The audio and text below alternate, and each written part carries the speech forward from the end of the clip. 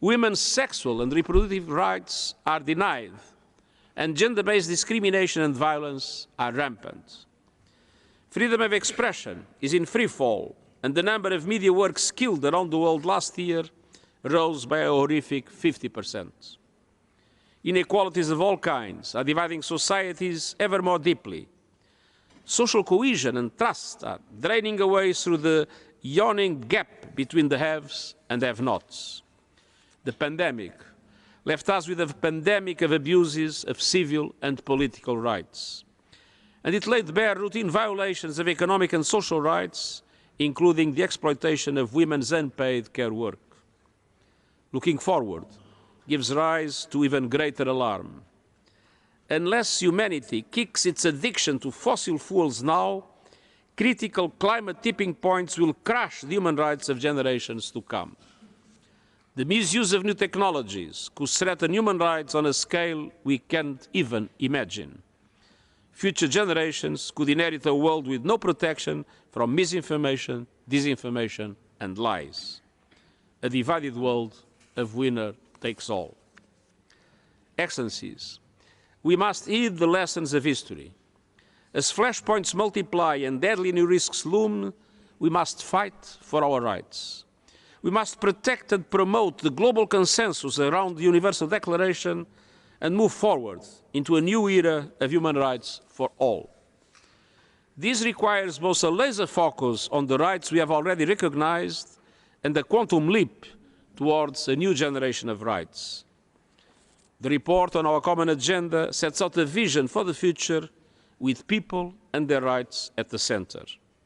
A new social contract to rebuild trust and social cohesion.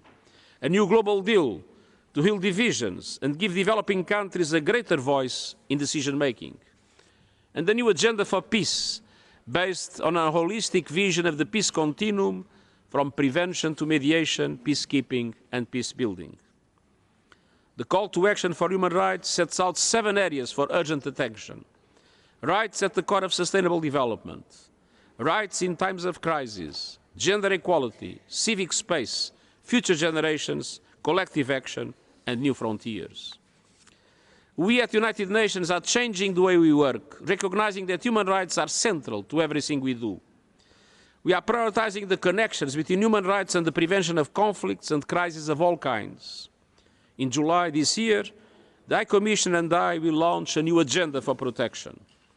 This important initiative will seek to strengthen support from across the United Nations system to member states to protect people and their rights, both in times of peace and in times of crisis and conflict. Excellencies, j'ai eu le privilège de travailler avec 3 hauts commissaires, Zeid bin Rad al-Hussein de Jordanie, Michel Bachelet du Chili et à présent Volker Turk d'Autriche. Tous sont des leaders et défenseurs des droits humains remarquables. Ils ont accompli les missions confiées par ce Conseil et ont également publié de leur propre chef plus de 170 rapports nationaux et thématiques importants au cours de ces 10 dernières années. Ces rapports portent notamment sur le changement climatique au Sahel, les migrations en Europe et dans les Amériques et les préoccupations en matière de droits humains dans différents contextes, notamment en Afghanistan, au Chili, en Éthiopie, au Guatemala, en Libye, au Sahel, en Ukraine et au Xinjiang, pour n'en citer que quelques-uns. Ce Conseil, vos différents mécanismes, y compris l'examen périodique universel, les procédures spéciales et les organes de suivi des traités, ainsi que le Haut Commissariat, sont essentiels pour créer une dynamique de progrès.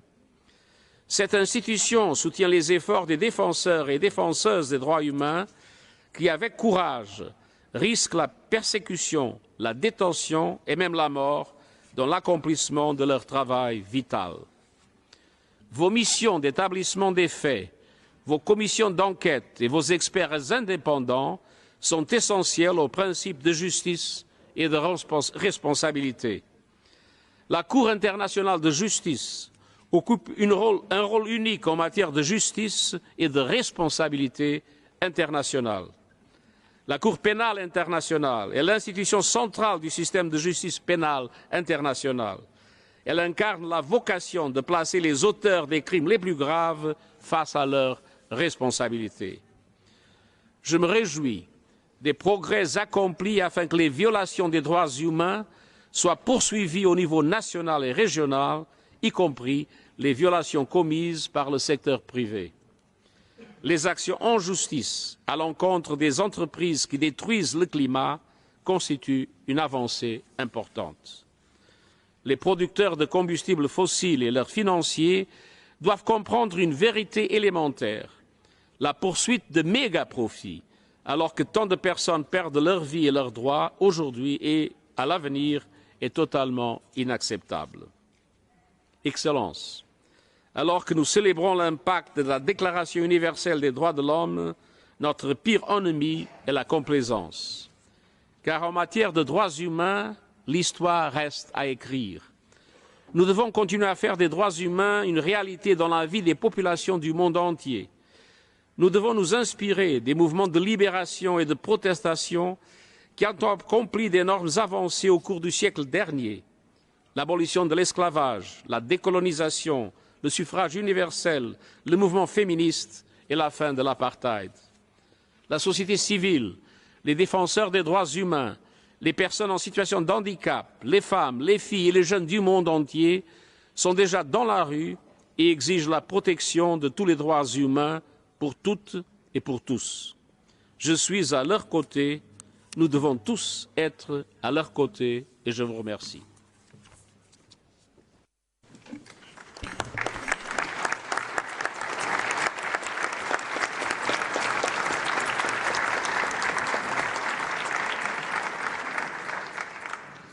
Thank you, Mr. Secretary General. And now I have the pleasure to give the floor to the High Commissioner for Human Rights.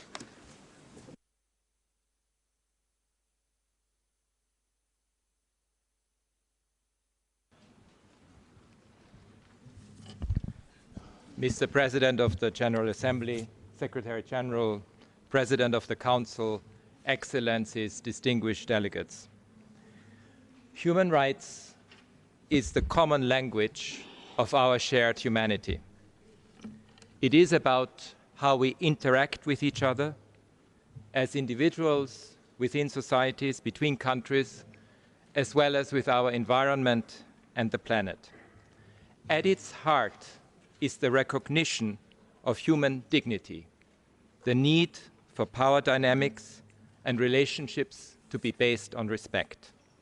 Human rights unifies us, and it can overcome polarization, especially in its striving for equity, shared prosperity and justice. Let me begin at the beginning. Il y a 75 ans, dans un monde secoué par une horreur sans précédent, les mouvements des droits de la personne contemporains a pris sa source dans de nombreux courants, de nombreuses cultures et traditions dans l'histoire sans fin de la poursuite des libertés. La grande vague des mouvements d'indépendance qui ont repoussé la domination étrangère, la colonisation et l'exploitation, les luttes antiracistes et anti-apartheid, et plus loin dans le temps, la lutte pour mettre fin à l'esclavage. Le mouvement ouvrier, le féminisme et plus récemment le combat pour nos vies, pour la justice environnementale et climatique. À une époque de menaces existentielles, des États d'Afrique, d'Asie, des Amériques, d'Europe et du Moyen-Orient ont conçu ensemble un manuel pour la prévention de la misère, de la guerre et du mal. En los últimos 75 años ha habido profundos avances y muchos logros singulares, logros que deben ser honrados, preservados y mucho mejor financiados. Tenemos un sistema basado en tratados y toda una arquitectura institucional para la promoción y protección de los derechos humanos, incluido este Consejo y sus innovadores examen periódico universal y procedimientos especiales. Hoy en día hay mucho más conciencia de los valores y compromisos que los sustentan. We have also seen the growth of other innovative movements that draw on human rights principles, among them movements for the rights of indigenous people, Black Lives Matter, Me Too, and Fridays for Future, to name a few. Young people in particular consistently speak in the language of human rights when giving voice to their concerns. I pay tribute to all human rights defenders of the past and present. Human rights is a force to reckon with, not because it serves the interests of the powerful, but because it has captured the imagination of the powerless. Still, as we know too well today, the oppression of the past can return in various disguises. The old authoritarianism, with its brutal limits on freedoms writ large, and the suffocating straitjacket of patriarchy. The old destructive wars of aggression from a bygone era with worldwide consequences, as we have witnessed again in Europe with the senseless Russian invasion of Ukraine. The new supple artificial intelligence, blurring fact and fiction and raising uncharted risks, and the tumultuous online world where viral deceptions threaten our elections, our health, our security, and more. Let us hope that 2023 will be the moment in which we finally shift the balance from exploitation of digital technology for profit and oppression to greater investment in digital innovation to tackle our biggest challenges, poverty, climate change, and inequality. If there was ever a moment to revitalize the hope of human rights for every person, it is now. Yet, much of the progress made over decades is being reined back and even reversed in some parts, most conspicuously for women and girls, the civic space, and the freedoms enjoyed at times of peace and through sustainable development, and the list is long. With an eye to the past, as well as to the future, in the spirit of never again, and in the interest of intergenerational justice, it is critical that we rekindle the spirit, the impulse, and the vitality that led to the adoption of the Universal Declaration of Human Rights 75 years ago. We need to forge a new worldwide consensus on human rights, broadening its base of support and moving forward together in recognition that our survival depends on finding our way back to that common language. Our institutions, which exist to advance all civil, political, economic, social, and cultural rights on an equal footing, as well as the right to development and the right to a clean, healthy, and sustainable environment, are in a unique position to rebuild this shared respect for each other's dignity. Our goal must be to promote and implement a 21st century human rights vision that is transformative, solution-oriented, unifying, and that speaks directly to every person's need for justice and search for meaning in life. It is against this backdrop that we have embarked this year on the Human Rights 75 initiative, first and foremost to rebuild trust. Trust between states, that they will act in line with international law and the agreements which they themselves have crafted, and jointly work to advance the common good. Trust between people and their governments, which have promised to represent and serve them. Trust between communities, and trust with future generations and the planet. We can rise above the fray and use human rights not as a weapon in the context of geopolitical shifts, not as a nice to have for sunny days in the future, but as what it is and was always meant to be, a solution to help us get out of the harms that are destroying our world. I invite all member states and all relevant actors to take the lead in advancing all human rights across the world and in their own nations. And as we commemorate these important anniversaries this year, let us use this opportunity to re-energize and update our work and to de-escalate, to overcome our differences through solidarity and genuine dialogue, working across geopolitical divides with a clear vision to advance the needs of every country and the rights of all. And so I ask all of you to deepen cross-regional engagement, to revive the spirit of universality that is the foundation of our work, and to ensure that important discussions on worrying situations to which no country is immune, as well as on racism and the right to development, move forward in the interests of all. I encourage you to ensure that serious violations and abuses are addressed wherever they may occur, and not to fall into the trap of denial or obfuscation. I encourage you to address your people's rights to freedom from want and to freedom from fear on an equal footing and with the same emphasis, so that all human rights can strengthen each other and support the renewal of the much-needed social contract between the institutions of the state and their peoples. I urge you to communicate to the public your sincere commitment to human rights and to counter the rising tide of hatred and division. I urge you to help put the world back on track, to realize the promises of enduring peace, sound development and justice, to strive for greater solidarity within and between countries in much needed discussions on reform of the international financial architecture, the legacy of colonialism and compensation for climate change. And I ask you to help re-establish our generation's commitment to human rights by sharing with us transformational promises that you would like to make at the high-level event that we have planned in December. I, for my part, am committed to principled and practical engagement with states.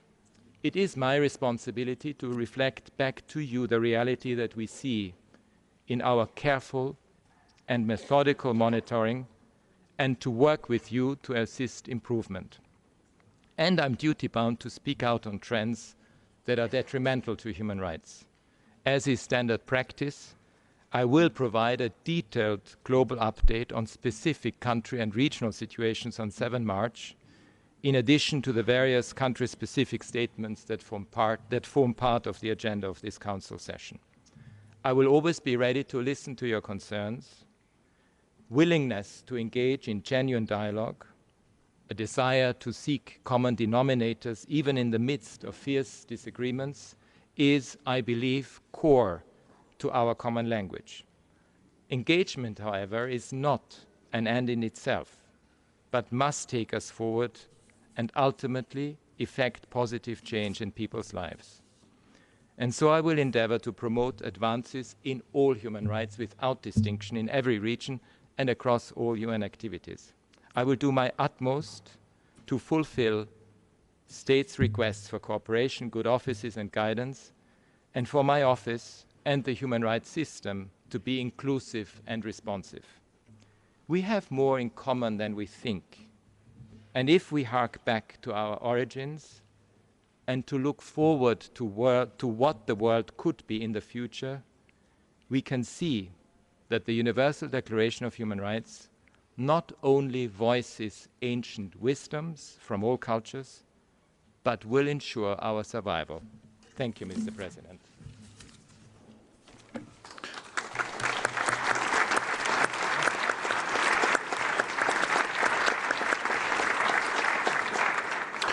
Thank you.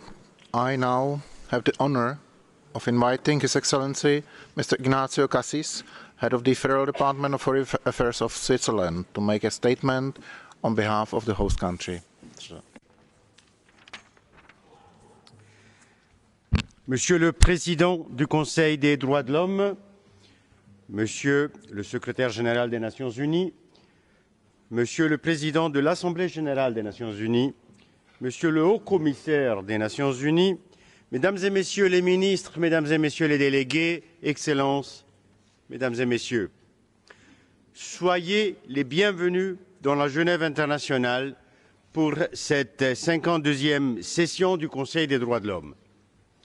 L'année dernière, je m'exprimais ici, devant vous, peu après l'agression militaire russe contre l'Ukraine. Depuis 368 jours maintenant, les forces armées russes violent de manière flagrante la charte de l'ONU. J'ai vu de mes propres yeux à Kiev les dévastations de cette guerre.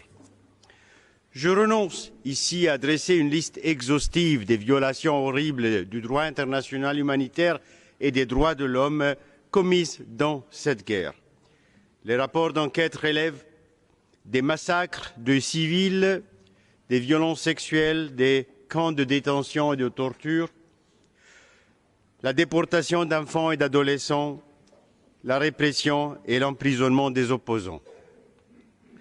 Nous pensions, dans cette salle, nous pensions, nous tous, ne plus jamais devoir dresser une telle liste en Europe. Nous avions tort. Et ceci ne concerne pas uniquement cette guerre, mais bien de conflits dans le monde entier.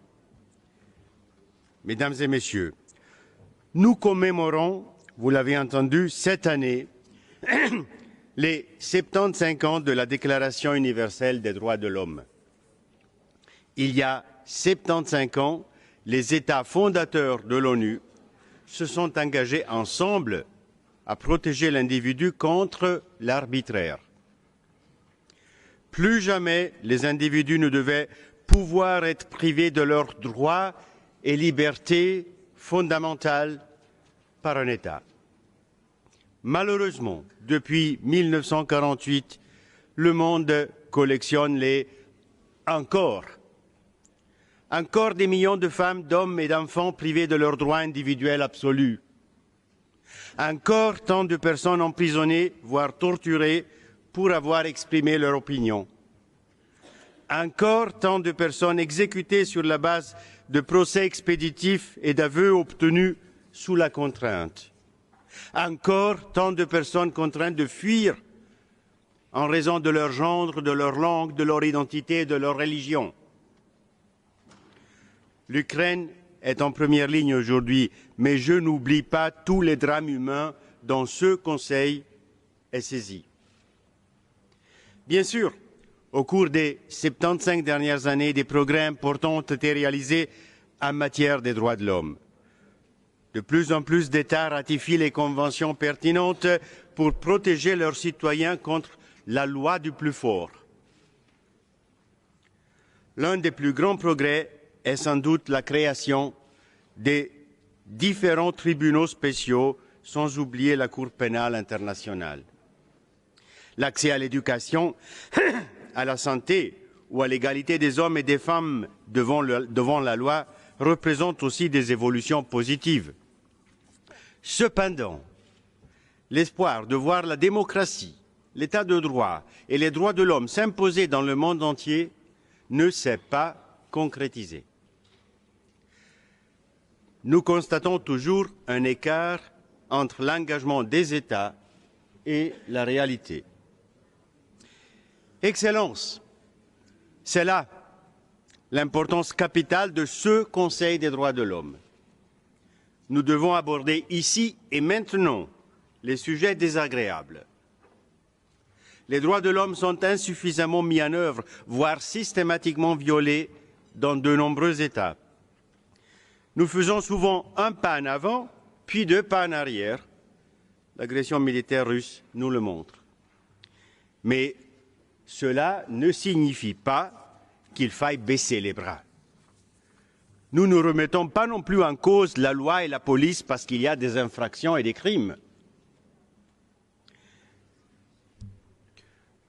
Que faut-il faire, me direz-vous? J'ai pensé à 5 points. Le premier, nous devons nous parler clairement, nommer les choses telles qu'elles sont. Deuxièmement, nous devons documenter les violations dans le monde entier. Troisièmement, nous devons amener ceux qui ont commis des crimes à rendre des comptes. Sans justice pour les victimes, aucune paix durable n'est possible. Quatrièmement, nous devons renforcer le multilatéralisme et le focaliser davantage sur son but primordial, la paix. Cinquièmement, nous devons utiliser la meilleure arme que l'être humain possède, le dialogue. Encore Et encore, il n'y a pas de paix sans dialogue, surtout quand on est en désaccord. Voilà, mesdames et messieurs, comment la Suisse est prête à chercher des solutions. Voilà comment nous sommes déterminés à travailler avec vous au sein de ce Conseil, dans l'intérêt de mon pays, tout comme des vôtres. Je vous en remercie.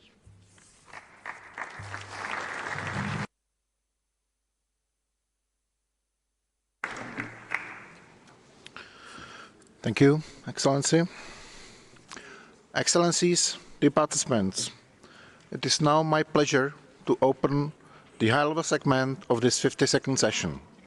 This segment is scheduled to conclude on Thursday and will be immediately followed by the general segment. I'm also proud to announce that this year we have almost 150 high-level dignitaries participating from all regions in the world. Ladies and gentlemen, lastly, a few housekeeping points. As in the past, and in conformity with the Council's rules and practices, there is no possibility to interrupt a dignitary statement by way of a point of order. All requests to exercise a right of reply relating to statements delivered during the high-level segment will be accommodated following the conclusion of the general segment. I wish to remind delegations that the length of dignitary statement should not exceed 7 minutes. I would like to kindly ask all delegations to respect the speaking time. By adhering your allocated time, you will help other delegations to deliver their statements as scheduled. Concerning the pre-recorded video statements, I wish to underscore that if the Secretariat does not receive a video in good time, then speaker will be rescheduled on an available basis. I will stop here and the high-level segment can now begin. So let me invite the President of the Democratic Republic of Congo, His Excellency Félix Antoine Tshisekedi Tshilombo. Sir, please come to the podium.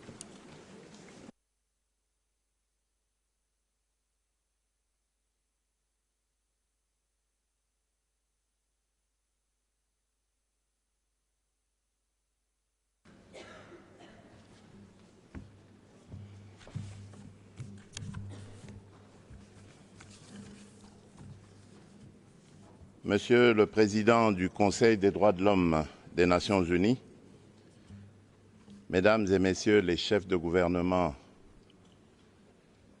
Monsieur le Président de la 77e session de l'Assemblée générale des Nations unies, Monsieur le Secrétaire général des Nations unies, Monsieur le Haut-Commissaire des Nations unies aux droits de l'homme, Monsieur le chef du département fédéral des affaires étrangères de la Confédération suisse, Mesdames et Messieurs les chefs de délégation. La tenue de la 52e session du Conseil des droits de l'homme des Nations unies m'offre l'opportunité de m'exprimer du haut de cette tribune sur la situation des droits de l'homme et des libertés fondamentales en République démocratique du Congo, des priorités retenues en la matière par mon gouvernement, des avancées enregistrées à ce stade, ainsi que des défis majeurs auxquels nous sommes confrontés comme nation, décidée à vivre dans la modernité et à contribuer au progrès de la civilisation de l'universel. À ce sujet, comme vous le savez, la République démocratique du Congo est secouée depuis 1994, année du génocide rwando-rwandais de triste mémoire, par des violences cycliques meurtrières et des pillages de ses ressources naturelles par des groupes armés terroristes évalués à environ 150 à l'est du pays et dont certains sont d'obédience islamiste intégriste proche de Daesh. Ces groupes opèrent plus spécifiquement dans les provinces de l'Ituri, du Maniema, du Nord Kivu et du Tanganyika. Il n'est plus un secret pour personne qu'ils sont entretenus, armés est soutenu par certains États de la région comme le Rwanda et par des milieux financiers étrangers. Ainsi, depuis 30 ans, la République démocratique du Congo est le théâtre d'atrocités humaines les plus abominables. Des violations graves des droits de l'homme, des crimes de guerre et contre l'humanité y sont commis dans l'impunité la plus totale. Mon pays est devenu tristement célèbre en recrutement des enfants soldats et en violences faites à la femme qui ont atteint le paroxysme par les viols systématiques des femmes érigées en armes de guerre. En somme, les crimes de sang et l'immoralité ont été ainsi banalisés en République démocratique du Congo. À ces violences des guerres se sont ajoutées celles des pouvoirs publics par suite des restrictions abusives et des entraves policières à l'exercice des libertés individuelles et collectives, ainsi qu'aux droits de l'homme, notamment par la répression sanglante de manifestations publiques pacifiques, les arrestations et détentions arbitraires à motivation politique. Pour tout dire, mon pays a été plongé dans une insécurité et une instabilité chroniques qui l'ont isolé du monde, terni son image et compromis la conduite des politiques efficaces et réussies de son développement. Face à ce lourd héritage des régimes précédents, j'ai, dès mon accession à la magistrature suprême de la République démocratique du Congo, placé la protection et la promotion des droits de l'homme et des libertés fondamentales parmi les priorités de mon mandat et de l'action du gouvernement de la République. À cet effet, j'ai pris les mesures suivantes: la fermeture de tous les lieux de détention illégaux et secrets des services de sécurité et des offices de police judiciaire, la libération de tous les détenus et prisonniers politiques.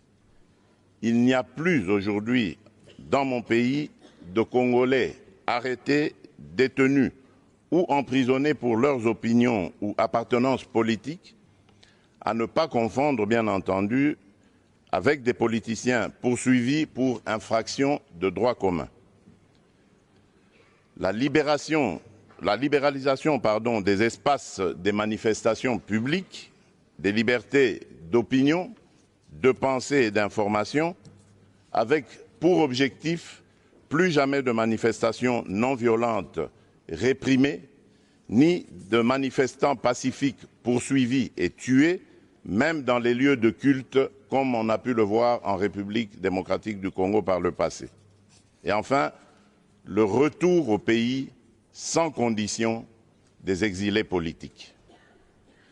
Afin de promouvoir la réconciliation nationale, de penser et cicatriser dans la durée les blessures de guerre et autres marques de l'insécurité à l'est de notre pays, le gouvernement de la République s'attelle à la mise en œuvre d'une justice transitionnelle fondée sur l'éclatement de la vérité, la reconnaissance de la faute commise, la garantie de non-répétition ou vetting, la réparation du préjudice causé et le pardon. Pour ce faire, mon gouvernement, avec l'appui technique de certains partenaires, dont le Bureau conjoint des Nations Unies aux droits de l'homme et l'assistance des experts tant nationaux qu'internationaux, a élaboré un avant-projet de loi cadre portant dispositions générales applicables à la justice transitionnelle qui sera soumis au Parlement au courant de la session de mars prochain. Par ailleurs, dans le cadre du processus de paix de Nairobi initié par la Communauté d'Afrique de l'Est et de la mise en œuvre du programme de démobilisation, désarmement, relèvement communautaire et stabilisation, PDDRCS en sigle, j'ai entrepris des consultations avec les groupes armés en vue de leur réintégration dans la vie nationale. Ces consultations sont à leur phase 3 et incluent déjà 56 groupes.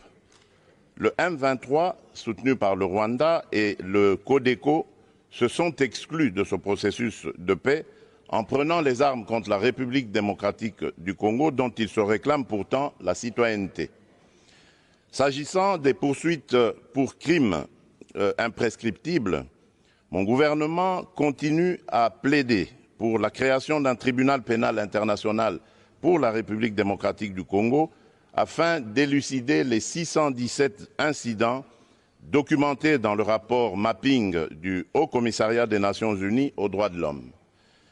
En même temps, il réfléchit sur la création d'une cour pénale spéciale comme en République centrafricaine ou sur l'institution au niveau national des chambres mixtes au sein des juridictions ordinaires de l'ordre judiciaire comme alternative afin de lutter efficacement contre l'impunité.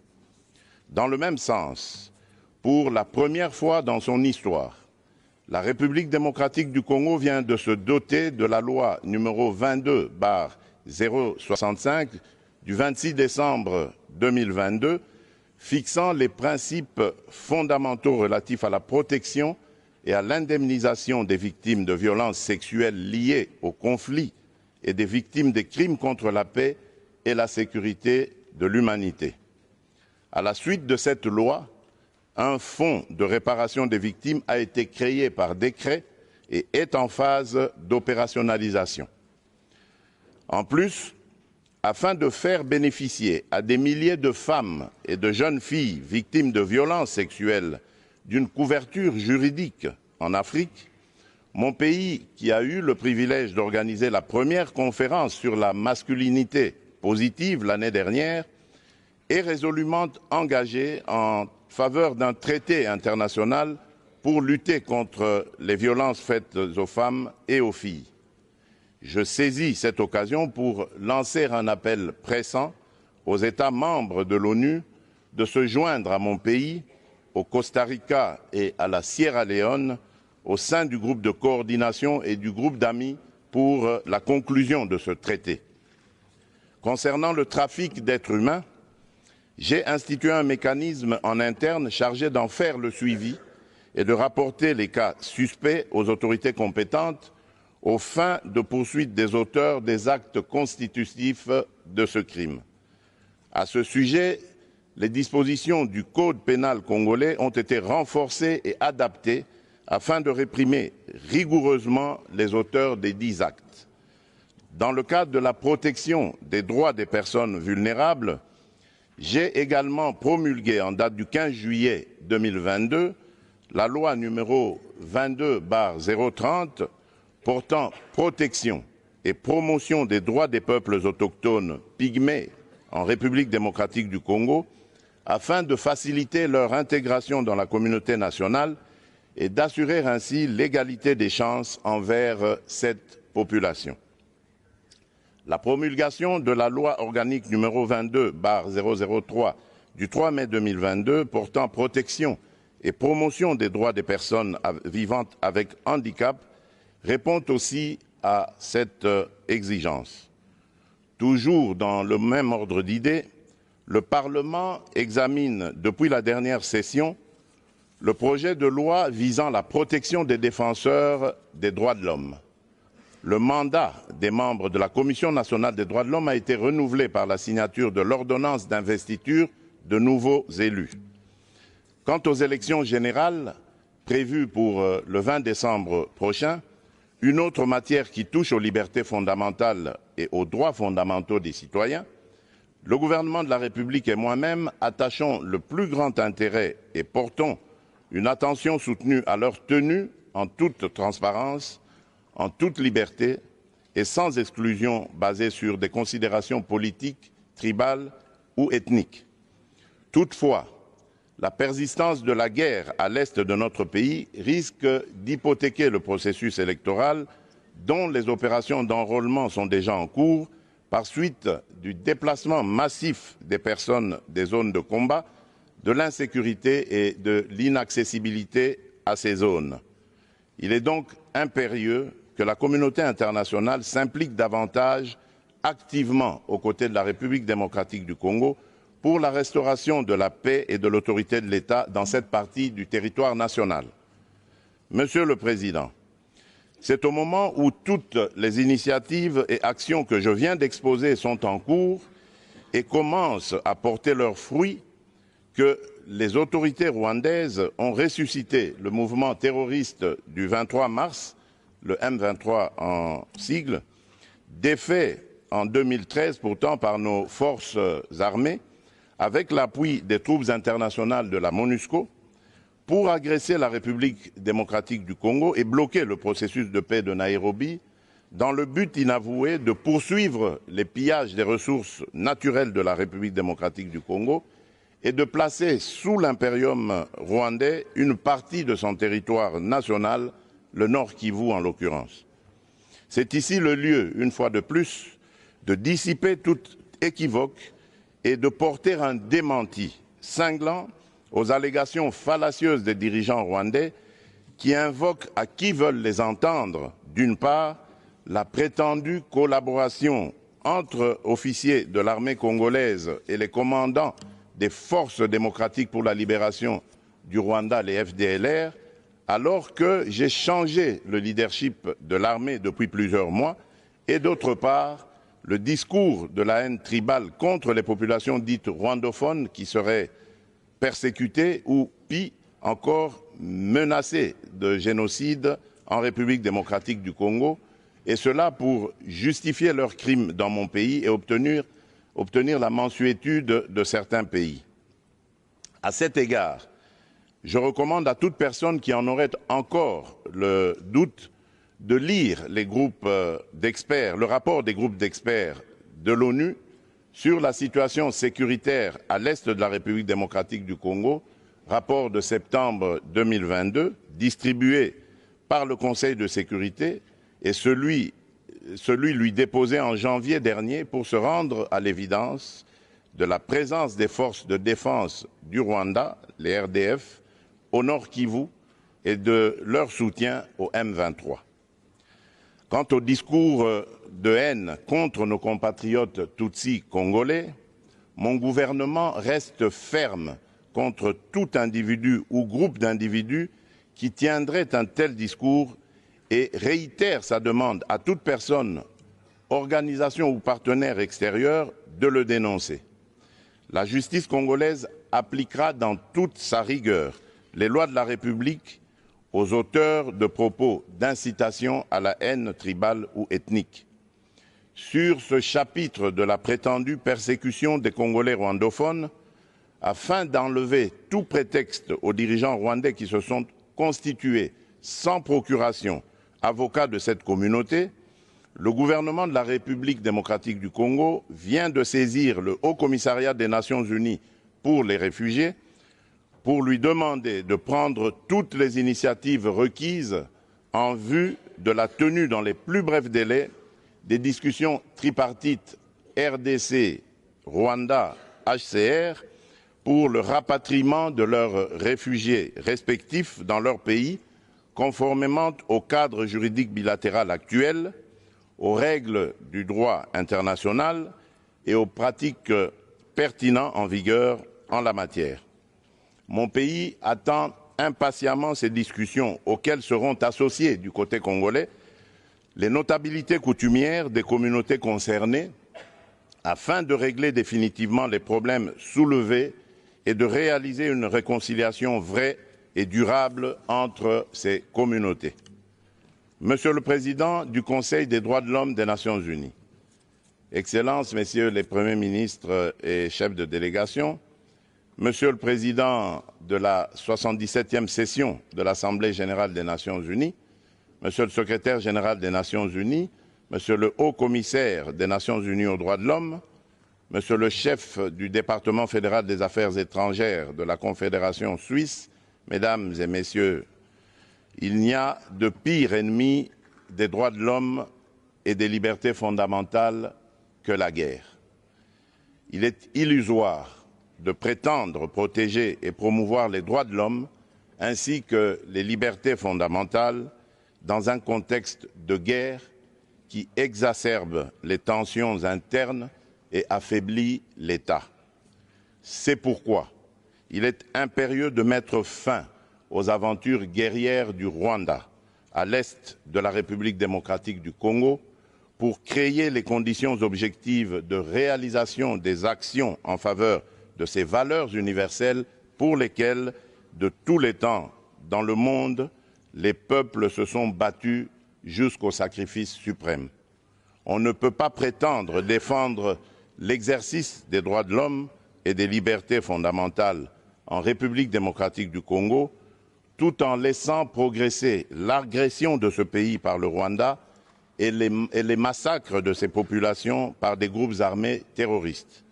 Il est temps que la communauté internationale, en particulier les Nations unies, sanctionne les auteurs des crimes et des violations du droit international en République démocratique du Congo et les contraigne davantage à exécuter le plan de paix issu des processus de Nairobi et de Luanda, plan avalisé aussi bien par l'Union africaine que le Conseil de sécurité de l'ONU.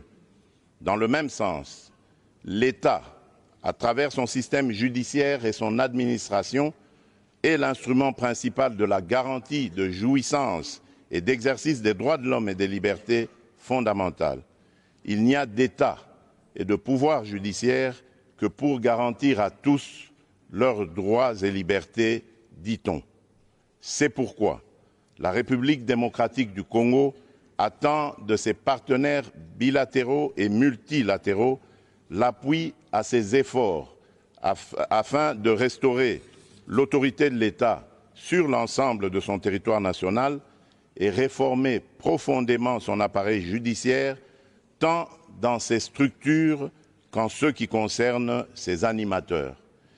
C'est bien de dénoncer les violations des droits de l'homme et des libertés fondamentales, mais c'est encore mieux de contribuer à l'amélioration du rendement des mécanismes et institutions chargées de leur protection et promotion, ainsi qu'à leur enracinement dans la culture sociale, notamment par une plus grande spécialisation de la société civile et la formation des administrations publiques concernées.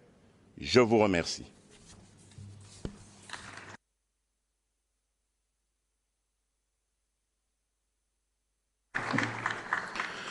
Merci à vous, Monsieur le Président. And now let me invite President of Montenegro, His Excellency Milo Đukanović.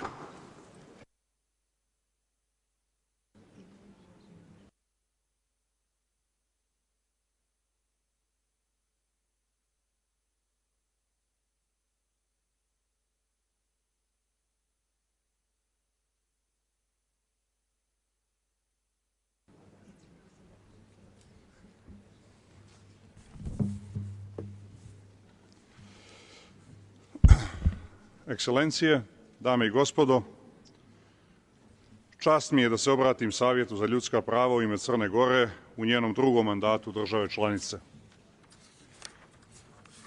Pozdravljam izbor ambasadora Baleka za predsjednika Savjeta, uvjeren da će pod njegovim upravljanjem i uz tradicionalnu podršku Češke najvišim demokratskim vrijednostima Savjet nastaviti da ispunjava svoju važnu misiju. Raduje i ohrabruje izbor eminentnog profesionalca i dokazanog humanitarca i zaštitnika najranjivijih, gospodina Volkera Turka, za visokog komesara za ljudska prava. Pozdravljamo njegov već prepoznatljiv angažman i dajemo punu podršku.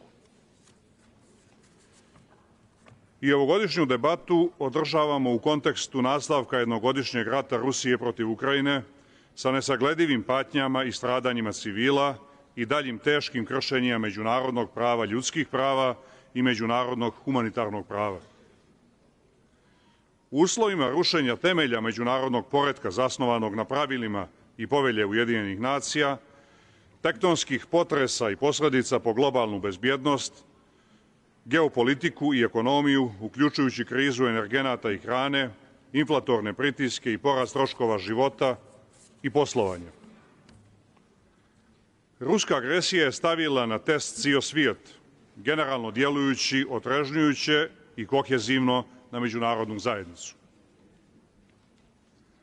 Napad na Ukrajinu je napad na našu evropsku i globalnu bezbjednost i stabilnost i na obavezujuće ključne principe međunarodnog prava i međunarodnog humanitarnog prava. Zato ne smijemo ostajati nijemi kada je dio suverene države okupiran od strane druge, kada se dešavaju pokušaji svrgavanja demokratski izabranih vlasti ili kada bilo koja država krši i zloupotrebljava ljudska prava i slobode.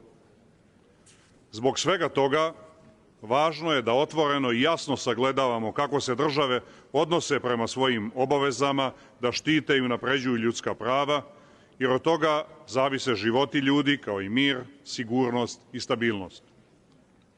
Ne možemo biti neutralni u odnosu na agresiju, niti na kršenja ljudskih prava.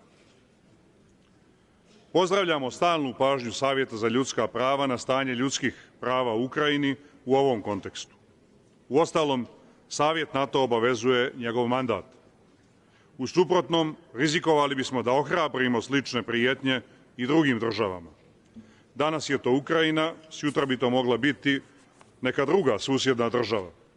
Recimo i Crna Gora, koja je inače duže vremena pod snažnim uplivom takozvane meke moći Rusije i njenih ekspozitura hibridnog djelovanja u zemlji i na Zapadnom Balkanu. U prošlosti smo prečesto bili svjedoci zastrašujućih efekata nekažnjivosti za zločine. Na greškama moramo učiti. Greške ne smijemo ponavljati. Ovdje u Savjetu danas, kao i na svim drugim relevantnim evropskim i međunarodnim adresama, Crna Gora ponavlja snažnu osudu ruske agresije na Ukrajinu, daje punu podršku nezavisnosti, suverenitetu i teritorijalnom integritetu Ukrajine unutar njenih međunarodno priznatih granica, kao i njeno pravo na samoodbranu. Ostajemo snažan zagovornik osiguravanja pune odgovornosti za učinjene zločine, posebno kroz djelovanje Međunarodnog krivičnog suda, ali i drugih nacionalnih i međunarodnih mehanizama.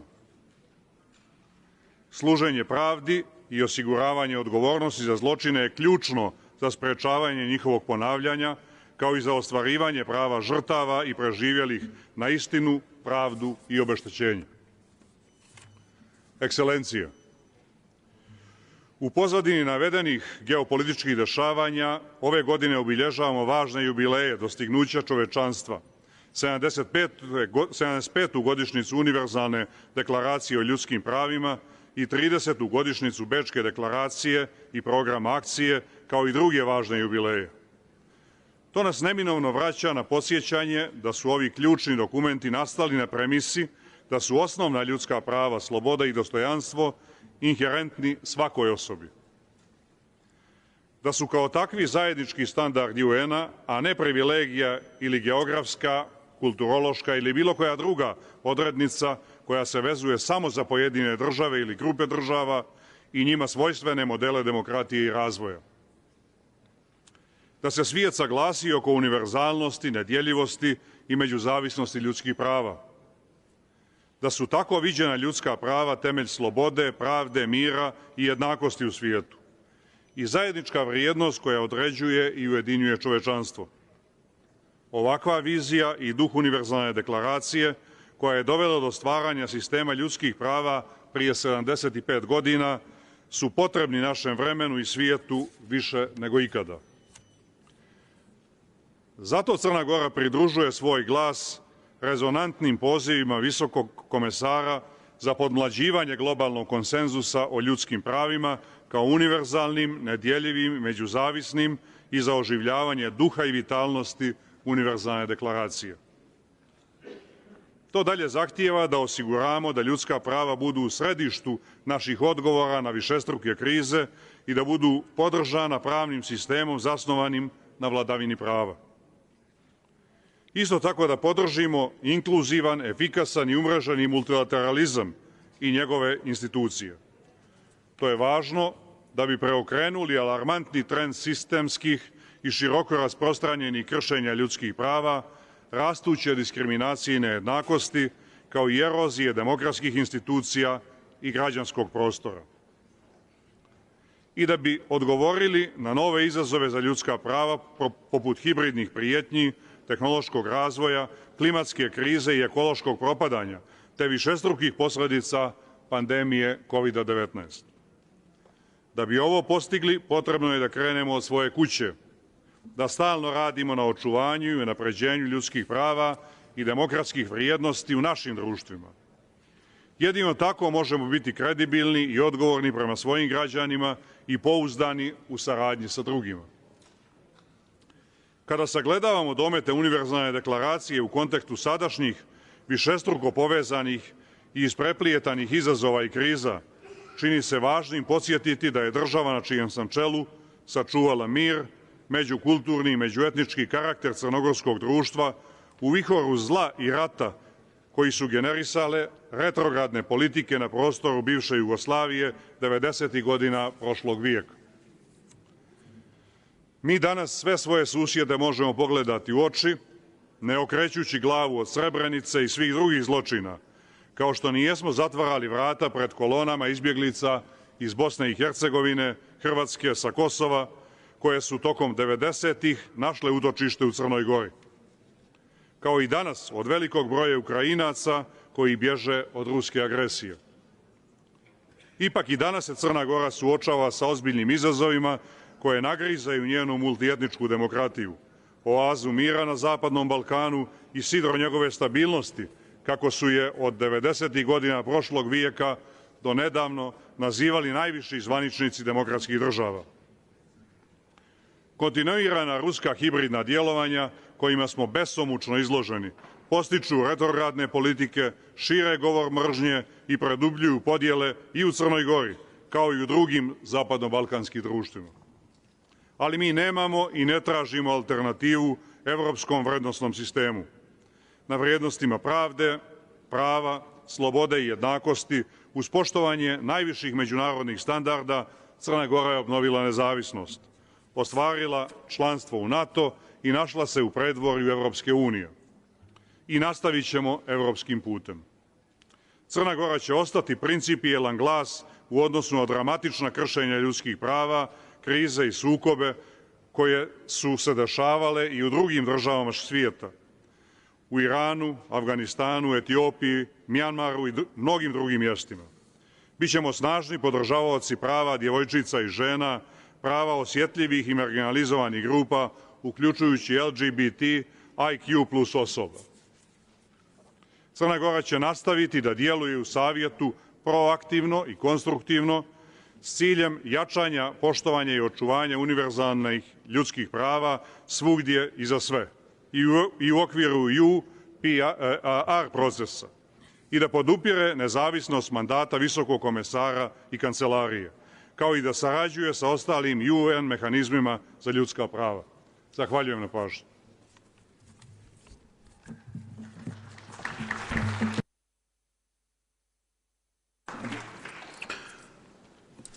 Thank you, Excellency. Now we will hear the video message delivered by President of Colombia, His Excellency Gustavo Petro Urrego. Su Excelencia, señor Václav Valek, presidente del Consejo de Derechos Humanos. Su Excelencia, señor Chava Corozzi, presidente de la 77ª sesión de la Asamblea General. Su Excelencia, señor Antonio Guterres, secretario general de las Naciones Unidas. Señor Volker Turk, alto comisionado de Naciones Unidas para los Derechos Humanos. Honorables altos dignitarios, ministros, representantes permanentes, delegados, representantes de organizaciones no gubernamentales y de la sociedad civil, señoras y señores. El gobierno de Colombia se ha trazado el objetivo de superar la violencia para alcanzar la paz total y el buen vivir de la población, con la profunda convicción de que la paz, además de ser un deber y un derecho fundamental, debe ser la base de un nuevo contrato social que propicie la superación de injusticias y exclusiones históricas, la no repetición del conflicto, el cambio de nuestra forma de relacionarnos con el ambiente y una transformación productiva sustentada en el conocimiento y en la armonía con la naturaleza. La paz total es la apuesta para que el centro de todas las decisiones de política pública sea la vida digna, de tal manera que los seres humanos y los ecosistemas sean respetados y protegidos. Se trata de generar transformaciones territoriales, superar el déficit de derechos económicos, sociales, culturales y ambientales y acabar con las violencias armadas, tanto aquellas de origen sociopolítico como las que están marcadas por el aseguramiento irregular de riqueza. Por esta razón, el gobierno colombiano creará el Sistema Nacional de Igualdad y Equidad, liderado por el Ministerio de Igualdad, en cabeza de la señora Vicepresidenta de la República, con el objetivo de formular y ejecutar las políticas y medidas para promover la eliminación de las desigualdades económicas, políticas y sociales e impulsar el goce del derecho a la igualdad, el cumplimiento de los principios de no discriminación y no regresividad, así como la defensa de los sujetos de especial protección constitucional y de grupos discriminados o marginados. El objetivo de la paz total surge de los aprendizajes y conclusiones de la Comisión para el Esclarecimiento de la Verdad, creada por el Acuerdo de Paz entre el gobierno y el grupo guerrillero de las extintas FARC, que ha puesto en evidencia la relación entre la violencia y el narcotráfico, así como las causas históricas y estructurales del conflicto. En este aspecto, Colombia propone una nueva política sobre drogas, con un enfoque de derechos humanos para dejar atrás el prohibicionismo como paradigma dominante, implementando estrategias que atiendan las causas estructurales de este fenómeno, como la pobreza, la falta de acceso a oportunidades, la sociedad de la competencia y la debilidad institucional, entre otras, y generar una regulación basada en el cuidado de la vida, con enfoque territorial, con prevención ambiental y diferencial. Señor Presidente, se cumplen 75 años de la Declaración Universal de los Derechos Humanos, en la que se reconoce que el desconocimiento y el menosprecio de los derechos humanos han originado actos de barbarie ultrajantes para la conciencia de la humanidad. Después de 75 años, el anhelo inspirador de la Declaración por un mundo en paz, en el que impere el respeto por la dignidad humana mediante el goce efectivo de los derechos humanos, continúa vigente frente a múltiples y nuevos desafíos. Hoy la guerra se hace presente, hoy la paz debe hacerse presente en el mundo. A 30 años de la Declaración y el programa de acción adoptados en la Segunda Conferencia Mundial de Derechos Humanos en Viena, quiero hacerles una invitación a reflexionar sobre la imperiosa necesidad de robustecer el sistema de protección de los derechos humanos en el mundo, identificando los principales desafíos y tomando acciones concretas para afrontarlos. Este ejercicio de reflexión y construcción de acciones debería tener lugar en el marco de una tercera Conferencia Mundial de Derechos Humanos, tal como fue previsto hace 30 años, para dar la debida continuidad a las conferencias llevadas a cabo en Teherán en 1968 y en Viena en 1993. Las conmemoraciones de los 30 años de Viena y de los 75 años de la Declaración Universal, en las cuales el Alto Comisionado nos está proponiendo actividades muy importantes, son una oportunidad apropiada para identificar qué derechos requieren especial atención en este momento y cómo fortalecer los instrumentos de protección y prevención de violación de los mismos. La tercera conferencia podría tener lugar en 2025 o 2026, luego de la Cumbre del Futuro en 2024, que también está promoviendo el Alto Comisionado. Todos estos esfuerzos tendrán el respaldo y la colaboración que se requiera del Gobierno de Colombia. El Sistema Universal de Derechos Humanos, del que es parte central este Consejo, fue creado para ayudarnos a superar los retos que subsisten para lograr este anhelo.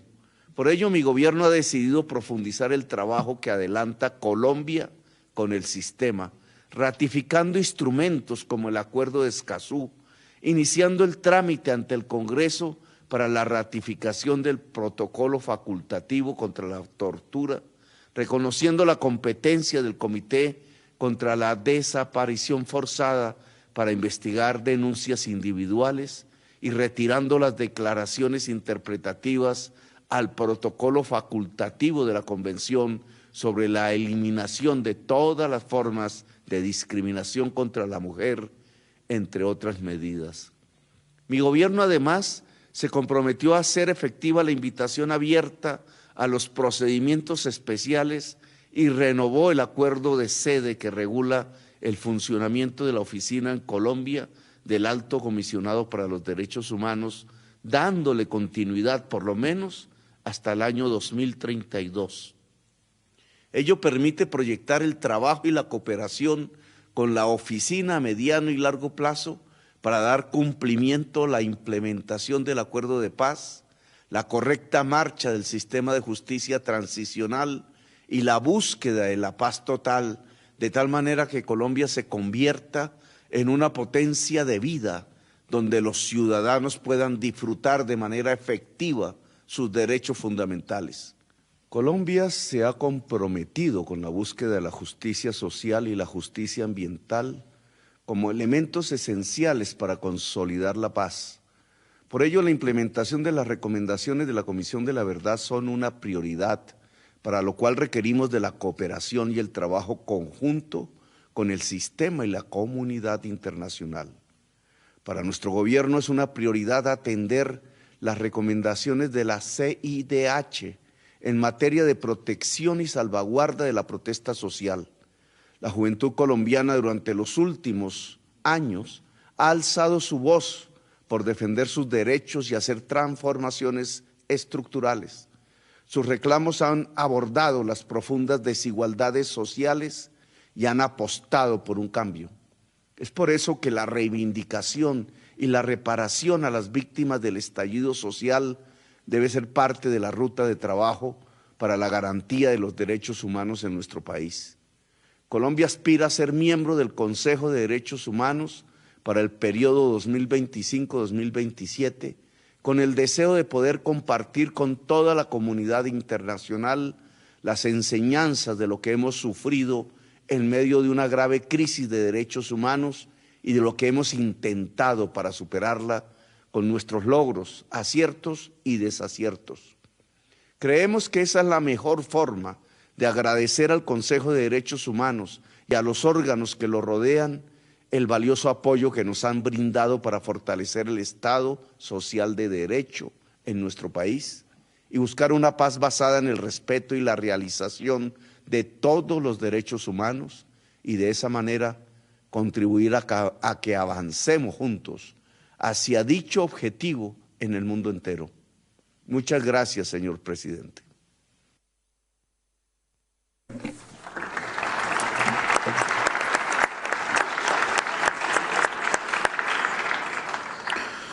Thank you, Mr. President. The next video message will be delivered by the Prime Minister of the Czech Republic, Mr. Petr Fiala.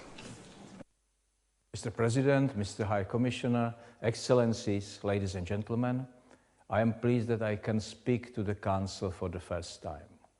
For the Czech government, protecting human rights is the highest priority of its foreign policy. We find inspiration in the great ideas of former Czech President Václav Havel, who was a strong advocate of human rights. He believed that all people have the same rights and freedoms which cannot be divided. If someone is denied their freedom, then everybody is. And we cannot be silent when we face evil or violence, because if we are silent, it means we accept it. Basic rights and freedoms should not be taken from anyone, but they sometimes are. This is why we must protect these rights and make sure everyone knows and understands the Universal Declaration of Human Rights. Today, I am glad to greet Volker Turk, who is the new High Commissioner for Human Rights. I wish him all success in his important position. We will continue supporting him and his office. Also, the Czech Republic joins the UN Human Rights Council again and now has a leading role. Thanks to this, we can be active and promote and develop international human rights. Mr. President, now I would like to speak about the situation in Ukraine, which is very important for us. Last week was the first anniversary of Russia's attack on Ukraine. People in Ukraine are suffering from many crimes and violations of human rights done by Russian occupation forces. Czechia supports Ukraine and its brave people in this battle. We have welcomed hundreds of thousands of refugees and will continue to help Ukraine as needed. I appreciate that 1 year ago, this Council acted fast and established a commission of inquiry only a few days after the invasion. Everyone who breaks international law and humanitarian law must be held responsible. I am sure that the Commission will help us achieve this common goal. We must not forget that the attack on Ukraine is making the human rights situation much more difficult also in Russia, where repressions are growing. We are pleased that the Council established a mandate of a special rapporteur to monitor the conditions in the country. Human rights violations also continue in Belarus, where about 1,500 people are in prison for political reasons. It is typical that Czechia focuses on our eastern neighbors, but people in other countries like Iran, Afghanistan, Myanmar or Cuba are still suffering from human rights violations. Like Václav Havel said, we must not be silent about it. Thank you.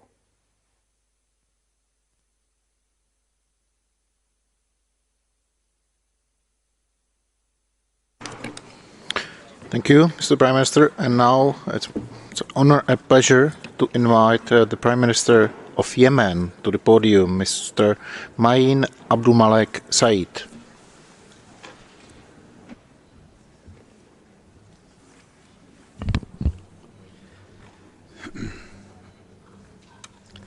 السيد الرئيس، أصحاب المعالي والسعادة، السيدات والسادة الحاضرون جميعا، إنه لو شرف لي أن أكون معكم مجددا في الجزء الرفيع المستوى للدورة 52 لمجلس حقوق الإنسان، ونتمنى لكم النجاح وأهنئكم جميعا بالذكرى 75 لصدور الإعلان العالمي لحقوق الإنسان، الذي يعتبر وثيقة تاريخية وأساسا للجهود الدولية في وضع المعايير والسكوك الدولية القائمة لحقوق الإنسان. وأود التذكير هنا بأن اليمن كانت من أوائل الدول السباقة التي تعاطت بإيجابية مع هذه الوثائق التاريخية، وهي طرف في أكثر من 58 اتفاقية وإعلان وبروتوكول تتعلق بحقوق الإنسان والقانون الدولي الإنساني، وضمنتها في دستورها وتشريعاتها الوطنية. وانطلاقا من ذلك تضع الحكومة مبادئ وقوانين حقوق الإنسان على رأس أولوياتها، خاصة في ظل الحرب التي أشعلتها وتستمر في تأجيجها ميليشيا الحوثي الإرهابية. إن موقفنا في الحكومة هو أن صون حقوق الإنسان وحمايتها جزء أساسي من التزاماتنا أمام شعبنا بسلام عادل ومستدام ينهي سياق الحرب ويعيد الأمن والسلام لليمن. سيدات والسادة، 8 سنوات من الحرب التي فرضتها علينا ميليشيا إرهابية انقلبت بقوة السلاح وبدعم إيراني على السلطة الشرعية، شهدنا فيها تراجع الحقوق المكتسبة التي حققتها الدولة والجمهورية والديمقراطية في اليمن على مدى أكثر من 6 عقود، والتي استبدلتها الميليشيا بحالة من الإرهاب والقتل والقمع للحريات، ومحاولة فرض نظام عنصري طائفي دخيل على مجتمعنا اليمني، وتفخيخ التعليم وعقول النشء والشباب بأفكار إرهابية متطرفة، واستهداف الحقوق والحريات التي كفلها النظام والقانون خاصة النساء، وابتداء شروط تقييدية لسلبها في الحق في التعليم والعمل. وللأسف إننا أمام ميليشيا لا تؤمن بالسلام، بل تعمل على تغذية العنف والصراعات، وتجاربنا معها طويلة. كانت الأمم المتحدة والمجتمع الدولي حاضرة معنا في كافة التفاصيل، وشهد كيف أفشلت كل اتفاق يهدف إلى إنهاء معاناة الشعب اليمني ويحفظ حقوقه، وآخرها اتفاقية الهدنة الإنسانية برعاية أممية، والتي لم تنفذ الميليشيا أي من التزاماتها المنصوص عليها في الاتفاق حتى أسقطته في أكتوبر الماضي. لقد انتهكت هذه الميليشيا كل المواثيق والأعراف القانونية والأخلاقية ومبادئ حقوق الإنسان، وعلى سبيل المثال استخدام التجويع كسلاح لإخضاع المجتمع ونهب المساعدات الإنسانية، وتطويع القضاء كأداة سياسية لإرهاب كل من يعارضها، وأصدرت ونفذت أحكام إعدام بحق أبرياء مختطفين من سياسيين وحقوقيين وصحفيين وأكاديميين وغيرهم، وهجرت المواطنين من منازلهم حتى أضحى في اليمن أكثر من 4 ملايين نازح داخليا، وحولت البلاد إلى أكبر حقل ألغام في العالم، إضافة إلى تفخيخ التعليم بأفكار إرهابية متطرفة وتجنيد الأطفال واستخدامهم كوقود للحرب ضد الشعب اليمني، وعمدت إلى نشر الجهل والتضليل، وذلك من خلال حملاتها العدائية ضد اللقاحات مثل لقاح كورونا وشلل الأطفال والحصبة، حتى شهدنا عودة أمراض وأوبئة كنا قد تجاوزناها منذ عقود، ومنها شلل الأطفال. كل ما ذكرته هو جزء من الصورة المأساوية في مناطق سيطرة الميليشيا الحوثي، فإن لم يكن هذا هو الإرهاب فبماذا نصفه؟ لذا كان قرارنا ونتيجة لهذه الممارسات تصنيف الميليشيا الحوثي كجماعة إرهابية، ونكرر دعوتنا لكم لتصنيفها وتسليط الضوء على طبيعتها كأحد أدوات الإرهاب التي يهدد اليمن والإقليم والأمن والسلم الدولي. السيدات والسادة، المأساة الإنسانية هي أحد أعراض انقلاب الميليشيا المتطرفة على السلطة الشرعية بقوة السلاح، وتحدي إرادة المجتمع اليمني والدولي في السلام. لذا كانت رؤيتنا ولا تزال أن معالجة الجذر الحقيقي للأزمة والمتمثلة في استكمال انهياء الانقلاب واستعادة الدولة والنظام والقانون والحقوق والحريات هو السبيل لذلك. وأكرر لكم ما قلت في خطابي من على هذا المنبر في عام 2019 أن جوهر السلام يتحقق في استعادة الأوضاع القانونية والدستورية التي تحفظ للأفراد والجماعات حقوقهم وحريتهم وكرامتهم، وأن كل اتفاق لا يتأسس على قاعدة الالتزام بالدستور والقانون واحترام حقوق الإنسان والقوانين والقرارات الدولية هو تسوية على حساب الشعب والمواطنين، وهو في خلاصته مكافأة لنهج استخدام العنف لتحقيق مكاسب سياسية وانتهاك القوانين وحقوق الإنسان. السيد الرئيس، حاضرون جميعا، تولي الحكومة اليمنية ملف حقوق الإنسان اهتماما خاصا، وترى أن المدخل الأساسي لمعالجة انتهاكات حقوق الإنسان يتم من خلال استعادة عمل مؤسسات الدولة وسلطاتها وفقا لضوابط القوانين الدولية والمواثيق، وتفعيل آليات الرصد والمحاسبة، وتمكين القضاء والنيابات واللجنة الوطنية للتحقيق في ادعاءات انتهاكات في حقوق الإنسان. ولتحقيق ذلك تبذل الحكومة جهودا مستمرة في هذا الملف الهام، وبيشكل ذلك أولوية. إنني في الختام أتوجه إليكم باسم الإنسانية أن تنظروا إلى ما يجري في اليمن بعين العقل وقلب الإنسان، فنحن نواجه ميليشيات متطرفة لا تؤمن بالديمقراطية والسلام، بل لا تؤمن أصلا بالمجتمع الدولي ومنظومته الحقوقية، وقد أثبت الواقع أن هذا الأمر بشكل لا يساوره الشك. وشكرا.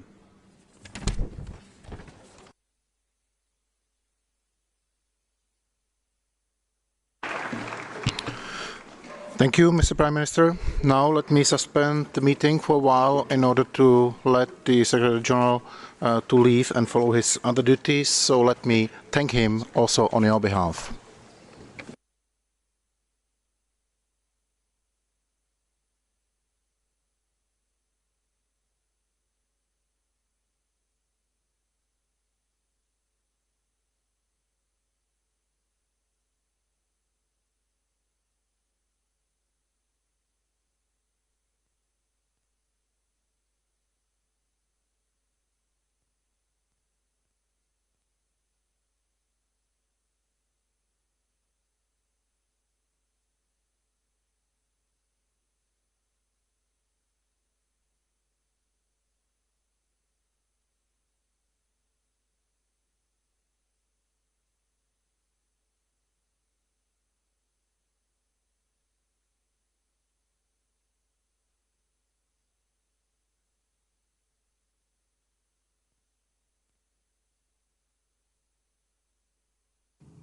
Mr. President.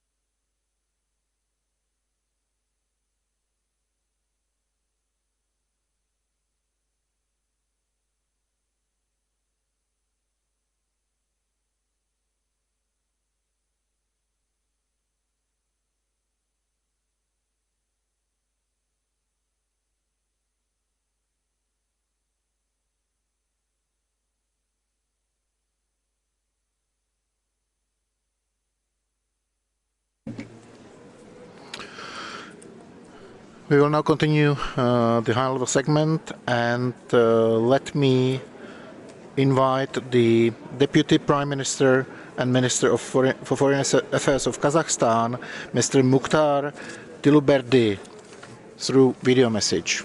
President, dear High Commissioner, Excellencies, ladies and gentlemen, at the outset, allow me to congratulate you, Ambassador Václav Balik, on your election as the President of the Human Rights Council.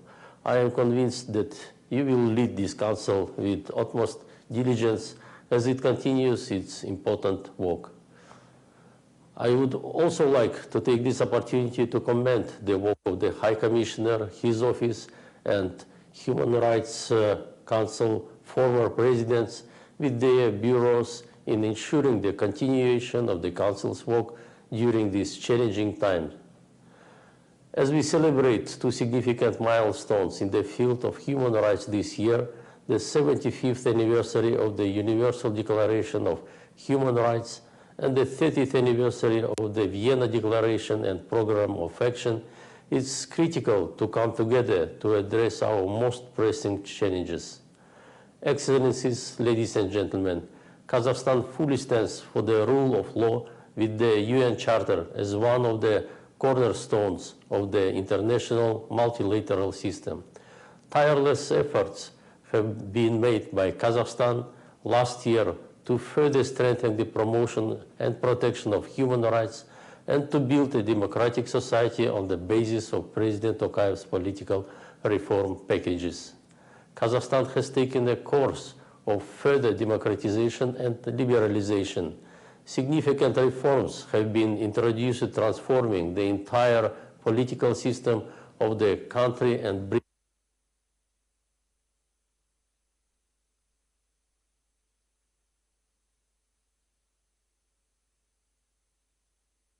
a course of further democratization and liberalization.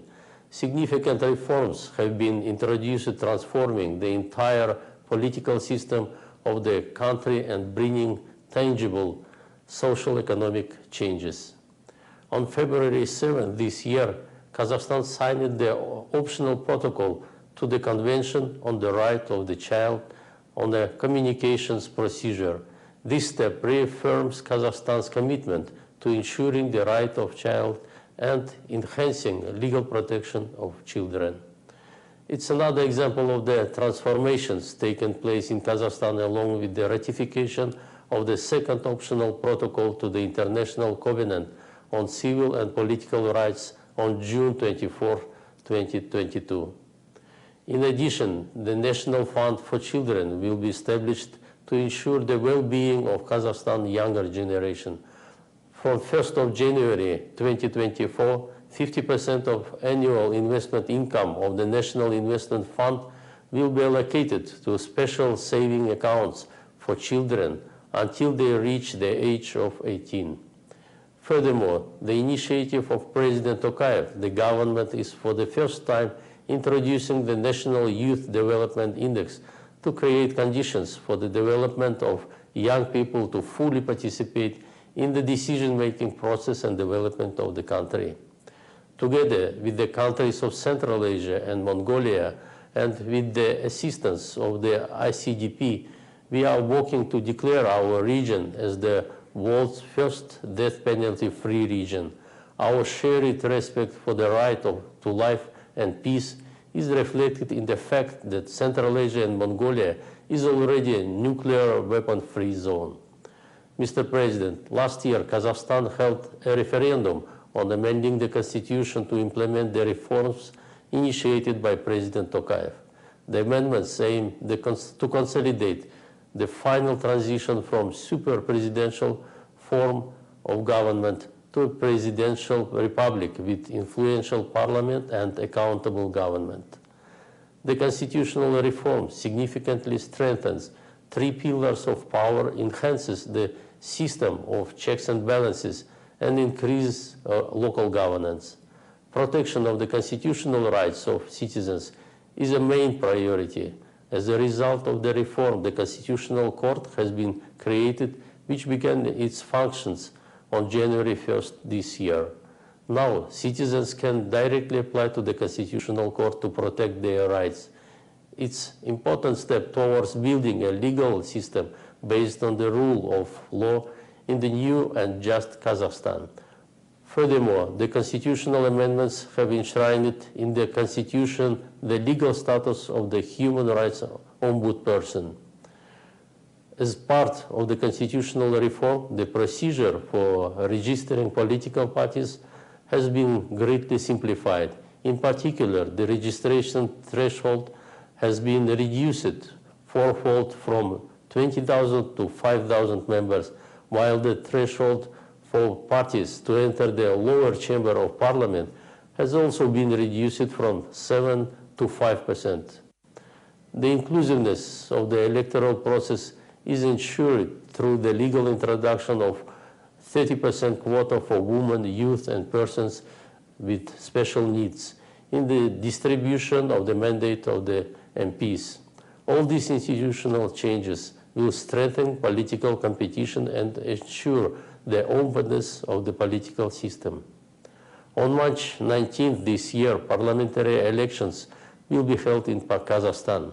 One of the main differences of the upcoming election in comparison to the previous ones is the use of mixed majority proportional model for the lower house of parliament. Now, 70% of MPs will be elected proportionally from political party lists, and the 30% by majoritarian rule from single-member districts. This system will ensure the entire spectrum of views and opinions of voters will be covered. Mr. President, Kazakhstan has entered in the second year of its membership of the Council as trustworthy and reliable partner. We are determined to continue our work in the most constructive and positive manner. This year, Kazakhstan intends to present a draft resolution on safe and inclusive learning environment. We would appreciate constructive engagement and support of the Council. Mr. President, today, when the world is facing new global challenges and instability, ensuring human rights is more important than ever. It's becoming crucial to strengthen multilateral dialogue and trust at the global level. What can we rely on to counter today's challenges? History provides us with only one answer: political will, dialogue, and cooperation. In this context, we reiterate our call for effective multilateralism as the best available tool to overcome major challenges that face us all. Thank you.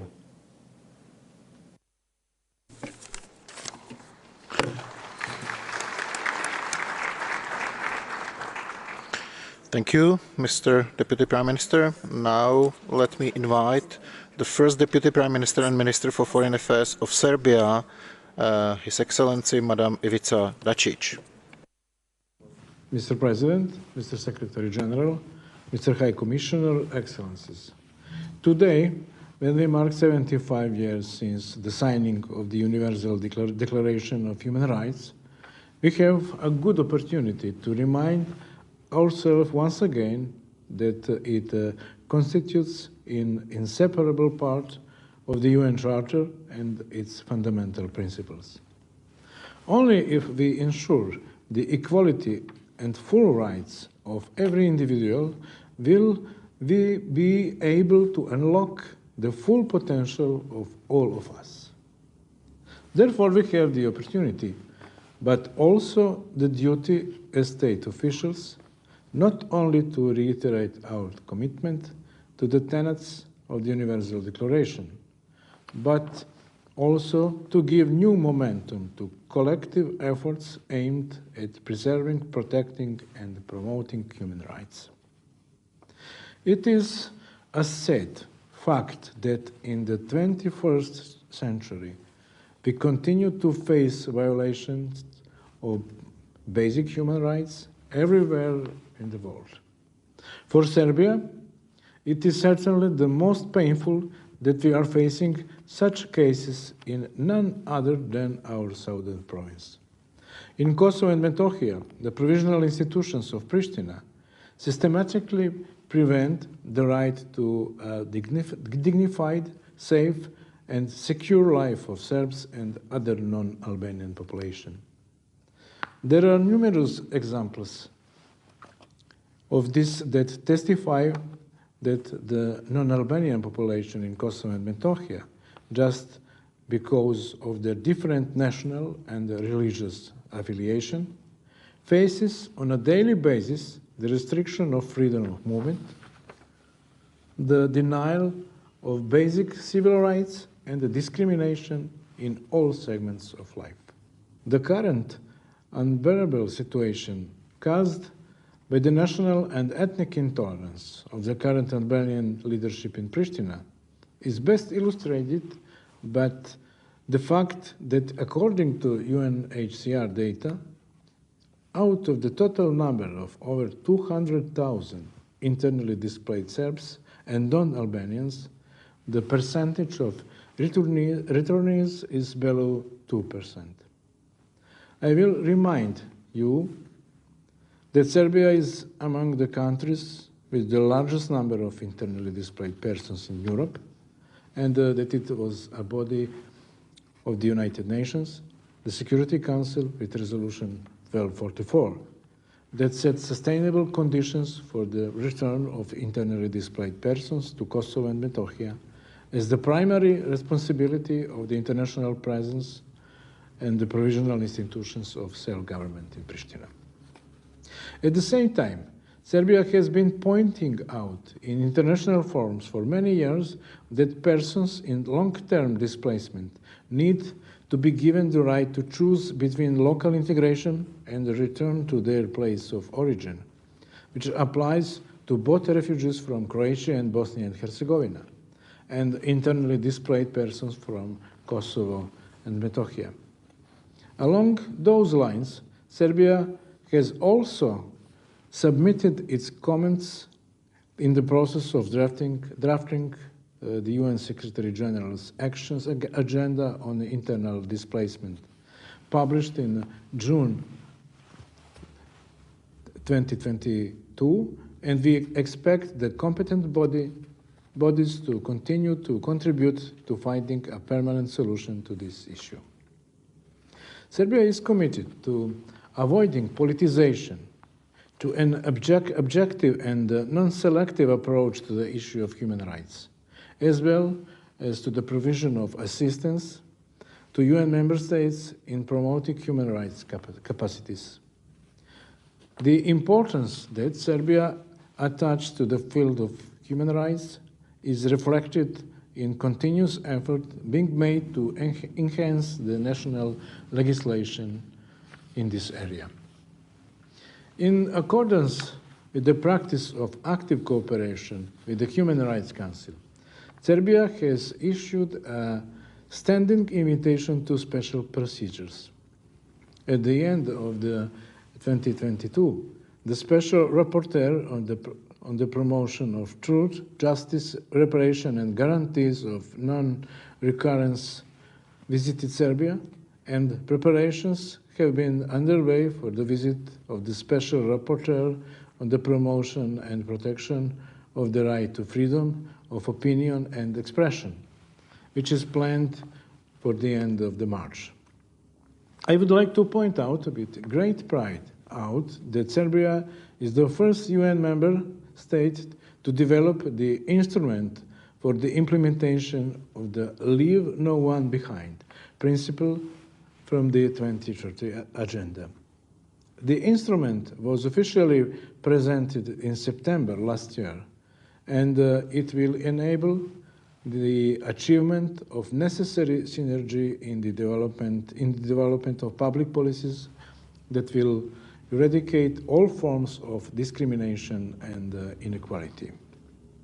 Serbia also pays great attention to issues of social, economic, civil, and political rights, particularly taking into account the cultural and the religious diversity of our citizens.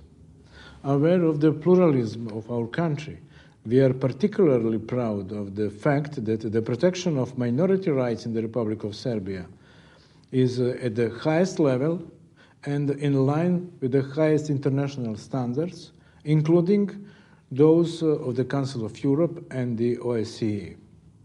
In our country, the minority policy is guaranteed by the Constitution, and Serbia has also been successfully applying the system of protection and promotion of the rights of national minorities for over 20 years through the model of national councils, which is financed from the state budget. We wish to show by our own example that the protection of minority communities symbolize the maturity of a society aiming to encourage others in our region to pay due attention to this topic, especially when it comes to the position of the Serbian national minority. In accordance with its commitment to fulfilling the obligation assumed by the ratification of international instruments on human rights through the implementation of accepted recommendations, Serbia pays special attention to the Universal Periodic Review as a tool which has ensured equal treatment when considering the state of human rights in all countries. Our dedication and expertise in the field of human rights was also recognized through the election of an expert from Serbia to the Human Rights Committee. I am convinced that Dr. Tijana Šurlan will provide a quality contribution to the work done by this important committee. In conclusion, I emphasize that we are committed to effective multilateralism and constructive dialogue as the best means for overcoming the numerous challenges we are all facing. I would like to once again express my support to High Commissioner Turk in his upcoming efforts and to express my expectation that we will work together to achieve the priorities you have outlined in the human rights appeal from 2023. You can count on the active contribution of Serbia, which will continue to cooperate with the competent bodies of the United Nations at all levels with the aim of strengthening and protecting human rights. Thank you for your attention.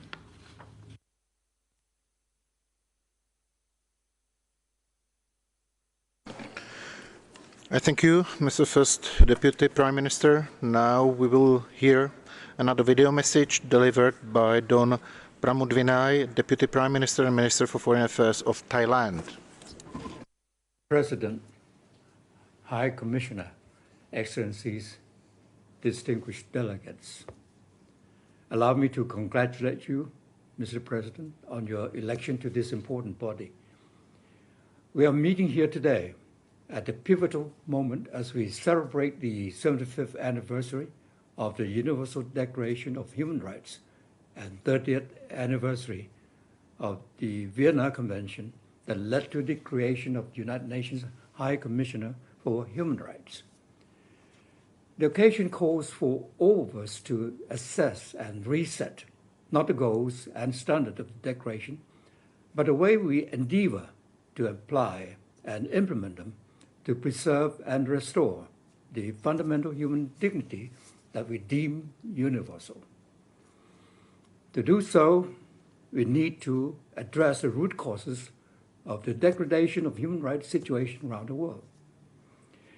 There are three main formidable foes to human rights: wars, internal political and economic strife, and a triple planetary crisis. The most worrisome reality is the fact that these foes have been spreading around the world, both in intensity and complexity. The advent of social media has somehow exacerbated the binary mentality and the my way or the highway attitude, the unfound sense of entitlement, culture of impunity, and the tyranny of a few. The challenges, both old and new, conventional and unconventional, require us to think more progressively and innovatively how to bridge the growing disconnection between standards and reality while resisting the temptation to take measures and actions that could render us part of the problem, not the solution. Equal worth of every person is the core driver of our work. Such worth is blind to any political, financial, economic, social, and racial use. It entails equitable access to opportunities.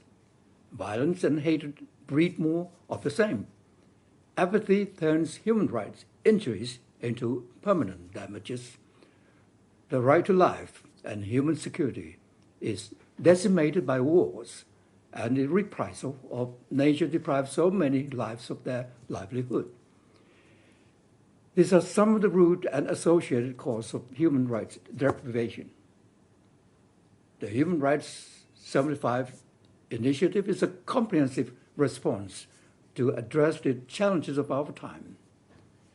On our part, Thailand has strengthened our resolve in advancing the principles of freedom, equality, and justice for all, as enshrined in the Universal Declaration of Human Rights. We also pledge our support for the work of the Human Rights Council and the reinvigoration of the non-confrontational consultation process, as well as well-balanced constructive dialogues and engagement with all relevant stakeholders. Thailand believes that the Universal Periodic Review, the UPR, is an important mechanism to continuously reinvent and readjust our effort to maintain the hope of human rights. The UPR Plan of Action was recently approved by our cabinet. It signifies Thailand's full commitment to the whole of government and the whole of society approach to support the universality, progress, and engagement of Human Rights Council. Our Universal Health Coverage, UHC, scheme has been one of the most powerful tools to help ensure equitable access to healthcare services while contributing to the efforts to address social and economic inequalities. Thailand has adopted the BCG economic model as our national agenda to counter the triple planetary crises that are increasingly raising havoc with human security. We also continue to further strengthen our national human rights infrastructure. Last year, the National Human Rights Commission of Thailand was re-accredited with an A status. Such development reflects our unwavering commitment to the letter and spirit of the Human Rights Declaration. Thailand has also actively engaged in open dialogues with the OHCR, as well as special procedure of the HRC and other human rights-related mechanisms. Mr. President, in reiterating our commitment to advance the promotion and protection of human rights nationally, regionally, and globally, Thailand has decided to present its candidature for the Human Rights Council membership for the term 2025 to 2027. We are honored to have been endorsed as the candidate of ASEAN and look forward to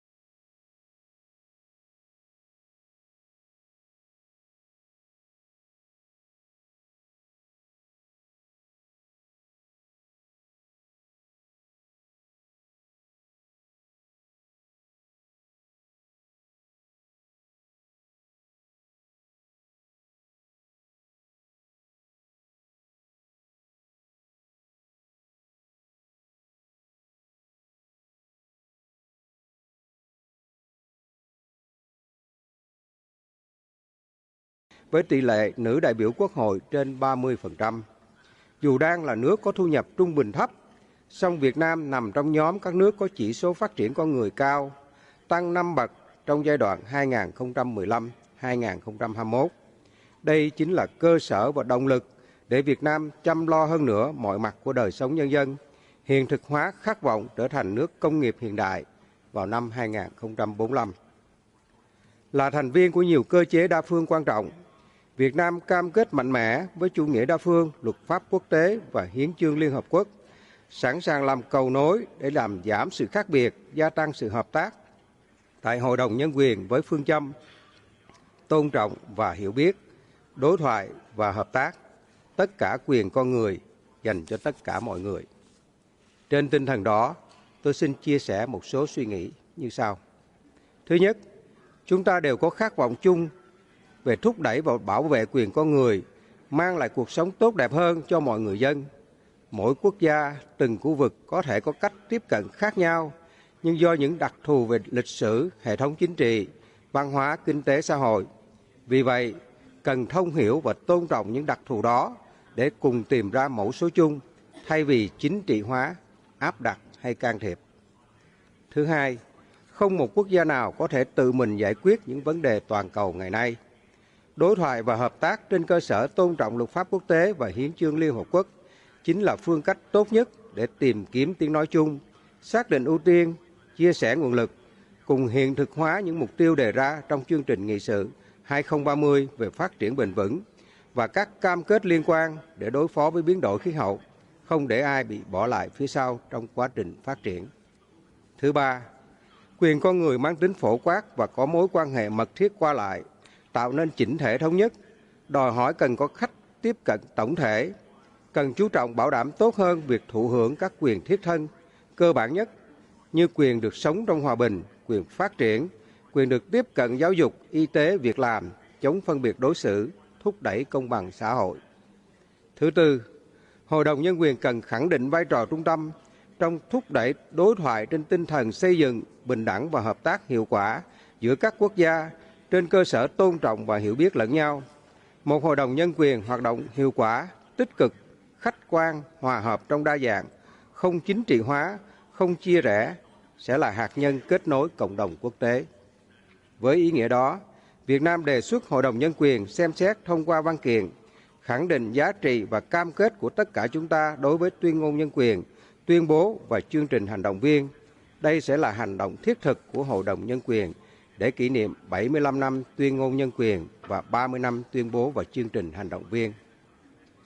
Chúng tôi rất chia sẻ với những phát biểu của Ngài Tổng thư ký Liên Hợp Quốc rằng tất cả các quốc gia cần sự nỗ lực xây dựng một khế ước xã hội mới, lấy con người làm trung tâm cho mọi chính sách và hành động của mình, đồng thời tạo ra một cơ hội cho các nước đang phát triển được nói lên tiếng nói của mình. Với ý thức và quyết tâm cao của một thành viên Hội đồng Nhân quyền, Việt Nam sẽ đóng góp với tinh thần trách nhiệm cao nhất cho công việc của Hội đồng Nhân quyền vì một tương lai tốt đẹp hơn của nhân loại. Xin trân trọng cảm ơn.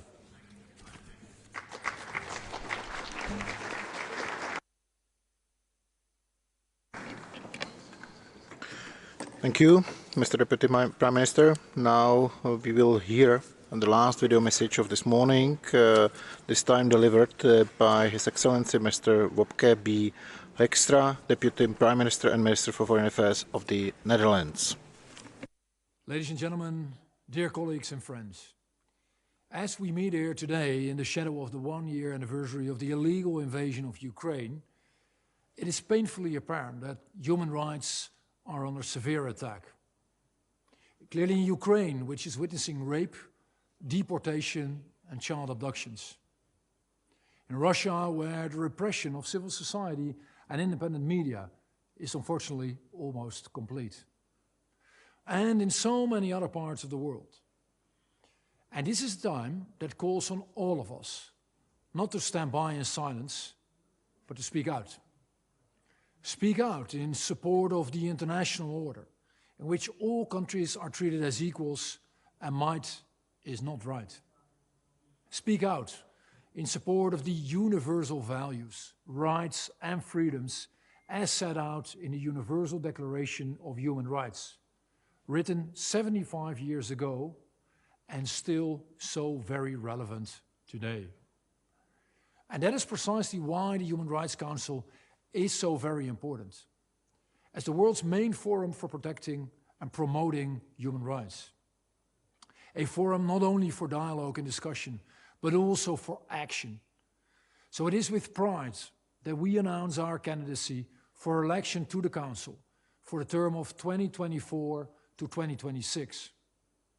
And we do so knowing that membership is and should not be a free ride, and knowing that it requires us to invest in this role and show backbone by speaking out about human rights violations, sure in the knowledge that nothing will change if we do not stand up for what we believe in, by looking critically also at our own country, because no country has a perfect track record. It is and it will remain always work in progress. And by engaging with each other and reaching out in a spirit of openness, by conducting a constructive, equal dialogue, and by working together. Realizing that working together is the only way to understand each other and move forward. We're very grateful for all the Council's impressive collaborative endeavors, and we want to encourage countries, large and small, to seek election to a seat on the Council. We want the Council to remain fit for purpose. In our vision, the Human Rights Council must protect the human rights of all people, everywhere and at all times. And this means preventing violations and providing assistance, and conducting independent investigations. And we want every member to champion human rights. Human rights can never be optional for any state. And that is why we should always speak out about violations and abuses.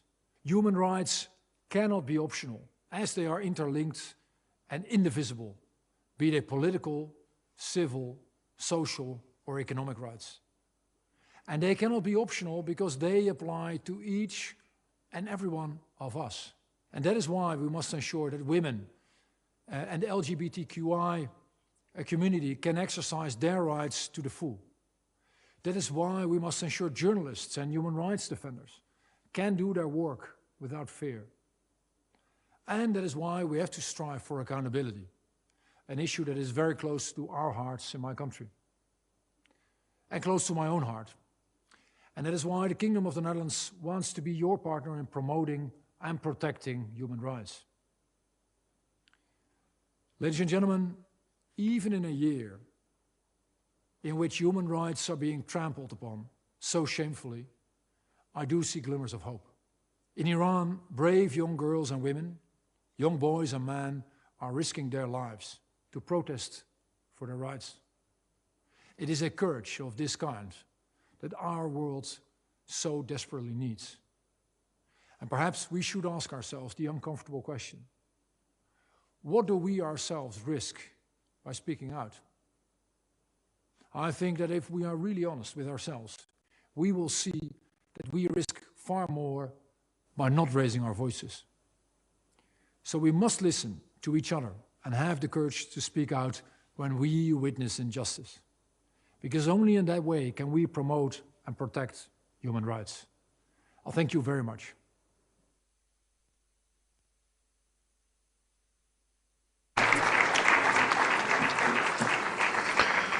I thank you. Now let me invite to the podium His Excellency Mr. Julio Cesar Ariola Ramirez, Minister for Foreign Affairs of Paraguay. Sir, please.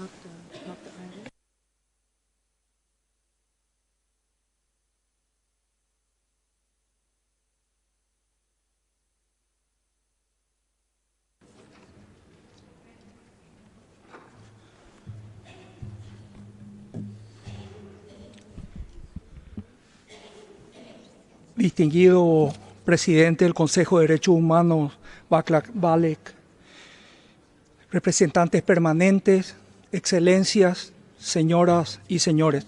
Es un honor dirigirme al Consejo de Derechos Humanos para reafirmar el compromiso de la República del Paraguay con la promoción de los derechos humanos, el derecho internacional y con el sistema multilateral. El multilateralismo es la mejor herramienta que tenemos para construir los consensos que necesitamos para resolver los problemas comunes que enfrenta la humanidad. A las divergencias, a la confrontación y a las guerras debemos responder con más multilateralismo. Más aún en los tiempos que vivimos, donde vemos que el recurso a la amenaza y el uso de la fuerza contra estados soberanos no han desaparecido. En ese sentido, el fortalecimiento del sistema universal de derechos humanos es crucial para prevenir los conflictos. De hecho, toda esta arquitectura jurídica e institucional fue ideada para ayudar a construir la paz. Solo así podemos honrar la promesa de preservar a las generaciones futuras del flagelo de la guerra y de sufrimientos indecibles, manteniendo la estabilidad y seguridad internacionales y avanzando hacia el desarrollo de todos los pueblos. Excelencias, la participación de la República del Paraguay en el Consejo es nuestra clara muestra de voluntad para enfrentar de manera colectiva los complejos desafíos que no conocen fronteras: la pobreza, el cambio climático, las pandemias, el crimen organizado transnacional y las migraciones, solo por mencionar algunos. Por ello, hemos presentado ante este Consejo la resolución que crea el mandato del relator especial sobre la promoción y protección de los derechos humanos y cambio climático. Y en ese marco abogamos para que se reconozcan las dificultades específicas que enfrentan los países en desarrollo sin litoral, reiterando la urgencia de una financiación adecuada de las políticas de mitigación y adaptación conforme al principio de responsabilidades comunes, pero diferenciadas. También trabajamos para reforzar la arquitectura de salud global, para estar mejor preparados para futuras emergencias. Para ello, participamos de manera activa en las negociaciones en el seno de la Organización Mundial de la Salud, como miembros del Consejo Ejecutivo, defendiendo que la equidad sea un principio transversal. Por otro lado, el Paraguay continuará impulsando y apoyando prioritariamente iniciativas enfocadas en la erradicación de la pobreza, con énfasis en los grupos en situación más vulnerable, con miras a fortalecer la agenda de implementación.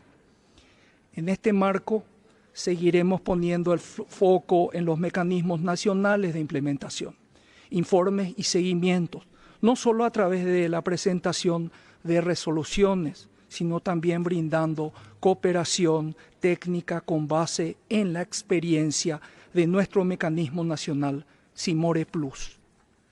Excelencias, estamos consternados por el creciente deterioro de la situación de los derechos humanos en Nicaragua, donde el espacio cívico está siendo particularmente afectado, con represiones sistemáticas y detenciones arbitrarias a oponentes políticos, defensores de los derechos humanos y periodistas, y el cierre de más de 2.000 organizaciones no gubernamentales. Es obligación moral del Consejo de Derechos Humanos enviar un mensaje claro a las víctimas para que ellas sepan que no están solas y que el sistema las acompaña, asegurando la renovación del mandato del grupo de expertos. Con respecto a la situación en Venezuela, valoramos el trabajo de la Oficina del Alto Comisionado y la reciente renovación del Memorando de Entendimiento por 2 años. Esperamos a que esto contribuya a que ese país implemente sin más dilación las recomendaciones del Alto Comisionado. Asimismo, instamos a Venezuela a que permita el acceso de la misión de determinación de hechos establecida por este Consejo a fin de poder avanzar en las investigaciones tendientes a la rendición de cuentas. Señor Presidente y distinguidos colegas, es fundamental fortalecer el Consejo y todos los procedimientos, mecanismos y estructuras que hacen posible su labor. Primeramente, es necesario reforzar el compromiso de los Estados con las decisiones adoptadas en el seno de este órgano. Solo así podremos consolidar su credibilidad y garantizar la eficacia de las medidas empleadas para la protección de los derechos humanos. Y en segundo lugar, es vital asegurarle recursos suficientes acordes con la relevancia que revisten los derechos humanos. Seguiremos trabajando para que este órgano continúe cumpliendo apropiadamente sus funciones como una de las instancias más importantes para afianzar una agenda de derechos humanos integral que permita avanzar hacia sociedades más justas e inclusivas. Muchas gracias.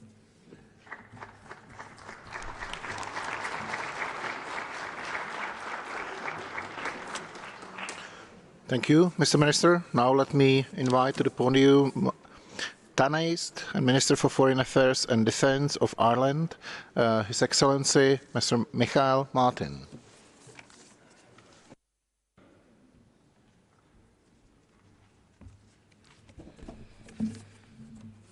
High Commissioner, Mr. President, it's a privilege to address the 52nd session of the Human Rights Council. The illegal and unjustifiable actions of Russia in the past year have demonstrated the need for an effective multilateral system and of upholding the rules-based international order. The Commission of Inquiry established by this Council has found that violations of human rights and international humanitarian law, as well as war crimes, have been committed during the conduct of hostilities in Russia's aggression against Ukraine. The international community must continue to condemn such actions and progress efforts to hold those who breach international law to account. We will continue to call for an end to the conflict and the horrendous violations of international law that have occurred. We must work with others to achieve justice for the civilians who are bearing its brunt, including through actions of this Council. Mr. President, as we commemorate and celebrate 75 years of the Universal Declaration of Human Rights, there is no better time to remind ourselves of the principles of universality, inalienability, indivisibility and interdependence of human rights. All people have the right to live in dignity and to have their human rights and fundamental freedoms respected. And yet, we see worrying trends across all regions. Civil society space is under pressure across the globe. Human rights defenders continue to endure reprehensible attacks. Acts of intimidation and reprisal against those seeking to engage with the UN continue to rise. Violence against women and girls remains pervasive. Gender equality gains are being eroded, and climate change threatens us all, with the most vulnerable at risk. We have a collective obligation to do better, to take meaningful action and address these human rights issues. Mr. President, commitment to human rights is a central pillar of Ireland's foreign policy. We take very seriously our obligation to respect, protect and fulfil human rights, and we are strong advocates for the promotion of human rights internationally. Ireland is a long-standing champion of the role of civil society in Geneva, in New York and across communities globally. We are gravely concerned by the pressures being experienced by civil society worldwide, and in particular by reports of actions that prevent civil society actors and human rights defenders from carrying out their work. Russian authorities continue to crack down on civil society, liquidating yet another prominent human rights organisation, Moscow Helsinki Group, in recent months. Just this month in Algeria, we saw the dissolution of LADDH and RAJ, two of the most important human rights organisations in Algeria. In Cambodia, one of the last independent media outlets in the country, Voice of Democracy, was recently stripped of its licence to broadcast. And in Iran, we have witnessed the repression of young women and their supporters, prevented from protesting peacefully for their rights and the application of the death penalty to citizens who are exercising their right to freedom of opinion and expression and the right to peaceful assembly and association. Civil society organisations play an essential role in promoting international law, peace, human rights and democratic values, and should have our unwavering vocal support.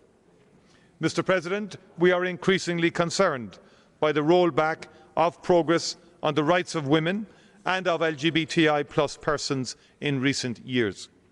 While the erosion of the human rights of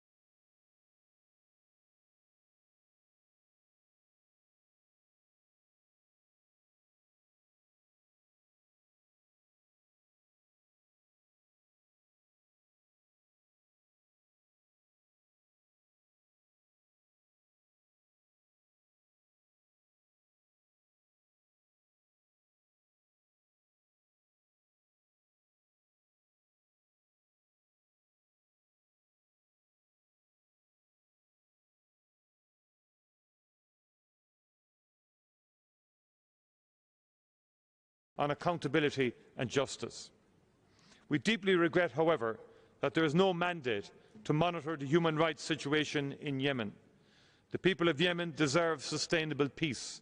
This will not be possible without justice and accountability. Mr. President, in recent years, the Human Rights Council has taken important and principled action to respond to human rights crises in Ukraine, Iran, Nicaragua, Afghanistan, Sudan and Ethiopia, amongst others.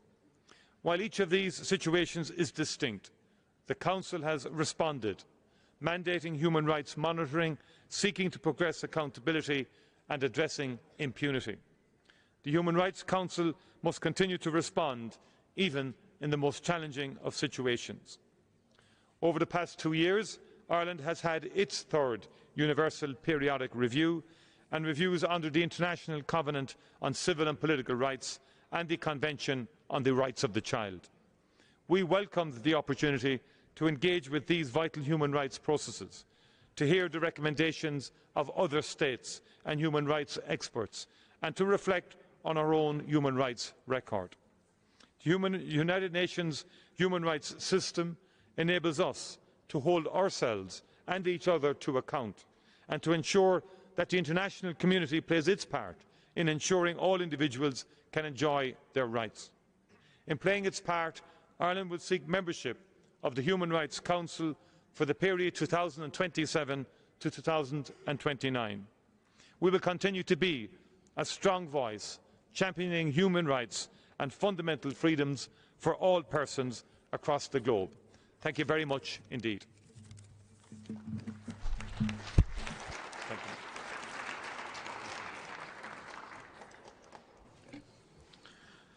Thank you, Mr. Minister. Now let me invite Her Excellency Madam Antonia Urijoya Noguera, Minister for Foreign Affairs of Chile.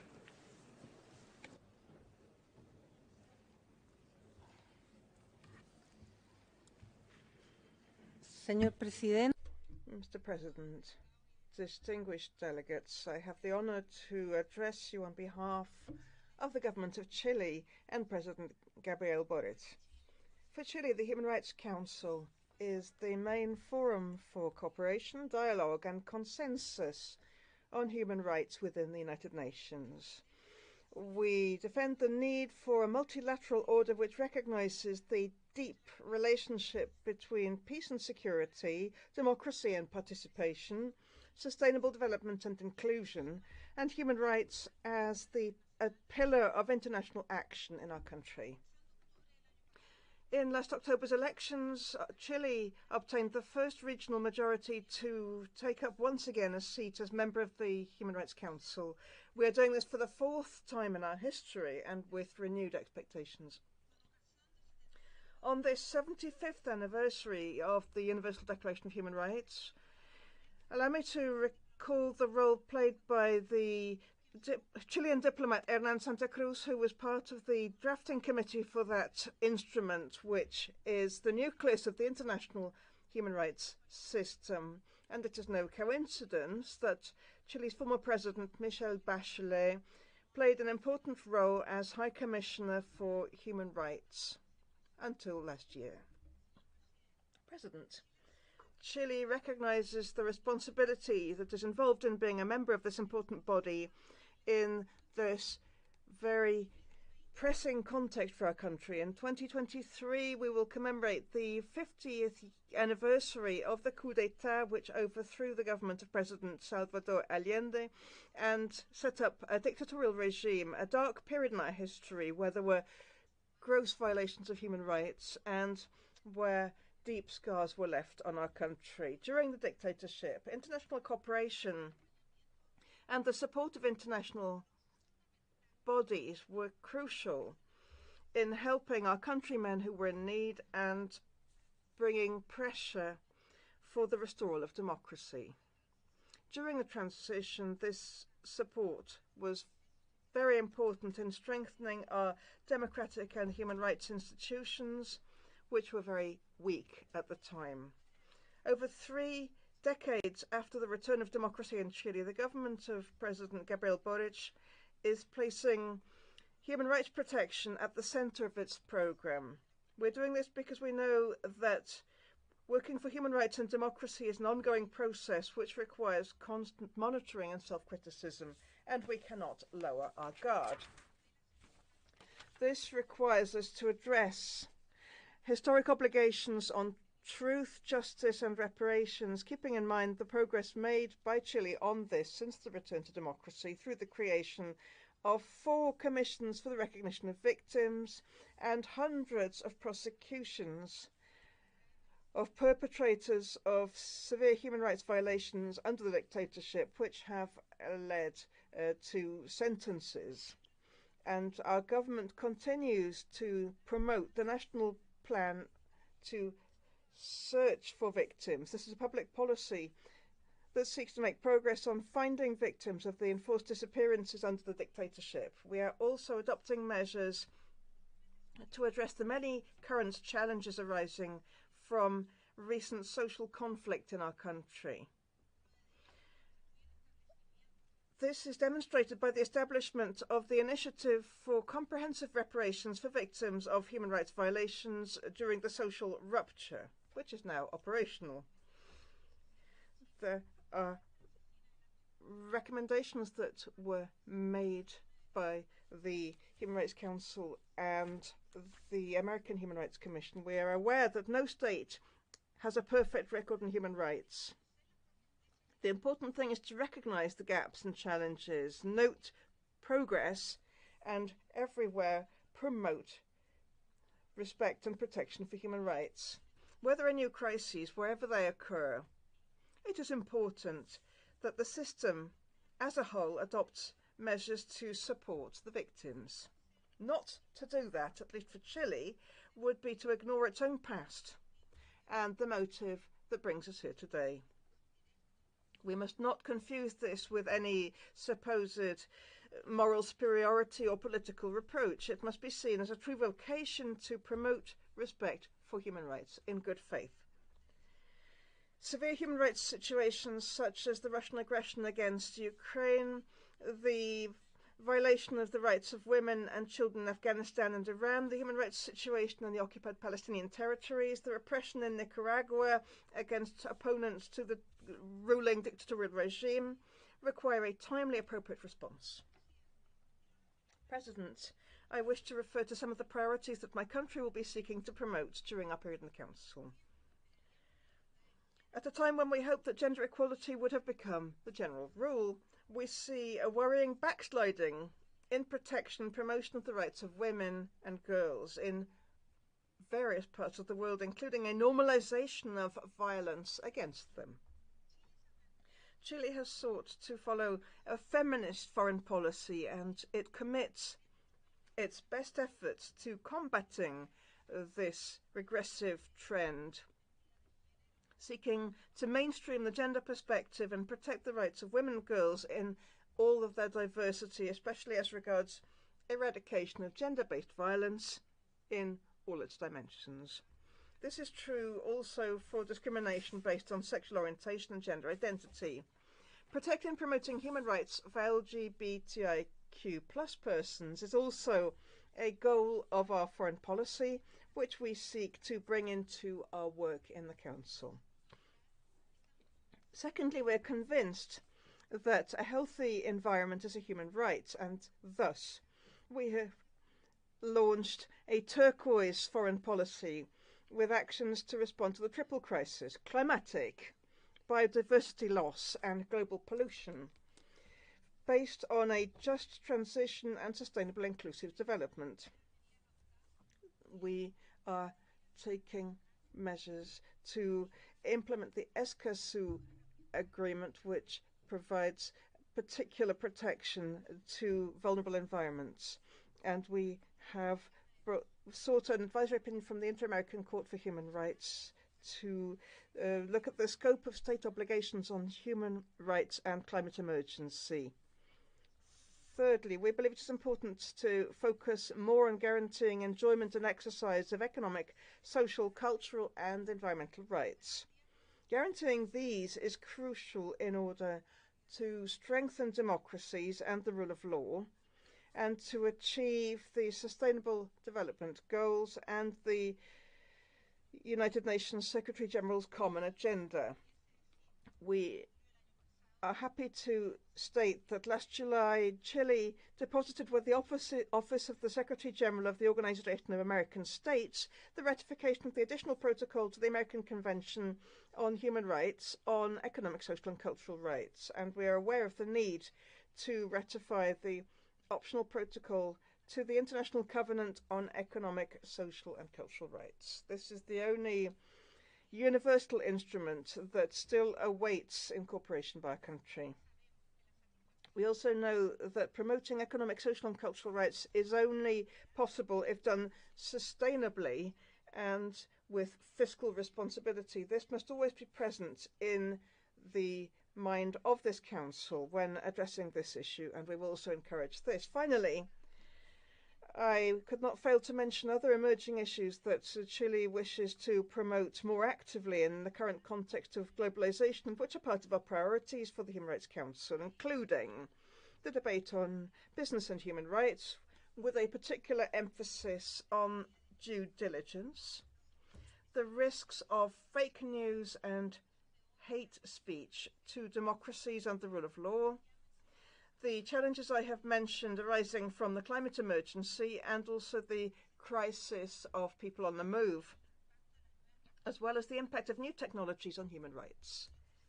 President, Excellencies, in conclusion, I wish to draw attention to the fact that this year the Human Rights Council sessions coincide with two important dates for the international human rights protection architecture. On the one hand, as I mentioned just now, they coincide with the 75th anniversary of the Universal Declaration of Human Rights, which is a cornerstone of the system. Likewise, they coincide with the 30th anniversary of the World Conference on Human Rights and the Vienna Declaration Programme of Action, which was a milestone in consolidating the universal, indivisible, interdependent nature of civil and political rights and economic, social and cultural rights, and which placed their promotion and protection at the heart of the United Nations goals. Both of those milestones lead us to continue building on the work done by the Council, without forgetting that the main mission that we have as states is precisely to promote human dignity.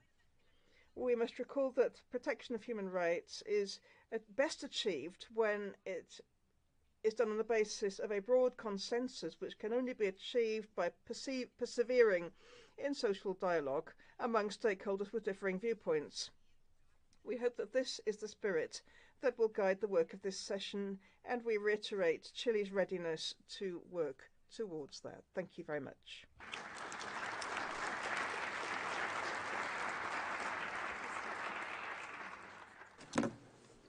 Thank you, Madam Minister. Now let me invite His Excellency Mr. Abdellatif Wahbi, Minister of Justice of Morocco. Sir.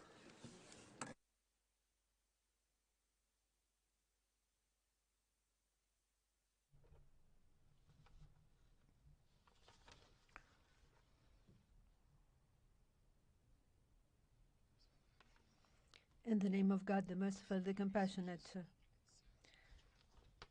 Sir, High Commissioner for Human Rights, distinguished President of the Human Rights Council, Excellencies, it gives me great pleasure to address the high-level segment of the Human Rights Council at its 52nd session on behalf of the Kingdom of Morocco.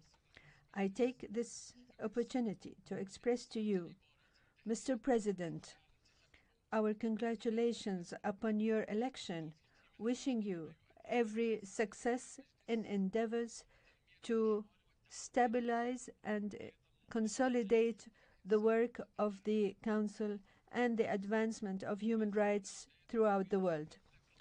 I should also like to take advantage of the beginning of the membership of the Kingdom of Morocco and the Council to emphasize that this is an incentive for my country to continue fulfilling its obligations in the field of human rights as an embodiment of the supreme will of the state and an irreversible strategic national approach. It's an occasion through which my country reiterates its desire to make its term of office as part of the collective desire of the international community to strengthen the bonds of cooperation and solidarity to achieve more gains for the improvement of human rights conditions across the world. Mr. President, the Kingdom of Morocco has continued to complete its major reform projects, chiefly the Royal Project for Social Protection, as a large social project enabled by the end of 2022 the integration of an additional 22 million beneficiaries in the compulsory health insurance system, which included all citizens. It also enabled the generalization of family allowances for children that will benefit 7 million children by the year 2024. It also expanded the registration in the retirement fund system for an additional 5 million people by the year 2025 and guaranteed compensation for loss of work for those employed by the year 2025. My country continued to reform the national health system through the creation of the High Authority for Health, the territorial health groups, and the Moroccan Agency for Medicines and Health Products. We are working to guarantee human resources in the health profession. We also continue to take care of education issues by allocating capabilities and developing a roadmap 2022-2026 for a quality public school for all. We have given attention to the right to work through the adoption of the Aurash program dedicated to providing work for special groups of citizens, which benefited 100,000 persons in 2022. This effort was also strengthened by the Forza program to encourage entrepreneurial activity for youth by ensuring access to financing. More than 10,000 people benefited during the same year. In the same context, the Kingdom was keen to continue a social dialogue during 2022 called Minutes of a Social Agreement and a national charter for social dialogue, in addition to sectoral agreements with the aim of improving the conditions of working and ensuring the promotion of peace and social security. The year 2022 was marked by royal attention to issues of equality and women's, especially empowering them with their legal rights and adopting the option of revising the family code. The right and promoting constitutional institutions concerned with women's issues. The right to water has also received special attention, be it a vital substance that requires, in the light of its scarcity with the recurrent drought and continuous water stress, responsibility, seriousness, and commitment. My country also engaged in a comprehensive review of the criminal system for the sake of harmony and international standards, societal transformations, and modern developments, as well as the preparation for a new draft criminal law and the Code of Criminal Procedures and a draft law on alternative penalties. Mr. President, at the time when the international context was characterized by difficulties and challenges that severely affected human rights in light of the impact of the corona outbreak pandemic and the devastating effects of armed conflicts, the risk of climate change, the violent extremist narratives, terrorism, racism, and xenophobia, the Kingdom of Morocco continued its efforts for the promotion of the values of dialogue, peace, tolerance, cooperation, and mutual respect between countries by hosting the work of the 9th Global Forum of the Alliance of Civilizations, UNAOC, which culminated in the Fez Declaration. In Marrakesh, we also hosted the first international seminar on national mechanism for implementation, reporting, and follow-up in the field of human rights, which was culminated by the adoption of the Marrakesh Declaration, which falls within the framework of international efforts to strengthen the roles of these mechanisms, develop partnerships and cooperation, and share experiences, a topic that will be the subject of a special symposium tomorrow on the sidelines of this session. The Kingdom's accession to the first optional protocol to the International Covenant on Civil and Political Rights and the optional protocol to the Convention on the Elimination of All Forms of Racial Discrimination Against Women constitutes a very important human rights event and an additional milestone in the great national march towards the supreme will of the state and enshrined in the Constitution.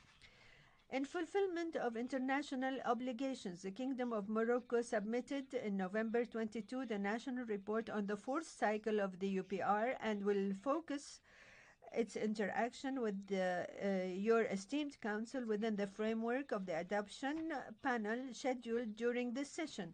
I take this opportunity to extend my sincere appreciation to the countries that have shown interest in the human rights part of the Kingdom, declaring their readiness to cooperate with various countries in order to ensure the sharing of successful experiences and exchange of best practices.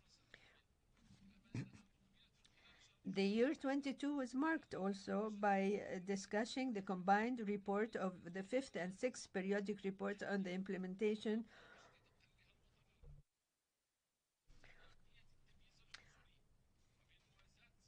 of the Convention of the Elimination on Discrimination Against Women before the UN Specialized Committee. The Kingdom is preparing to discuss the second periodic report on the implementation of International Convention on the Protection of all the rights of all migrant workers and members of their families during next March. The Kingdom will be discussing national reports 19, 20, and 21 on the implementation of the Convention on Racial Discrimination. Mr. President, on the issue of the Moroccan Sahara issue, the Kingdom of Morocco reaffirms its support for the political process and its commitment to the roundtable methods with the participation of all parties under the exclusive auspices of the United Nations in order to reach a realistic, practical, sustainable, and consensus-based solution within the framework of national sovereignty and territorial integrity of the kingdom, on the basis of the autonomy initiative, which the Security Council considered for the 19th time as a serious and credible initiative. It is the initiative that gained broad support by a number of important countries as being the only framework for resolving this fabricated regional conflict, as emphasized by His Majesty King Mohammed VI, may God grant him victory, in his speech celebration of August 20th, 2022. Thus, the total number of countries supporting this initiative has risen to 91, and its dynamism has been reinforced by the opening of consulates in the Moroccan Sahara by a number of African, Arab, and South American countries. The dynamism is consistent with the international legitimacy, the latest of which was the Security Council Resolution 2654, which reaffirmed the method of roundtables as the only framework for negotiations, and a political solution that is realistic, practical, sustainable, and consensus-based, as demanded by all parties that are engaging in the roundtable process. A process that Algeria and its creation still reject, clinging to obsolete options that the United Nations removed for more than 2 decades. At the time when the southern provinces of the kingdom are witnessing a tremendous, comprehensive economic and social development that allows the population to enjoy their rights and participate in the management of public affairs through representative institutions, the suffering of Morocco's detained in harsh conditions in Tindouf camps in Algeria continues. Their daily life is furnished with sieges, confiscation, and the right to assembly, the prevention of their movement. They also suffer from extrajudicial executions, arbitrary arrest, enforced disappearances, and all forms of torture, rape, and human trafficking, and child recruitment by militias that condition enjoyment of the most basic rights to subjugation and full political and ideological compliance. I thank you for your attention.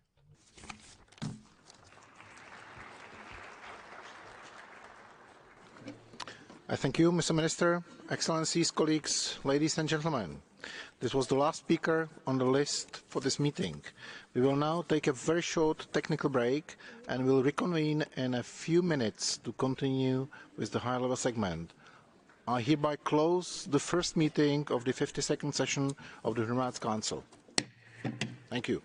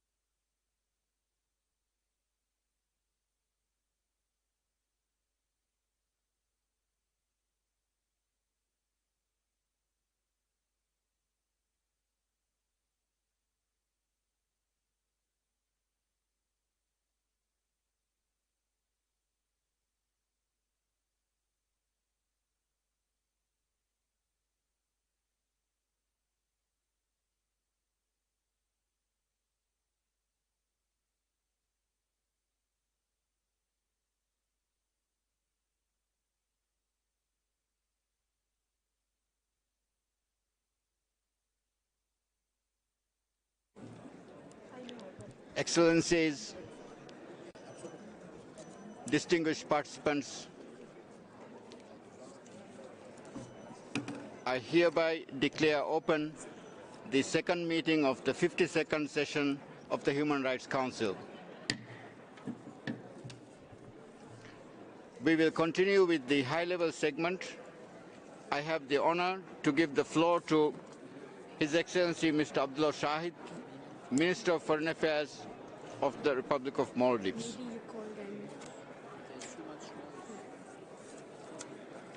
Yeah, they're talking too much. They're like disobedient children. Excellency,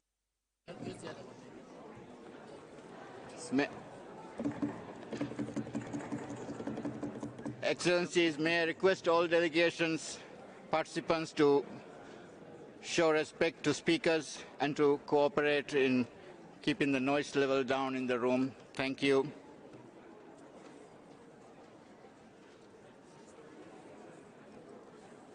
We will now continue with the high-level segment, and I have the honor to give the floor to His Excellency Mr. Abdollahian, Minister of Foreign Affairs of the Republic of Maldives.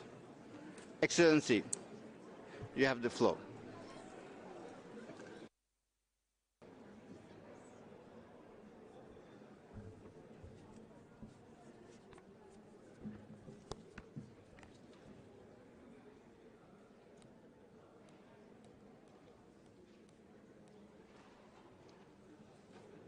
Bismillahir Rahmanir Rahim. Mr. President, Mr. High Commissioner, dear Ministers, Excellencies, ladies and gentlemen, a very good afternoon to you all. 75 years is a blink of an eye in the scale of human history. Yet, the progress we have made since 1948 is truly astounding. It was 75 years ago that the United Nations came together to affirm the innate rights of all human beings in the Universal Declaration of Human Rights. In the years since, the Universal Declaration has given rise to a golden age of multilateralism. The Universal Declaration recognized that all human rights are universal, indivisible, and interdependent. It sets out a path, a rights-based approach towards freedom, equality, and dignity. It paved the way for a robust framework of over 70 human rights treaties, all based on a common standard of achievement for all peoples and all nations. On the 75th anniversary of the Universal Declaration, we can and we must reflect on the progress achieved. We must reaffirm our commitment to keep human rights at the heart of all our developmental efforts, to build a more just, resilient, and inclusive world. Mr. President, the value of the Universal Declaration rests in its true universality. Countries from around the world met in 1948. They shared their diverse perspectives, and they arrived at the core universal truth of humanity, that we are all born free and equal in dignity and rights. To fully realize this simple truth of universal equality, to accomplish the mission of this Council, we must ensure all countries are given an equal voice. It is with this need for diversity and inclusion in mind that the Maldives is pleased to once again serve as a member of this Council. We are also indeed honored to serve as the Vice President from the Asia-Pacific Group this year. Mr. President, the Maldives' foreign policy is premised on three core pillars: protecting human rights, promoting democracy and good governance, and combating climate change. These are the pillars that will underpin our engagement at this Council. Since President Ibrahim Mohamed Saleh assumed office in 2018, the Maldives has been on a path to strengthen democracy and good governance at home and abroad. We have renewed our commitment to democratic principles through extensive legislative reform and policy. This includes new laws to strengthen accountability for the judiciary, to secure the right to free association, and to protect the right to a fair trial. It also includes changes to enhance the independence and accountability of Human Rights Council, efforts to enhance transitional justice, of major reforms to the governance of police through the Police Act and a new Civil Procedures Act. We are committed to the promotion and protection of human rights. This is why we have extended and reiterated standing invitations to all special procedures mandates holders in 2019. To date, Mr. President, we have received 5 mandate holders despite COVID-19 travel restrictions. We believe this demonstrates our commitment to cooperate with special procedure mandate holders, as well as our commitment to promoting and protecting human rights at home. During our Universal Periodic Review in 2020, the Maldives fully accepted the 187 recommendations and partially accepted 5. We are continuously monitoring these and other commitments made under individual treaty body reviews through the National Mechanism for Reporting and Follow-up. Mr. President, enhancing inclusivity will underpin our priorities at the Council, whether it is the participation of women and young people or the participation of small states or stakeholders. This year we are commemorating the 30th anniversary of the 1993 Vienna Conference on Human Rights. The Vienna Declaration and Programme of Action was a milestone in many aspects, but it was a watershed moment for women's rights, with the universal acceptance that women's rights are human rights. I participated in this conference as a young diplomat. It instilled in me the strong belief in gender equality. I am proud of the achievements we have made in empowering and promoting women's rights in the Maldives. The Decentralization Act of the Maldives was amended in 2019 to allocate 30% of local council seats for women. On the international front, in 2020, we withdrew several reservations to the Convention on the Elimination of All Forms of Discrimination against Women. In 2022, under the Maldivian presidency of the 76th session of the United Nations General Assembly, we launched the UNGA platform for women leaders. The Maldives also presented a resolution at the United Nations General Assembly to establish the International Day of Women in Diplomacy, which garnered co-sponsorship from 191 member states. My early entry into the world of diplomacy also showed me the importance of the inclusion of young people in decision-making. All around the world, young people are doing incredible work as agents of change. They are capable, they are committed, and they can lead. We must open spaces for their voice and for their views. I'm also proud of the work we are doing to support delegations from small island developing states and least developed countries. Last year, the Maldives and Mauritius worked as co-pen holders with like-minded countries to put forward a resolution to strengthen the Voluntary Technical Assistance Trust Fund for SIDS and LDCs. This resolution enjoyed the co-sponsorship of 177 states, reflecting broad cross-regional support and making it the most sponsored Human Rights Council resolution to date. We will continue efforts to find new ways to enhance the participation of small delegations from SIDS and LDCs during our time at the Council. Mr. President, countries around the world are already facing the realities of the triple planetary crisis: pollution, climate change, and biodiversity loss. Today's climate disasters are the symptoms. They will continue to intensify unless we address the root causes. They will continue to upend lives, disrupt livelihoods, and impact people's rights.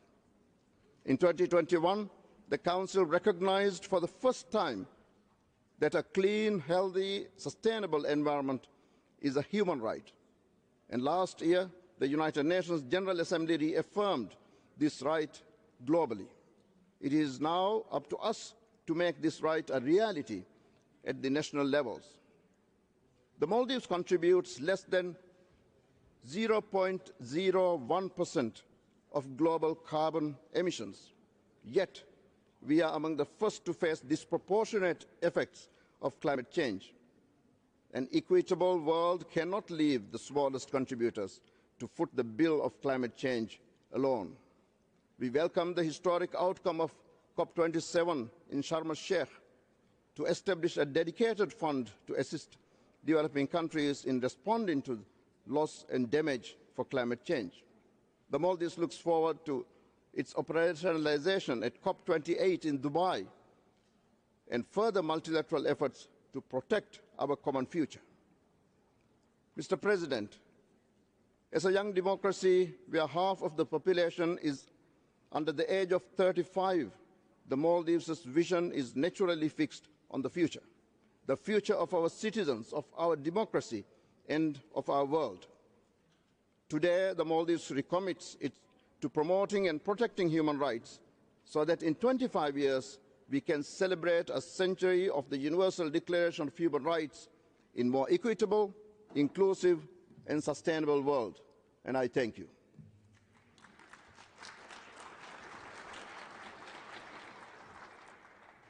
Thank you. I have the honor to give the floor to His Excellency Mr. Dan Jorgensen, Minister for Development Cooperation and Global Climate Policy of Denmark. Excellency, you have the floor.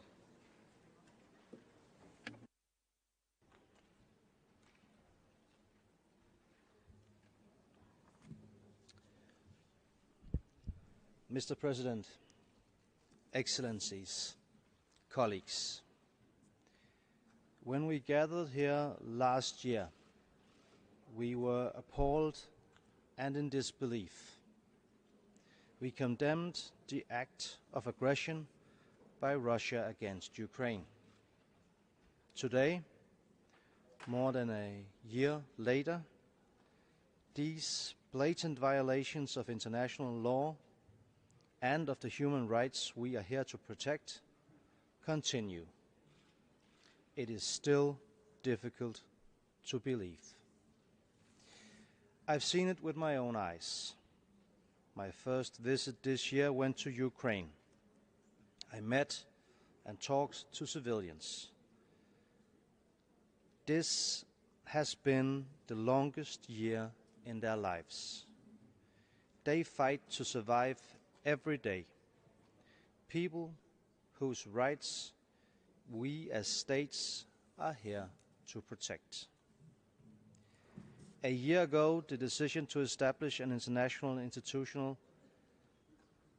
independent international commission of inquiry on Ukraine was timely and needed. It was needed to document the serious human rights abuses happening during the past year, happening now. Attacks on universal human rights.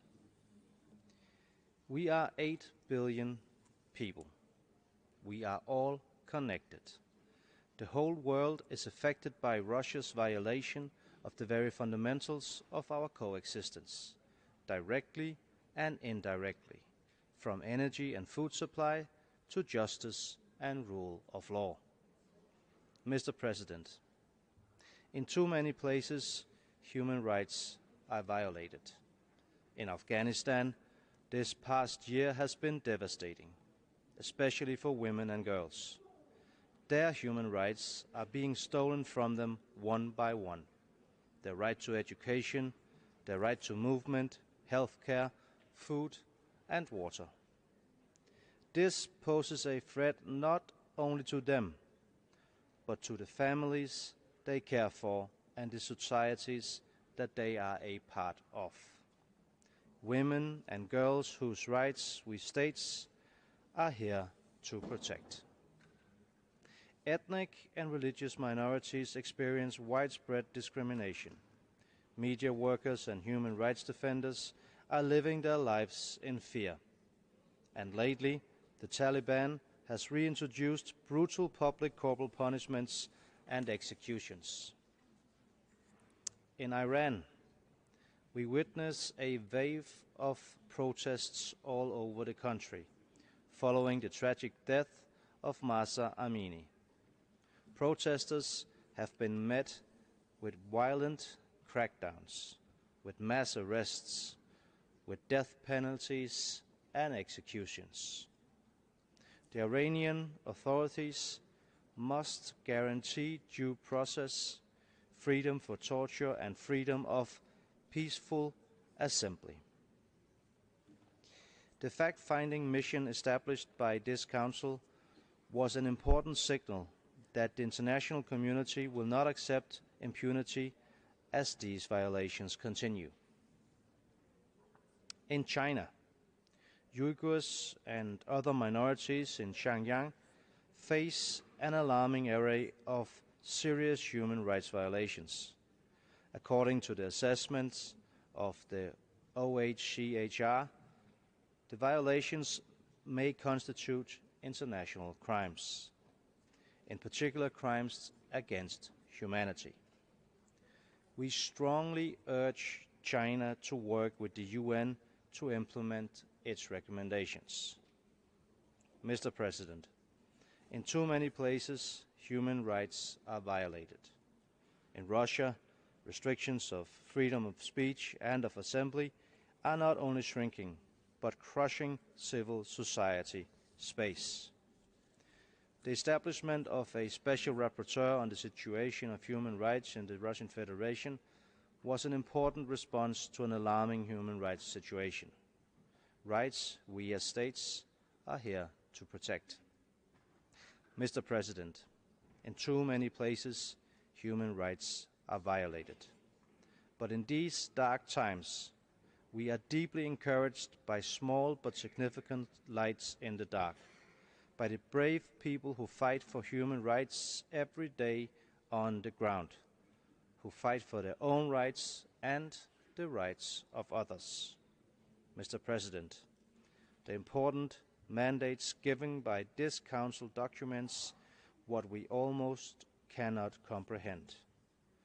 But the time is not for disbelief. The time is for action. In this, the 75th year of the Universal Declaration of Human Rights, Denmark remains deeply committed to take action on human rights, the rights we as states are here to protect. Thank you.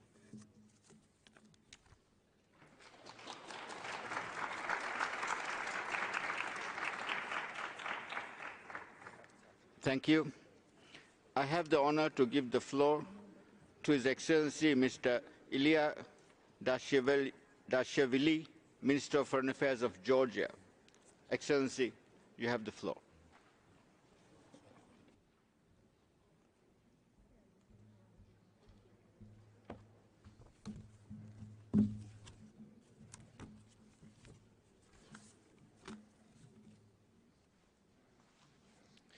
Mr. President, at the outset, I would like to congratulate you with the election to the position of the President of the Human Rights Council and wish you and the members of the Bureau every success in all endeavors.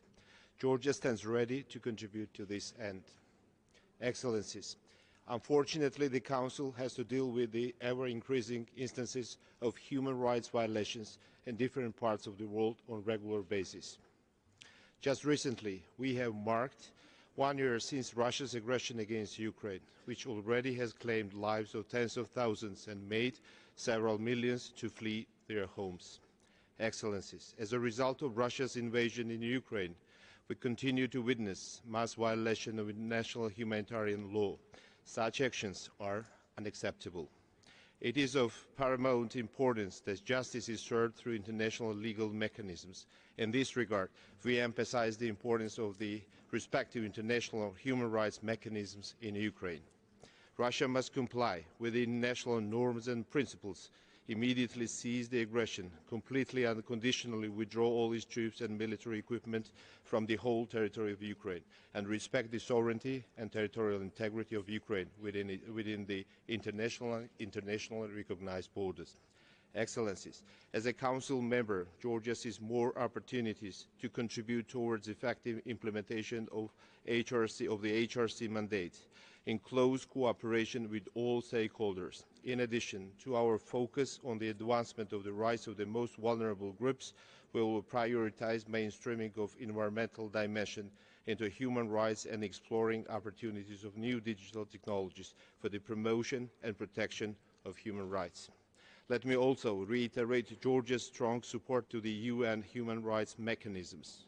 Georgia continues receiving special procedures mandate holders in accordance with the standing invitation policy. We remain committed to upholding universality of the UPR. Georgia regularly submits periodic reports to the UN human rights treaty monitoring bodies and pays utmost attention to the implementation of their recommendations. Allow me to also emphasize that Georgia has taken further legislative and institutional steps to meet its human rights commitments. Distinguished delegates, while my country spares no efforts to further advance higher standards of human rights protection on the government-controlled territory, the situation in Russia-occupied Abkhazia and Skin Valley regions of Georgia is continuously deteriorating. Population on the ground and those living adjacent to the occupation line are suffering from illegal militarization, installation and erecting razor wire fences along the occupation line and other grave violation of the human rights in Georgia's occupied regions.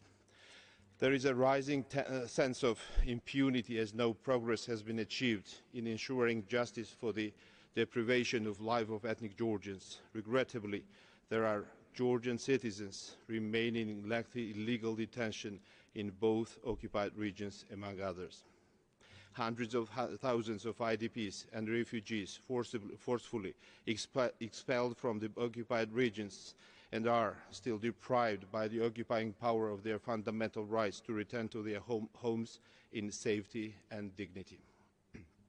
It is alarming that despite the repeating calls by these every council and efforts of the High Commissioner, the Russian Federation continues to prevent the OHCHR and other international human rights monitoring mechanisms from entering occupied regions of Georgia.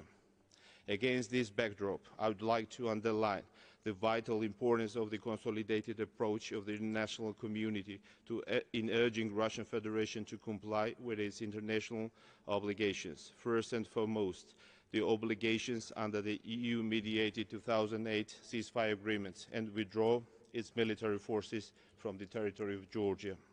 Ladies and gentlemen, above-mentioned grave human rights situation in Russia-occupied regions of Georgia requires urgent international efforts. In this regard, we will be retabling a draft resolution on cooperation with Georgia, which calls for immediate and unimpeded access for the OHCHR and other international human rights mechanisms to both regions of Georgia, and we count on your continued support.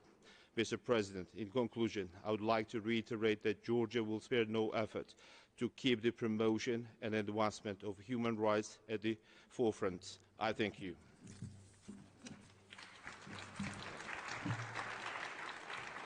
Thank you. I have the honor to give the floor to His Excellency Mr. Arnoldo Andre, Minister of Foreign Affairs and Worship of Costa Rica.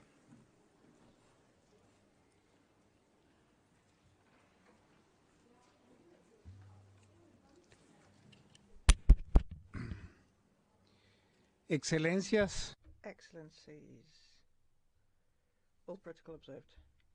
For Costa Rica, it is a great honor to participate in the opening of the 52nd session of the Human Rights Council.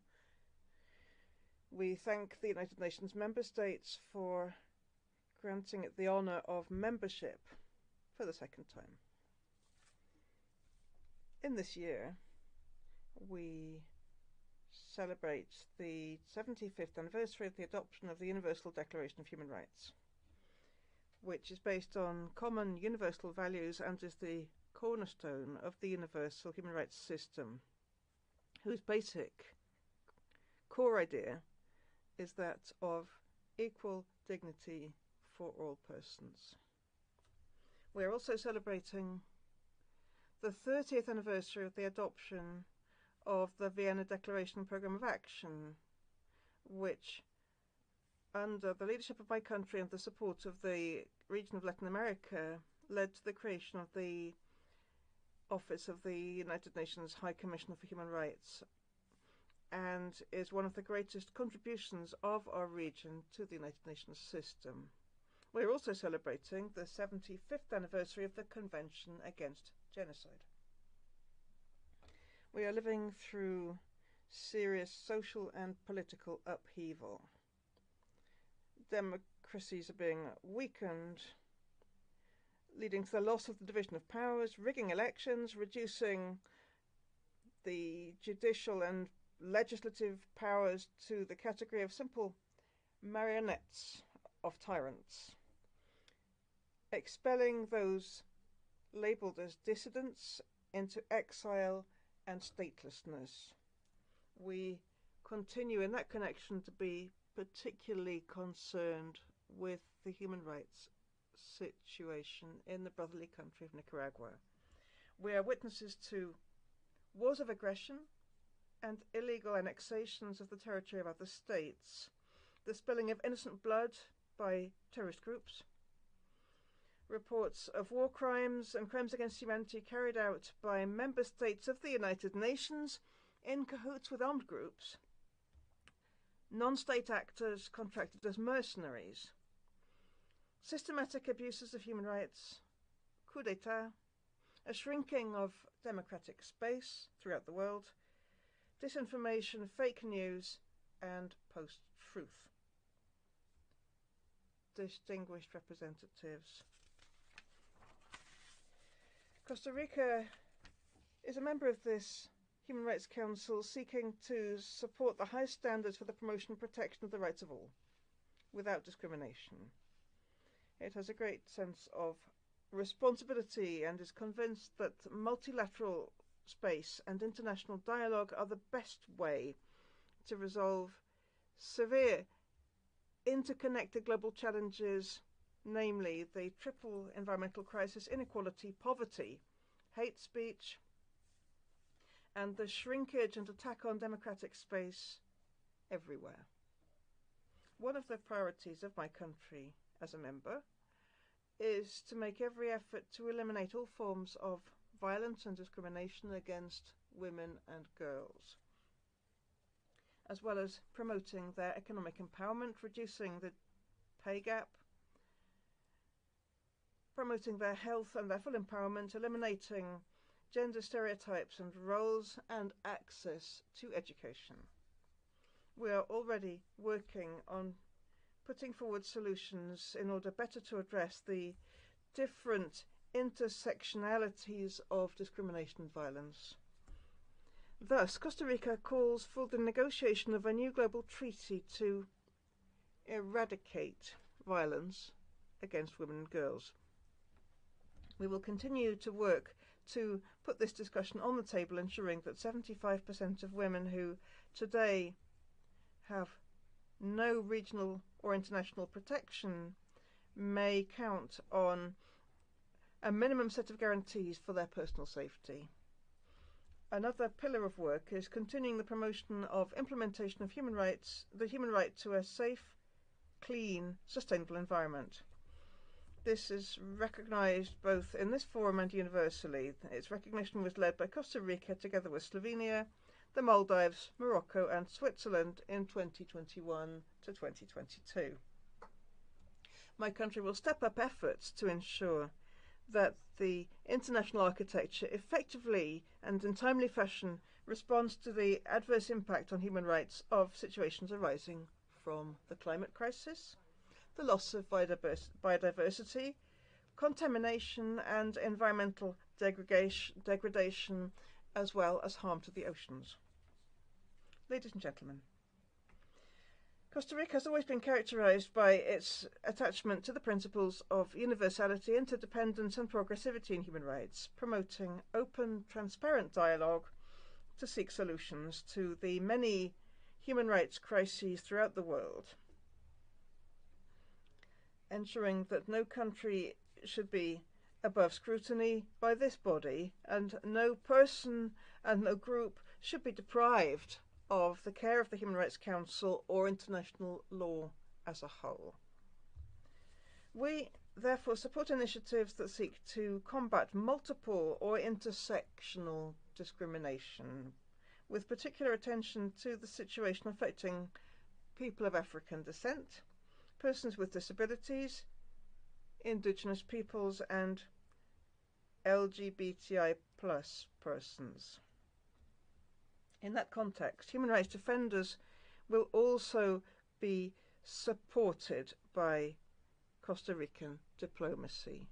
My country is committed to human rights, to international law, to democratic principles and values, and to implementation of the 2030 Agenda and the SDGs. These principles are the cornerstones that allow us to live in peace without an army, and despite the many challenges, with one of the highest living standards in the region.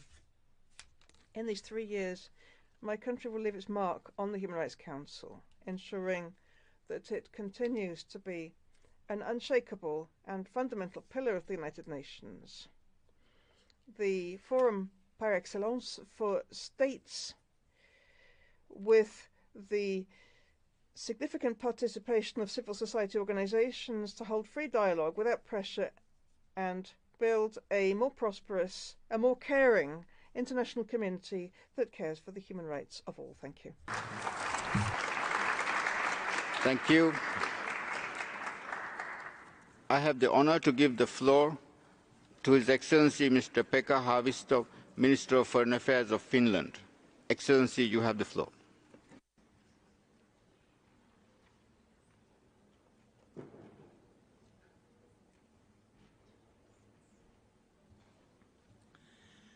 Mr. President, Excellencies, ladies and gentlemen, it's an honor to address the Human Rights Council. Finland works to ensure that gender equality is always a top priority for the Council. Women and girls have the right to full political and economic participation in society. They have the right to make informed decisions over their future and their own bodies. This Council must continue to support women and girls to make human rights a reality worldwide. I have a great respect for the braveness of women and girls in Afghanistan and in Iran. By standing up for their rights, they have set an inspiring example for everyone.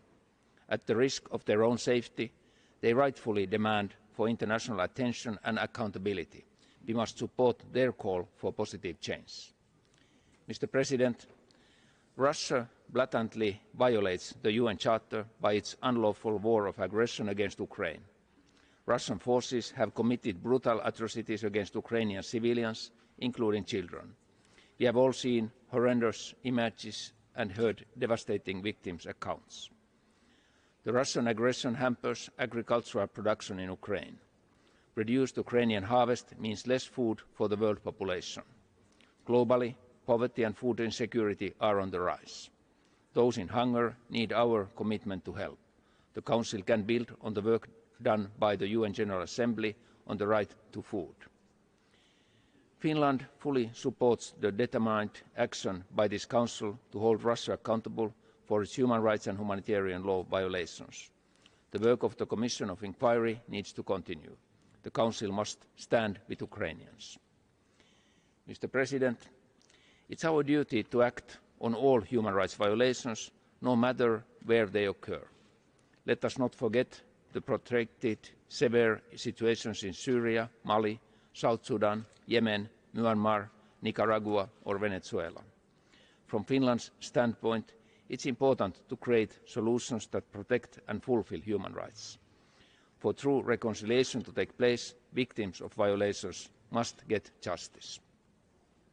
A strong and free civil society, free media and national human rights institutions remind governments of their responsibilities.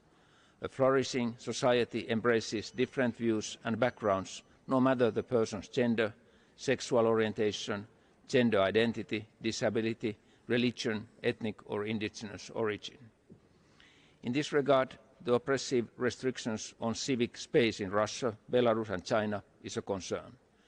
Indigenous peoples in Russia, including Sami, tell us their rights are harassed. The report on the situation of the Uyghur Muslims in Xinjiang is yet to be discussed in the Council. Mr. President, to be successful in our solemn obligation to keep human rights at the forefront, we need to engage the youth. I am proud that student organisations in Finland have taken the initiative to create a Students at Risk programme in support of young student human rights defenders. We still need to improve human rights also in Finland. During our UPR review last November, we got valuable views and suggestions from many of you. This work continues at home. Mr. President, I hope our common cause will inspire us members in the Council to do everything we can globally for human rights, including in each of our own home countries. UN member states are key guardians of the international human rights framework. The work of the Human Rights Council is vital in promoting dignity of every human being. It is also vital for global peace, security and sustainable development. This Council has achieved a lot. I am confident that we can do even better.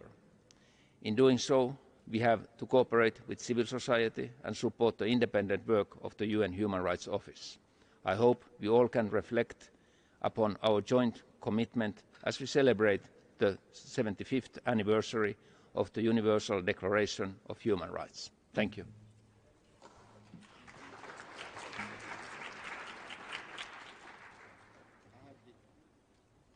Thank you. I have the honor to give the floor to Her Excellency, Madam Aissata Tall Sall, Minister of Foreign Affairs of Senegal. Excellency, you have the floor.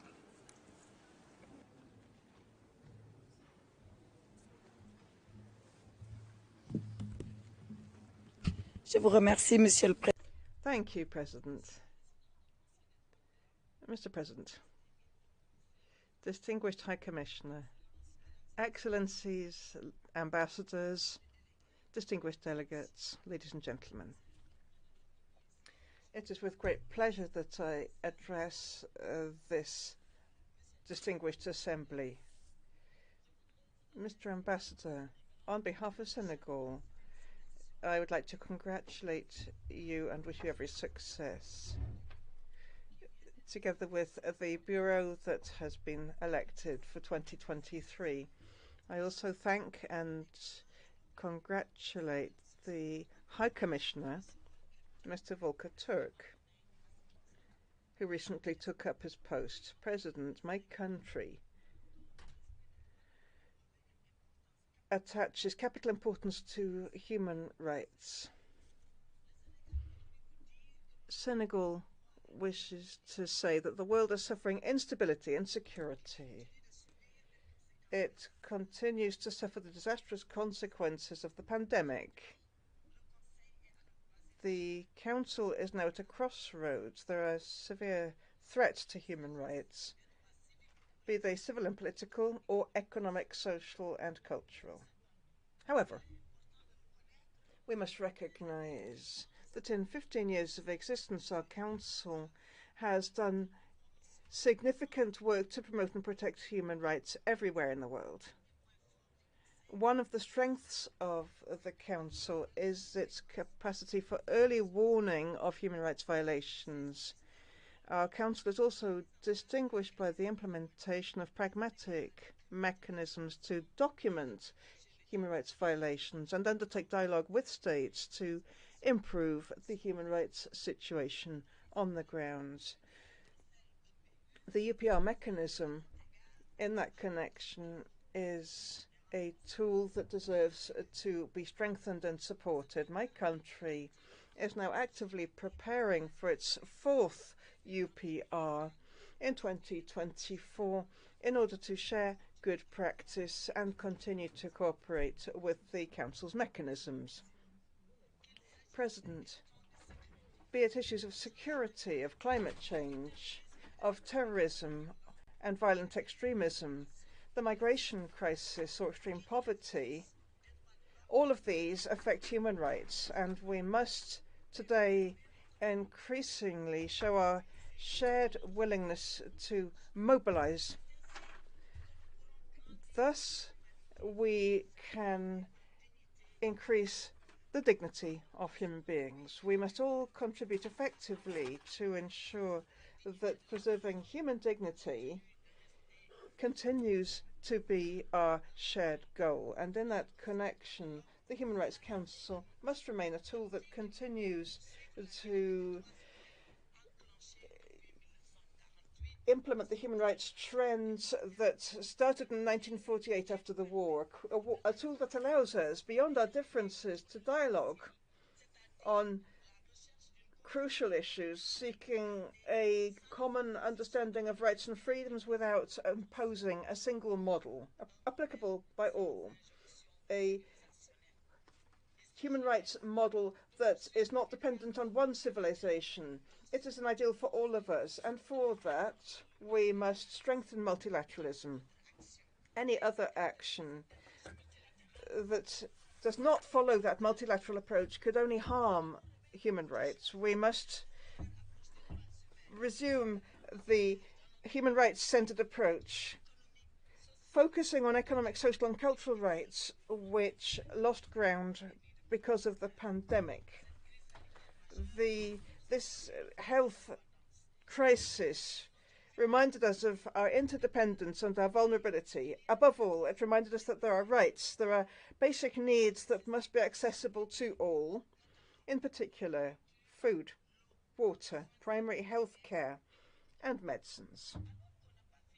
We have not yet reached the end of this pandemic, which brought the world economy to its knees, but a year ago, the war in Ukraine began. This unexpected conflict that threatens all of the efforts by the developing countries to improve their economies. It has shown us once again our collective vulnerabilities, particularly as regards food security and energy. In that context, His Excellency Macky Sall, President of Senegal, and at the time President of the African Union, missed no occasion to advocate on behalf of Africa for a more inclusive multilateralism. Throughout his mandate, which has just ended, he advocated for reallocation of special drawing rights, for a fair energy transition, and for food and medicines sovereignty in low-income countries. All of these crucial issues were compounded by instability in Africa, which means that we must continue our unflagging action for peace, stability, and to combat terrorism. President, I have referred to these issues of peace, security, and economic, social development because these are the pillars of the United Nations, just as are human rights. These pillars are inseparable. We must address them globally in solidarity, we, the peoples of the United Nations. We are reassured reading the agenda of the 52nd session to see that it will be addressing such issues as the report of the High Commissioner on access to COVID-19 vaccines, the right to food, the right to housing, issues pertaining to minorities, racism and discrimination, and the rights of the child. So many issues which must be reviewed, keeping in mind that human rights need to have fora for dialogue like this one, where states can achieve compromises and find a common denominator which is needed in order to uphold human dignity everywhere in the world. And these common frameworks must favour cooperation, ongoing contact, persuasion and dialogue. A dialogue in which civil society and NGOs, with their active commitment and their constructive energy, must continue to participate, of course, in respecting the rules of the Council. President, over 5 years that Senegal has held 2 consecutive mandates, we have been committed, together with all other stakeholders in this august body, to promote human rights everywhere in the world. Senegal is known for its established tradition of promoting and protecting human rights and has never stopped working to improve them. All of them.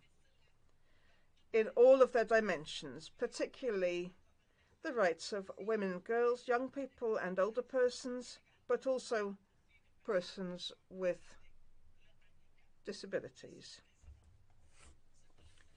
And what Senegal wishes to do is to ensure that human rights and the Universal Declaration, of course, are implemented. All of these ideas that inspire this Council allow us to pursue two goals. Firstly, to end atrocities under the law of the strongest, and the second, to promote a world without terror and without extreme poverty. We must all act to contribute to that, because we belong to the same family, the family of humanity. And to do that, we must continue to promote multicultural and intercultural issues so that we can share our differing visions in dialogue in order to find common denominators. The Human Rights Councils, with this guiding principle of universality, impartiality, objectivity, non-selectivity and dialogue, brings to the international community an ideal platform to meet and discuss. It plays an important role in the synergy of the three United Nations pillars. We must continue to use it wisely. We must continue to work closely together to ensure that human dignity is and remains our shared goal. Thank you very much.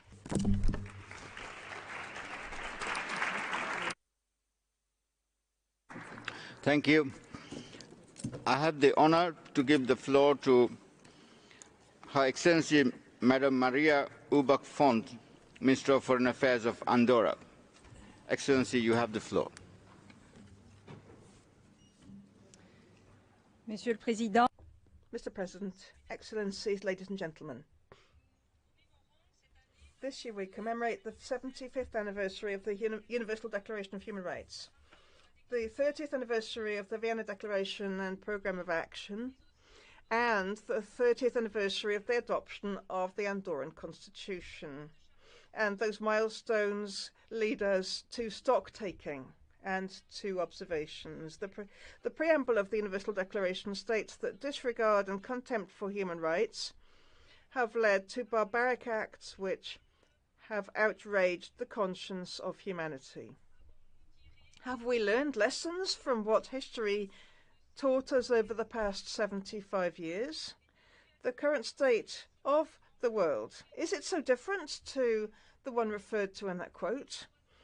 In terms of human rights, despite the progress made, we are seeing a general backsliding with an increasingly complex geopolitical situation. The right to demonstrate and to speak out, the right to education, these are basic freedoms that no government can ignore. We're thinking of women and men in Iran who deserve freedom and justice, and women and girls in Afghanistan who need access to education. We're also seeing a resurgence of armed conflict, in particular the conflict that we are currently seeing in Ukraine. The climate crisis giving rise to heat waves, fires, water shortages, extreme phenomena giving rise to environmental and human catastrophes. And in this context, we welcome the recognition by the Human Rights Council in 2021 of the right to a safe, clean, healthy environment, sustainable environment. This is major progress for my country. We support this without any reserves. We have the highest capital in Europe at 1,023 meters. The mountain is our environment, our essence, and above all, it is our identity. Mountainous regions are fragile and sensitive to climate change. We have a responsibility to protect them and promote sustainable development for an environment policy that is based on application of the United Nations Conventions on Climate Change. My country has therefore committed over the years to ensuring that its natural heritage is monitored and protecting it. President, in these difficult, uncertain times, we must renew our commitment to all human rights. We must regain their universality, their indivisible nature. We must be able to motivate and raise awareness of young people throughout the world. To address new challenges, we must involve all generations, and particularly young people. Just consulting them is not enough.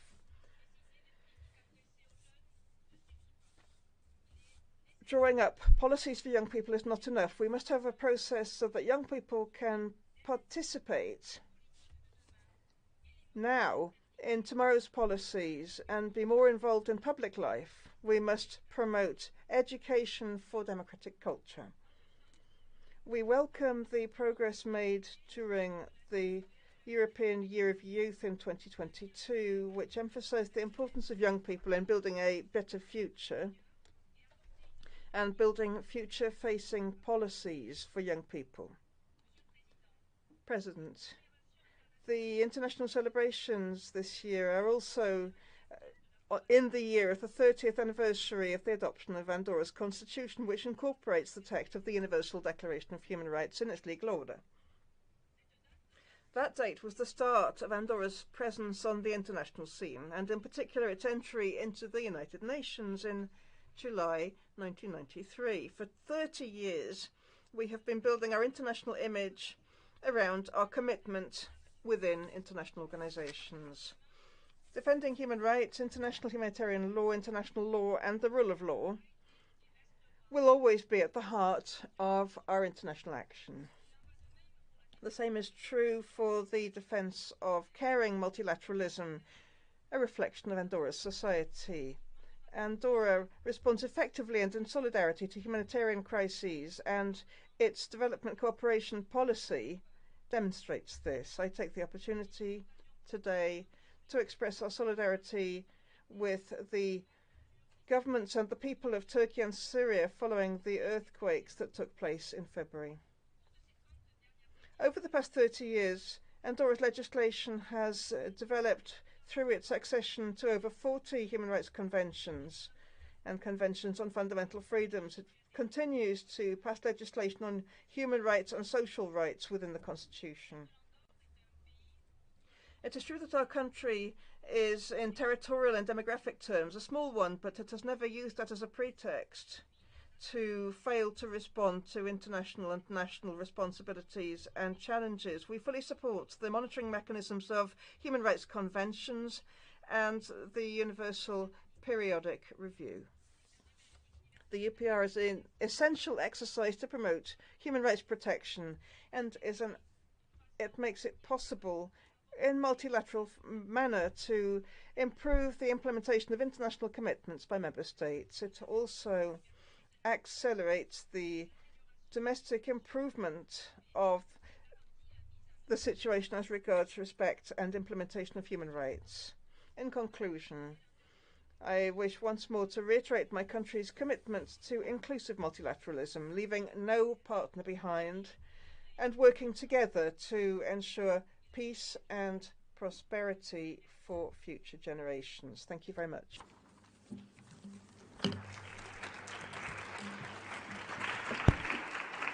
Thank you. I have the honor to give the floor to His Excellency Mr. Riyad Al-Malki, Minister of Foreign Affairs of the State of Palestine. Excellency, you have the floor.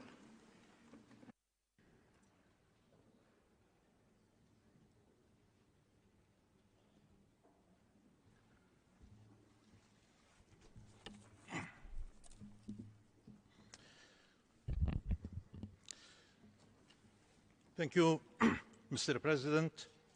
Allow me to begin by reaffirming the Palestinian people's sincere condolences to the Syrian and Turkish peoples who have endured a natural disaster of overwhelming proportions. We stand with Turkey and Syria as they recover from the horrific aftermath of the earthquakes and endeavour to provide recovery and humanitarian assistance to the millions affected.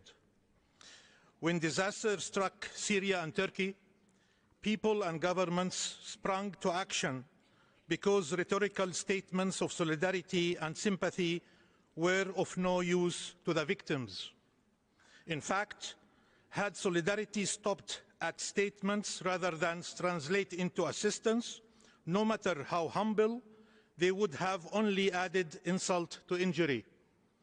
Despite the limitations, survivors who remember that their humanity was the focus of efforts by thousands of rescuers, not their nationality, their religion, or the color of their skin.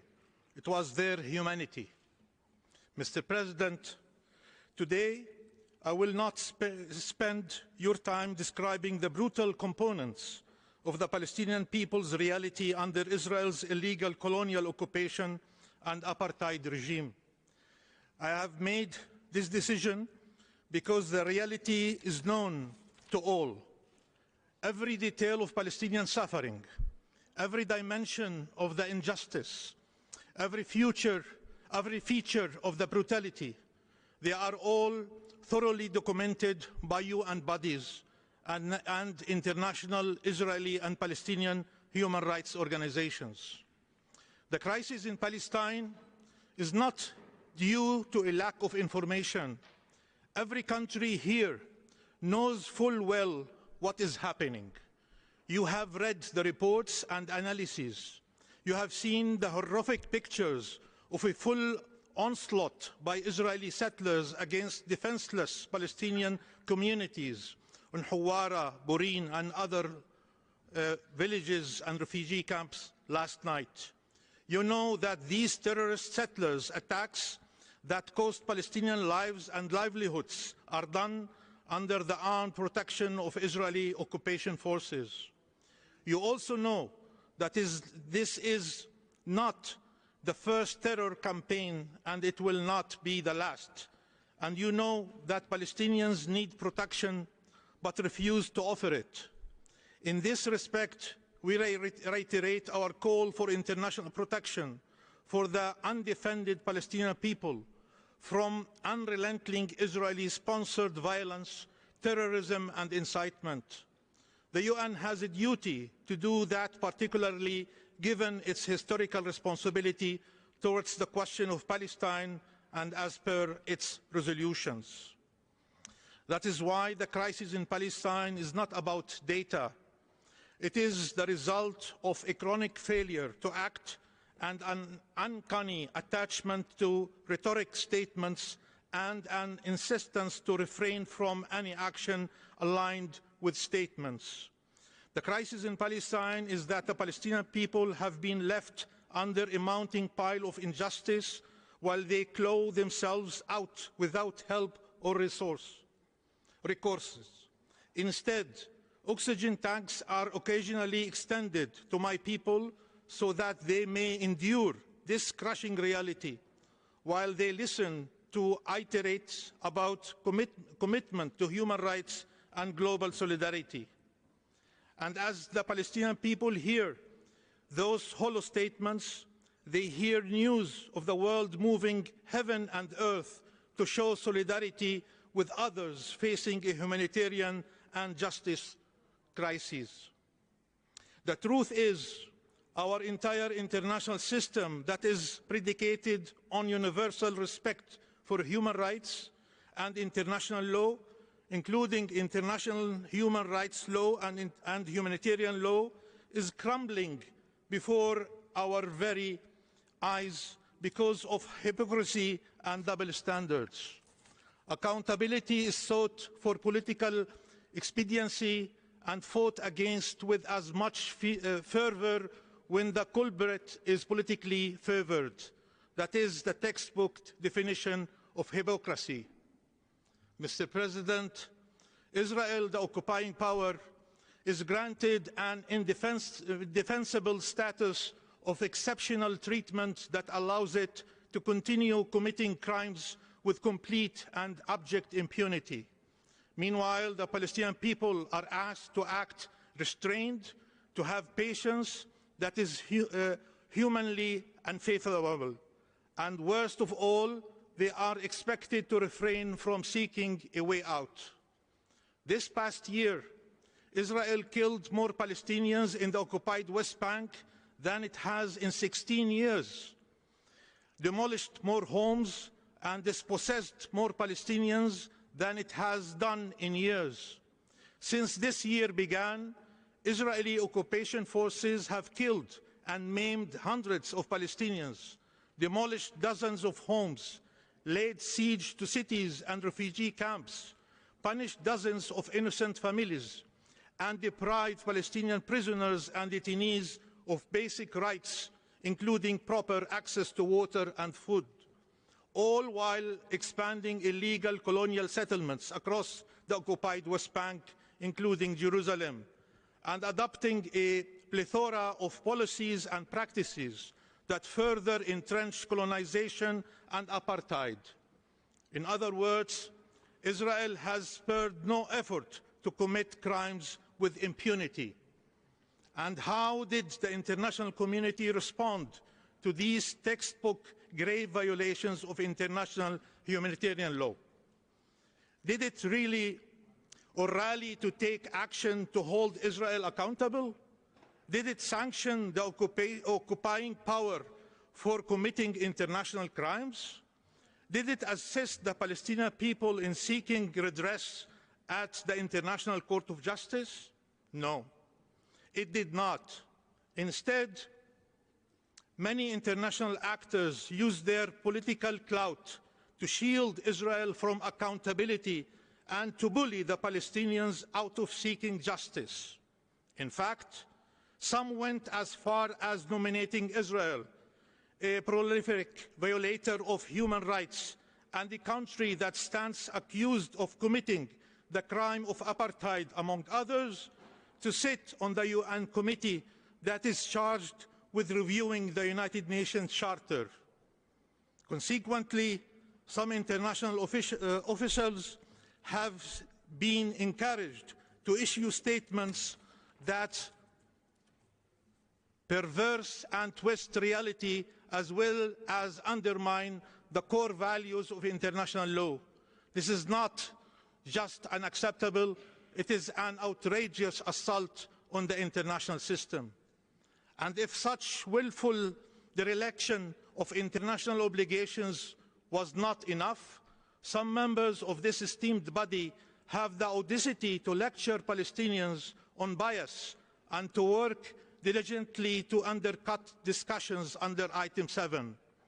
It is an insult, not just to the Palestinian people whose suffering is prolonged and amplified by such duplicity, but to the very principles of international law this body is entrusted to uphold. Mr. President, what other than double standards and exceptionalism can explain such an upside-down reality? The answer is quite simple: nothing. But it's not enough to know this painful answer. This body has an obligation to right this egregious wrong and to stop sufficing with rhetoric correctness. It is time to stop allowing Israel to commit and perpetuate these crimes while getting rewarded for its criminality. It is high time for the international community to insist on confronting rather than appeasing the oppressor. It is time for actionable solidarity because it is the only way that counts. Mr. President, as the world confronts complex and interconnected crises, the international community must come to terms with the fact that the chronic denial of Palestinian rights will remain the elephant in the international room. The Palestinian people will not surrender to dying in the cold and to disappearing into the night. We will continue to claw our way out to justice and freedom, no matter how much brutality and injustice is piled on. We will do that with the active help of principled states and peoples around the world who refuse to watch us suffocate into submission.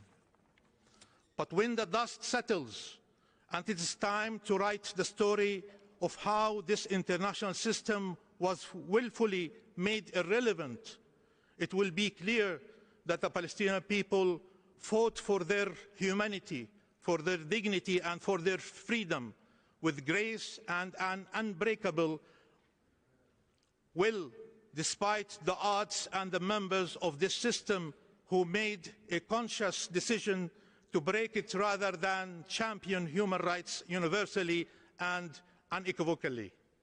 There is still time to write a different ending and to defend this noble system against those eroding it to serve their needs. But time is running out fast. Perhaps the upcoming commemoration of the Universal Declaration of Human Rights that was adopted 75 years ago, when Nakba of the Palestinian people was transpiring, provides us all with an opportunity to correct our collective path, and with it the injustices that befell our people. Thank you very much. Thank you. I have the honor to give the floor to His Excellency Mr. Santiago Cafiero, Minister of Foreign Affairs, International Trade and Worship of Argentina, by video message. President, Argentina has just presided over the Security Council for the first time in its history. We don't need to recall what that year was like. There was a geopolitical situation that was very complex. It presented many challenges. There were many efforts necessary to bring balance and dialogue with all stakeholders, as well as a commitment to moving forward with the fundamental responsibilities of the organization. I represent a country that has learned from its painful history. This year, we are celebrating the 40th anniversary of the restoration of democracy. We learned from our past. Never again will we see severe human rights violations. We do this through the civilian justice system, a respect for rule of law and without vengeance. Argentina in human rights has as its fundamental pillar our own process of memory, truth, and justice. There are big challenges, but we were able to eradicate the impunity that's suffered by the grandmothers of the Plaza de Mayo that we saw during the last military dictatorship. Our prosecutions continue day after day across our country. Our search for our grandchildren continue. Last year, we saw two great sources of happiness. We recovered the identity of two of our grandchildren, but there are many individuals that continue to live in the darkness. I come from a country that knows the horror and suffering that have come with 30,000 disappeared. It is for this reason that I avail myself of this opportunity to reiterate a call to all countries that have not yet done so to accede to the International Convention for the Protection of All Persons from Enforced Disappearances. We need more states that are committed to this so that this crime can be completely eradicated from the face of the earth. President, just a few days ago, we saw a year since the invasion of Ukraine. This was a fundamental item in the Council. We promoted the establishment of a Commission of Inquiry of Human Rights Violations and Violations of International Humanitarian Law committed in the context of this conflict. We have an ethical and moral obligation to do so. We cannot become used to indifference with loss of life and suffering of millions of people. We reiterate again a call upon the Russian Federation to put an end to this aggression. We reiterate again our call for a comprehensive respect for all principles of the UN Charter. We again call for leaving aside escalation and instead movement towards peace. Peace we must have sooner or later. But if we wait, there'll be more deaths. If we do it sooner, we'll be able to save lives. We'll be able to care for the stability, not just in this area of conflict, but also across the board. There are serious human rights violations in Ukraine, but also around the world and in our region. We're concerned over the slippage and the ongoing attacks on human rights, including and especially against all women and diverse groups and those that find themselves in vulnerable groups. However, the enormous challenges that did present difficulties in 22 have seen progress that are worth celebrating. There are true steps towards more equitable and diverse and fair societies. I'm referring, for example, to the resolution that renewed the mandate of the independent expert on the protection against violation and discrimination for reasons of sexual orientation and gender identity, 50/10, presented by Argentina together with other countries of Latin America. This urges states to modify or overturn laws and policies that discriminate against individuals for sexual orientation or gender identity. This call in a resolution, an intergovernmental resolution, is a landmark in the LGBTIQ+ agenda within the United Nations. The message is clear. Violence and discrimination are not private issues. Violence and discrimination against any individual or group of persons are public matters that threaten society on the whole. In the same sense, we must deepen our work as regards the rights of women. In all of our countries, we must redouble efforts to bring equitable distribution of care, child care. This is essential for the economic reality and professional development of all women. President, our conviction leads us to defend always the universal system for human rights for my country. Cooperation with these special procedures and the treaty bodies is essential. We will maintain our open invitation for visits from these bodies. Also in the UPR, we see a fundamental tool for addressing human rights in each and every one of our countries. This is based on an open dialogue, a frank dialogue among peers. Argentina reaffirmed again its commitment to the promotion and protection of human rights with the participation in the UPR review for the 4th time. This report we've prepared working with civil society. We believe that they should regain their presence here in this council.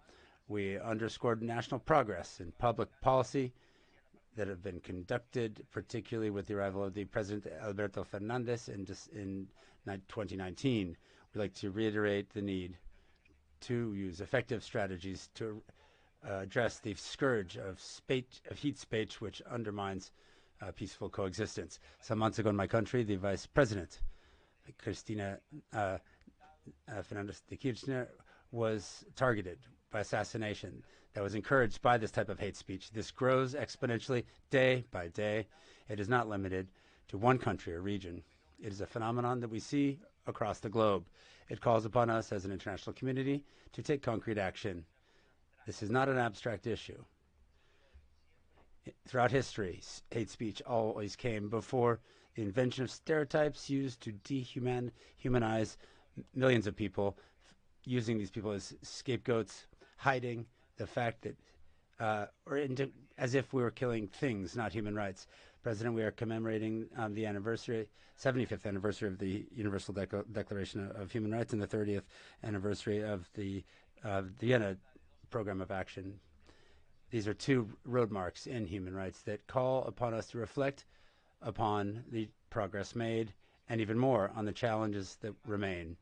In this, I would like to reaffirm Argentina's commitment to the universal system for human rights and our will to work together with all actors and all countries to strengthen the mandate of this council to promote and protect human rights the world over. In order to contribute to this task, next March we will be holding in Buenos Aires the 3rd International Forum for Human Rights. We hope to have your presence. I would like to conclude with a call from Pope Francis for institutional responsibility. We must put human rights at the center of all policies, even when this means going against the grain. Thank you very much. Thank you. I have the honor to give the floor to His Excellency Mr. Zamri Abdul Qadir, Minister of Foreign Affairs of Malaysia, by video message. Mr. President, Mr. High Commissioner for Human Rights, Excellencies, ladies and gentlemen, Let me begin by expressing Malaysia's heartfelt solidarity with the people of Turkey and Syria, who have been gravely affected by the devastating earthquake that hit the region earlier this month. We are moved by the massive humanitarian responses rendered through global solidarity. Excellencies, history has shown that the protection and promotion of human rights fosters robust democracy, and Malaysia's experience is no different. The formation of the recent coalition unity government under the leadership of Prime Minister Anwar Ibrahim and the peaceful transition of power in Malaysia are clear testimonies of the country's democratic growth and maturity. The government's decision to lower the voting age from 21 to 18, as well as the enactment of the anti-doping law, shows significant progress in ensuring a more democratic society thrives. On the human rights front, we have passed the Anti-Sexual Harassment Bill. This Council will hear Malaysia progress on the mandatory death penalty at the biannual panel tomorrow. We are proud of our achievements. Nonetheless, we will not rest on our laurels.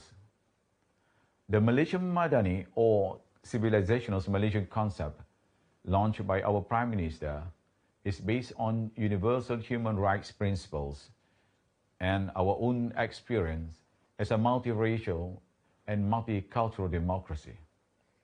Malaysian Madani will be realized through institutional reforms, among others. The reforms will be implemented through broad engagement and active discussion with all stakeholders, including civil society. Malaysian Madani values will make us stronger as a nation.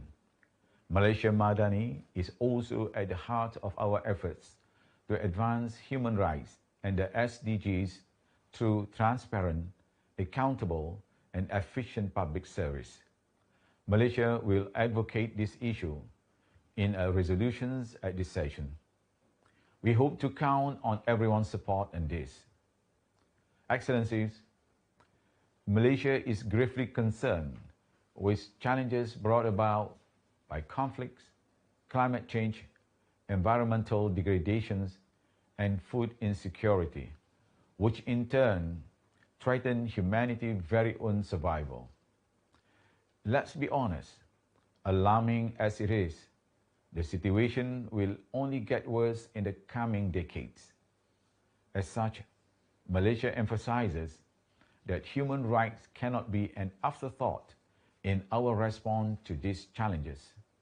The HRC must continue addressing these issues collectively and collaboratively. Ironically, we are commemorating the UDHR and VDPA, while abuses against the already oppressed persist. It is completely incomprehensible when one continues to preach for human rights, yet turns a blind eye to those ongoing atrocities. The repeated insults on Islam and burning of the Holy Quran are unspeakable affronts to all of us. These acts are done with malicious intent to sabotage our efforts for communities of different faiths to live peacefully with one another. Malaysia stresses that freedom of speech and expressions must be exercised with democratic accountability. It should never be carelessly abused to disseminate and protect hate speech. It goes without saying, impunity breeds bigotry and fuels extremism. Malaysia, therefore, urges all parties to take stronger steps to prevent similar incidents from occurring. Defamation of any religion must be punishable by law. This Council and the OHCHR must heed the UNSG's call to effectively address the prevailing attitudes and conditions that propagate Islamophobia. Excellencies, Malaysia is appalled by Israel's illegal occupations of the Palestinian territory. Atrocities have continued for far too long. The rights of Palestinians are constantly being denied as they continue to live under Israel apartheid policies. There must be accountability for the countless crimes committed. While we hope the world too demands for accountability, we do not know how this can be achieved. Nevertheless, we do know that this Council has a legal and moral responsibility to ensure justice for the Palestinians. Closer to home, Malaysia is deeply concerned with the human rights, humanitarian and political crisis in Myanmar. We urge the authority in Myanmar to fully cooperate with international mechanisms, including the special envoys of the UNSG and ASEAN Chair, as well as those established by this Council. On our part, we will continue to support efforts made to implement the ASEAN 5-point consensus. We sincerely hope meaningful progress can be made in this regard. As host to more than 200,000 Rohingyas, Malaysia will continue to support efforts to create conducive conditions that facilitate their repatriation to Rakhine. Addressing the root causes of the Rohingyas crisis, which include ensuring justice to victims, must remain a priority for the international community. Excellencies, Malaysia values the important work of these councils and reiterates its support to the President and the 2023 bureaus. On this, we will continue collaborating with the OHCHR to bring human rights closer to all Malaysians. In closing, I reaffirm Malaysia's commitment to a human right-based approach in accordance with its national law, international human rights obligations, and the SDGs in advancing human rights for all. Terima kasih. Salam hormat. Peace be upon everyone. Thank you. I have the honor to give the floor to His Excellency Mr. James Cleverly, MP, Secretary of State for Foreign Commonwealth and Development Affairs of the United Kingdom of Great Britain and Northern Ireland by video message. Mr. President, 75 years ago, Eleanor Roosevelt dubbed our newly adopted Universal Declaration of Human Rights an international Magna Carta.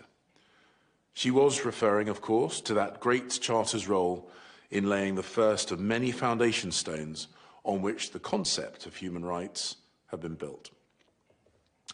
In 1215, it established that sovereign power is limited by legal constraint, that states are answerable to their citizens, and that justice requires due process. Inspired by Magna Carta, generations of lawyers and statesmen in the United Kingdom and around the world created what we now call the rule of law. But for centuries, the rule of law stopped at national borders. Until 1948, our predecessors took a gigantic step forward for humankind and made the rule of law universal. I'm proud of my country's long role in the struggle for human rights, a struggle that continues today across the world. Russia's invasion of Ukraine and illegal so-called annexations are a blatant violation of international law and the UN Charter. The Commission of Inquiry, which this Council established last year, has concluded that war crimes have been committed in Ukraine. Abuses and violations of human rights have been committed by Russian forces on a systematic scale. Torture and killing of civilians, rape and sexual violence, forced deportation.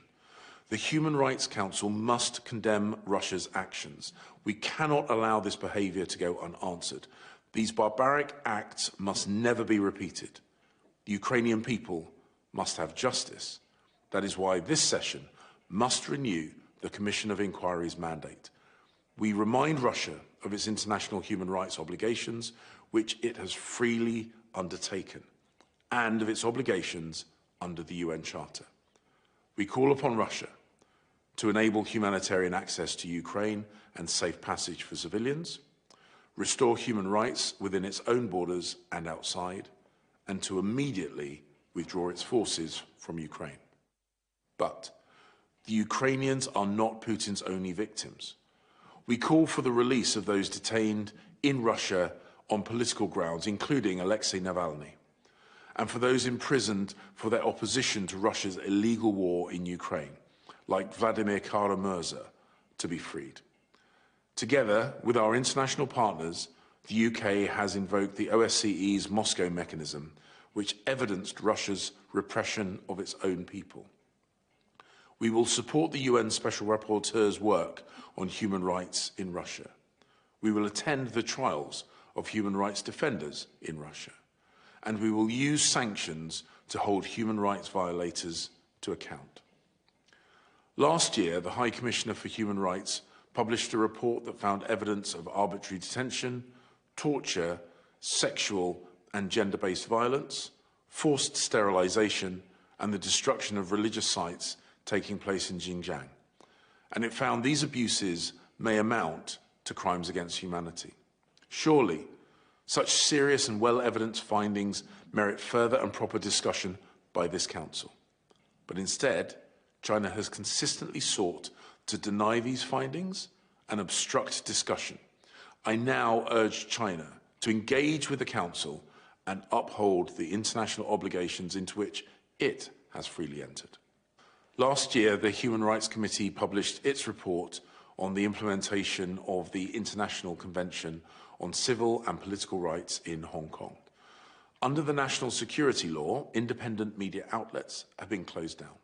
The right to freedom of speech and assembly guaranteed in Hong Kong's basic law has been eroded. Those who speak out, including journalists or businessmen like Jimmy Lai, have been arrested. We call on the Hong Kong and Chinese authorities to uphold the Sino-British Joint Declaration and urge them to implement the recommendations of the HRC report. In Afghanistan, curtailment of women's human rights, including the ban on women going to university, is unacceptable. We will continue to press the Taliban on these issues.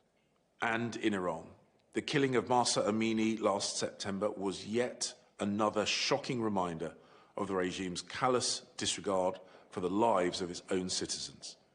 Since October, we've introduced 5 separate sanctions packages targeting those individuals and entities responsible for serious human rights violations.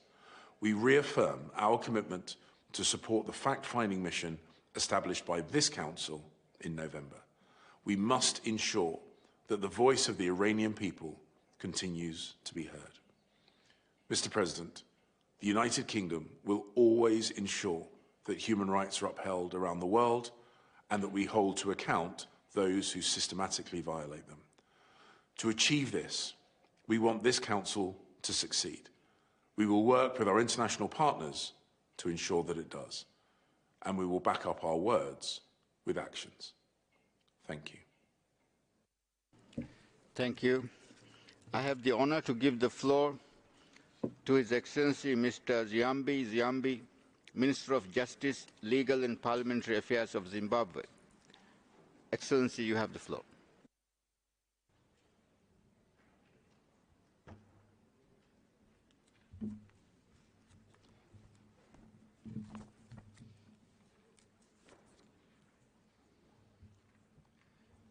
Your Excellency, the President of the Human Rights Council, the High Commissioner for Human Rights, Excellencies, heads of delegation to the high-level segment, distinguished delegates. Allow me at the outset to congratulate you, Mr. President, on your election as President of the Human Rights Council. We take this opportunity to express our utmost confidence in your leadership, particularly in steering the business of this high-level segment of the 52nd session of the Human Rights Council. Mr. President, this year marks the 75th anniversary of the Universal Declaration of Human Rights, a declaration which recognizes the human rights form the very foundation of freedom, justice, and peace. As we mark this milestone, my government renews its commitment to equality for all, to the sanctity of human life and dignity, and to the protection of all fundamental human rights. Mr. President, as we convene today, our hearts go out to the people of Syria and Turkey, whose lives and livelihoods have been devastated by the catastrophic earthquakes which have claimed more than 40,000 lives and have left millions homeless. Our thoughts and prayers are with all those affected by these traumatic events. Mr. President, my government remains committed to cooperating with key human rights mechanisms, both regional and international, and to compliance with the international human rights obligations arising from the various treaties to which we are party. In addition to presenting its third cycle UPR report in 2022, my government also submitted a combined 5th to 11th periodic report of the International Convention on the Elimination of Racial Discrimination.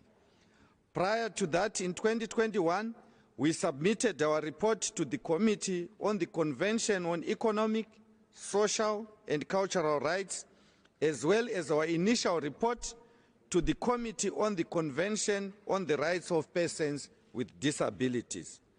At regional level, we have completed multi-stakeholder consultations on the 16th periodic report on the African Charter on Human and People's Rights, with civic society organizations and the general public in all the 10 provinces of our country.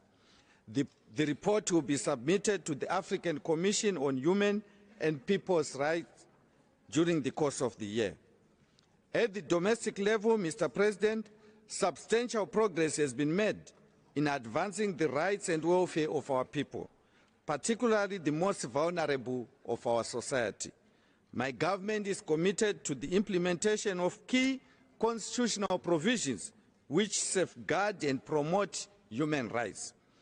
In this vein, we are continuing the process of aligning the country's legislation with the Constitution. Mr. President, under this reform process, a raft of legislation has been lined up to strengthen the realization of human rights. These include the promulgation of the New Marriages Act and the Guardianship of Minors Amendment Act, whose provisions entrench rights such as the equality of spouses before the law, protection of property rights among married couples, and crucially, the outlawing of child marriages. The advancement of the best interests of the child in all spheres of life has taken center stage in my administration's legislative agenda. Currently, we await the enactment of two pieces of legislation, namely the Child Justice Bill and the Children's Amendment Bill, which are undergoing parliamentary processes. When enacted into law, these will ensure the welfare and protection of all children by creating a separate juvenile justice system, as well as domesticating international best practices to do with children. Further, my government has enacted the Independent Complaints Commission Act, establishing an independent commission responsible for receiving and investigating complaints from members of the public on the conduct of members of the security services and for remedying any harm caused by such conduct. Mr. President, with regard to reform of the justice sector, as of 1 May 2022, my government introduced an integrated electronic case management system, providing for virtual court hearings and the e-filing of court processes. Key advantages of this reform include introducing a justice-saving mechanism that ensures the effective and efficient delivery of justice. To date, the Constitutional Court, Supreme Court, and labor courts in all provinces have fully adopted the e-filing system. My government has also now established a commercial court whose core function is the expeditious resolution of commercial disputes, in line with criteria set by the World Bank, and further improving the ease of doing business to contribute towards the attraction of both local and foreign investment. Mr. President, sir, we are fully aware that progress in the promotion and protection of human rights requires collaboration between government and civic society organizations.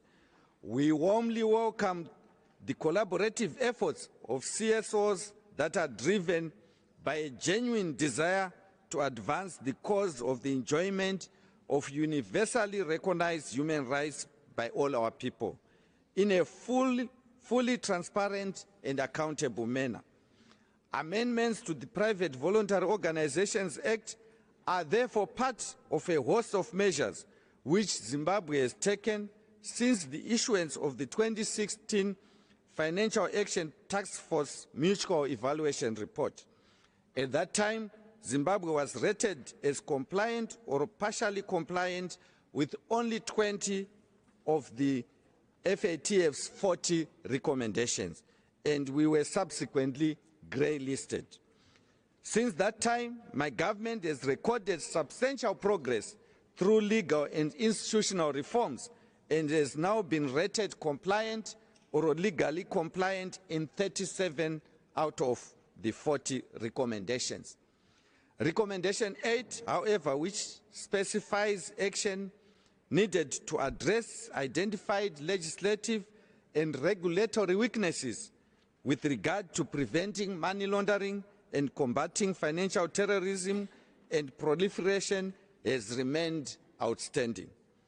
The PVO Amendment Bill, which currently awaits presidential assent, seeks to address those weaknesses. It is our considered view that the bill compares very favorably with similar legislation in the region and beyond. The bill's intention is simply to ensure that there is transparency and accountability in the use of public funds that are allocated towards charitable work. Mr. President, my government is preparing for general elections which are due to be held later this year. As in previous elections, my government has implemented the necessary electoral reforms to ensure a peaceful, free, fair and credible election. Mr. President, the world is recovering from the devastating effects of the COVID-19 pandemic.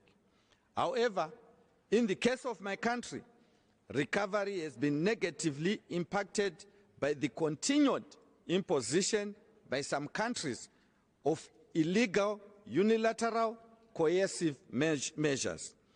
These measures have hemorrhaged the economy, isolated my country from access to affordable financing, and negatively impacted on the realization of fundamental human rights by millions of ordinary Zimbabweans. In this regard, the report by the Special Rapporteur on the negative impact of unilateral coercive measures on human rights is insightful. In a report, the Special Rapporteur implored those countries which continue to impose sanctions against Zimbabwe to lift those measures which, she stressed, have neither moral nor legal basis in international law. Once again, we call for the immediate and unconditional lifting of these illegal and unilateral sanctions imposed on my country. In conclusion, Mr. President, allow me to reiterate our oft-stated position on the enjoyment of human rights by all. Zimbabwe is fully committed to the full implementation of all its obligations and commitments in pursuance of the fulfillment of the global human rights agenda. We stand together with all like-minded nations of the world. We are a friend to all and an enemy to none. I thank you, Mr. President. Thank you.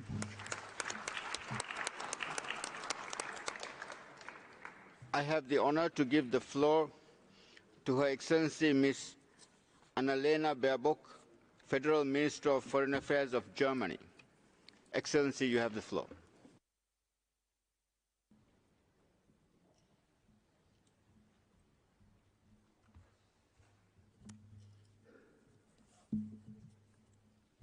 Ms. Vice President, Excellencies, colleagues and friends. I didn't have a chance to stop it. I couldn't hide the children. I couldn't take them anywhere else. That's what Volodymyr Shahaidak told reporters. He runs the children's home on the outskirts of Kherson. But on the 3rd of March last year, Russian troops entered his city. They took away 15 children. The youngest was 9 years old. These 15 are among countless Ukrainian children that Russia has reportedly abducted during its war of aggression against Ukraine. What could be more abhorrent than to take children out of their homes, away from their friends, their loved ones? Children who need adults to take care of them, not to destroy their lives. We will not rest until every single child will be home, because children's rights are human rights, and human rights are universal. A life is a life regardless of its origin, race, gender, sexual orientation, or belief. This is why we will speak out in this Council whenever human rights are violated, whether in the East or in the West, in the North or in the South. I didn't have a chance to stop it. These words of Volodymyr Shahaidak hurt. Because the bitter truth is, there's no quick and easy way to end or prevent these or other crimes. But that does not mean we should give in or give up. On the contrary, what we must do as international partners is to speak up for the victims. Each of them has a name, just like each of the 15 children from Kherson has a name. We have to say their names and uphold their rights, and we have to call out the perpetrators. This is why it's crucial for this Council to prolong the mandate of the Commission of Inquiry and to empower it to investigate the cases, each and every single case of the children abducted from Ukraine. Because impunity prevents justice. It hurts to see that our power to protect the victims is limited. We also see these limits every clearly day with regard to the situation in Iran. But we have not folded our hands in resignation. In November, this Council here voted in favor of setting up a fact-finding mission to document the human rights violation in Iran, the brutal suppression of protesters, the death of hundreds of women, men, and children. I met so many courageous human rights activists who told me after our vote, this gives us hope that the world has not forgotten us. I can assure you, in Iran, we will not forget you. We stand with you every single day. We call upon the authorities in Iran to finally grant the fact-finding mission access to the country, to stop the violent crackdown on the peaceful protests, and to refrain from imposing and carrying out the death penalty. No one in the 21st century should be able to trample on human rights without facing consequences. And I'm glad that the High Commissioner today especially pointed out the need to promote women's rights. Because women's rights are not only human rights. Women's rights are also an indicator of the state of justice in a society. That especially is true in Afghanistan, where the Taliban have forced women and girls out of all areas of public life, from universities and high schools, and even from parks. These women are surviving. But what kind of life are you then living? Being forced to stay every hour, every minute at home. What we are witnessing are the most brutal and systematic violation of human rights one can imagine in Afghanistan with regard to the women. And these actions must have consequences. That is why in the European Union we pushed for tough sanctions against those in the Taliban's regime who are responsible for these blatant violations of women's rights. And we should not forget that these measures add to hardship and the suffering that we are already seeing in Afghanistan. There are 26 million Afghans in need of help. But if women are not allowed to work, especially in the humanitarian field, many women and girls are cut off from aid because they are not permitted to receive aid from men outside their families. Therefore, we will make sure to continue to help all Afghans who need water, who need food, who need medicine. And at the same time, we will not become the willing helpers of those who fundamentally breach women's rights by excluding them from work.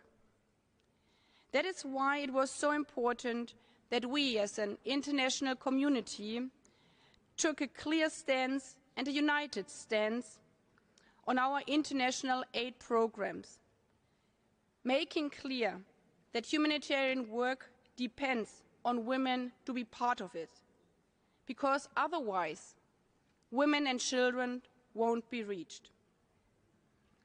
We know that our efforts will not change the brutal violation of Afghan women's rights in a heartbreak. But it matters. It matters to every single woman who is not allowed to go outside. It matters to every single child who wants to go to school, to every single person who needs water and food. Ladies and gentlemen, dear colleagues, I didn't have a chance to stop it. Unfortunately, these words by the director of the children's home in Kherson are not only true for the children in Ukraine. They are also true for the women in Iran and in Afghanistan, and for far too many people across the globe. But it's worth trying for every single one of them. Because if you save one life, you save the entire world. That is what this Council is all about. Thank you.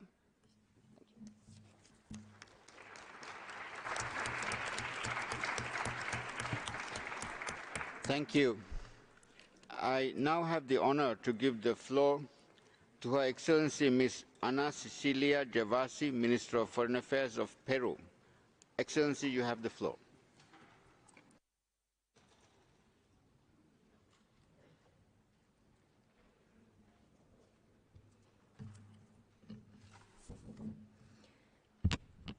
Muchas gracias. Thank you very much, President, Excellencies, ladies and gentlemen. It is a high honor for me to participate in this high-level segment of the 52nd session of the Human Rights Council of the United Nations. We are here to reaffirm Peru's historic and irrevocable commitment to the respect, promotion, and defense of human rights and fundamental freedoms for all. Consistent with this firm national stance, as I begin my remarks before this Council, I must address the difficult and complex situation that my country has faced since 7 December last. On that date, then President Pedro Castillo, violating the Constitution, committed a coup d'etat. This was immediately counteracted by the democratic institutions, and we saw constitutional succession unfold, leading to Dina Boluarte, the current president, holding office. In the recent nationwide episodes of social protest, unfortunately, there were acts of violence and vandalism. These besmirched peaceful protest.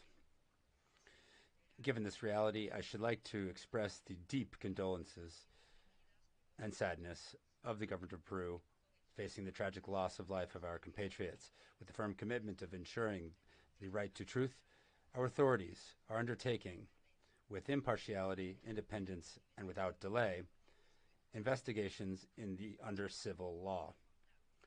We hope to have, as quickly as possible, the results of these investigations.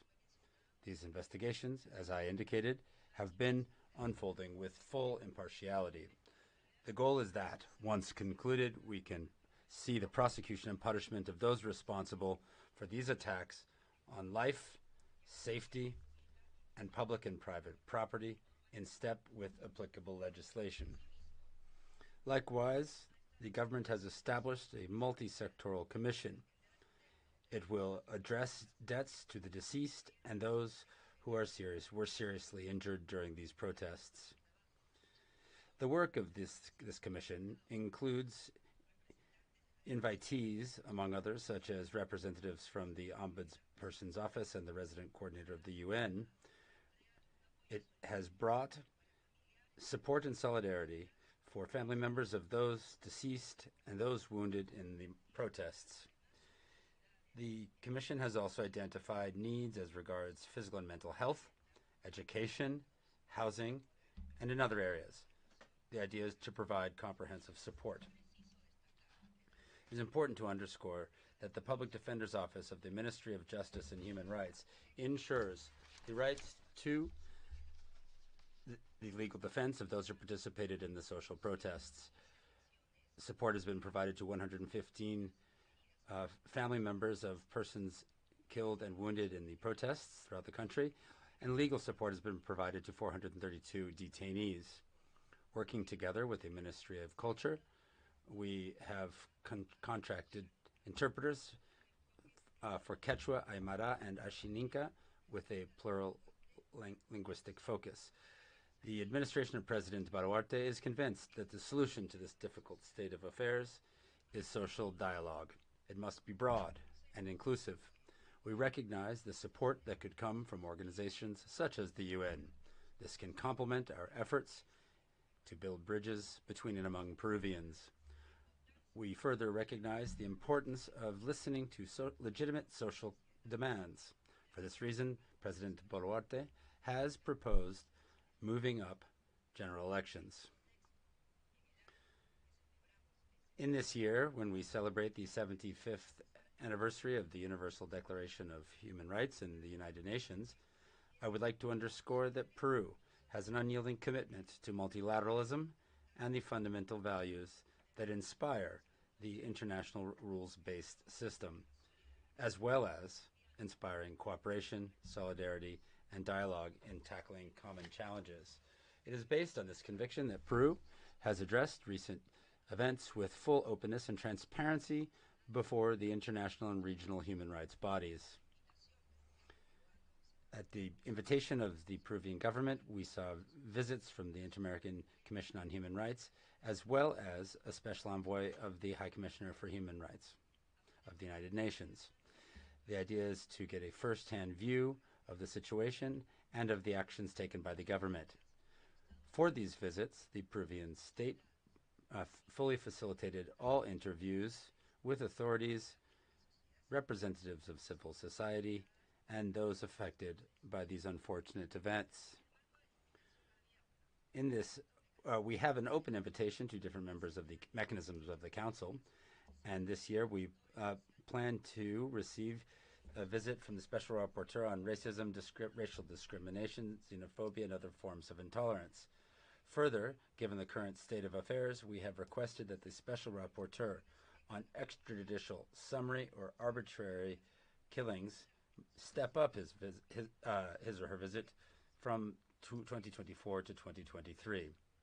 Further, we have extended an invitation to the Special Rapporteur on the rights to freedom of peaceful assembly and association. We hope that these Special Rapporteurs' visits can happen as soon as possible. We are convinced that support for mechanisms of this nature contributes to the creation of those conditions that bring trust and dialogue. These have a positive effect on democratic governance and a respect for human rights in our country. Along these lines, I am pleased to announce that Peru will sign a memorandum of understanding with the Office of the High Commissioner. This sets forth a work plan for capacity building for our state in human rights. This comes through cooperation, technical assistance in different national sectors. It will happen in priority areas such as gender equality, the rights of indigenous persons, and the fight against racial discrimination, among other areas. With the active and committed participation in the Universal System for the Promotion and Protection of Human Rights, last 25 January, Peru completed successfully its fourth UPR cycle in the Human Rights Council. Its delegation was led by the Minister of Justice and Human Rights. In the upcoming weeks, we will go before the Human Rights Committee and the Committee on the Rights of Persons with Disabilities.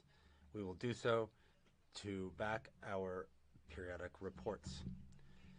Recognizing the crucial role of this forum as the primary venue for cooperation and dialogue in matters pertaining to human rights in the United Nations, Peru hopes to once again be a member of the Human Rights Council in the 2024-2026 period. Should we be able to do so, as we have done erstwhile and with a great sense of responsibility and commitment, Peru will actively contribute to meeting the mandate of the Council. That is to say, the protection, or rather promotion, for a universal respect for the protection of all human rights and fundamental freedoms. This is for all people without distinction. We will work to promote the progressive development of international human rights law.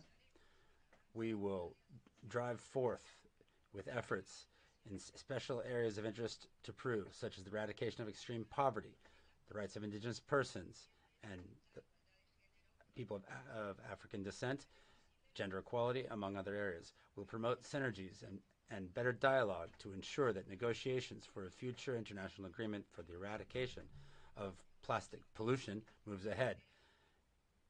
Peru is currently leading such negotiations. We will ensure that it has a human rights and equality-based approach. Also, we are convinced that all human rights are universal and indivisible. They are interrelated, they're interdependent, and they're mutually reinforcing. They must be addressed in an equitable and fair manner on equal footing. President, Peru is convinced of the need to build effective democracies that generate concrete action to improve the quality of life of individuals. This helps us to close the gaps that affect the lives of Peruvians. We want a rights-based approach guaranteeing a life, individual, collective, and economic and cultural life that is in step with environment and gender equality. We will only do this if we work towards sustainable development that is peaceful and inclusive. I thank you very much.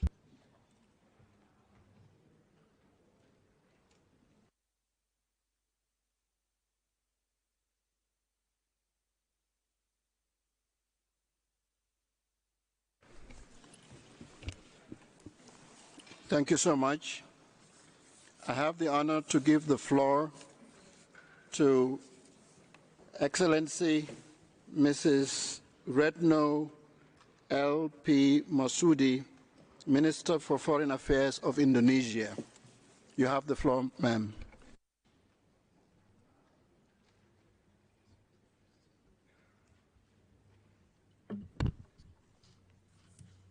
Mr. President, Excellencies, it is with great pride and hope we celebrate the 75th anniversary of the Universal Declaration of Human Rights.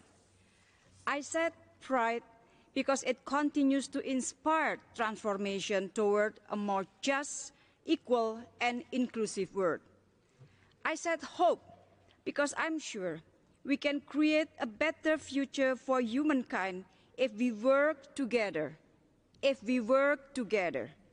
Mr. President, our celebration must not divert our attention away from the global state of human rights. Our world today is full of uncertainty and challenges that millions of people are still deprived of their basic rights. The question now, what are we going to do? Are we going to stand still and be indifferent? Or are we going to work harder together and do better? For Indonesia, this 75th anniversary should be our momentum to recommit ourselves to the values enshrined in the Declaration. These are three areas that should be our focus. First, take concrete action for humanity. Respect for human rights is precondition to peace and stability. Wars and conflicts must be ended because they only cause destruction and human miseries, from Afghanistan to Palestine and from Myanmar to Ukraine. Peaceful solution to conflict must be promoted. We cannot close our eyes to the suffering of the people of Palestine. The latest incident in Huwara only shows us the worsening human rights and humanitarian situation in Palestine. On Myanmar, Indonesia-ASEAN chairmanship would spare no effort to engage all stakeholders and encourage them to start inclusive national dialogue. ASEAN 5-point of consensus must be implemented. The rights of women and girls cannot also be neglected, including in Afghanistan. Last December, with Qatar, Indonesia hosted international conference on Afghan women education. Indonesia will continue to play its active role in promoting respect to women's rights. Second, redouble our effort on prevention. Enhanced prevention would contribute to stronger protection. Government have responsibility to ensure affirmative policies, equal access to opportunities and resources, and resource mechanism. This Council can contribute by improving national capacities and facilitating capacity building. Better prevention also comes with embracing past mistakes. Earlier this year, my president openly admitted and regretted 12 incidents of human rights violation in the past. Indonesia is committed to rehabilitate the victims without negating the judicial resolution. This kind of courage is key if we want to better protect human rights and prevent the same things from happening in the future. And Indonesia has that courage. And third, strengthen our human rights architecture. This Council must keep up with human rights challenges of our time. Impartiality, transparency, and dialogue must be the soul of this Council's work. In the meantime, we must guard against politicization of human rights in this Council, including as a tool for geopolitical rivalry. Finger-pointing and double standard would not contribute to sustainable solution. Instead, they will divide the Council. We must strive for unity rather than us versus them mentality. In the region, Indonesia also continues to strengthen human rights mechanism. As chair of ASEAN, Indonesia will reinforce effective mandates of ASEAN Intergovernmental Commission on Human Rights, ASEAN Commission on the Promotion and Protection of the Rights of Women and Children, and institutionalize ASEAN Human Rights Dialogue. Mr. President, Excellencies, our work to promote and protect human rights is far from over. If we want to celebrate the Declaration 100th anniversary on a high note, we must keep making improvement and nurturing partnership. We, Indonesia, want to contribute to this cause. On this note, we put forward our candidacy to the Council for 2024-2026 with the theme Inclusive Partnership for Humanity. We would appreciate very much your kind support for this candidacy. I thank you very much.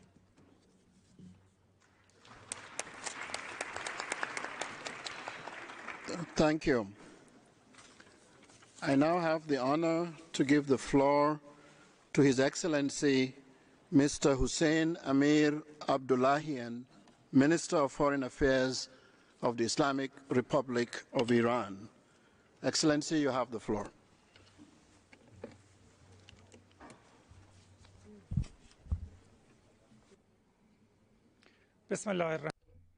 In the name of God, the most compassionate, the most merciful.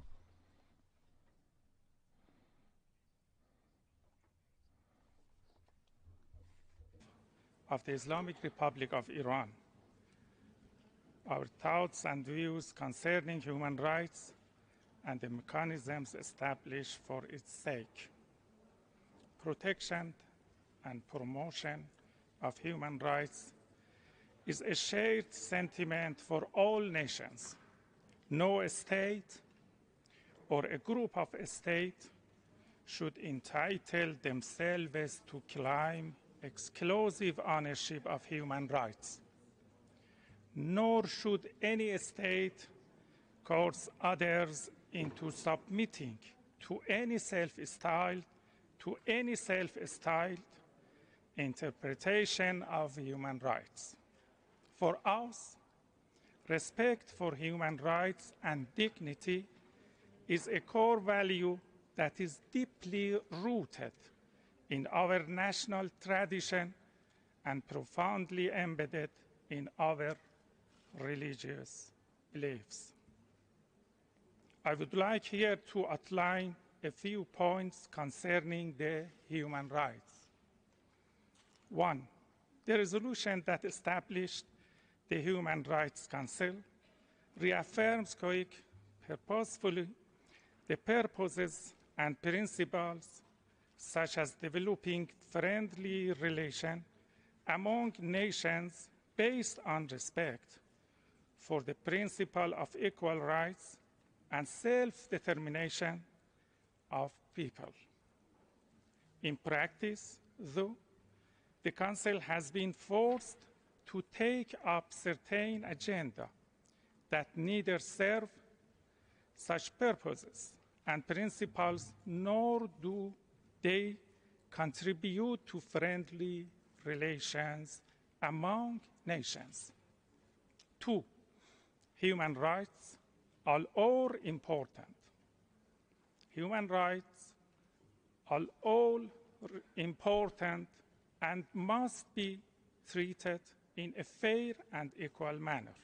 Economic and social rights should not be treated as second-class rights after civil and political rights.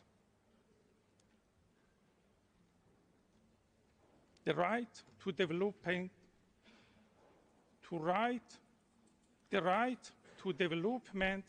with all its components should be seen in this perspective.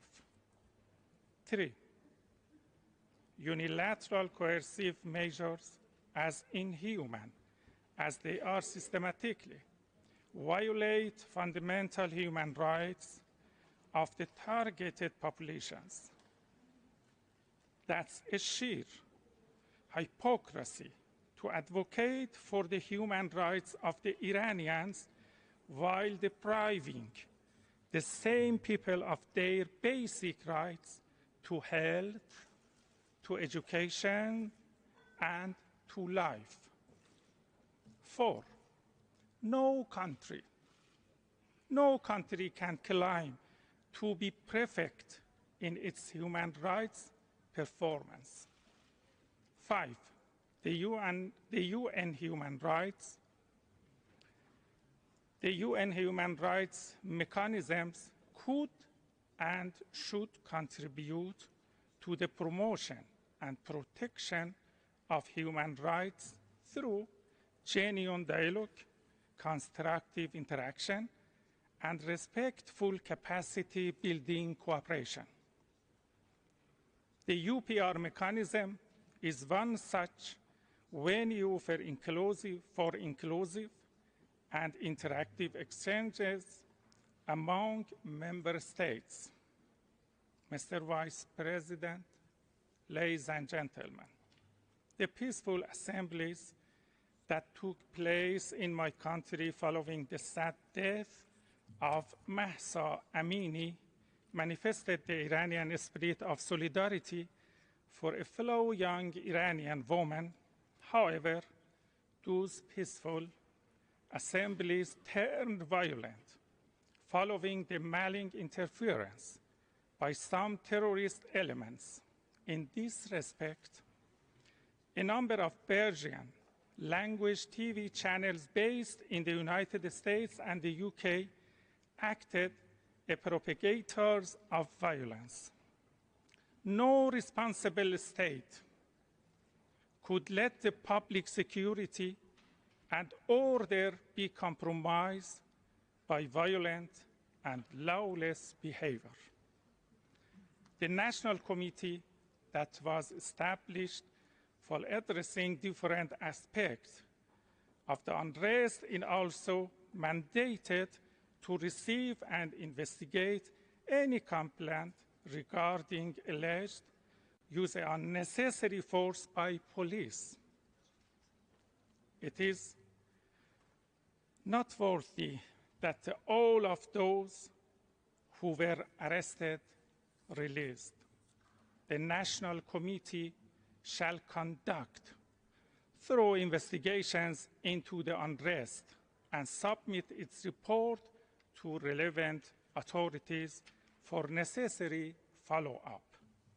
Mr. Vice President, one of the main challenges of the present era in the emergence of terrorist groups across the world, the Islamic Republic of Iran has been always at the forefront of counterterrorism. Our region will not forget. Our region will not forget the struggle of General Soleimani against the Daesh terrorism. The role of anti-Iran terrorist groups in the recent crisis in my country was evident.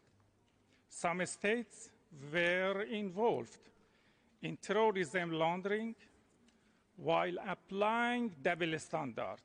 They provided considerable financial and logistical facility to some violent and terrorist elements during the unrest.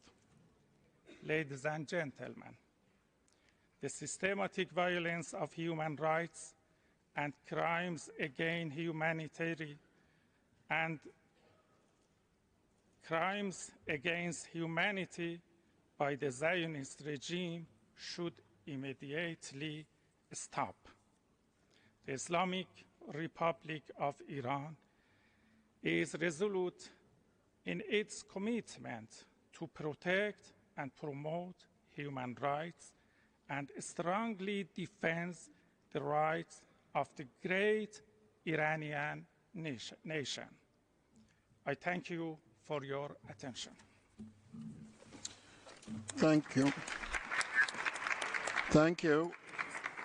I have the honor to give the floor to His Excellency, or Her Excellency, Mrs. Anniken Huitfeldt, Minister for Foreign Affairs of Norway. Ma'am, you have the floor.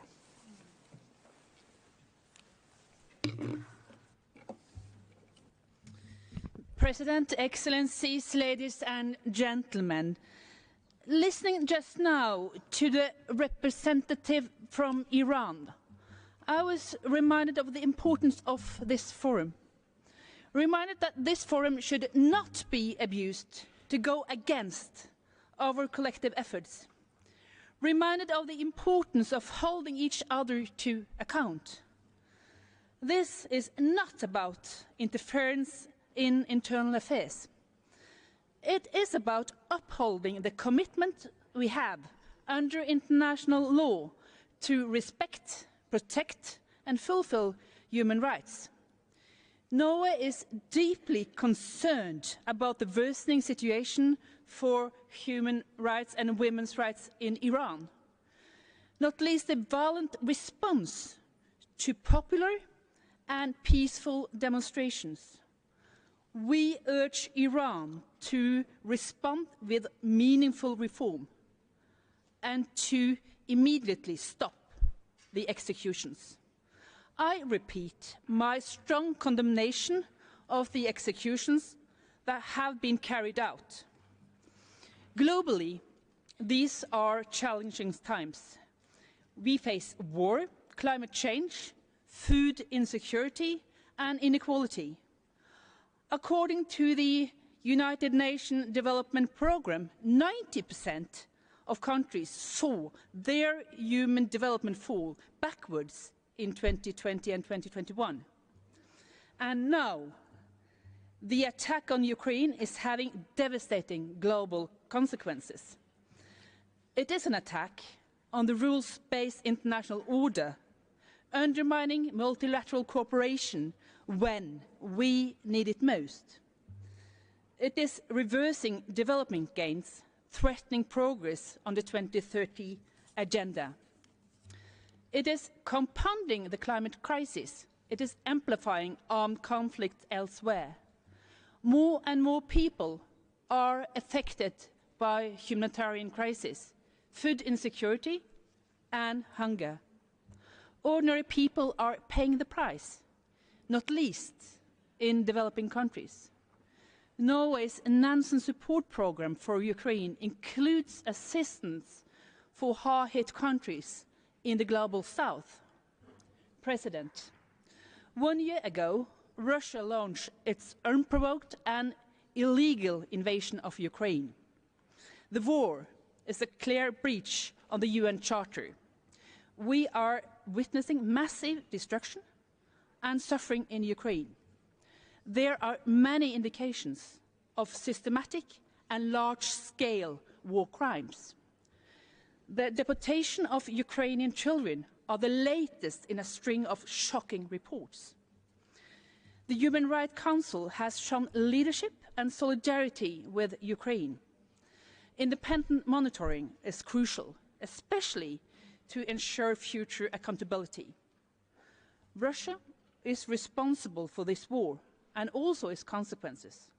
And Russia is responsible for bringing this war to an end. President, the war is also an attack on respect for universal human rights and fundamental freedoms, on democracy and the rule of law. Democracies are united in responding to the challenges. Democracy is resilient and strong. At the same time, let us be clear about what we are dealing with. For some time, we have seen increasing autocratic rule, shrinking civic space, disregard for human rights, disregard for women's rights. We often hear talk of the race of the strong man. But how strong are you really if you cannot even tolerate dissenting voices? This is rather a sign of weakness. The actions of leaders who feel threatened by fundamental freedoms. Freedom of association, peaceful assembly and expression. But there is reason to hope. Human rights defenders continue to speak out, bravely, persistently and peacefully. President, human rights defenders continue to be an essential voice. The progress we have made is a large part thanks to them. The hard work of civil society, activists, journalists, artists, trade unionists, lawyers, students, academics, teachers and health workers. They must not be silenced. They must be included and also supported at home and in the United Nations. This is a priority for Norway in the Security Council. In this session, Norway will present the resolution to renew the mandate of the Special Rapporteur on the situation for human rights defenders.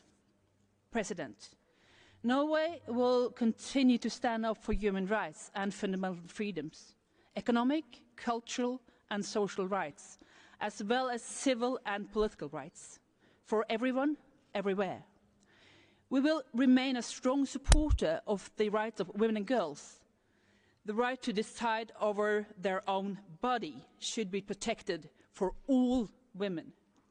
We need to renew our joint commitment to the Universal Declaration of Human Rights and recall the consensus we had 75 years ago.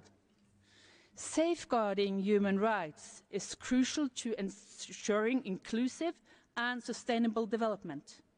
And in times of conflicts and war, it is crucial for achieving just and lasting peace. Thank you.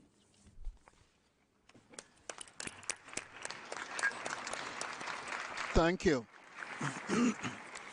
I have the honor to give the floor to Her Excellency Mrs. Hadia Labib, Minister of Foreign Affairs, European Affairs and Foreign Trade and the Federal Cultural Institutions of Belgium. Ma'am, you have the floor.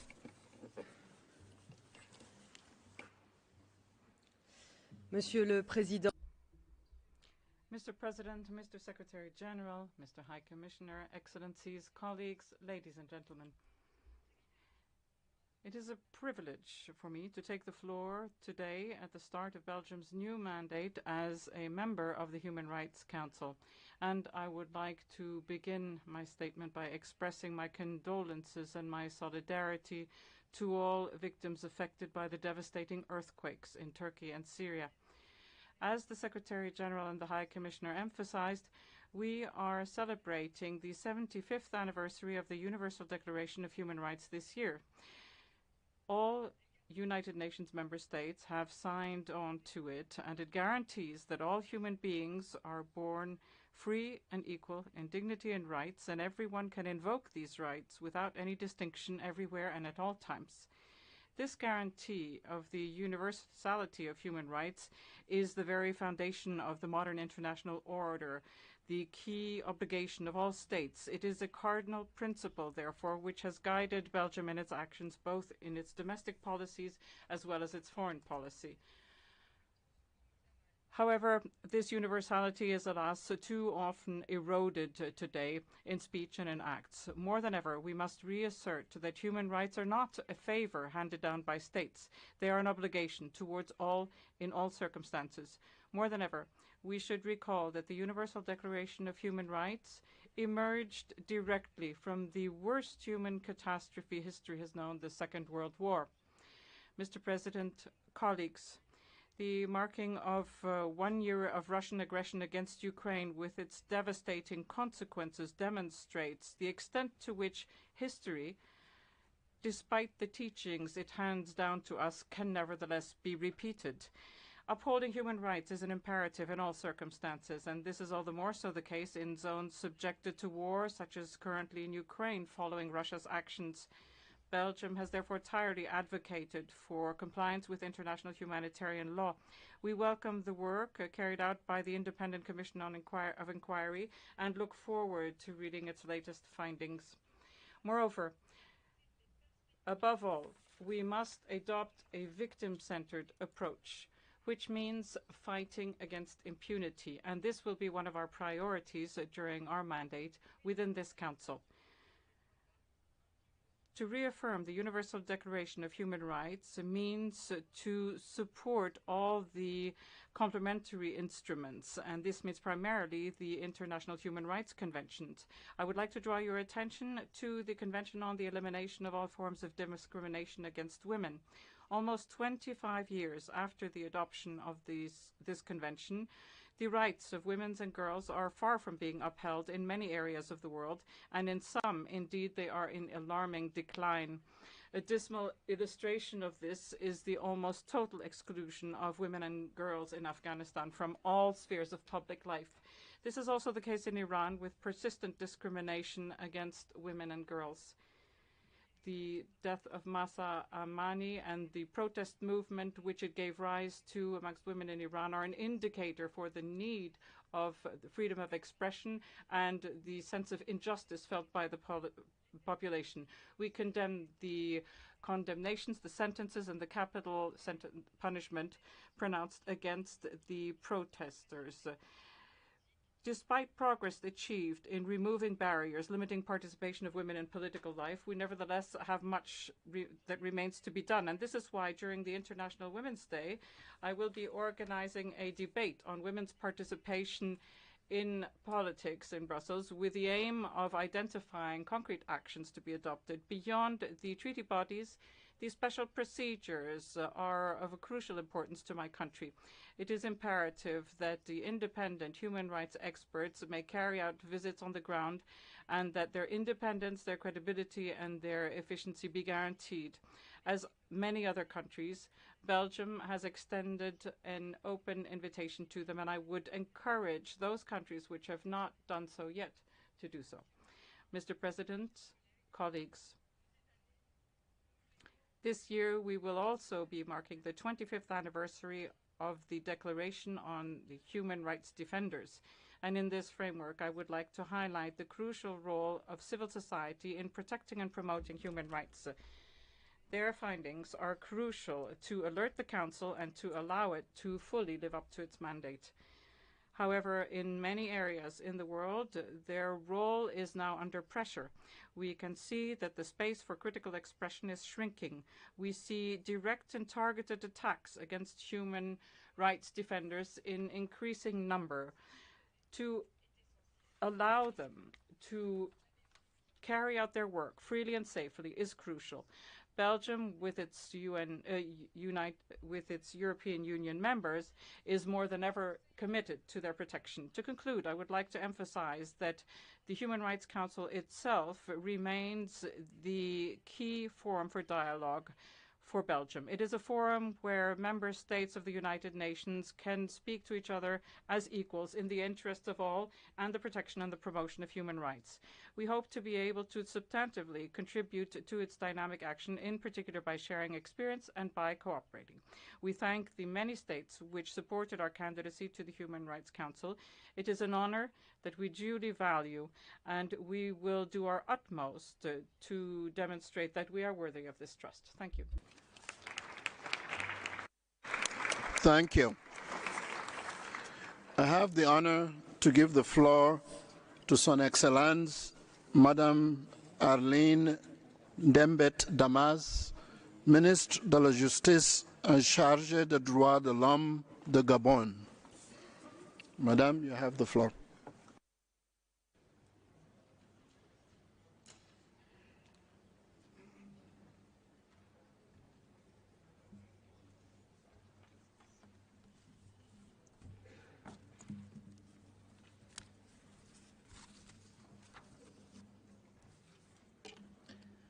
Monsieur le Président du Conseil des Mr. President of the Human Rights Council, Mr. Secretary General, Mr. High Commissioner for Human Rights, Excellencies, ladies and gentlemen.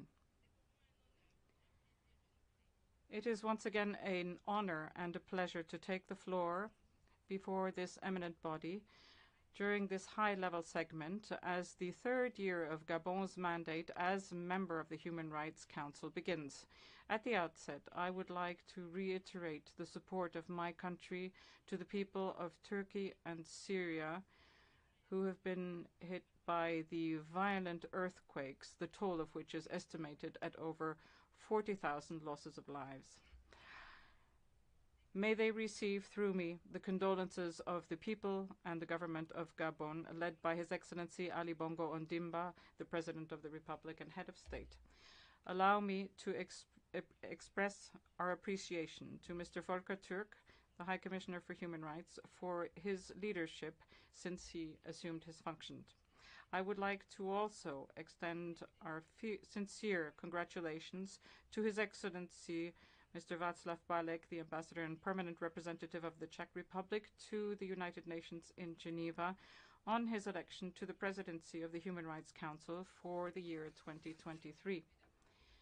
Mr. President, ladies and gentlemen, 2023 marks the 75th anniversary of the Universal Declaration of Human Rights, as well as the 30th anniversary of the Vienna Declaration and Programme of Action.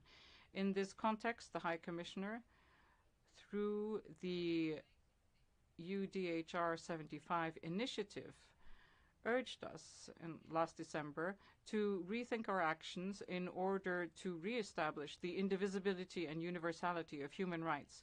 This high-level segment is therefore an opportunity for me to formally reiterate the support of my country to this important initiative.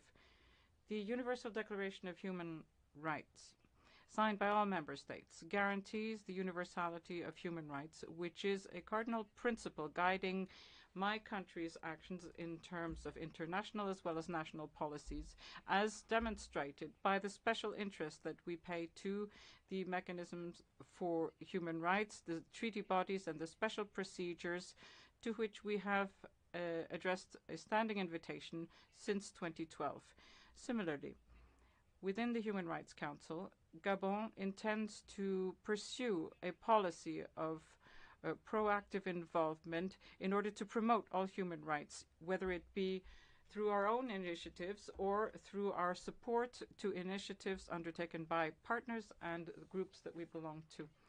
We remain particularly focused on the effective functioning of the Universal Periodic Review mechanism, which we believe is a crucial instrument to improve human rights worldwide.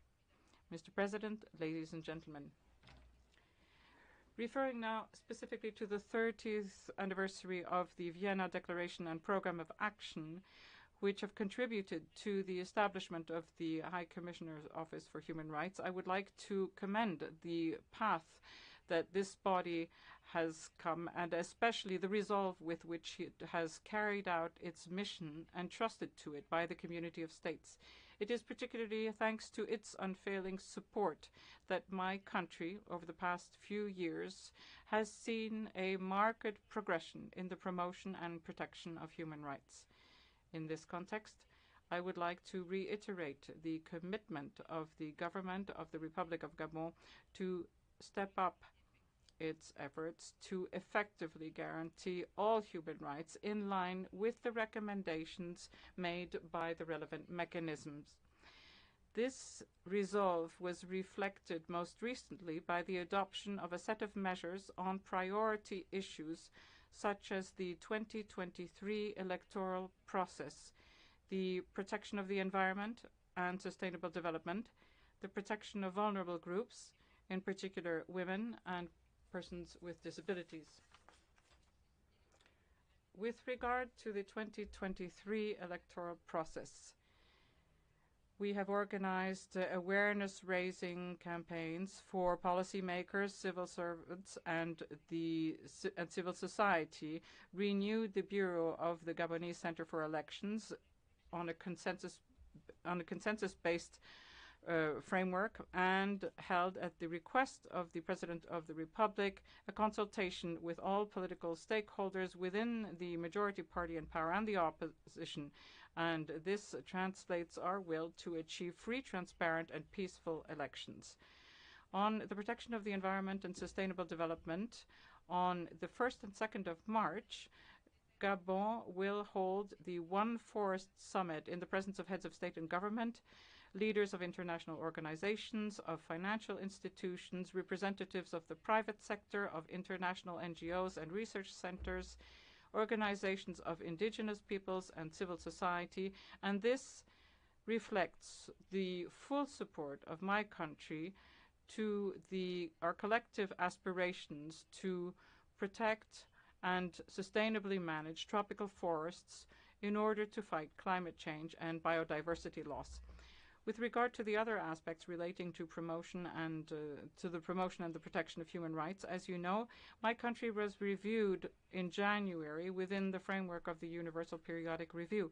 During the interactive dialogue, we provided a presentation to all states, member states of the Council, on the significant progress achieved over the past few years thanks to the initiatives of the government, but also on the challenges and the aims which we intend to achieve in order to improve the enjoyment of their rights by all Gabonese and all persons living in our country.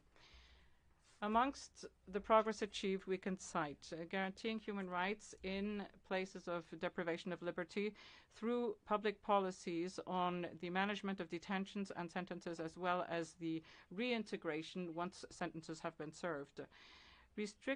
Limiting the number of persons in detention by the introduction within our criminal code of alternative sentences to imprisonment, such as reparations, or the restriction or withdrawal of certain rights, or the imposition of community work, as well as the introduction of a settlements procedure. Next, the improvement of the living condition of detainees and tackling prison overcrowdings has been addressed by the implementation of a large-scale refurbishment and construction program for places of detention over the period 2019-2024, focusing particularly on conditions for minors and women in conflict of the law. We have strengthened capacity for human rights for law enforcement in order to prevent ill treatment during arrest, custody, administrative and other forms of detention.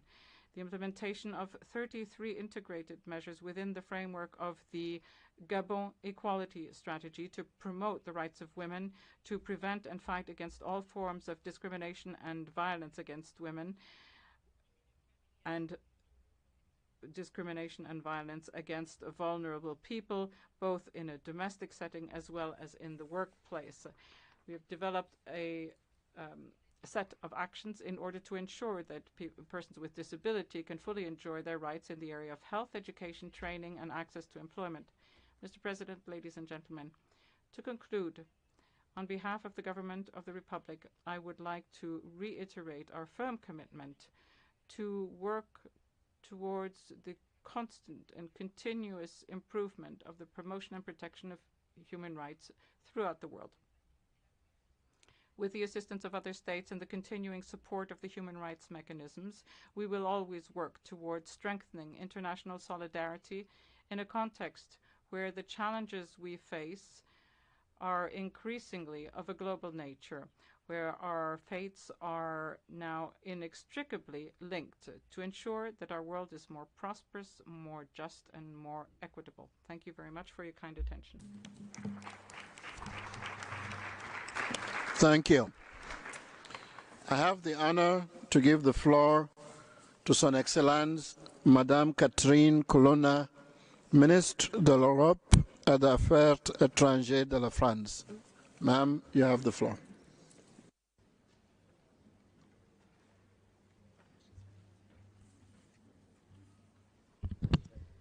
Monsieur le Président, Mr. President, Madam Deputy High Commissioner, ministers, delegates.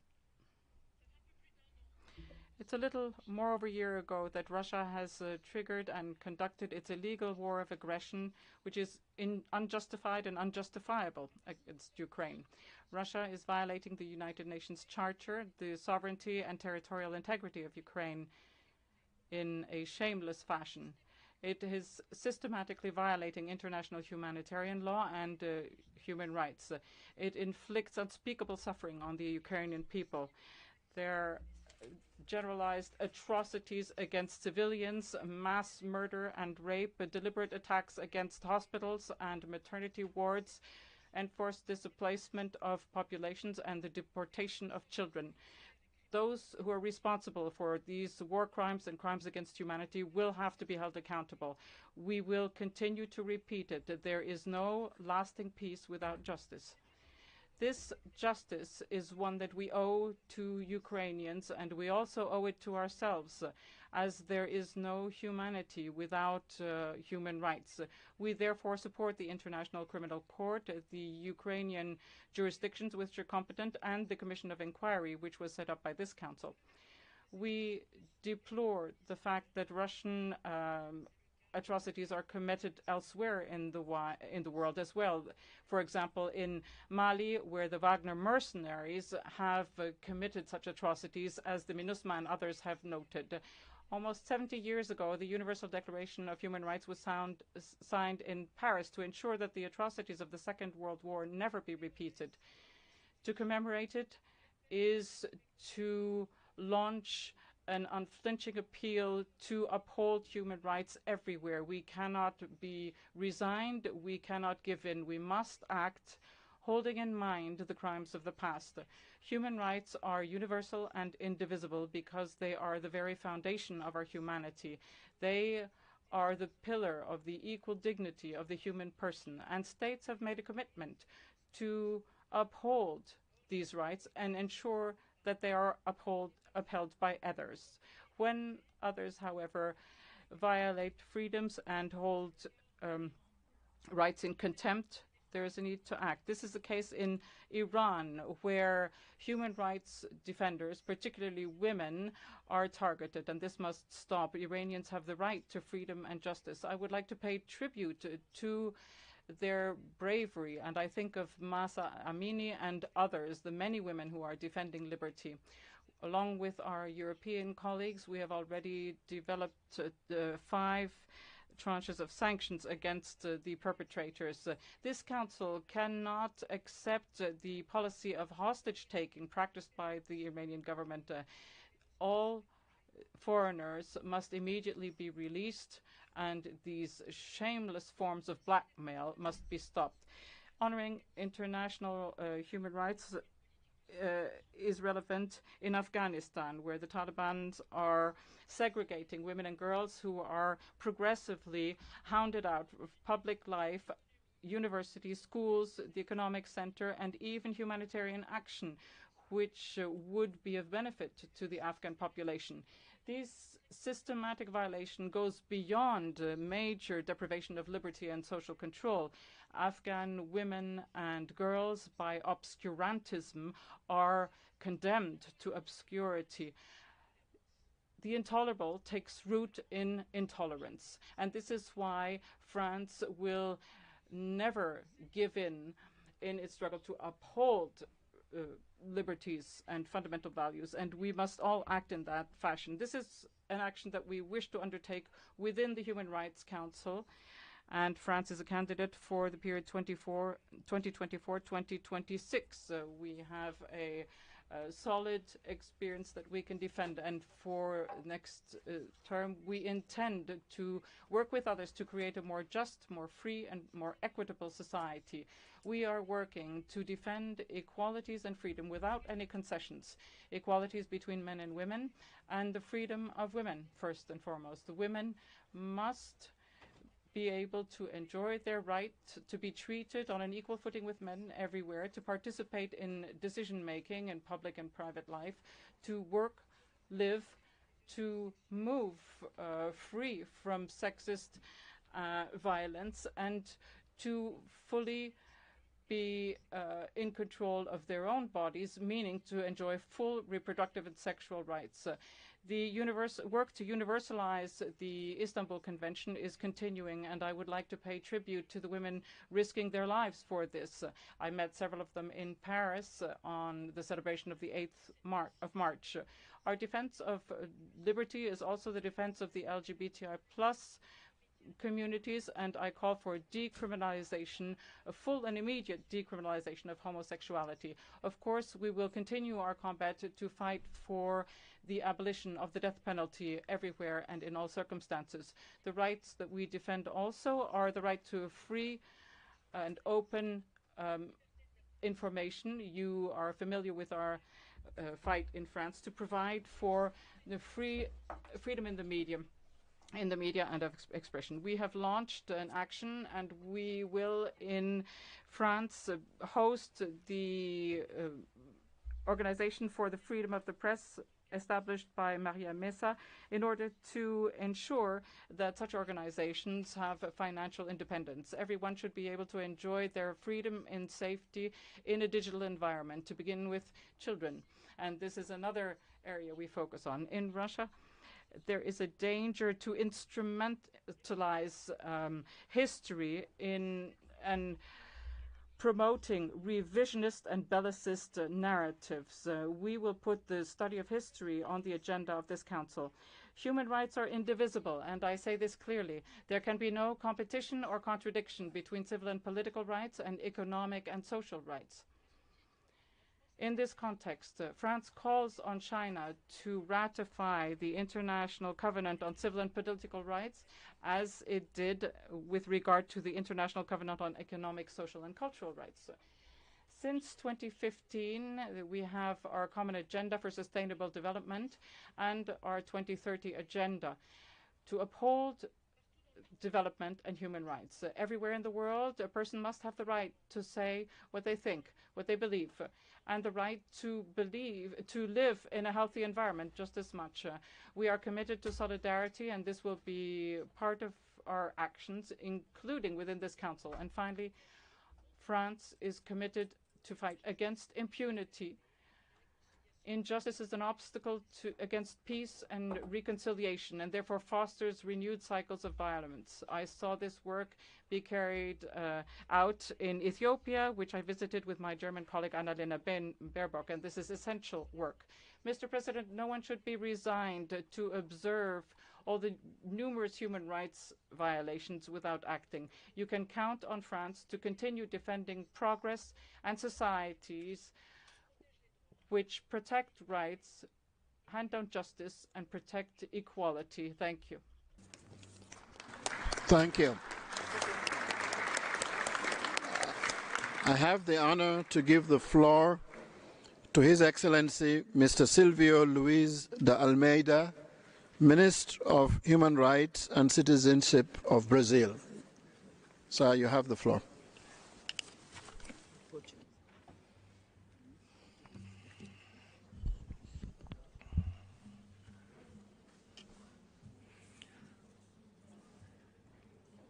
Senhor Vice-Presidente do Conselho dos President of the Council, High Commissioner of the United Nations for Human Rights, permanent representatives, members of the Secretariat, ladies and gentlemen. At a time when we take the floor, my heart is and my conscience are certain that my country and the world are living today at the crossroads of history, as Nelson Mandela saw when he took up his post as President of South Africa. I also feel that for us Brazilians and citizens of the world, it is the time to heal the wounds, the time to overcome the gaps that divide us, the time to build. And that is the feeling with which I come before this Council today to say Brazil is back. In a different way, in a different time, but Brazil is back. And this is because we are entirely aware that many of the problems are problems of humanity, of which we are part because everybody is, and our destinies are interconnected. Let us therefore be partners in promoting and protecting human rights for everybody, above all for those who, as the indigenous leader Ailton Krenak has said, were expelled from the so-called Club of Humanity. In this year, when we celebrate 75 years of the Universal Declaration for Human Rights and 30 years since the World Conference in Vienna, we must look back and reflect on everything that we have been able to do. We must also have courage to look in front and to see what still remains to be done to guarantee human dignity, peace and prosperity for our peoples. As one day Aimé Césaire did, we must shed off all the pseudo-humanisms all the pomp and look clearly at what remains. Look at these partial concepts, these tendentious and even racist concepts, selectivity in addressing human rights, instrumentalization of human rights. These not only undermine their credibility, but above all, the effectiveness of the international institutions. As many times in history, the condemned of the earth warn us that the emperor is naked. Let us listen to these warnings. Let us not be afraid of building something new. Let us not be afraid of denouncing the clubs of humanity and building, through our work, a true shared humanity, fruit of solidarity in diversity, and never fruit of oppression and silence. In Brazil, under the leadership of President Lula, we're working to do our part, to rebuild the social connections between Brazilians, and to have a human rights policy which has broad participation by the people. There are many difficulties. What we found was a scandalous framework of negligence, cruelty. And here, in particular, I could mention the crisis in the Yanomami territories. We have spared no effort to restore the dignity of those populations and ensure that they have effective management of their lands. The indigenous peoples of Brazil, for the first time, have their own ministry led by indigenous leadership, and no decision on their rights will be taken without their effective participation. In the same way, we have recreated the Ministry for Racial Equality and the Ministry for Women. In the Ministry for Human Rights and Citizenship, which I have the great honour and responsibility to lead, we have drawn up, jointly with civil society, a national plan for protection of human rights defenders, communicators and environmentalists. And we are setting up a legal framework for this programme to protect them. In that context, we are encouraging ratification of the Escazú Agreement. We will work to ensure the brutal killing of a promising politician, a black woman, a brave defender of human rights, Marielle Franco, does not find impunity, and it remains in our memories and in the spirit of our society. The same goes for the cowardly killing of Bruno Pereira and Dom Phillips and so many other human rights defenders. They will never be forgotten. We will also not forget the Brazilians who, because of their political positions or their academic activity, had their physical integrity threatened and had to leave our country recently.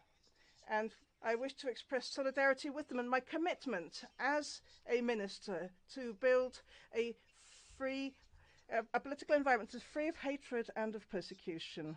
Ladies and gentlemen, in combating slavery, which is still a challenge here in the 21st century, we're once more giving attention to gender and racial issues, to domestic slavery, to reintegrating victims, to the relationship with trafficking and the development of business, their connection with that. The issue of business and human rights has become central in the daily activities of the transnational corporations and the regulatory asymmetries among countries. We will act decisively on this in the domestic and international contexts.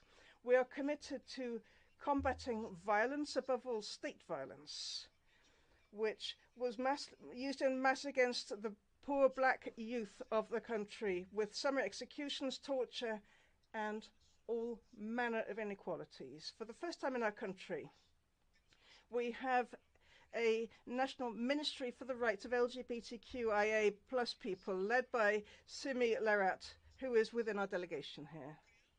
We're also setting up a directorate for the promotion of the rights of the persons living on the street, which seeks to help them regain their dignity. Women will have their sexual and reproductive rights restored in Brazil, and the national health system will adequately, in human fashion, be helping women victims of violence. As regards the right to health, which is a topic that Brazil is promoting in this council, we will be based on science, and we will once more be carrying out this struggle to address HIV and AIDS and defend equal access to medicines and vaccines, particularly in the context of context of pandemics such as the one that we have been living through recently. In the same context, we're giving priority to providing adequate assistance to children and adolescents who were orphaned by COVID-19. We intend to ratify as rapidly as possible the Inter-American Convention on the Protection of the Rights of Older Persons and ensure the full implementation of the rights of persons with disabilities. As regards memory, truth and justice, which have been trampled in recent years in Brazil, we have reviewed the composition of the Amnesty Commission and restored the Special Commission on Deaths and Disappearances. The national memory related to the terrible heritage of slavery will now have the attention it deserves. As has been said before, we are fully aware that even working to the extent of our capacities, we still need others. I therefore propose to this Council 4 alliances that we need for what we want to build. The first is the Alliance of Survival. A call from Davi Kopanawa Yanomami from the heart of the Amazon forest tells us that we are seeing the sky falling in. Let us listen to him and step up our efforts to protect ways of life that allows us to live in peace with our own planet. The second is the Alliance for a Decent Life. We not only must eradicate poverty, but also promote the dignity of work and of leisure. Even those who think they are privileged are now living in insecurity, threatened by a way that produces and distributes wealth that brings no winners. And the third alliance is the Alliance for the Right to Development. The people of African descent, as said Lele Gonzalez, and the Global South need to reinvent the right to development so that it reaches the popular struggles on the periphery of capitalism. And the fourth is the Alliance Against Hatred. Our countries are perplexed by the rapid spread of hate speech based on racism, xenophobia, sexism, and LGBT phobia. The extreme right and fascism are on the rise, and they are linking up through networks that know no borders. Let us ensure that love, solidarity, and peace also know no borders. Let us believe in the strength of cooperation and dialogue in order to uphold the promises in the United Nations Charter. In that connection, we reiterate our commitment to the mechanism of the Universal Periodic Review, which treats on an equal footing the human rights situation of each country and the special procedures and treaty bodies. I take the opportunity to announce that the new government has reviewed the 306 recommendations of the last cycle of the UPR in order that the new national human rights policy is reflected in our positions on the international level. And at this time, we are cooperating with Paraguay, initiating the implementation of a monitoring mechanism for these and other recommendations. In conclusion, I would like to recall Brazil's candidacy to a seat in this Human Rights Council for the mandate 2024 to 2026. And to that end, I request the support of the country's representatives so that we may once more contribute to the promotion and protection of human rights everywhere and for everybody. Thank you very much.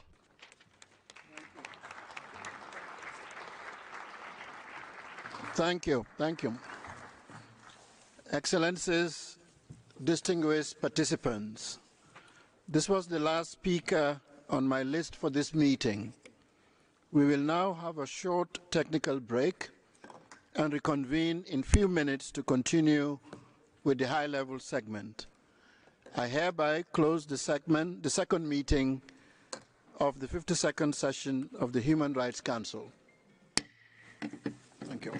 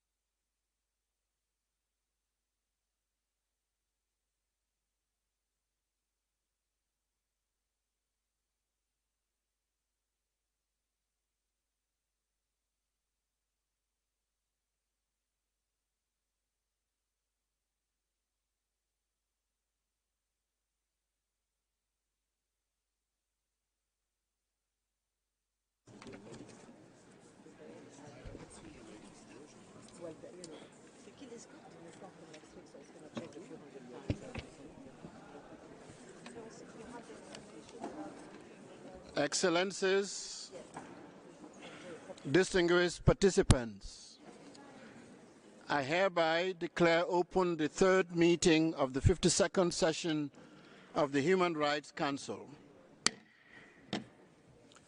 Before we begin, I would like to inform everyone that the high-level segment will continue this afternoon until 5 p.m. We will then begin the annual high-level panel discussion on human rights mainstreaming at 5 p.m. and it will continue until 7 p.m. I wish to thank the conference services for their flexibility. We will now continue with the high-level segment. I have the honor to give the floor to Her Excellency Mrs. Tanja Fajon, Deputy Prime Minister and Minister of Foreign and European Affairs of Slovenia. Ma'am, you have the floor.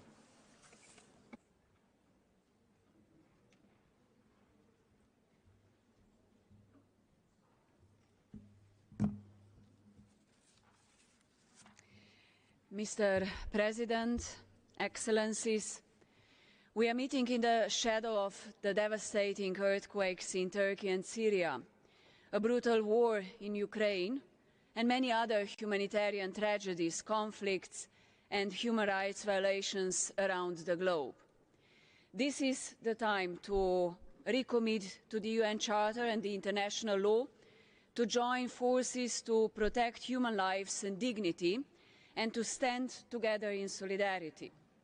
The need for multilateralism, dialogue and cooperation is now greater than ever before. And this is what will guide Slovenia's actions if elected as a non-permanent member of the UN Security Council later this year. All human beings are born free and equal in dignity and rights, is the timeless message of the Universal Declaration of Human Rights adopted 75 years ago. Now is the time to recapture its spirit and live up to its highest standards. Out of respect for our common humanity, we have to find the determination to protect all human rights for all in this era of global insecurity. 30 years ago, meetings in Vienna led to the establishment of the High Commissioner for Human Rights and his office. As a staunch supporter of the High Commissioner's mandate and his independence, I would like to take this opportunity to wish him every success in fulfilling this important mission. Slovenia will continue to support the office financially and advocate for more predictable funding. It will also continue to contribute to the Trust Fund for participation of LDCs and SIDS in the work of the Council. Mr. President, there are no first or second-rate rights. What matters is making sure that we do not regress from what has been achieved so far and work together better to ensure that the most vulnerable and underprivileged also gain access to the world's resources and riches.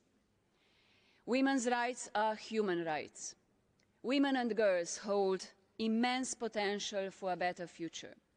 Gender equality and full participation of women and girls in all segments of our societies are fundamental to achieving the SDGs, Sustainable Development Goals. This is Slovenia's priority, both nationally and its foreign policy. Our development cooperation supports women and girls across the globe, from training Venezuelan women in mediation and conflict resolution, beekeeping workshops for Afghan refugee girls in Iran, to medical care for women and girls in Afghanistan and for Syrian refugee women and girls in Lebanon. I remain deeply troubled that the Taliban in Afghanistan denied the right to women and girls to higher education, work and freedom of movement, and that Iran is limiting the freedom of expression and assembly and imposing the death penalty on peaceful protesters. Slovenia stands in solidarity with the women, men and children whose lives are affected by the unjustified Russia's aggression against Ukraine. We are voicing grave concerns over the reports of growing numbers of civilian casualties and alarming testimonies of sexual and gender-based violence and forced deportations of children. Indiscriminate attacks against civilians and deliberate destruction of critical infrastructure constitute the most serious crimes. All those responsible must be held to account. Slovenia supports the efforts to achieve a comprehensive, just and lasting peace in Ukraine, consistent with the UN Charter and international law. Mr. President, we have to act now to address the challenges of the future, such as planetary crisis and demographics. Slovenia is proud to be in the core groups of countries promoting two groundbreaking initiatives. Firstly, the Human Rights Council and the UN General Assembly recognize the human right to a clean, healthy and sustainable environment.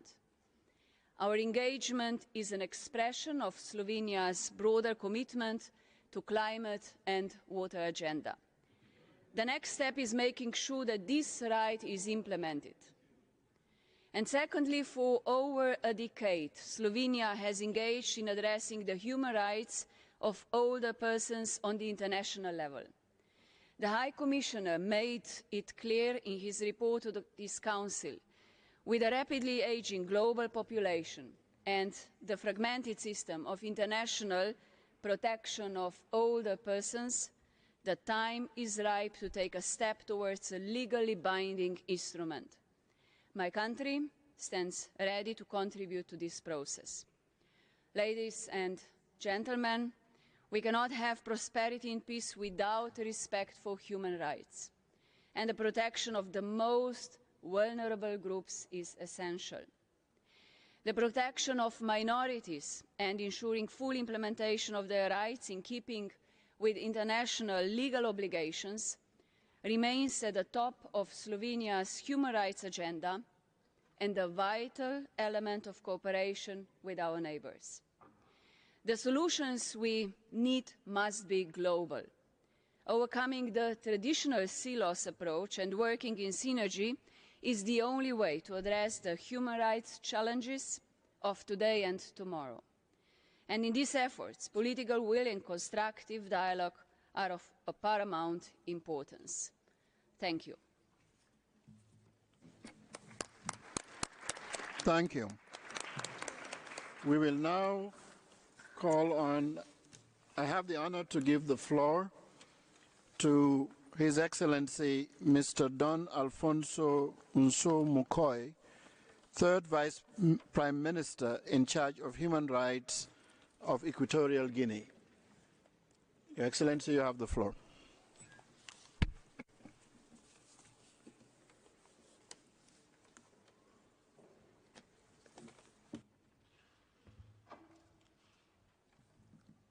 Señor Presidente. Mr. President, Mr. High Commissioner, distinguished delegates, ladies and gentlemen, on behalf of the Republic of Equatorial Guinea, its government, and its President, His Excellency Obiang Nguema Bazogo, I convey greetings in peace, care and solidarity. We echo the congratulations expressed by previous speakers to the President of the Council and the High Commissioner for Human Rights. In a context of the tribute which you deserve as you take up your responsibility to lead this 52nd session of the Human Rights Council. We look forward to a successful session. President, distinguished delegates, I have the honor of addressing you once more to speak of the human rights situation in Equatorial Guinea and the efforts that our democratic institutions are making based on the promotion and protection of human rights. President, Equatorial Guinea has stepped up its efforts to consolidate a state committed to guaranteeing and protecting human rights and implementing the obligations and actions arising from the international treaties to which it is party.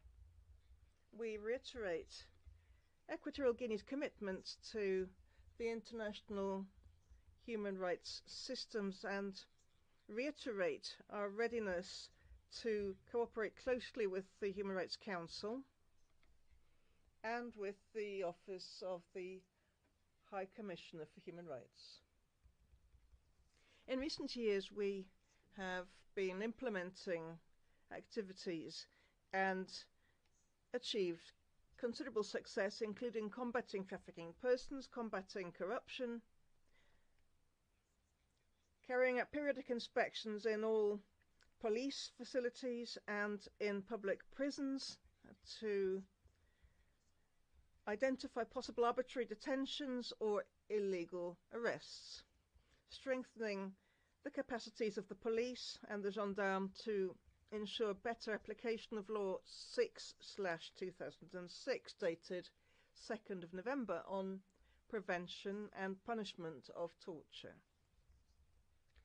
With support from UNICEF, we have been implementing a project to modernize the birth registry, and we have developed a draft law on civil registration in Equatorial Guinea. President, the unemployment rate in Equatorial Guinea has been reduced, bringing over 4,000 young people into the public service as officials via a selection process based on merit, following a public competition. In the context of implementation of the recommendations from the last cycle of the UPR, Equatorial Guinea adopted Law 4/2022, dated 17th of August, as well as the Criminal Code, whose Article 26 states that in application of sentences, the death penalty is entirely abolished in Equatorial Guinea. This new criminal code is the appropriate instrument adapted to the legal requirements of our national society, and it includes various amendments in order to bring it into line with human rights standards and guarantees. Equatorial Guinea has committed to building a strong democracy where we promote the independence of the judiciary and a legal guarantee in international relations, all in the context of scrupulous respect for the Constitution. We have reached agreements on the promotion of human rights with UNDP, UNICEF, and the Centre for Human Rights and Democracy of the United Nations for Central Africa. Equatorial Guinea is now working on strengthening its capacities in order to have an independent national human rights institution compliant with the Paris Principles. President, distinguished delegates, in 2017, Equatorial Guinea suffered attempts to destabilize it. There was an attempt at mercenary invasion organized by enemies of peace. All of those involved in the mercenary invasion have been tried in keeping with all procedural guarantees and are now serving their sentences. President, my delegation participates in this council. We note that the attitude of Spain seeking to disturb the internal policy of Equatorial Guinea brought the European Parliament to adopt resolution dated 16 February 2023 on violence against opposition activists in Equatorial Guinea, and in particular, this applies to the case of Julio Obama Mifuman 2023/2552 RSP. The European Parliament's resolution is based on speculation. There is no evidence that the trial against these persons was carried out without the appropriate guarantees, or evidence that Obama Mifuman died as a result of torture. On the contrary, it is noted that Mr. Obama Mifuman had various chronic conditions and died as a result of those.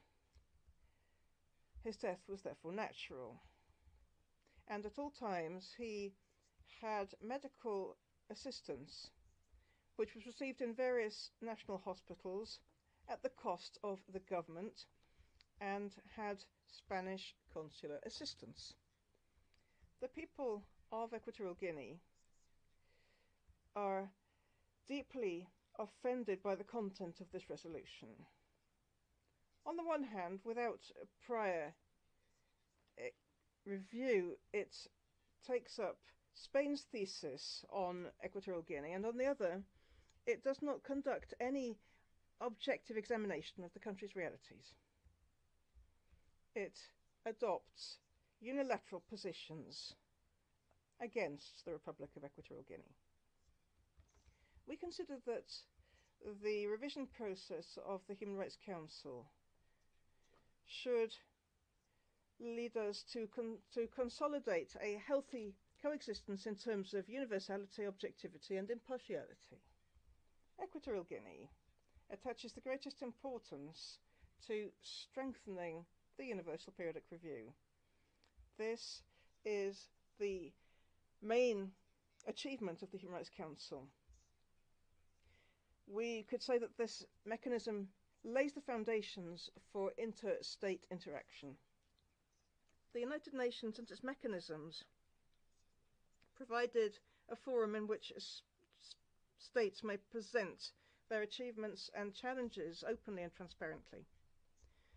We request, therefore, that support for our institutions and our society in Equatorial Guinea be continued as they combat and work to fulfill the commitments assumed as a sovereign democratic state ruled by law. President, 2 weeks ago, our country saw a health alert because of an outbreak of Marburg virus in certain continental parts of our country in the provinces of Kintem and Walensas. In order to prevent that disease spreading throughout the country, the government took measures to control and combat it as follows. It activated health committees, one political and the other technical, in order to coordinate response to the emergency. It set up a crisis committee with experts from WHO in order to draw up a strategic contingency and response plan for the emergency. We limited movement of the public in the affected areas, and we mobilized economic resources. Over 200 million CFA francs and equipment to protect the public. We reiterate the commitment of Equatorial Guinea to the international human rights systems. Our country is always open to scrutiny by international cooperation mechanisms. My government expresses its readiness to continue improving this cooperation and looks forward to receiving technical assistance in various areas of human rights. Thank you very much. Thank you. I have the honor to give the floor to His Excellency Mr. Johan Forssell, Minister for International Development, Cooperation and Foreign Trade of Sweden. You have the floor, Excellency.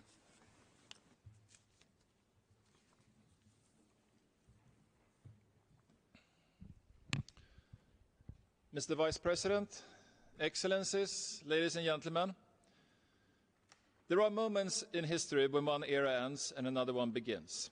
The 24th of February last year, almost exactly 1 year ago, was such a date. Russia's illegal full-scale invasion of Ukraine marked a clear turning point.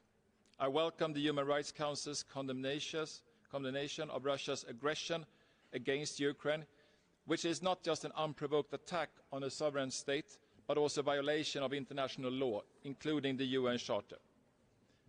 We salute the heroic efforts of the Ukrainian people, defending not only their country, but also the principles of freedom and sovereignty. Totalitarian states, regardless of their brutality, can never take away our firm belief in freedom and the rule of law. Sweden will continue to support full accountability for the crimes committed as part of Russia's aggression in Ukraine. The executions, the torture, the sexual violence and the illegal deportations, all crimes must be investigated. All those responsible must be brought to justice. It is imperative, as a matter of justice for the victims, as a deterrent against future human rights violations, but also to uphold respect for international law.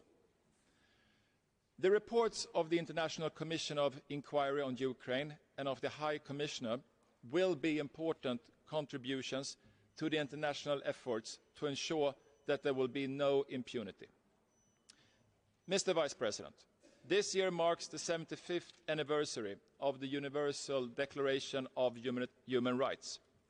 A great achievement, and its importance and impact are hard to overestimate. The Declaration and all the human rights treaties that followed have transformed our societies and our world in profound ways. The past 75 years have proven that human rights, democracy and the rule of law are not just words on a paper. If respected, they are a blueprint that can and have shown us to build societies that are more free and more just, with less hunger and less fear. That is our heritage, and that is what we now must build on, because the work is far from over. As we mark the 75th anniversary of the Universal Declaration of Human Rights, we recall not just the rights attained, but also the rights that are still denied. Mr. Vice President, unless we embrace freedom of expression online and offline, free media, and the rule of law, will we struggle to find lasting solutions to our challenges.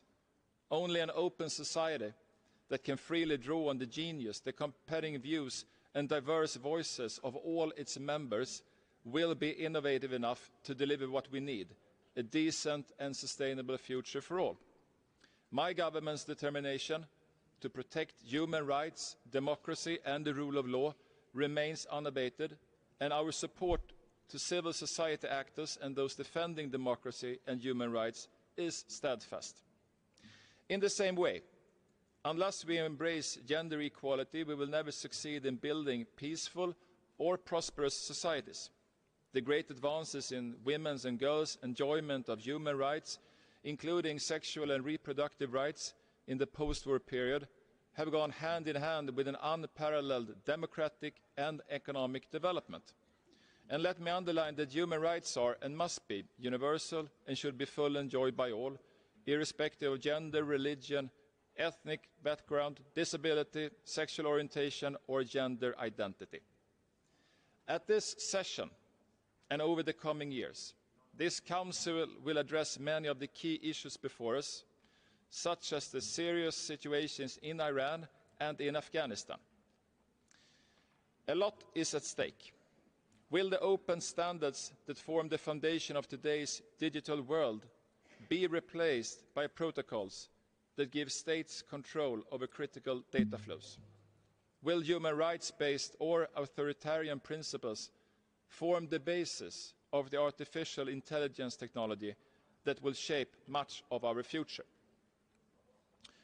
Mr. Vice President, I started my intervention here today by saying that we live in a new era.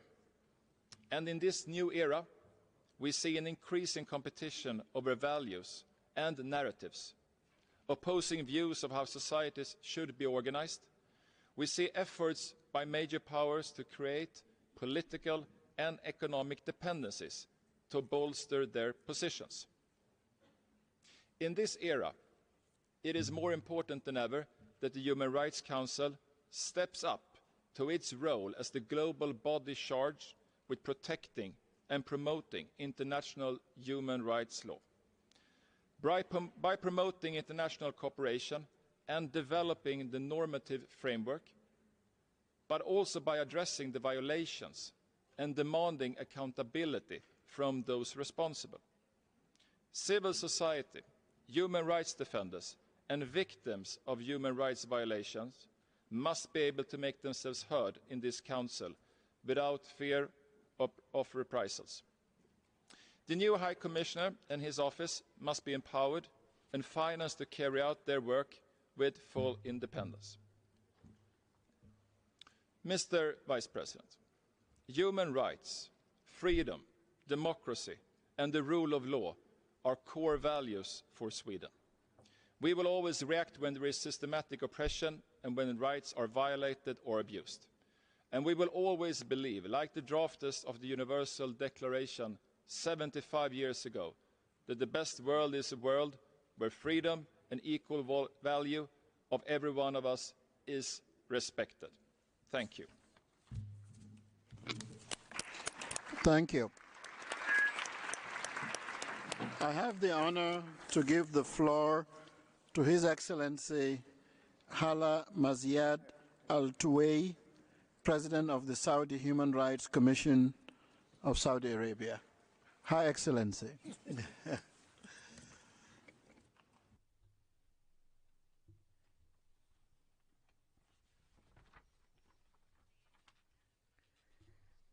Mr. Vice President, ladies and gentlemen, peace be with you and mercy and blessings of God. At the outset, I'm pleased to congratulate His Excellency Ambassador Václav Balek upon his election as President of the Human Rights Council. I also congratulate Mr. Volker Turk on his appointment as High Commissioner for Human Rights, wishing them both every success in the fulfillment of this mandate, to which we all accord high importance. Ladies and gentlemen, the Kingdom of Saudi Arabia's Vision 2030 constitutes a framework for the human rights, and the memory and the celebration of the 75th year of the Universal Declaration of Human Rights proves that we have been making headway in embodying the values and core objectives of this Universal Declaration. In Saudi Arabia, we had carried out real changes in the field of human rights, which had ample influence in improving the quality of life in the Kingdom of Saudi Arabia. For example, we had a vision on 3 axes. These axes are a vibrant society, a thriving economy, and an ambitious nation. Each of these embodies a number of goals and programs relating directly or indirectly to the protection and promotion of human rights. The vision focuses in particular on women's rights, on rights to security, health, work, as well as children's rights, persons with disabilities, the elderly, the right to development, the right to participate in public life, and the right to freedom of association. By virtue of this, we are carrying today large-scale reforms in various fields centered on the human being. The Kingdom has developed its legislative system by promulgating and amending numerous legislative enactments, such as the Law of Evidence and the Personal Status Law. The Penal Code and the Code of Civil Procedures are currently being drafted.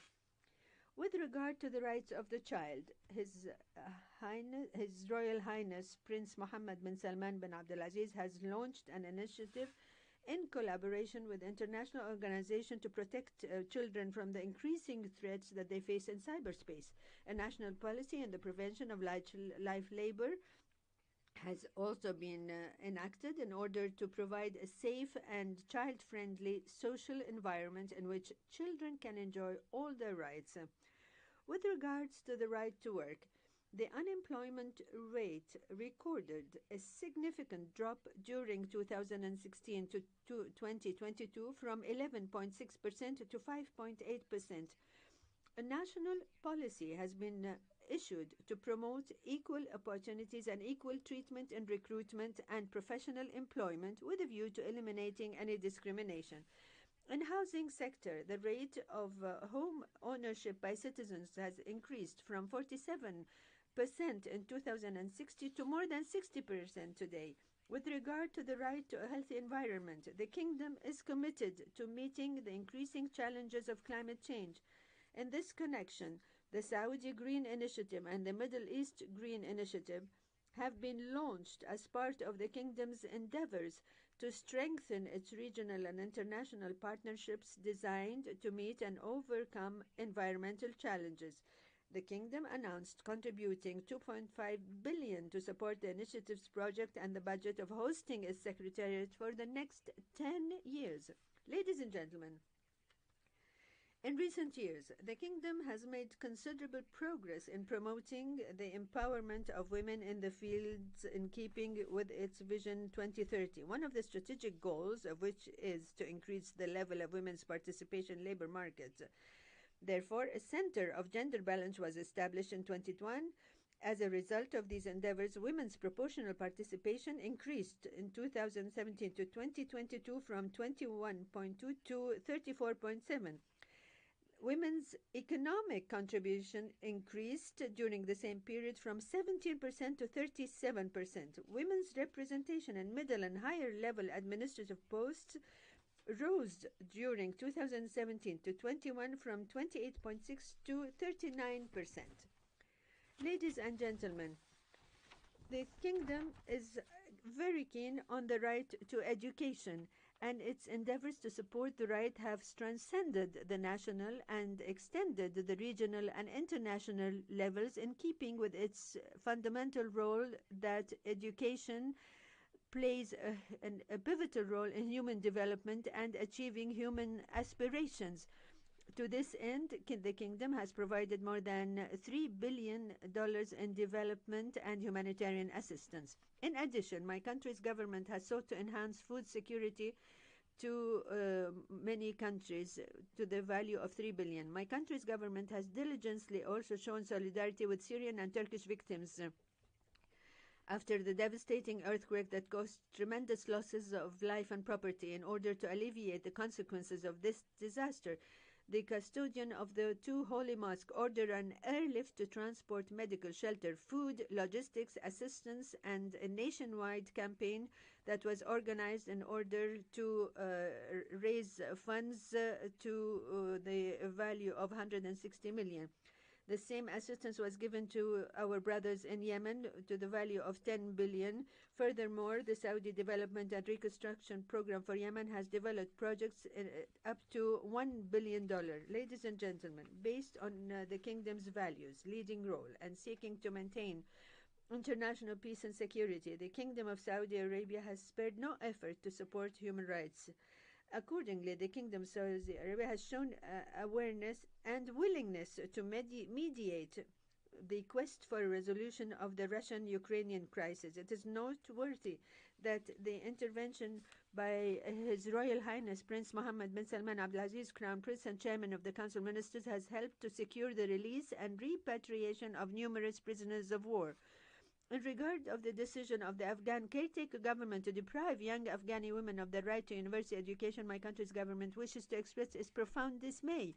Accordingly, we hope that we call upon the government to rescind its decision and enable women to fully enjoy their rights without discrimination. My country also condemns and deplores the burning of the Holy Quran in some European states. We reaffirm the need for compliance and principles of rules laid down in international human rights standards and prohibit any advocacy of national, racial, or religious hatred that constitutes incitement to discrimination, hostility, and violence. In conclusion, My country's government reaffirms its determination to continue promoting, protecting human rights in conformity with its firmly established values and its leadership's resolve to accord the human person's precedence over and other considerations. It also reaffirms the importance of respect for cultural diversity and equality between peoples as provided in the international instruments and covenants. My country's government calls upon the Human Rights Council to assume its responsibility regarding the improvement of human rights situations throughout a world of spirit of constructive dialogue, objectivity, commitment to transparency, neutrality, promotion of a culture of tolerance. We reaffirm the need to accord all human rights equal emphasis without focusing on some rights at the expense of others in a manner consistent with the principle of complementarity and indivisibility of human rights. Thank you for your kind attention. Thank you. Thank you, Your Excellency. Now I have the honor to receive via video His Excellency Mr. Qin Gang, Minister for Foreign Affairs of China. Mr. President, dear colleagues, in October 2022, the Communist Party of China held its 20th National Congress. A blueprint was drawn for the advancing national rejuvenation through a Chinese path to modernization. The Chinese path to modernization provides another option to developing countries in the pursuit of modernization, is China's contribution to the exploration by humanity for a better social system. The process of Chinese modernization is also a process of advancement in human rights. As President Xi Jinping stated, China will follow a Chinese path of human rights development, actively participate in the global human rights governance, and promote all-around development of human rights. China has found a path of human rights development that meets the trend of the times and suits its national conditions. This path holds the key to the country's historical achievements in human rights and will stay on this path going forward. For us, the biggest human rights is the happiness of the 1.4 billion Chinese people. Meeting their immediate interests is what all our efforts are about. The 1.4 billion people have been deeply involved in the development of human rights and have benefited the more in this process. They have now a growing sense of fulfillment, happiness, and security. In China, we have ended absolute poverty once and for all, completed the building of a moderate, prosperous society in all respects across the country, and put in place the world's largest education, social security, and healthcare systems. Guided by the new development philosophy, we are pursuing the high-quality development by fostering a new development paradigm to promote common prosperity for all. Under the constitutional principle that the state shall respect and protect human rights, we have comprehensively advanced law-based governance and enhanced legal safeguards for human rights to uphold social fairness and justice. We have continuously developed the whole process people's democracy, under which the people enjoy more extensive, substantive, and comprehensive democratic rights. We advocate the common values of humanity, namely peace, development, fairness, justice, democracy, and freedom, and practice true multilateralism.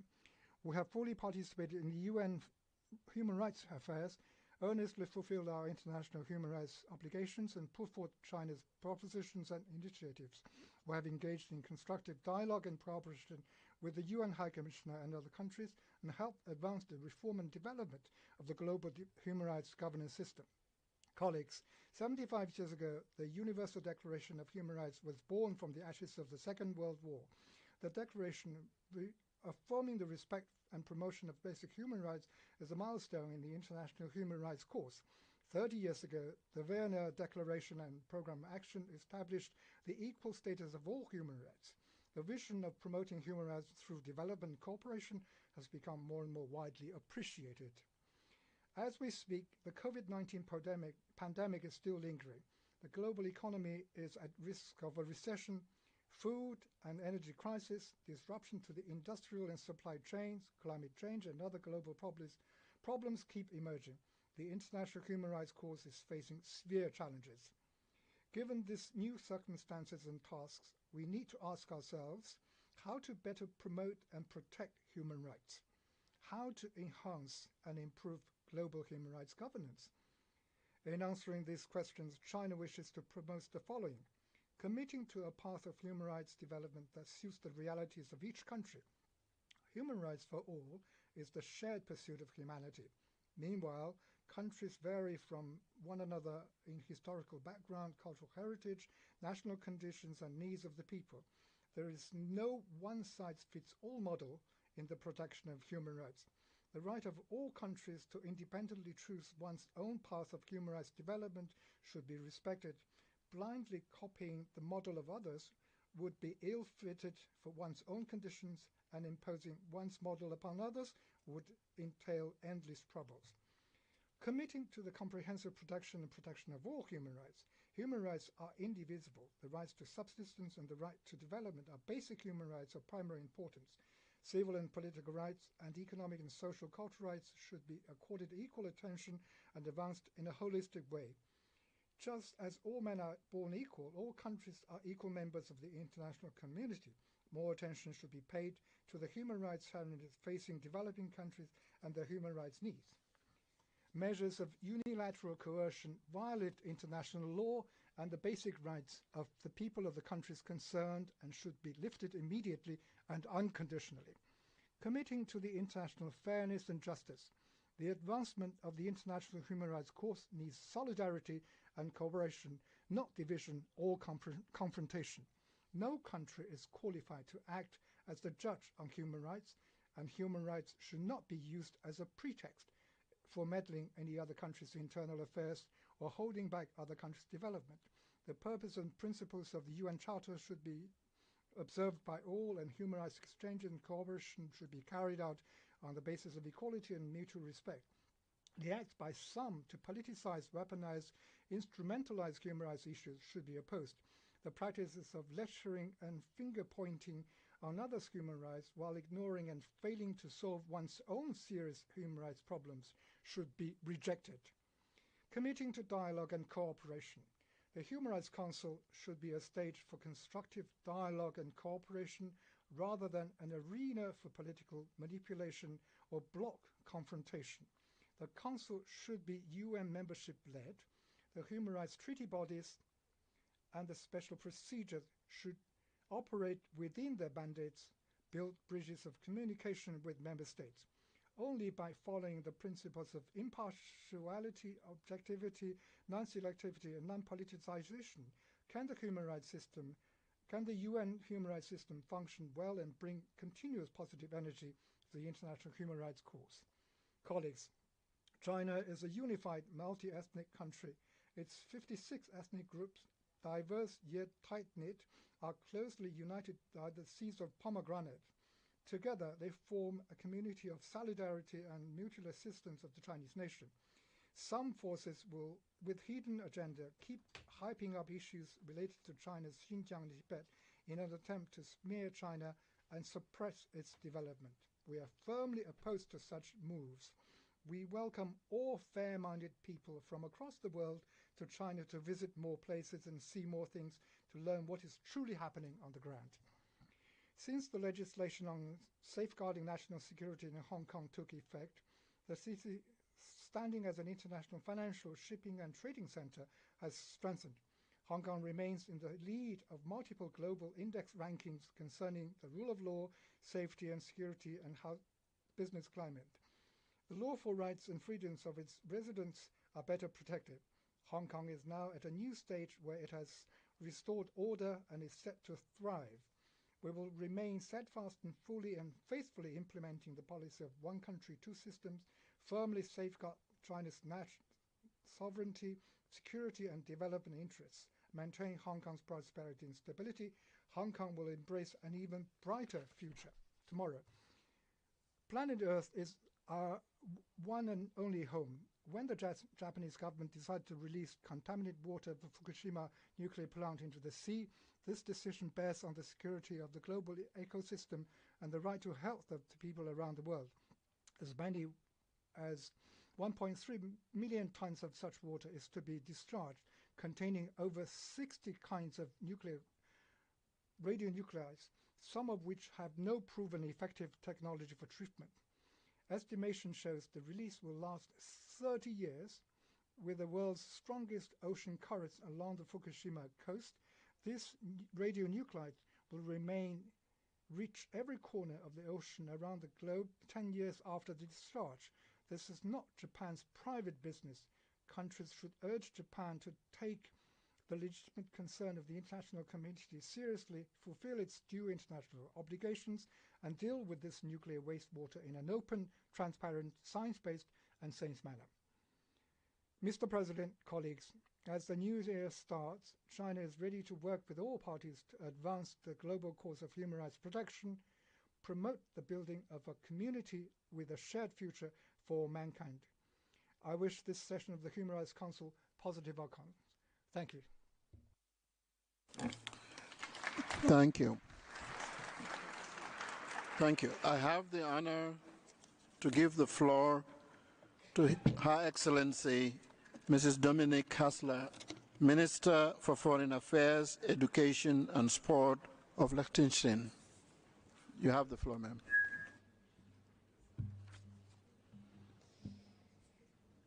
Mr. Vice President, Excellencies, colleagues, dear ladies and gentlemen, let me start by expressing my sympathy towards the thousands of victims of the catastrophic earthquake in Turkey and Syria.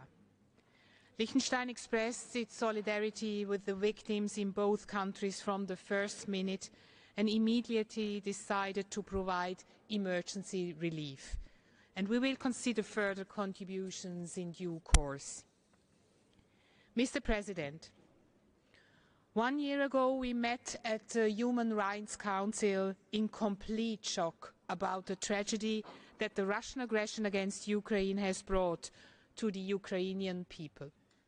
Now, 1 year into this unprecedented and unprovoked war of aggression, we are still in shock over the overwhelming evidence of crimes that have been committed, as well as the human rights and humanitarian crisis that has unfolded. It is important that the perpetrators of the most serious crimes in Ukraine, in the context of the ongoing Russian aggression, are held accountable. In this respect, Liechtenstein strongly supports the establishment of a special tribunal on crime of the aggression, as aggression is ultimately the origin of all other international crimes committed in Ukraine. Given that the crime of aggression is a leadership crime, it is also of crucial importance to ensure that there are no immunities, including for head of states and other persons in political leadership positions. A special tribunal for the crime of aggression, created through an agreement between Ukraine and the United Nations on the recommendation of the UN General Assembly, would ensure such comprehensive accountability and help deter would-be aggressors in the future. Liechtenstein continues to stand in solidarity with the Ukrainian people and reaffirms its support for the sovereignty, independence and territorial integrity of Ukraine.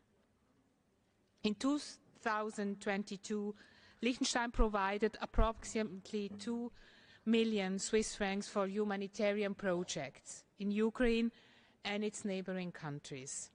We have focused on emergency relief, support for displaced people in and from Ukraine, as well as on projects to ensure accountability for the most serious crimes. Liechtenstein will continue its humanitarian engagement in Ukraine and will also do its part when it comes to reconstruction.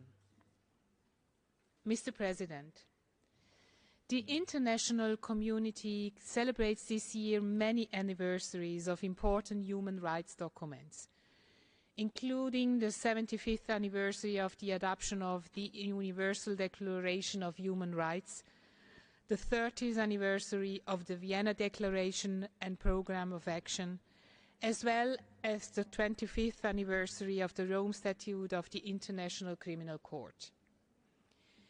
These anniversaries remind us that the international community came together decades ago to agree on key principles, to uphold human rights and fundamental freedoms, and to prevent and respond to violations thereof, as well as to international crimes. We should seize these anniversaries as an opportunity to recommit ourselves to the values and principles agreed upon in these milestone documents. Let me be clear. Upholding human rights and fundamental freedoms is a legal obligation and a prerequisite for sustainable development and peace. And whenever governments or de facto authorities decide not to uphold human rights, it has dire consequences for large parts of the populations. We see that, for instance, in Myanmar, where the military coup 2 years ago has led to a further deterioration of the already difficult human rights situation in the country, and in crimes against humanity committed by the Kathmandu regime.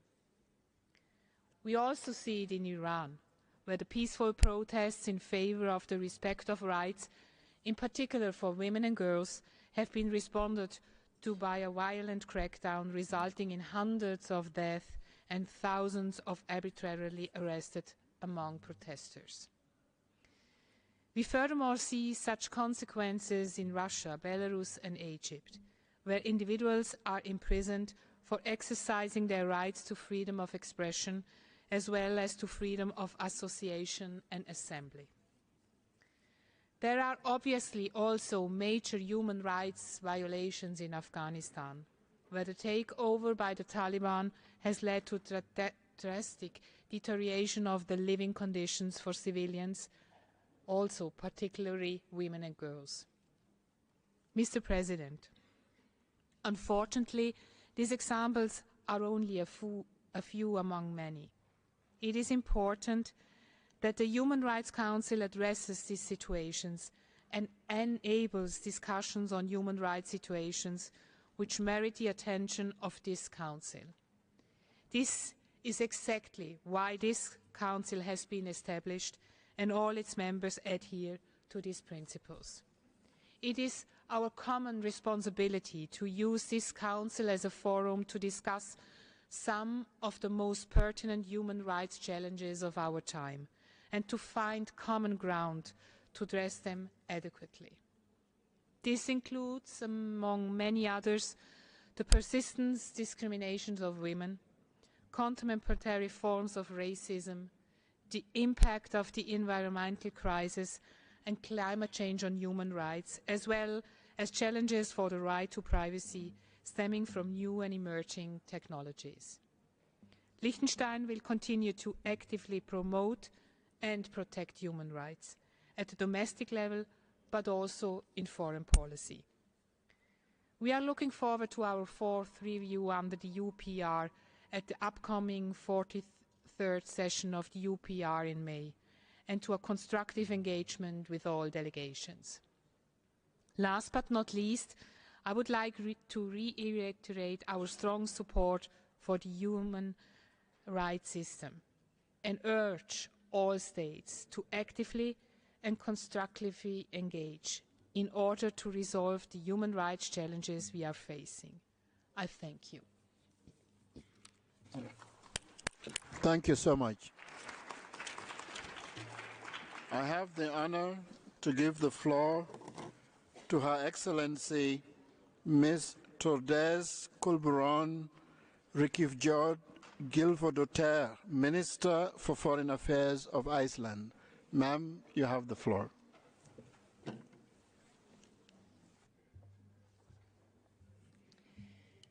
Mr. Vice President, High Commissioner, Excellencies, the past year has been a year that has brought on many disappointments, but it has also been a year of inspiration. The last time I addressed this esteemed body, it was only 4 days after Russia launched its illegal and brutal invasion of Ukraine. When I last spoke here, there was almost a complete consensus that Ukraine's infrastructure and government would soon crumble under the overwhelming weight of the Russian assault. But a time-tested truth has once again been re-established. An overpowering force of arms does not always suffice to defeat an overwhelming strength of purpose. I mention this here today because I believe that the world has drawn inspiration from the magnificent courage of the Ukrainian people and the dynamic and often poetic words of their leader, President Zelensky. As I said in my speech a year ago, Putin's war is waged against the advance of tolerance, against understanding, against peace. The worldview that the Russian president is offering to the world is based on repression, a stifling of free thought, violent nationalism, and fear of the other. It persecutes those who challenge authority. It stigmatizes for those who, by choice or by nature, are different and unique. For these and many other reasons, Russia's war and Ukraine's defense are relevant to the entire world. The invasion strikes at the heart of the UN Charter and the international rule-based order and is intended to undermine the fundamental human rights that all member states of the United Nations have undertaken to defend. At this juncture, it is encouraging a great majority of all UN member states have stated their clear opposition of this grave assault on the system we have built since the end of World War II. Last week, 141 nations again voted in favor of a resolution demanding the immediate withdrawal of Russia's forces from within Ukraine's internationally recognized borders and emphasized the need to hold those accountable who have committed crimes against international law. Horrendous reports of atrocities, rape, stealing and deportation of children, and forced deportation of children, and other grave human rights violations and abuses have fueled a sense of urgency that we all feel of ending this war and securing a just peace for the people of Ukraine. Iceland remains unwavering in its support and solidarity with Ukraine, and we are committed to playing our part, including in our presidency of the Council of Europe. We also stand with the people of Belarus in their fight for a free and democratic society denied to them by authorities that have also been enabler of this war. The relentless struggle of Svetlana Tsikhanouskaya for the rights of her people is an inspiration to all of us who value human rights. Mr. President, Mr. Vice President, in the past year, the world has also been inspired by those in Iran who have risked their all to fight for human rights and an end to the subjugation of women by the state itself. In November, this Council took a stand against the injustice, the blows and the bullets which the Islamic Republic of Iran used in trying to stamp out peaceful protests by establishing a fact-finding mission. I am proud that Iceland played a role in this process. Unfortunately, the people of Iran are still being subjected to brutal violence and arbitrary actions by the state. In Afghanistan, the Taliban are committing the gravest violations and abuses of human rights by excluding half of Afghanistan population from society and the right to education. We call on the Taliban to lift the vast restrictions on women. Mr. Vice President, human rights are a fundamental part of Iceland's foreign policy, and over the past few years, we have increasingly become active in the Council, both as a member in 2018 till 2019 and an observer. As part of our commitment to the Council's work, Iceland is running for a seat on the Human Rights Council for the term 2025 until 2027. Our candidature is supported by all the Nordic states. If elected, we will be resolute in our support for the Council's mandate and will encourage all Member States to live up their human rights obligations and commitments, including through cooperation with the High Commissioner and the Council's mechanism. Mr. Vice President, in too many countries, people are persecuted because of their faith, their political views, or their sexual orientation. Human rights defenders and journalists risk their lives and liberties every day for calling out these injustices and for engaging in an open, democratic debate. We have a collective duty to promote and protect human rights and freedom of all. And let us not forget that the fundamental freedoms of individuals, including the freedom of assembly, expression, conscience and freedom of thought, are needed to fuel human creativity and innovation, which in turn are the foundation of economic and social progress. The critical importance of this Council has perhaps never been clearer. I wish you all peace and freedom. Thank you. Thank you, Excellency. Now I have the honor to receive by video His Excellency Mr. Nikolaos Georgios Dandias, Minister for Foreign Affairs of Greece. Mr. President, Excellencies, ladies and gentlemen, before I begin, allow me to convey our sincere condolences for the tragic loss of lives following the earthquakes in Turkey and Syria. Greece has expressed its solidarity right from the beginning. Now it is an honor to address the 52nd session of the Human Rights Council. I would like to congratulate Ambassador Balek on assuming the presidency of the Council. I also wish a warm welcome to the new United Nations High Commissioner for Human Rights, Mr. Turk. We're looking forward to working with him in the difficult task he has assumed. Mr. President, we're faced with a series of unprecedented crises. The long-term effect of the pandemic, climate change, scarcity of basic goods such as food and water, and of course, prolonged conflicts caused by the blatant violation of international norms. In this context, we need to reaffirm our universal commitment to the respect of international law, and in particular, in the United Nations Charter. 75 years after its adoption, the Universal Declaration of Human Rights is here to underline that there can be no peace if human rights are violated. Unfortunately, on the 24th of February, a year elapsed since Russia invaded Ukraine. I personally have visited Ukraine 3 times since the beginning of the war and one just before.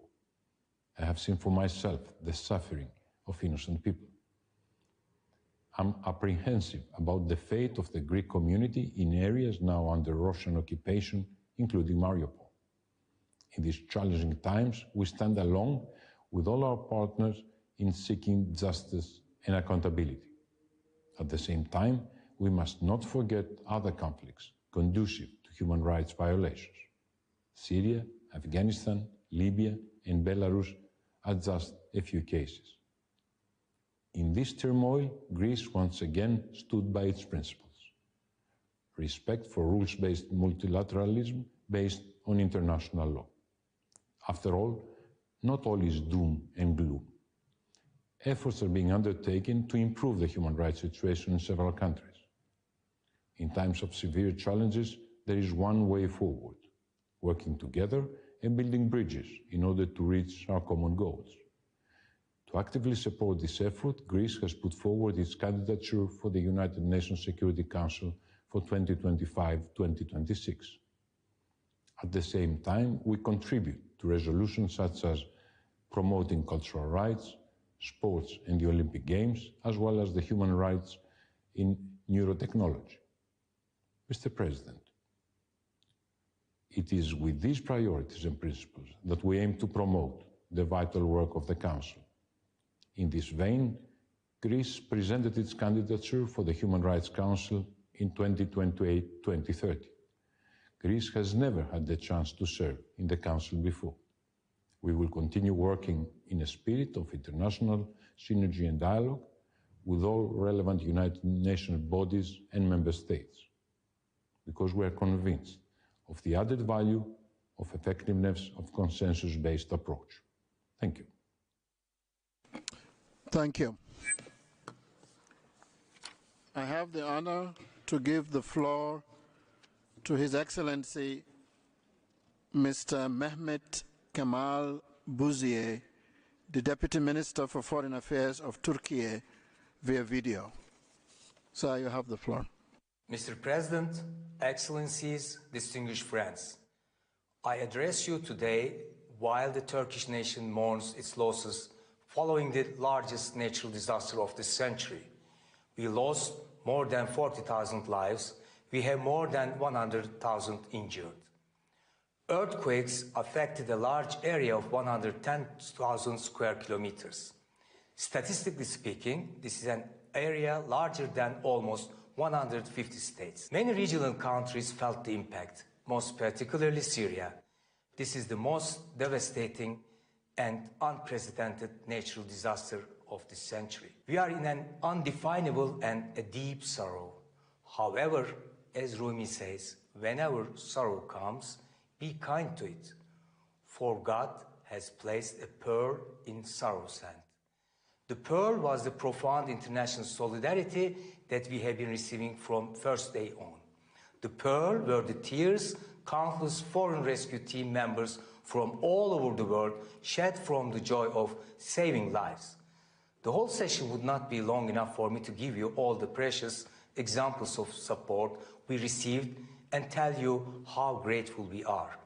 This solidarity reconfirmed that we should adopt one humanity, one world approach in tackling our problems.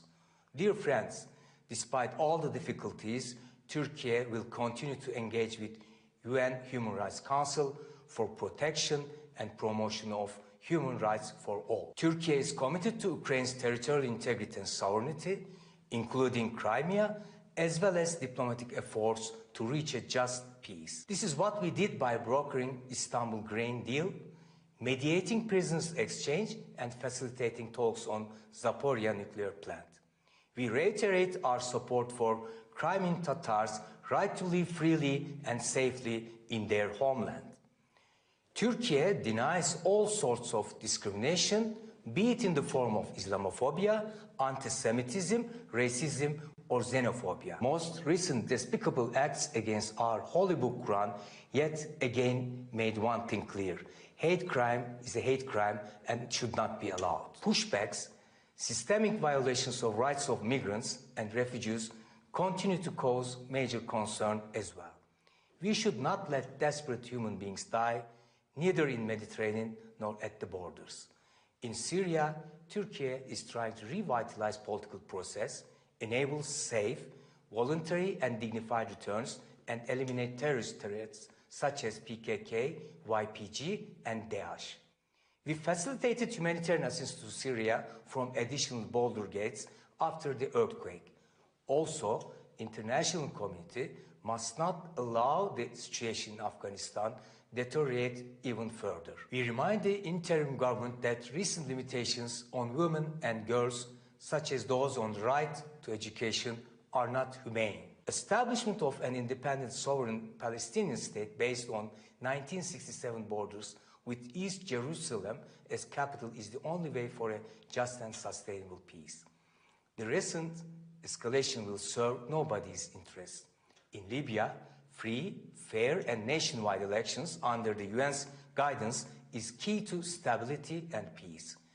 In South Caucasus, we will continue our sincere efforts for stability, including normalization process with Armenia. While respecting China's sovereignty and territorial integrity, we attach importance to the protection of the rights and freedoms of the Uyghur Turks and other Muslim minorities. It is important that recommendations of High Commissioner for Human Rights be implemented. Turkey wishes a peaceful resolution of the situation in Jammu and Kashmir on the basis of UN Security Council resolutions. We reiterate our call for restoration of democracy and improvement of the Rohingyas' living conditions. Finally, let me touch upon Turkish Cypriot people. They were deprived of their inherent rights, namely sovereign equality and equal international status, by force in 1963. They still cannot exercise their basic human rights due to unjust and inhumane embargoes. Their situation should be addressed by this Council. Mr. President, distinguished friends, 2022 was a difficult year with multiple intersecting crises that know no boundaries. The only way to deal with these challenges is through more dialogue, engagement, and cooperation. As the most generous nation per GDP, Turkey has been underlining the importance of international solidarity. This is the approach that will unite us. Once again, from the bottom of our hearts, thank you all for your solidarity. Thank you so much, Your Excellency. I have the honor to give the floor to His Excellency, Mr. Muzaffar Hussein Zoda, Deputy Minister of Foreign Affairs of Tajikistan. Sir, you have the floor. Thank you, Mr. Chair. Distinguished participants of the session, Tajikistan, from the early days of its independence, has taken a course towards building a secular and democratic state, where the human rights and freedoms are recognized as the highest values. Our country attaches great importance to cooperation with the United Nations structures, including the special procedures. The recommendations made by the special procedures following the visit to Tajikistan are included in the 2021-2023 Action Plan to implement the National Human Rights Strategy for the period up to 2030. Tajikistan also adopted a number of strategic documents in the area of human rights and national action plans to implement the recommendations of the United Nations bodies. These plans provide a set of measures aimed at implementing the recommendations of the United Nations human rights mechanisms, as well as specifying the time frame for carrying out the measures and the government bodies responsible. Distinguished participants, we value the important role played by civil society in actively promoting human rights and engage in collaboration with the civil society institutions.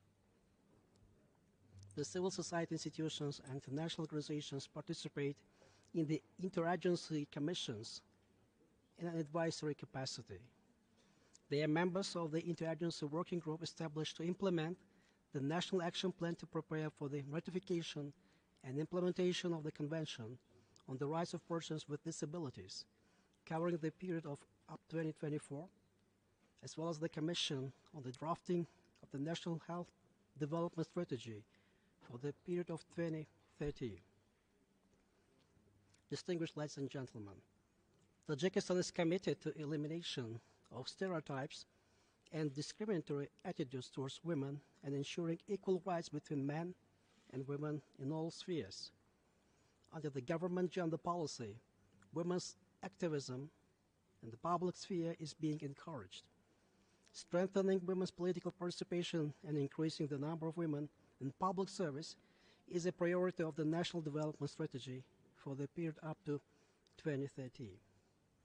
And the 2017-2024 State Program for the Education, Recruitment and Appointment of Gifted Women and Girls to Leadership Positions.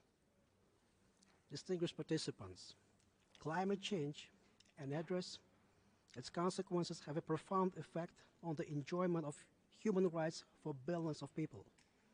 Alongside the increase in mud flows and floods, water scarcities and droughts, today the accelerated melting of glaciers, primary source of fresh water on the planet, is of great concern.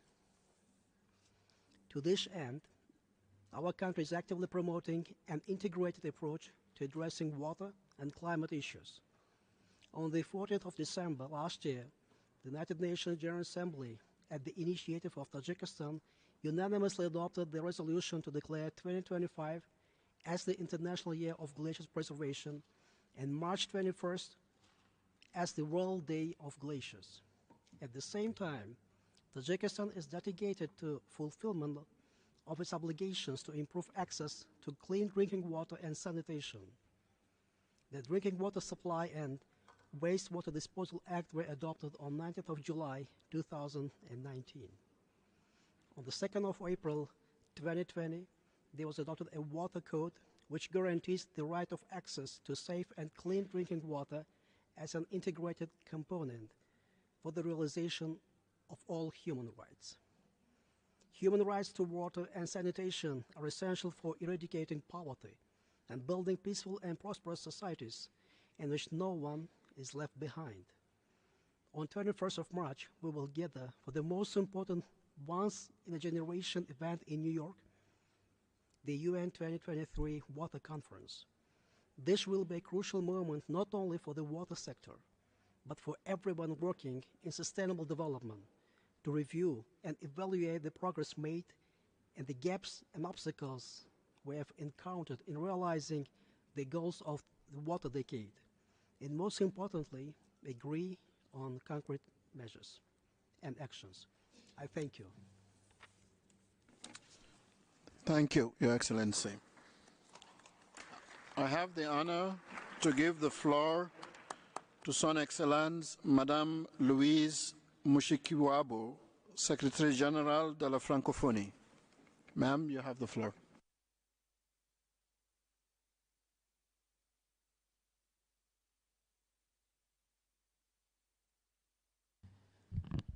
Merci beaucoup.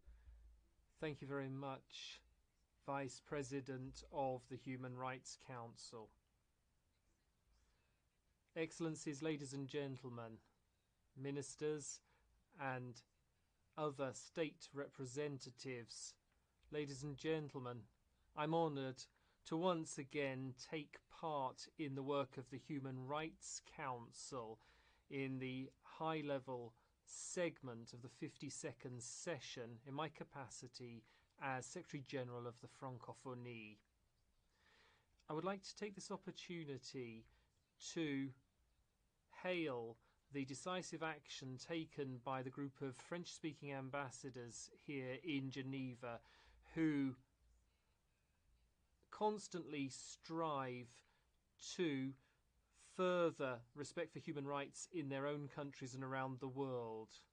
Ladies and gentlemen, I'm here to represent the International Organization of Francophonie, which brings together 88 states and governments across the 5 continents.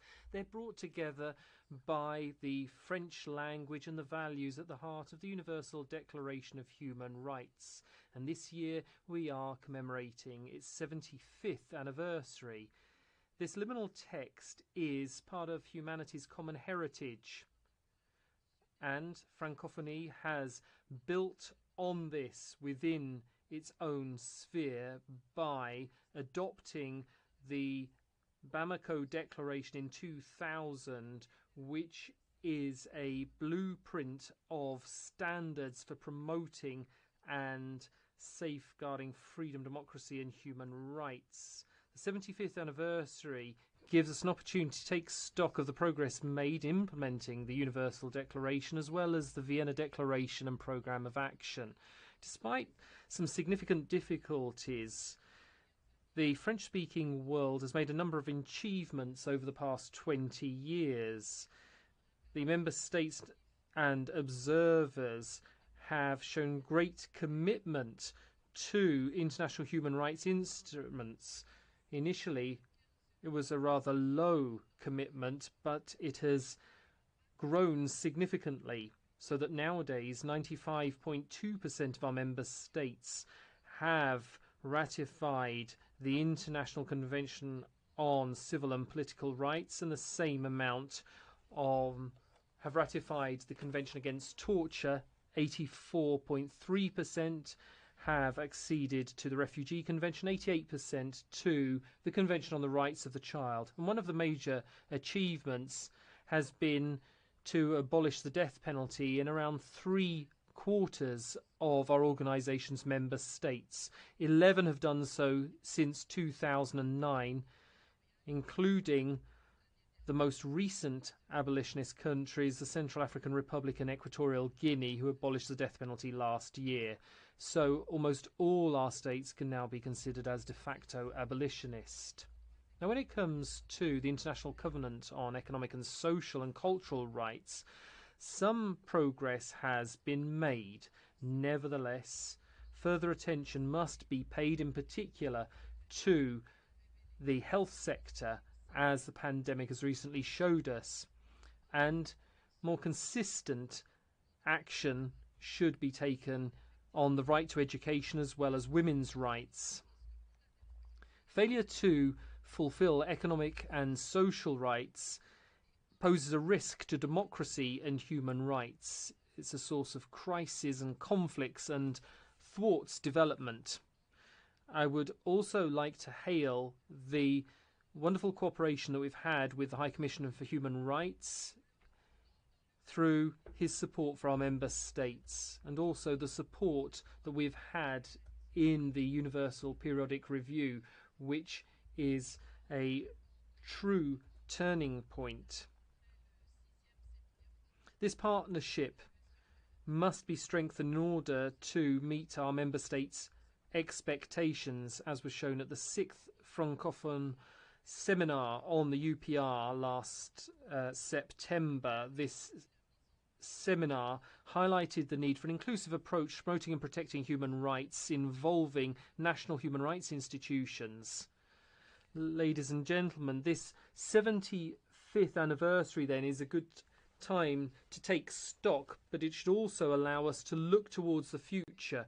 We must look how we can best ensure the promotion and protection of human rights in a context which is epitomised by a number of new and emerging challenges. So the Francophonie organisation must pay greater attention to the respect for the rule of law and human rights by implementing appropriate legal frameworks in some of our member states, fighting corruption which undermines the rule of law and triggers possible discrimination which could lead to a whole array of violations. We must also fight against fake news and hate speech. These seriously undermine people's dignity and can foster instability. So I would like to congratulate the member states' work to fight against fake news, particularly over the past 2 years.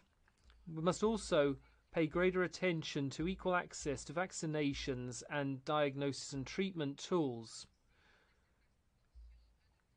This attention must also be extended to youth and considering their needs in promoting and protecting human rights. The Francophonies consultations show that, like other people around the world, our young people want a more inclusive society where each and every one of us can exercise their rights effectively, including environmental rights. That's one of the main claims of our young people. They also want equal access to the digital world because otherwise inequalities will only be exacerbated online, particularly social and economic inequalities. As I did last year, I would also like to underscore the fact that girls' education is a major challenge for our era. So we must strive to ensure that greater attention is paid to the right for girls to have access to education wherever they be. It is also our collective responsibility then. So we would like in this context to hail the role played by the Human Rights Council, which has had a sincere, constructive and demanding dialogue. This dialogue represents renewed multilateralism, which is what we aspire to, but it must also cover different situations. I'm sure that you'll agree with me and the organization's member states who in the Gerba summit issued a declaration on linguistic diversity in international organizations. And this is my conclusion. Multilingualism is a prerequisite for the enlightened and equitable participation of all in debates and decisions, including, of course, debates on human rights. Thank you very much. Thank you. I have the honor to give the floor to Mrs. Jan Beagle. Director General of International Development Law Organization. Ma'am, you have the floor.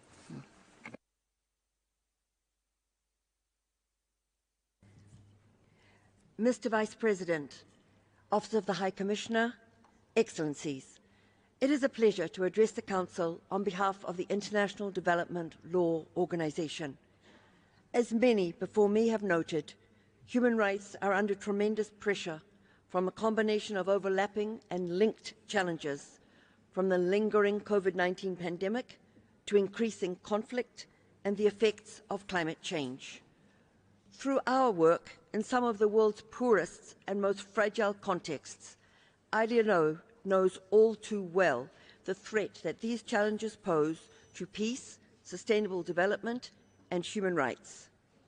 75 years ago, the drafters of the Universal Declaration were fully aware of the symbiotic relationship between human rights and the rule of law.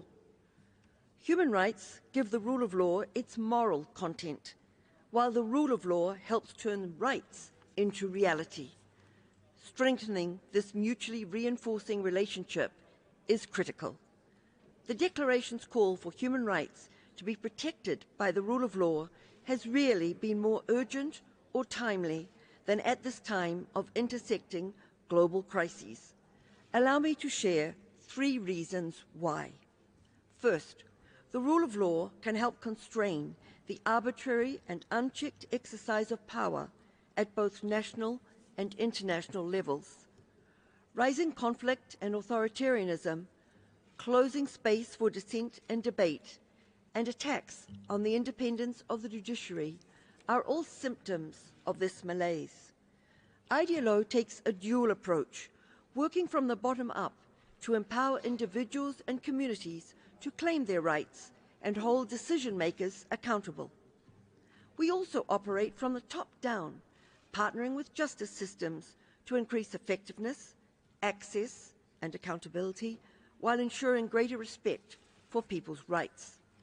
Much of this work takes place in crisis contexts where our support is most needed. 1 year into the war in Ukraine, IDLO is proud to support national partners, including the Office of the Prosecutor General, to strengthen access to justice and respect for international law. We are also continuing our long-standing work on anti-corruption reform in Ukraine, given its significant role in reconstruction and laying the foundations for sustainable peace.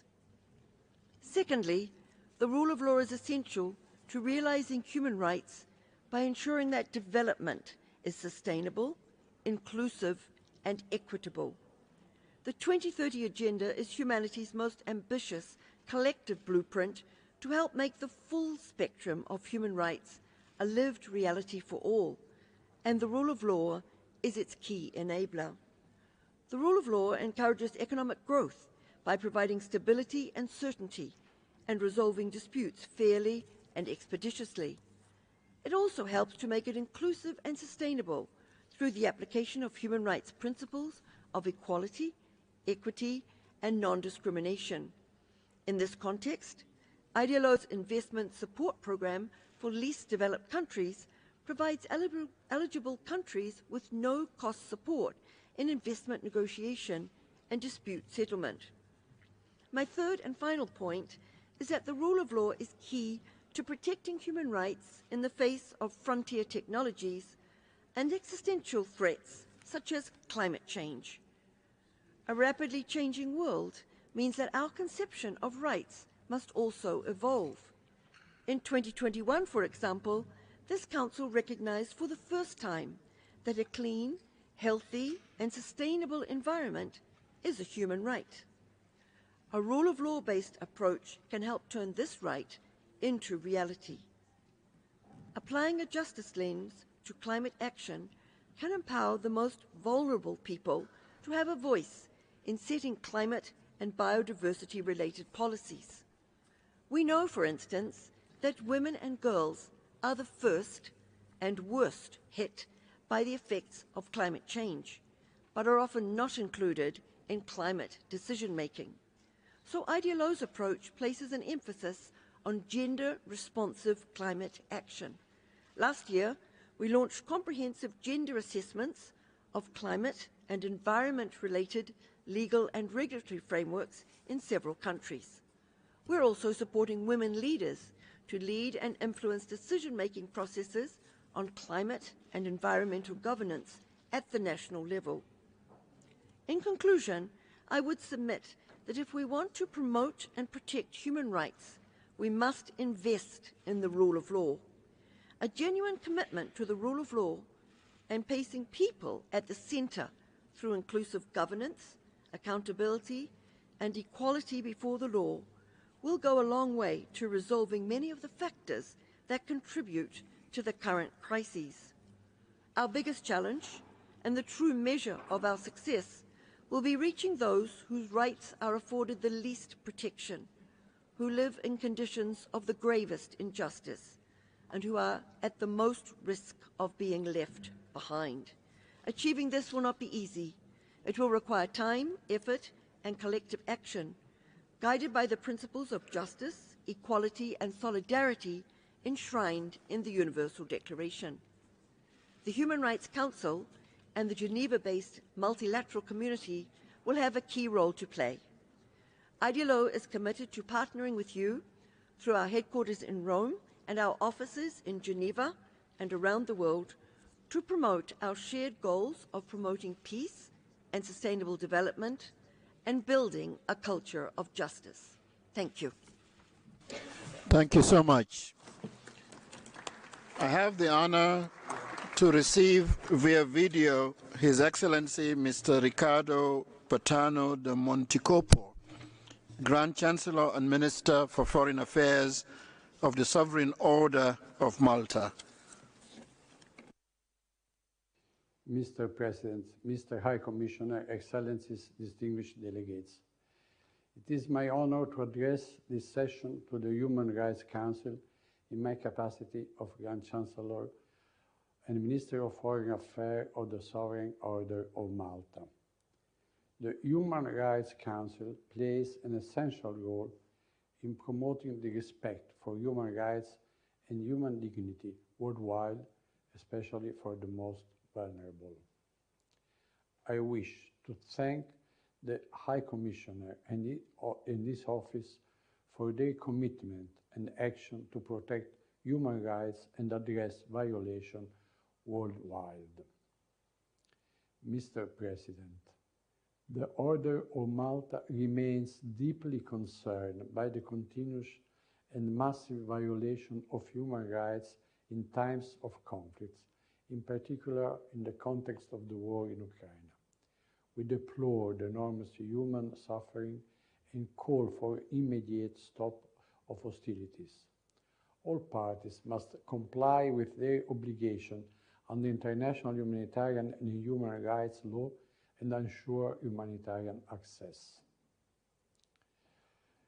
At the beginning of the war years ago, we immediately responded and continue to this day to assist civilians in Ukraine and across Europe.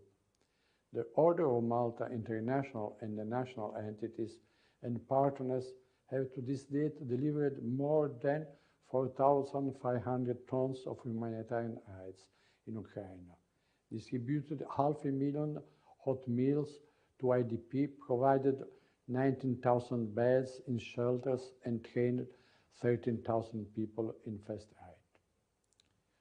We are also present in Hungary, Romania, Poland, Slovenia, Slovakia, Latvia, Lithuania, assisting refugees through medical, social projects, psychological support, providing healthcare, food, and shelters.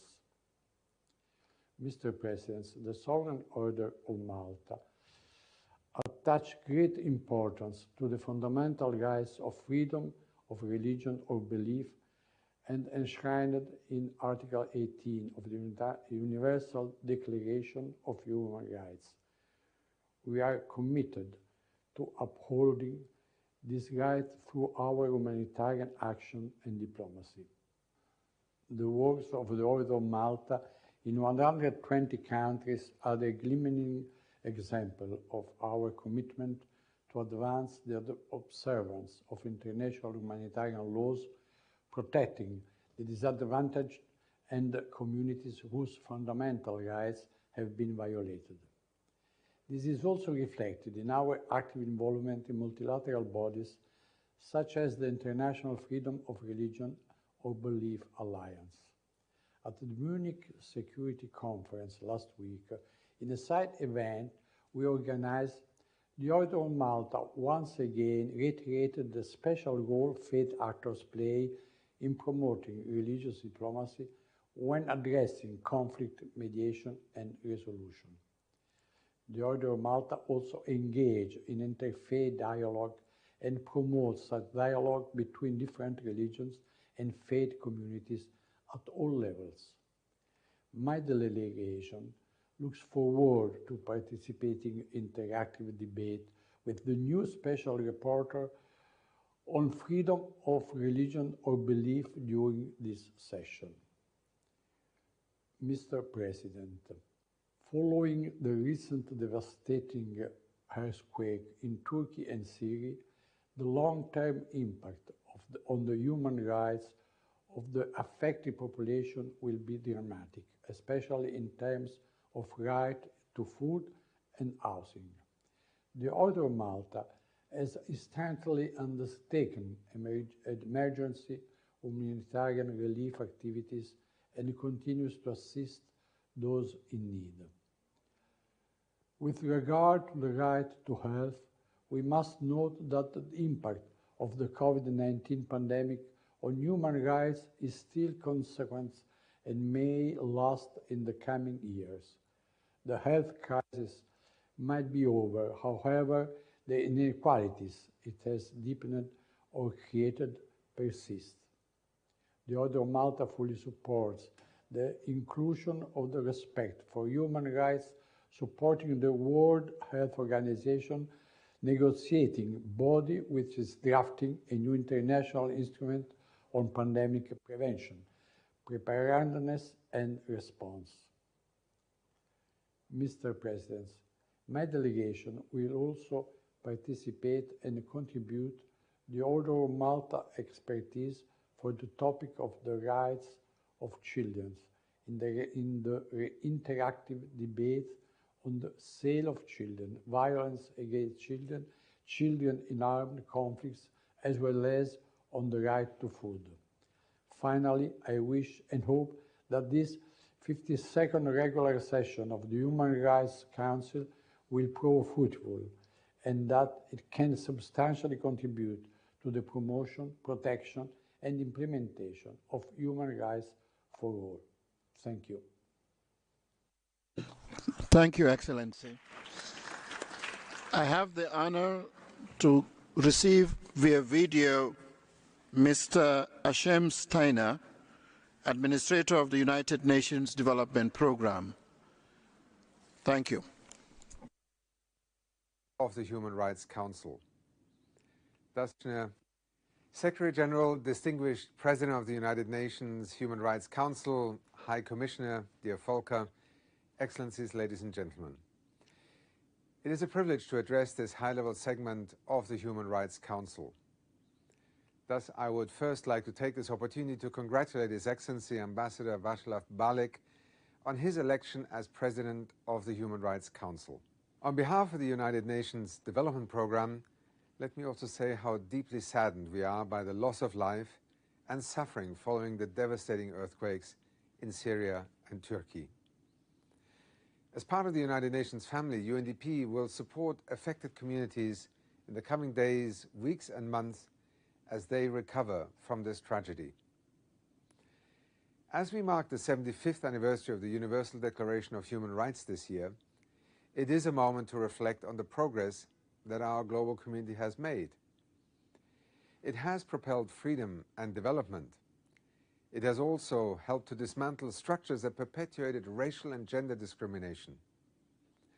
Most recently, the global community has come together and recognized the right to a clean, healthy, and sustainable environment. Yet, human rights are coming under enormous pressure in this era of polycrisis. That includes shrinking civic spaces and human rights backsliding in many parts of the world. Human rights defenders, including journalists and civil society leaders, are also under increasing threat. Indeed, UNDP's latest Human Development Report shows how trust is breaking down, which may then beget more instability. Some of the worst human rights violations occur during violent conflicts, now at the highest level since 1945, whether from Ukraine to Yemen to Syria and beyond. That includes also gender-based violence against women and girls. Indeed, there is a need for more concerted efforts to tackle intersectional forms of discrimination and violence, including against girls with disabilities. A new UN interagency statement, just endorsed also by UNDP, outlines a clear set of recommendations for the full realization of their right to live free from violence and discrimination, from legislation to finance. In 2023, the right to development remains a defining issue. As dire as some economic forecasts continue to be, the issue is not that we do not have enough finance. Global wealth has been estimated today at over $463 trillion. The real issue is where money is spent and by whom, and who benefits or not. In short, there is a pressing need for financing and debt relief to respond to the development needs of communities now without shortchanging the future. We must also address gaps in technical cooperation. Last year, I referenced the need to export the findings of human rights mechanisms more consistently into development practices and policies. That is now happening, including through supporting countries to fully leverage the Universal Periodic Review Process, or UPR. With the fourth cycle of the UPR commencing, we will support member states to turn conclusions of reviews and recommendations into actions and ultimately future reality. Albania has already used the process to support women facing discrimination, including the Roma community. Or look to Sierra Leone, which used the UPR process to help abolish the death penalty. UNDP, in partnership with the UN Human Rights Office, is strengthening our practical support to countries. That includes our partnership with GUNRI to support national human rights institutions, a cornerstone of human rights systems across the globe. This support, enabled by a tripartite partnership, will be scaled up in 2023 in all regions with the support of Norway. To take just one example of this engagement, consider the Asia-Pacific region, where we support these institutions to protect the rights of the LGBTI community. We will also assist these vital institutions to put the right to a clean, healthy and sustainable environment into practice worldwide. UNDP is also working with partners to ensure that the business sector fulfills its human rights obligations. With support from Japan, Sweden and the European Union, UNDP is today working to equip companies in 28 countries across 5 continents with new tools to advance human rights in business.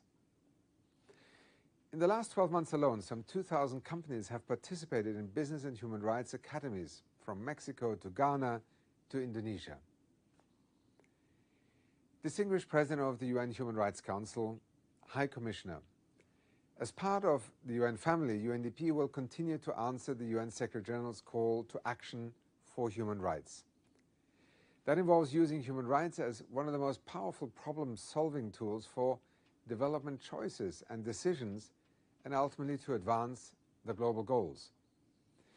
Indeed, the entire UN family and our partners are torchbearers for the Universal Declaration of Human Rights across the world.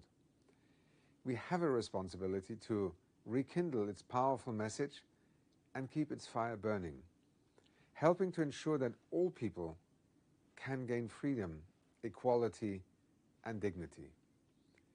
Thank you for this opportunity to address you today.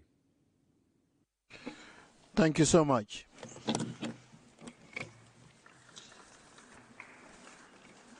Excellencies, this was the last dignitary we could accommodate at this meeting. We will suspend the meeting for a few minutes before the annual high-level panel discussion on human rights mainstreaming. Thank you so much.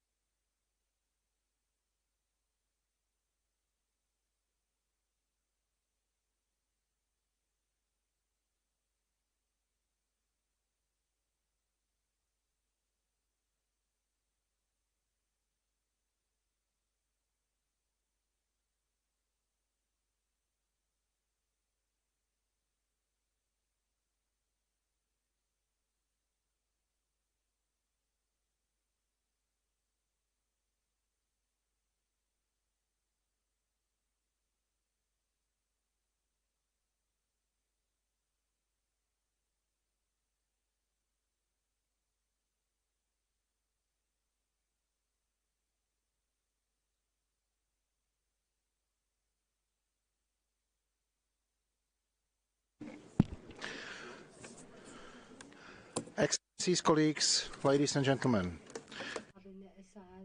high-level panel discussion on human rights mainstreaming held pursuant to Council Resolution 16/21 to promote the mainstreaming of human rights within the United Nations system. The theme of this year's panel is a reflection on 5 years of the United Nations Youth Strategy, Youth 2030, mapping a blueprint for the next steps. It is my honor to welcome back to the podium Mr. Volker Turk, United Nations High Commissioner for Human Rights, who will deliver an opening statement. We will also hear an opening statement from Ms. Yatma Vikramanayake, Envoy of the Secretary General on Youth, by video. I also wish to welcome our distinguished panelists, Ms. Diana Keita, Assistant Secretary General and Deputy Executive Director of the United Nations Population Fund, Ms. Annalisa Thompson-Flores, Director of the United Nations Educational, Scientific and Cultural Organization Liaison Office in Geneva, Ms. Christine Saloum, Representative of the International Coordination Meeting of Youth Organizations within the High-Level Steering Committee of the United Nations Youth Strategy, and Mr. Sang-Yeon Lee, Director of the Employment Policy Department at the International Labour Organization. Mr. Gilbert Hungbo, Director General of the International Labour Organization, will deliver his panel statement via video message.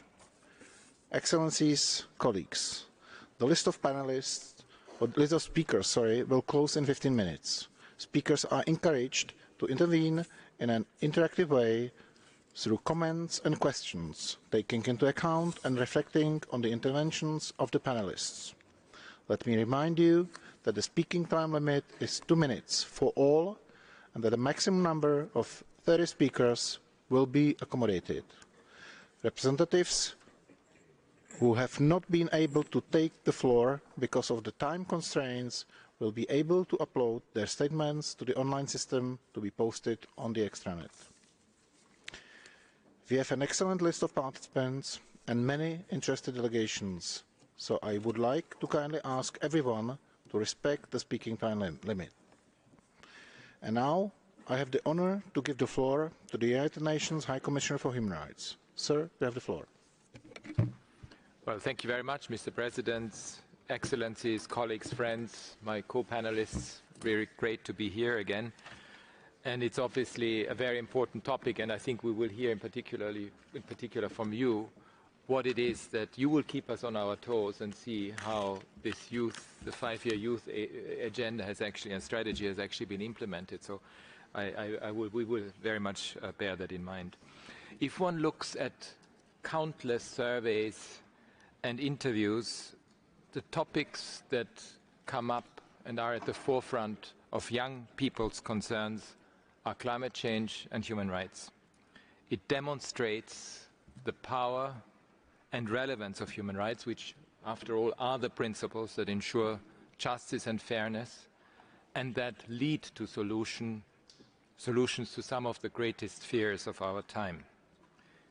It also indicates that, taken as a whole, young people are deep thinking and far-sighted, and that we would all do well to listen to and take on board their ideas.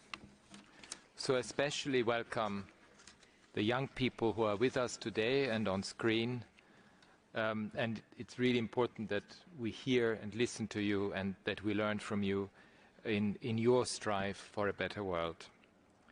The purpose of this discussion is to ensure that the UN system is working to amplify your voices and to advance your rights, and that we are supporting you with tools and capacities that you need.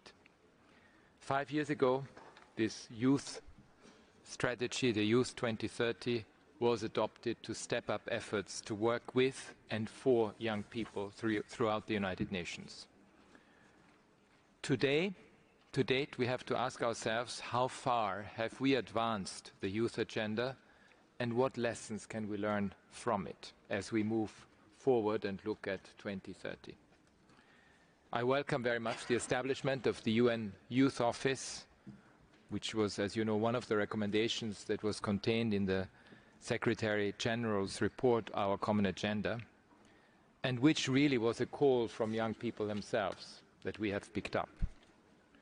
I'm also glad that the inclusion of human rights as a priority area of the youth strategy has provided a clear framework for action with concrete benchmarks across all areas of human rights, development, peace and justice, including climate justice. Listening to young people and working with them to secure their rights have become central to the way that my office and other parts of the United Nations system work. The Step Up campaign that was launched by UN bodies in June 21 promotes the rights of young people and future generations to a healthy environment. My office has also established OHCHR 4 Youth Network, including in Fiji, Guatemala, Kyrgyzstan, Lebanon and Senegal, working on promoting and protecting young people's rights. And I've met some of those who participate, some of the young people who participate in this network. We also support young people with concrete tools that can assist them to stand up for their rights and engage with the United Nations. It's clear that youth engagement, and I've mentioned it on other occasions, will be central to our own Human Rights 75 initiative on the occasion of the various anniversaries that we have this year. A youth advisory group will help to guide us through all the activities and ensure that we take young people's needs and recommendations on board throughout the year and beyond. It is important to remember that those needs and recommendations will be diverse as young people themselves. We need to engage with young people of every ethnicity and from every income and educational background, of every political opinion, sexual orientation or other distinction. Despite all our progress, some institutions continue to engage with young people in a superficial, sometimes almost tokenistic way. They may have formal structures that acknowledge the importance of young people's views, but they are unlikely to seek out voices that are diverse or unfamiliar, and even less likely to act on what they say. And more broadly, even though overall young people have never been more active, they continue to face significant obstacles to achieving their full potential, as well as discrimination that blocks their access to many human rights, restrictions on health care, including in relation to sexual and reproductive health and rights, inadequate labor rights and discrimination in access to decent work, including for young women, undue limits to conscientious objection to military service. These are difficulties met by young people simply by virtue of being young. Young women, LGBTIQ+, young people, young migrants, youth with disabilities, and those in conflict with the law face multiple and additional challenges. In many countries, severe restrictions on civic freedoms also alienate young people from the structures that are supposed to represent them. Many young people have a lack of trust in the ability of existing institutions and leadership to meet their concerns.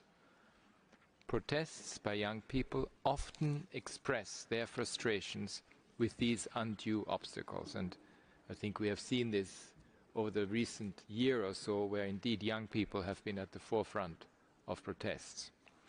I also want to emphasize the worry of many young people, even the despair about the future of our world.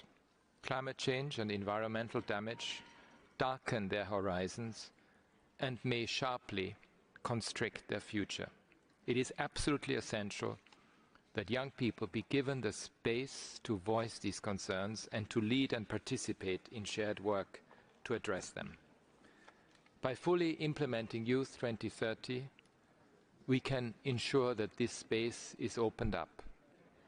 We can ensure that pervasive discrimination is countered, and that our people and societies are able to realize their full potential. My office will continue to mainstream youth rights and to assist member states to realize these rights in laws, policies and programs. We know that young people all over the world are the drivers of social change, the spirit of resilience, the genius of innovation and the strongest seekers of solutions for the future of humanity. But they also have rights today, and a great deal remains to be done to realize them. I look forward to this discussion. Thank you. Thank you, Mr. High Commissioner, for your opening statement. And now I have the honor to give the floor to Ms. Yayatma Vikramanayake, Envoy of the Secretary General on Youth. Excellencies, distinguished delegates, colleagues and friends, it is my pleasure to participate in this high-level panel on human rights mainstreaming. The topic of this year's discussion, a reflection of 5 years of Youth 2030, is timelier than ever, and I welcome the opportunity to discuss how to further advance the youth agenda across the United Nations system. It is clear that young people face numerous challenges and barriers in exercising their human rights, and it is pertinent that we identify potential next steps on how to address this issue at the UN, including in the Human Rights Council. We need not only to protect, but also to promote the human rights of youth. The establishment of the new UN Youth Office is an important step to strengthen our capacity to step up to this challenge. Please allow me to thank the member states who unanimously adopted the UN General Assembly Resolution 76/306 on the establishment of the UN Youth Office, showing your commitment to youth and embracing meaningful youth engagement in the UN and beyond. Your support and championship of youth issues will continue to be critical and invaluable for the fulfillment of the new office's mandate, including the commitment to provide youth with a nurturing environment for the full realization of their rights, as is stated in the resolution.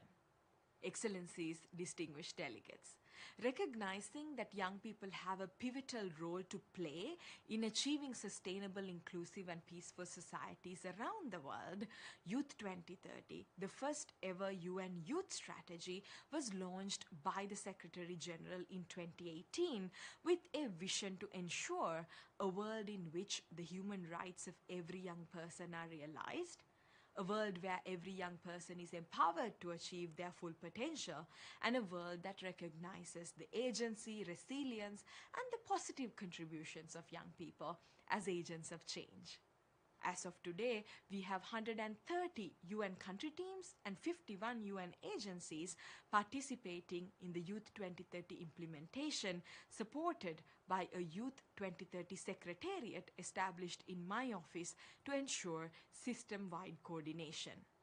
Foundations for system-wide implementation are also in place through scorecards for performance measurement and accountability of both UN entities and UN country teams, and these scorecards are fully integrated for a routine reporting of the UN system on the implementation of the strategy. To this date, 2 progress reports have been developed based on these scorecards. Baselines for the implementation of Youth 2030 have also been established. Youth 2030 indicators have been integrated into the quadrennial comprehensive policy review monitoring framework, QCPR 2021-2024, and the first reporting was completed in 2022. Knowledge products, including guidances, toolkits, analytical reports, have been produced and supported by the implementation of the strategy. Finally, we have started addressing some priority system-wide issues like tracking investments in youth, internships in the UN, and working for and youth with disabilities. youth as essential partners and the current lack of their meaningful participation is further recognized in the Secretary General's call to action on human rights and his report on our common agenda, which is a statement of solidarity with current and future generations. As quoted directly from our common agenda, young people tell us that our systems do not listen to them meaningfully and that our systems are short-sighted and do not take their concerns seriously. End of quote. To address these concerns and with the view to improve the way that UN deliberative and decision-making processes, such as the ones in the General Assembly, the Economic and Social Council, and the Security Council, engage young people, the Secretary General has tasked me to prepare recommendations in consultation with the world's young people for more meaningful, diverse, and effective youth engagement. I hope these recommendations will be of inspiration to the UN system at large, and I urge the Human Rights Council to concurrently consider not only possible methods of improving, but institutionalizing the participation of young people in its work in a permanent, structured, and meaningful way. Excellencies, distinguished delegates, colleagues, and friends, as laid out in Youth 2030 and reflected in the title of today's panel, it is time to review the implementation of Youth 2030 and update the strategy to make it fit for the present and for the future as needed. It is my hope that the next phase of Youth 2030 implementation will see increased accountability towards young people and for more parts of the United Nations system to engage strategically with the strategy as a tool to mainstream our work with and for youth. One immediate step could be to ensure recurring briefings on the progress of the implementation of the strategy to the Human Rights Council. Furthermore, I encourage member states and representatives of human rights mechanisms to consider answering two key questions when discussing how to better integrate youth throughout their work. First, how to ensure the mainstreaming of youth rights into their existing work in order to address the human rights violations and concerns that specifically affect youth populations. Second, how to guarantee the continuous participation of diverse groups of young people, especially young women, indigenous youth, youth in rural communities, youth with disabilities, LGBTIQ youth, youth without access to technology, and others, to ensure that this mainstreaming process happens together with young people and truly reflects their needs. As I conclude, let me thank partners and donors for your trust and support in the implementation of the United Nations Youth Strategy. I'm looking forward to strengthening our close partnerships and collaboration for the empowerment and meaningful participation of young people, especially those most often left behind. Thank you. Thank you. Now let me give the floor to the panelists for their initial presentations. I have the honor to give the floor to Ms. Diana Keita of UNFPA. Madam, you have the floor. Thank you, Mr. President. Mr. President, Mr. High Commissioner, Excellencies, distinguished delegates, esteemed colleagues, young people, Mesdames et Messieurs, I am honored to represent Executive Director Dr. Kanem and join you all today and elaborate on our efforts to put young people's rights and agency at the heart of our work with the support of member states. Upholding human rights, achieving sustainable development, attaining peace and prosperity. If we want to make progress toward this global aspiration, we have to fulfill our commitment to young people. For UNFPA, working with and for young people is in our DNA. We work hand in hand with member states on the importance of achieving demographic dividend. We believe in young people in all their diversity as full-fledged right holders with the right to shape decisions that directly impact their lives and future.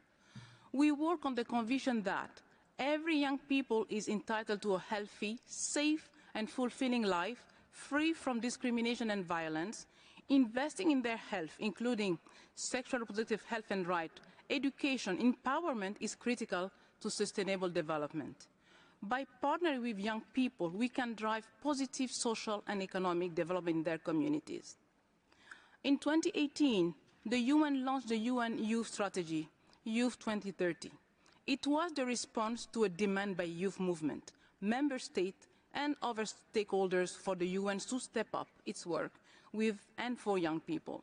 5 years into the implementation of the youth strategy, it continues to gain momentum as evidenced by the strengthened overall attention to youth through all the UN system and the increased integration of youth issues in institutional frameworks and the increasing number of agency-specific and UN system-wide youth-centered programs.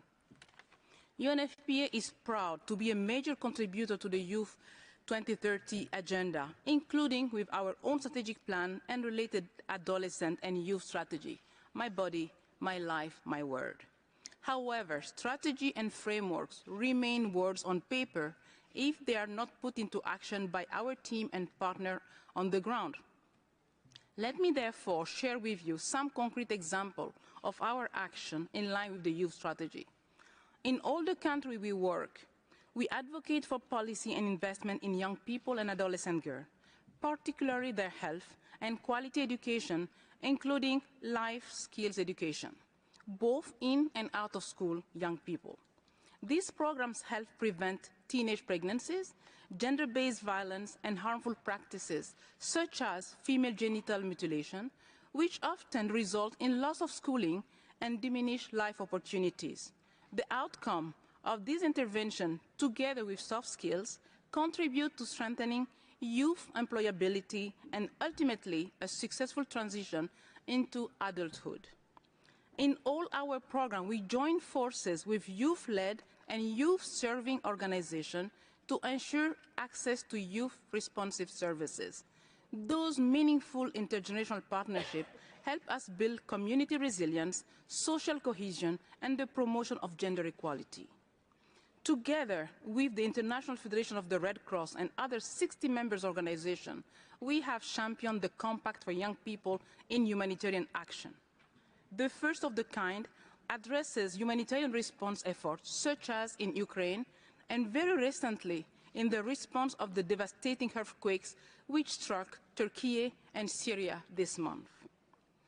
UNFPA also worked together with Search for Common Ground and youth-led organization UNOI Peacebuilders to co-chair the Global Coalition on Youth, Peace and Security. We promote the engagement of youth activists in international human rights processes and mechanisms. Since 2021, we have supported 15 youth-led organizations to raise their concern at the Universal Periodic Review. This type of visible engagement has opened doors to their participation in national processes. And these progresses and advancements are encouraging. But there are still challenges. We are living in a world in crisis, which put pressure on lives of the population we serve. While we continue to be inspired by young people's commitment and mobilization for peace, social justice, climate action, and equality, and their drive for positive change, it is a fact that civic spaces are shrinking. We need to do better to promote, protect, and care for young people's health and well-being, and provide space for them to thrive and drive change they want to see in the world. The Secretary General and our common agenda puts the well-being of the younger generation squarely on the map, and he is calling upon all of us to focus on young people. The establishment of the new UN office marks a significant step forward in our collective effort to ensure that young people have a seat at the table and their voices are heard. Excellencies, Mr. President,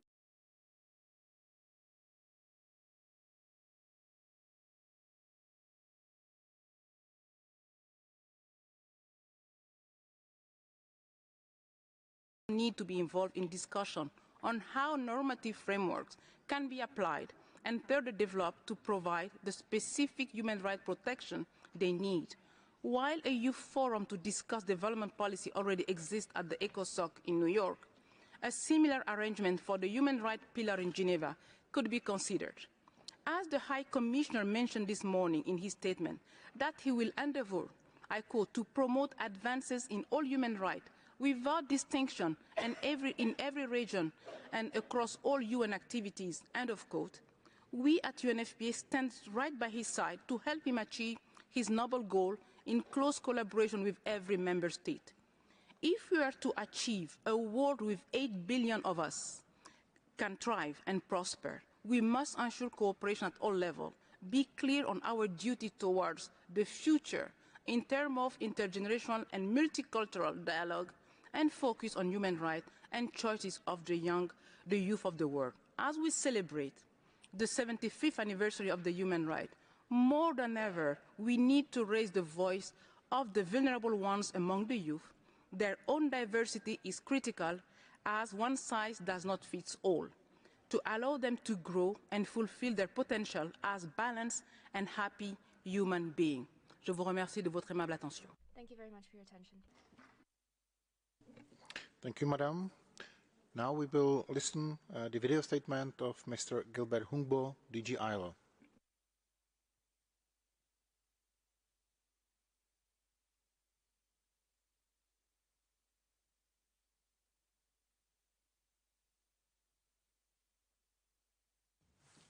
Ladies and gentlemen, today, 282 million youth are not in employment, education, or training, the so-called needs of this generation. Most of them are young women who are 3 times more likely than young men to be neither employed nor in school. Yet, having a job does not always equal prosperity. Young workers are more likely to be in temporary jobs or in jobs without a written contract. More than 3 out of 4 are in the informal economy, while 1 in 3 is working yet living in poverty, with little or no access to protection, rights, and voice representation. Theirs is a generation affected like no other by the COVID-19 pandemic, the recent emerging conflicts, and disruptions to global supply chains. Unemployment, inactivity, and insecure work can have long-lasting, scaring effects in career paths and future earnings of youth. Unless these vulnerabilities are addressed and unless the mental well-being of young people is protected, we may be looking at a protracted youth employment crisis. Our efforts, both individually and as partners in the implementation of the 2030 Agenda and the UN Youth Strategy, must, above all, protect the rights of those who we are serving. I am sure you have all heard the argument that any job is better than no job. But I'm equally sure this audience knows all too well that a low-paid, dangerous, demeaning job can all too easily become a trap for which people never escape. There is plenty of evidence that improving working conditions can go hand in hand with increased productivity. Let's together emphasize the fact that rights are not a luxury that we have to wait for until economies become rich. Rights are a means to an end and an end in themselves. The international labor standards enable an environment in which decent jobs are created and work is performed in conditions of freedom, safety, and dignity. This is crucial to young people today and tomorrow as they navigate increasingly complex labor markets. Young people must be aware of their rights and surrounded by the institutions that protect them. So, let's lead by example and uphold and promote the application of international labor standards. Let's ensure our actions are right-based and strengthen youth voices in key policy-making processes and in social dialogue. And that includes through our support for young people's participation and their voice in trade unions and employers' organizations. I invite you to join hands with the ILO and the UN Global Initiative on Decent Jobs for Youth to make social justice a reality for every young person across the globe. Thank you so much. Thank you. Now let me pass the floor to Ms. Ana Luisa Thompson-Flores of UNESCO. Madam, you have the floor. Thank you. Excellencies, 5 years into the UN Youth Strategy, we have many reasons to rejoice about what we have achieved and to reflect on strengthening our actions. Our efforts have been conditioned by an unprecedented pandemic and a worsening state of the world, from the climate crisis to conflicts, divisions, misinformation, and populism, shrinking civic space, and regressions in women's rights. These have a deep impact on young people.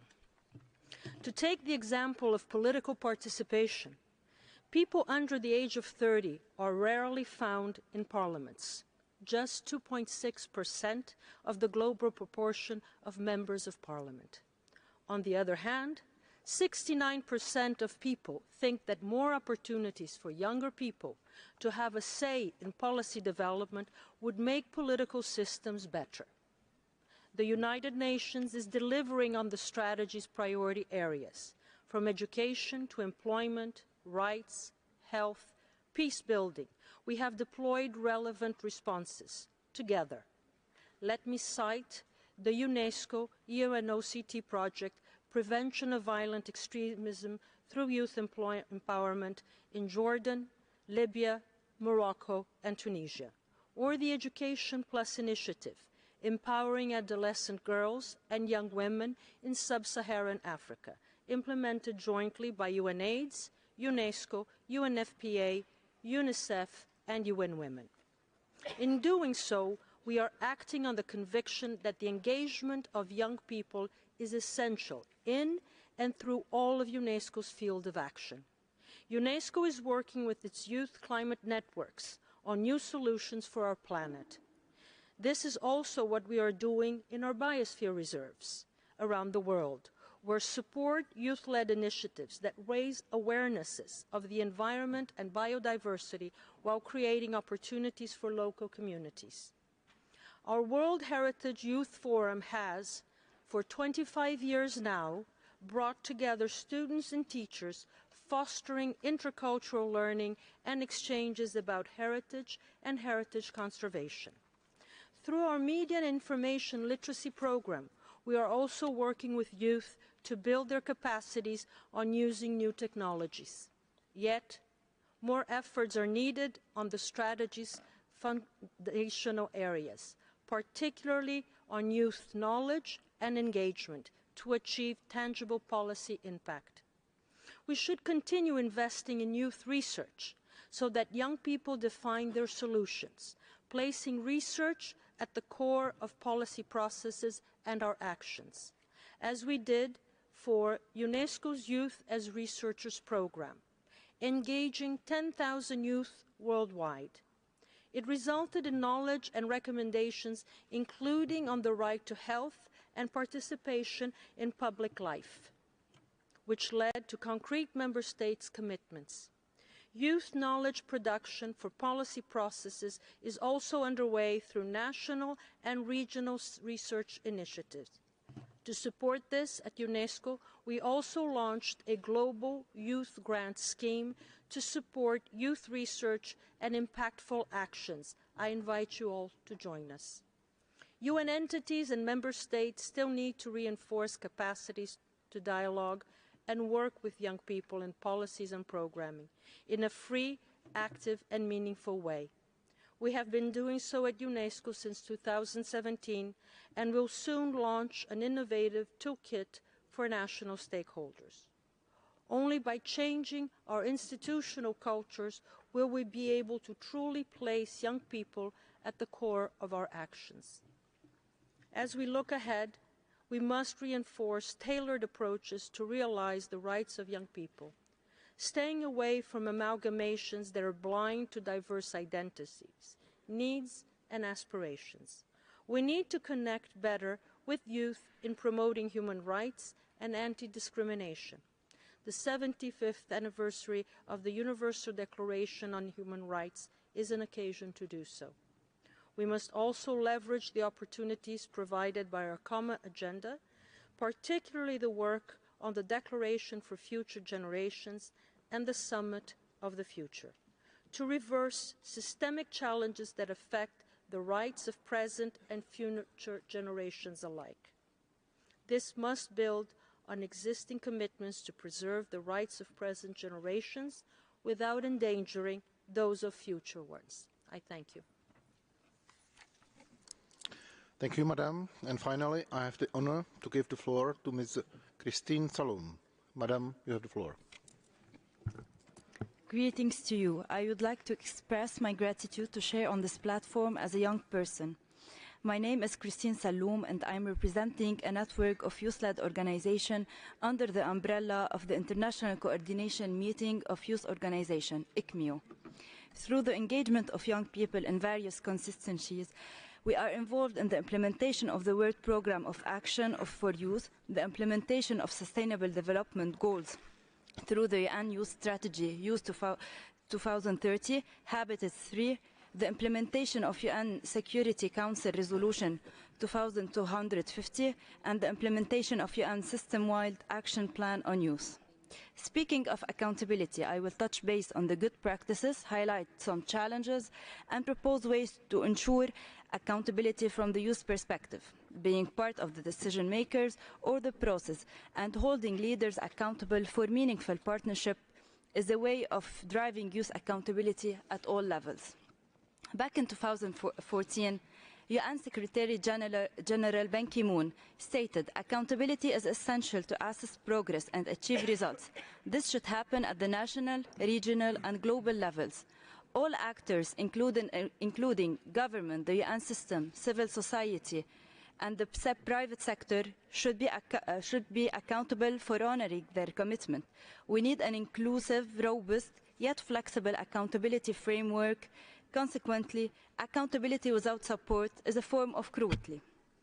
For young people, to be accountable and take responsibility towards society means the one must exercise the right to be part of the decision-making process, to work in partnership with decision makers and boards, and be fully engaged. And acknowledging the importance of youth needs assessment from our knowledge, experiences, and perspective of youth helps in addressing the issue of the highest priority. Most importantly, the recognition of the value of investing in and empowering youth is unavoidable. For instance, the International Federation of the Red Cross, in a document related to community engagement and accountability toolkit, stated that evidence, experience, and common sense show us that when communities play an active role in designing and managing our programs and operations, the outcomes are more effective and more sustainable. In a simple way, like a cake, we may seem to be the cherry on the top, yet we can be the part of the main composition or ingredients. This implies that we are part of the decision-making process, and that requires trusting in the abilities, involvement, and contribution of youth, no matter how little it might seem. At this point, I will share a personal experience. By the end of 2019, the Lebanese situation started to collapse on all levels. The majority of people in Lebanon are unable to secure their social and economic rights amid a deepening economic crisis, with low-income households bearing the brunt. The response of the authorities failed to address everyone's rights to an adequate standard of living. Therefore, youth came forward to help in the situation. A group of young, enthusiastic specialists in the medical, dental, social, and the humanitarian field started an initiative of social and medical support to fill the gap. Moreover, assessing the challenges closely will help the United Nations to understand and build bridges to work in partnership with youth and assist them in actively participating in the development process. As Steve Jobs states, that if you define the problem correctly, you almost have the solution. Therefore, making room to know the challenges is part of the bridge that will lead to partnership and collaboration with the youth to ensure that the United Nations system works effectively and efficiently. As a starting point for positive change, these challenges come in several ways and include the lack of trust, opportunities, common purpose, clear expectations, communication, and collaboration. Even though every challenge is relative to each one of us due to our personal experiences, learnings, and outcomes, young people work to achieve the best result by implementing accountability measures.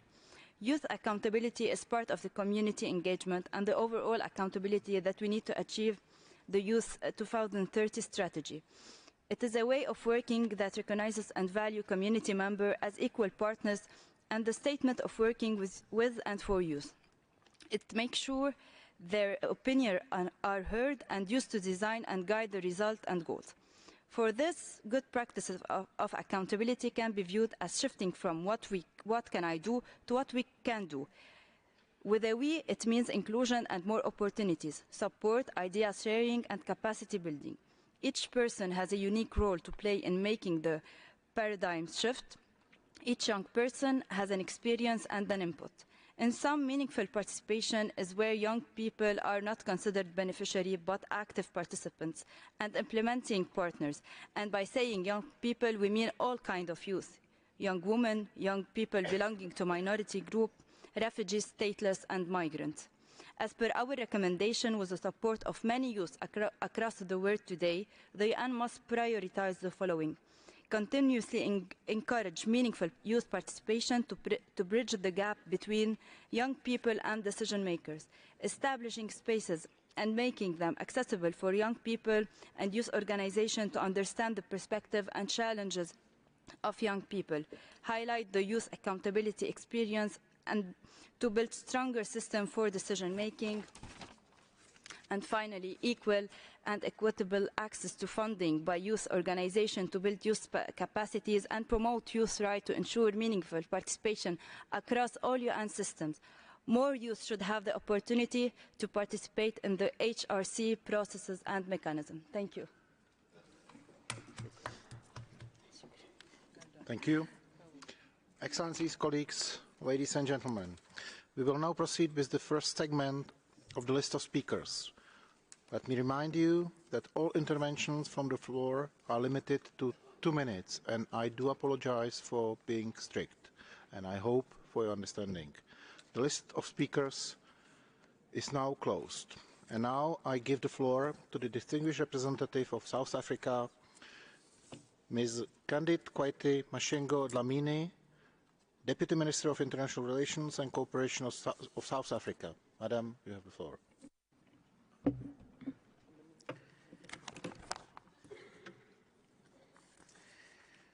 Mr. President, in 2018, the 73rd session of the General Assembly took a bold and timely step with the launch of a UN first ever strategy on youth.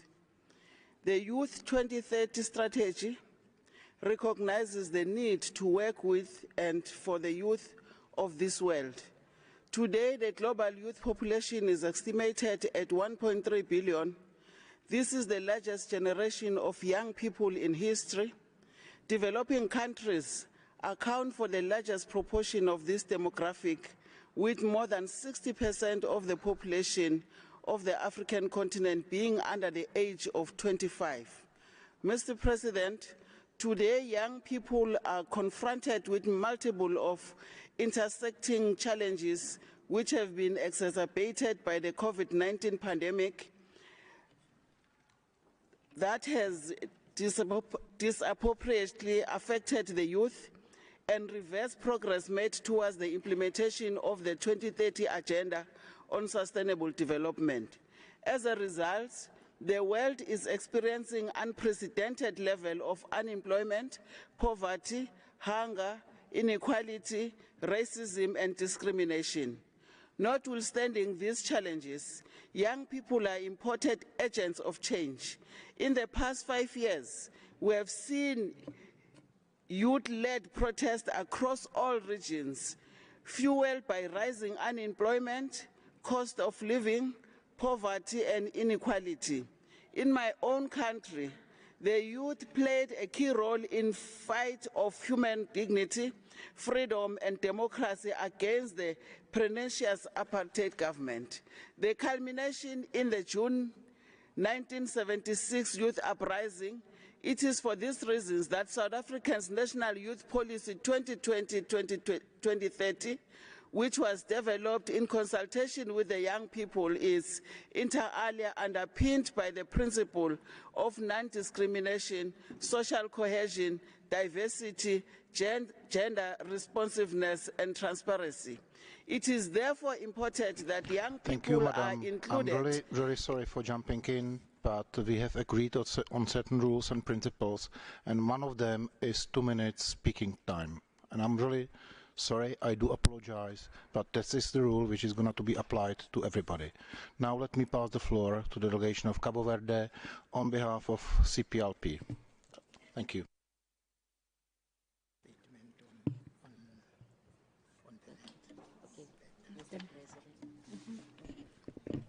Mr. President, it is with great honor that I deliver this speech on behalf of the community of Portuguese language countries.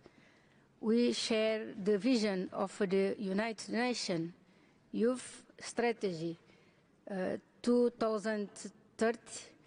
We desire a world in which the human rights of every young person are realized, a world that ensures that every young person has the necessary condition to reach their full potential, and a world that recognizes the resilience and positive contribution of young persons as agents of change.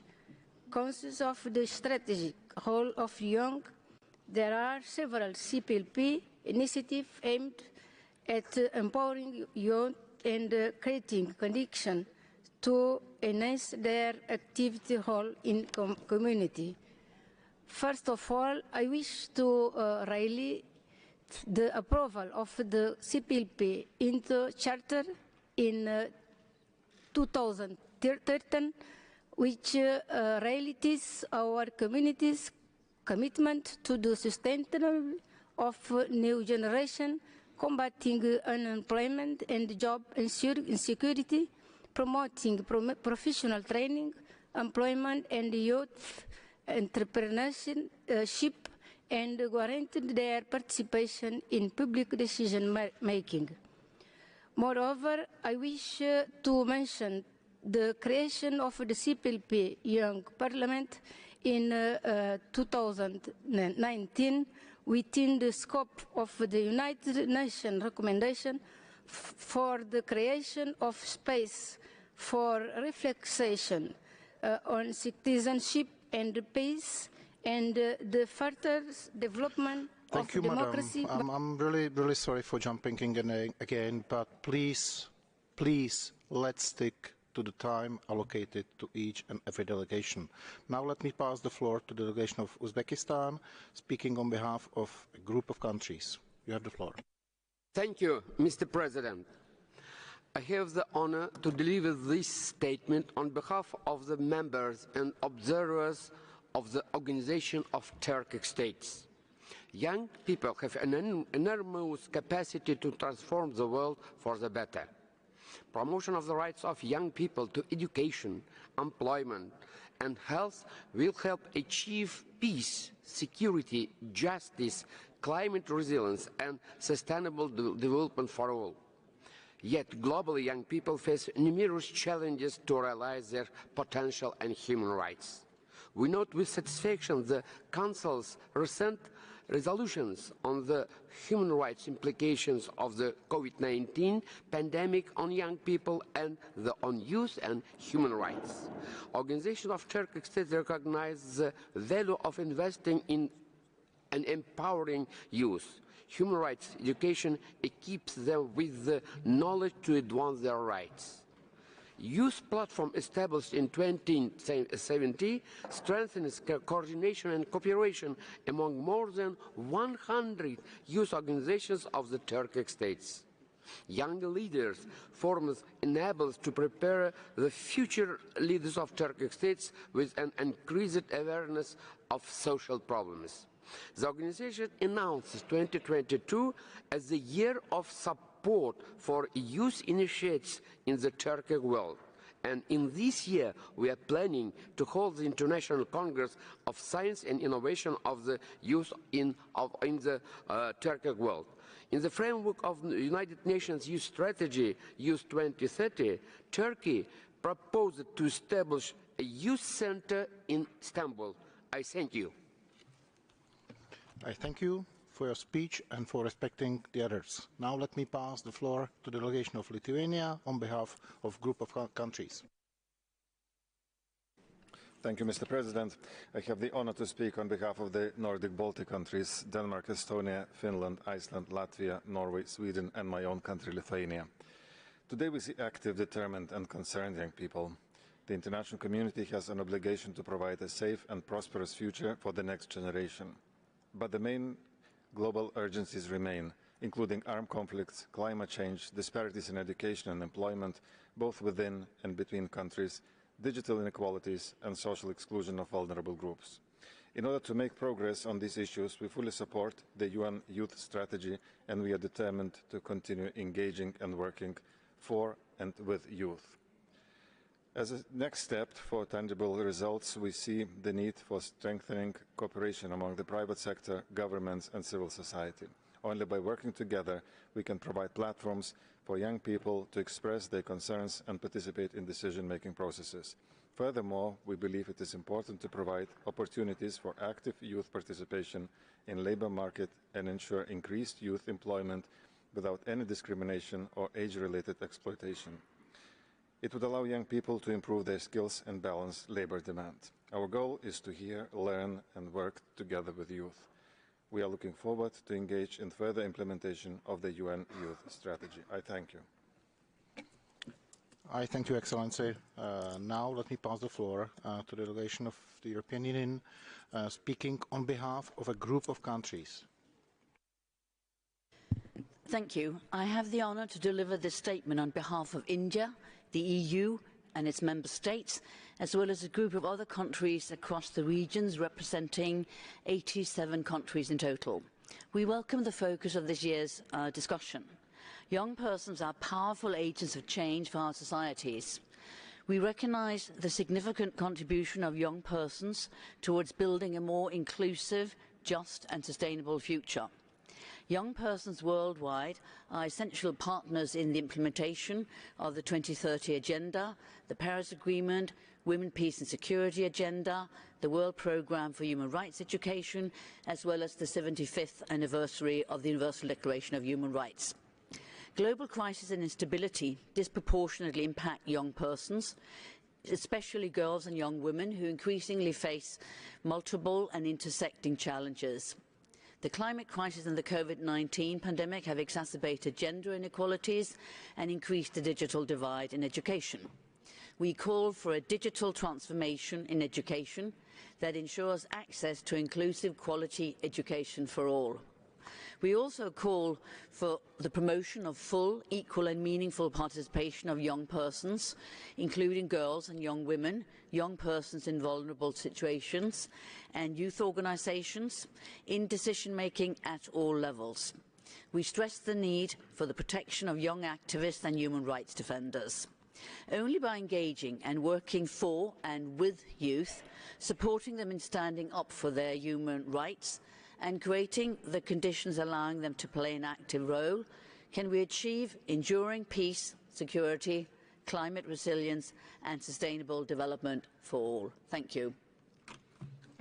Thank you. Now let me pass the floor to the delegation of Qatar, speaking on behalf of a group of Arab states. Thank you, Mr. President. I have the honor to present this statement on behalf of the Arab group. Youth are the force behind achieving peace and security, sustainable development in all countries. It goes without saying that many challenges that youth face in various parts of the world require comprehensive perspective on their issues and take account of their real needs, interests, and priorities, and above all, their aspirations for a secure and prosperous future. The Arab world and the Arab region is one of the youngest regions in the world. Arab countries, though through their relevant national measures and policies, have taken care of the youth and have adopted many initiatives at the national level, especially with regard to providing quality education, decent job opportunities, investment in construction, and developing youth capabilities in all aspects of life. Our countries have also raised awareness of youth issues and challenges to include them in national plans to enable them to work in technology and media and economy and sport, etc. However, there are remaining initiatives and fears that threaten their future, such as the conflict and political instability, as well as unemployment and climate change. And in order to respond to the strategy 23 youth, there are many steps have been taken in order to develop their capacities by cooperating with the United Nations and the international community. Thank you, sir. Now let me pass the floor to the European Union. Mr. President, I have the honor to deliver this statement on behalf of the European Union and its member states. We welcome the focus of this year's high-level panel discussion on human rights mainstreaming on youth. At a time marked by multiple challenges impacting young persons, especially young women and girls, there is a need to strengthen our partnership with young persons to achieve positive change. In this spirit, the European Commission designated 2022 as the European Year of Youth to bring young persons' voices and needs back to the center of the EU policies and actions. To keep building on this legacy, the Commission adopted the Youth Action Plan for 2022 to 2027. Mr. President, the EU is committed to creating more inclusive societies where young persons take part in decision-making processes, not just at the regional and national level, but also at the UN level. Empowering and engaging young persons is essential to build stronger, inclusive, peaceful and democratic societies where human rights and the rule of law are respected and the interests of future generations are taken into account. I thank you. I thank you. The next statement will be delivered by the delegation of El Salvador on behalf of a group of countries. Señor Presidente. President, I'm making this statement on behalf of the group sponsoring the resolution on youth and human rights of this council. The list of countries will be published on the extranet. We wish to thank the UN representatives and the panelists for their contributions in recognizing the global, regional and national progress that has been made in the 5 years since the implementation of the UN Youth Strategy. We recognize significant progress in terms of inclusion, empowerment and participation of young people in different strategic areas for bringing about the 2030 Agenda. Nevertheless, young people face many challenges that are a violation of the full enjoyment of their human rights. We are particularly concerned at the repercussions of the COVID-19 pandemic, which persists and has a negative impact on the life of young people, such as physical and mental health, the lack of access to education, the lack of decent jobs, difficult economic situation, amongst others. We need to tackle these challenges urgently and adopt comprehensive actions to build an environment which allows young people to really reach their maximum potential. We must redouble our efforts to strengthen existing initiatives to guarantee that young people are included in a significant manner in the decision-making process, in politics, in social affairs, in the economy and in cultural issues, particularly in the context of the 2030 Agenda. We need to contribute from the multilateral sphere to guarantee the full realization of all the human rights and fundamental freedoms of young people. We also need to work together with the new office of the UN for Youth. Thank you. Thank you, Madam. Now let me pass the floor to the delegation of the Kingdom of the Netherlands. You have the floor.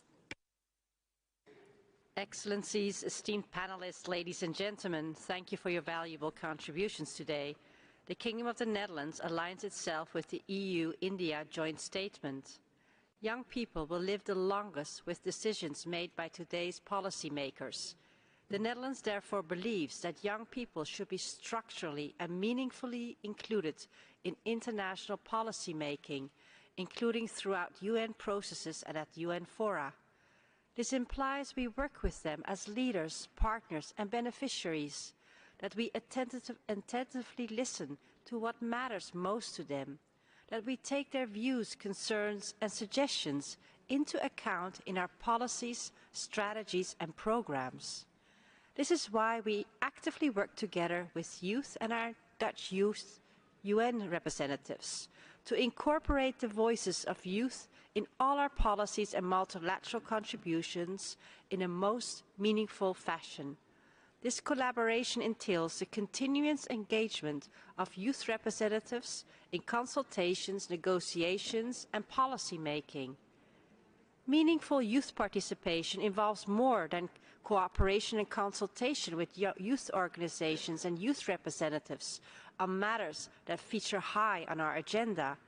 Young people should also have the opportunity to speak out about their own ideas, hopes and concerns. As a vital part of the participation process, we thus need to ensure that young people are fully informed about the issues at hand and the processes they are engaged in. Young people can form the bridge between the present and the future. Intergenerational dialogue is essential to ensure the sustainability of human rights.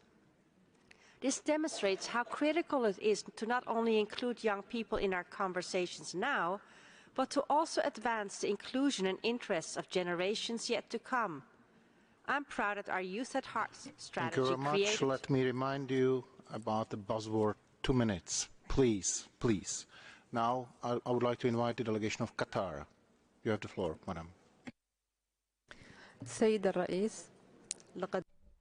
President. The state of Qatar pays considerable attention to youth and women specifically by investing in education, training, and providing employment opportunities, including leadership positions and decision-making positions. Youth centers, both of a general and specialized nature, have been established in order to improve their competencies in all areas. Qatar has adopted a national strategy for youth, which is a national vision and strategy that determines the needs and priorities related to youth, including involving them in development and decision-making processes in order to enable them to participate in solutions that have to do with global challenges, including the SDGs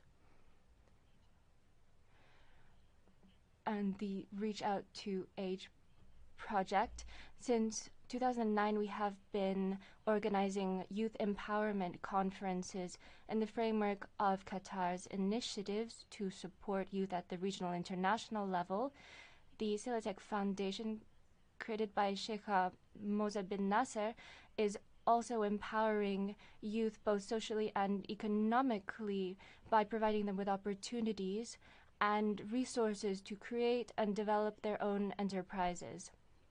This foundation offers global and innovative solutions for youth, working with international and national partners, including the United Nations, and has created projects in 17 countries to help youth escape unemployment and poverty. We also have an agreement with the European Union to the tune of €10 million to help youth in provinces. Thank you.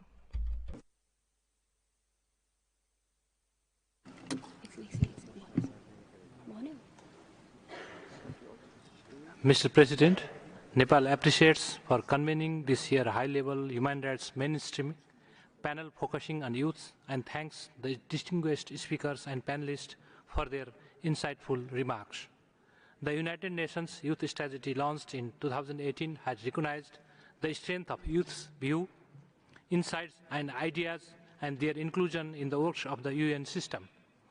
As the implementation of this strategy has entered its 5th year, we are happy to note the progress achieved in its implementation as highlighted in the latest progress report.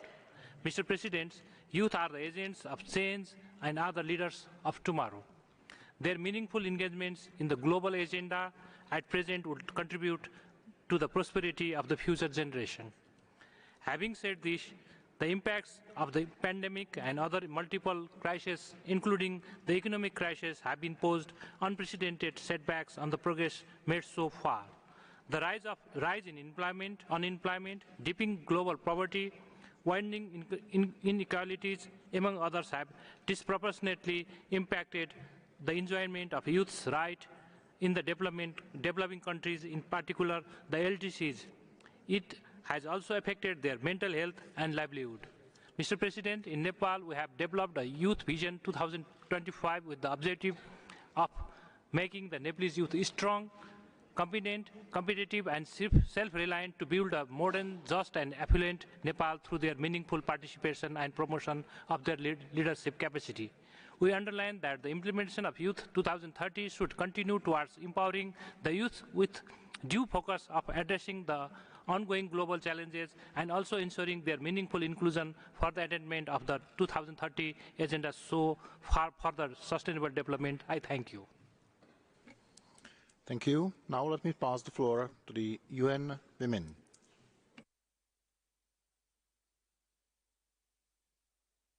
Microphone for the speaker. Microphone, please. Thank you, Chair. The empowerment of young people, the protection and fulfillment of their fundamental human rights is an indispensable precondition for just, inclusive, peaceful, and sustainable societies and the achievement of gender equality. Young people are mobilizing worldwide to demand and catalyze change on critical global issues. They are at the forefront of initiatives aimed at transforming society towards social justice, gender equality, and sustainability. At the same time, young people face unique barriers in exercising their human rights.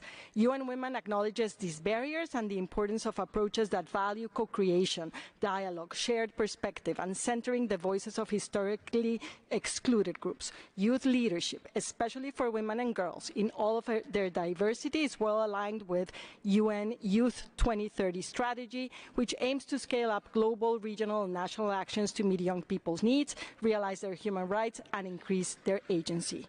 By including young people in our work and in their wider United Nations system, we hope to not only support the protection and fulfillment of their human rights, but also raise awareness about youth and adolescent issues and increase their participation in decision-making processes. As we work towards the realization of gender equality, we remain committed to prioritizing their perspectives and the needs of young people in creating a more equal and just world for all. Thank you. I thank you. Now let me pass the floor to the World Vision International. Thank you, Mr. President. World Vision, Save the Children and Child Rights Connect welcome the UN increased focus and work on youth issues, recognizing that much more needs to be done to address challenges and barriers that young people face in enjoying their human rights and the need to empower them. The important and welcome gains for youth participation and agency have also benefited children, as the term youth often includes adolescents. However, the lack of an internationally agreed legal definition of youth often results in the exclusion of children from discussion and processes that have an impact on their rights. Subsuming children in the youth terminology contributes to blurring the lines between children and young adults, despite children constituting a group of distinct right holders as laid out in the Convention of the Rights of the Child. As the empowerment and safeguarding of children requires dedicated expertise, there is a bias in practice towards youth representing both children and young people, with a risk in undermining the voices of persons under 18. We therefore encourage more synergies between the work on youth and children. We welcome the forthcoming Secretary General guidance note on child rights mainstreaming, which will help address existing gaps. This is even more critical at a time where there is an unprecedented pushback against child rights, in particular on issues of children agency and participation. which is an essential element of the child rights approach. Therefore, we call on the UN and member states to recognize the specific rights and needs of children and frame the discussion around children and young people and not exclusively on youth, and explore how existing youth mechanisms can be expanded to ensure children's representation, outreach to children's network, and accountability to children, and finally to ensure the upcoming Secretary General guidance note on child mainstreaming is implemented by all UN agencies. Thank you, Mr. President. Thank you for the joint statement, and another joint statement will be delivered by IAMA. Thank you, Mr. President. Istituto Internazionale Maria Auxiliatrice and Vides welcome the choice to dedicate this annual high-level panel discussion on human rights mainstreaming to the theme of youth, and in particular on the implementation of the United Nations Youth Strategy, in line with the 2021 report of the Secretary General entitled Our Common Agenda. As IIMA and Vides, we remember when the first resolution on youth and human rights was adopted in 2016 by this Council. We passionately advocated then and continue to advocate to ensure that youth rights were placed high in the agenda of the Council in the following years. It is true that since then, the Human Rights Council has come a long way in identifying human rights violations suffered by young people, but also in recognizing the great contribution that they make for the promotion and protection of human rights, both for their peers and for society at large. We observe how a few recommendations on youth-related issues are now raised also in the framework on the Universal Periodic Review and the treaty bodies. And yet much remains to be achieved, especially regarding the mainstreaming of youth rights at the national, regional, and international levels. To adequately address the challenges faced by young people and unlock their potential as human rights advocates, there is a need for systematic and effective mainstreaming of youth rights through the existing UN human rights mechanisms. How can we ensure adequate policies, processes, and platforms for meaningful youth engagement across the UN system if we do not know youth reality on the ground? How can we ask them to commit if youth-related issues are still often kept out of the country's human rights reviews? Therefore, IIMA and Vides call on the member states and the concerned UN bodies to realize an effective and systematic mainstreaming of the human rights of youth through all the existing UN human rights mechanisms, especially the UPR and the treaty bodies. Thank you. Thank you. And the last speaker on my list for this first segment is Youth Parliament for SDG. You have the floor. Mr. President, Euromed Monitor and Youth Parliament for SDG would like to highlight the difficulties that young migrants and refugees encounter when it comes to accessing educational facilities and proper political guidance. In 2021 alone, EU member states received 23,255 asylum applications from unaccompanied minors, most of which were forced to flee their homes due to political persecution, child labor, underage military recruitment, trafficking, sexual exploitation, unequal living standards, and violence.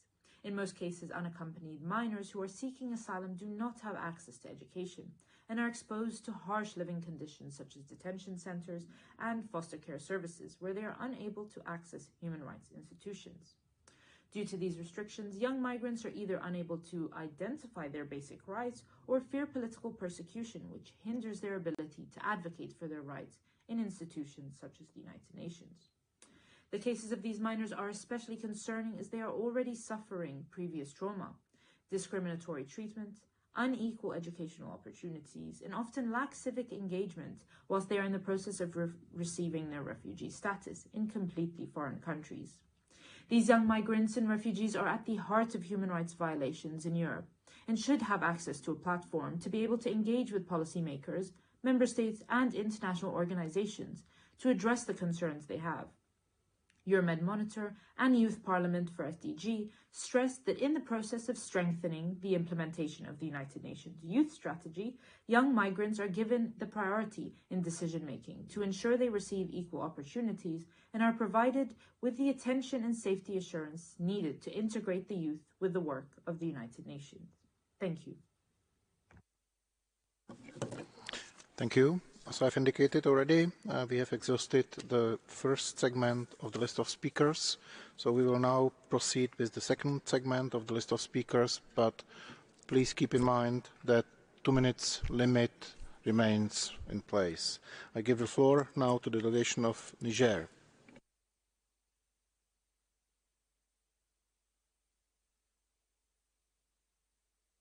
Délégation se félicite. President, my delegation welcomes the organization of this high-level roundtable on the mainstreaming of human rights, particularly emphasizing the youth.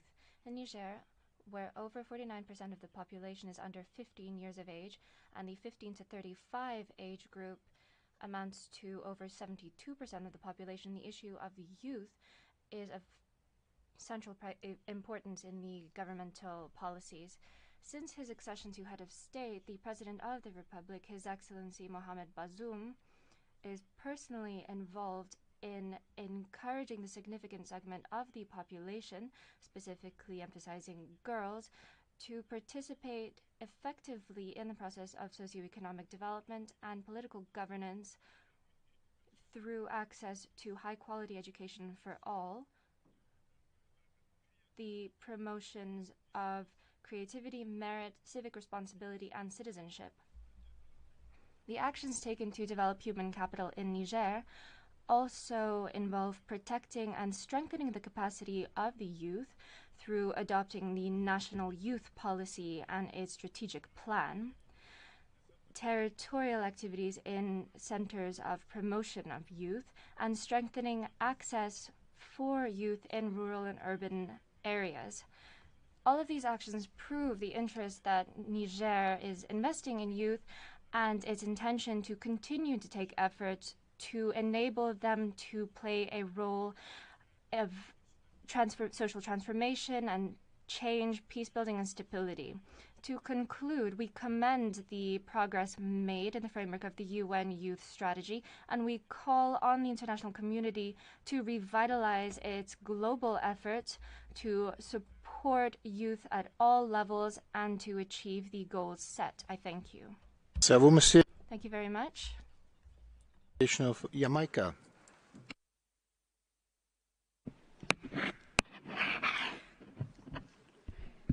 Mr. President, Jamaica is pleased to participate in this year's high-level panel discussion on human rights mainstreaming with its focus on the United Nations Youth Strategy.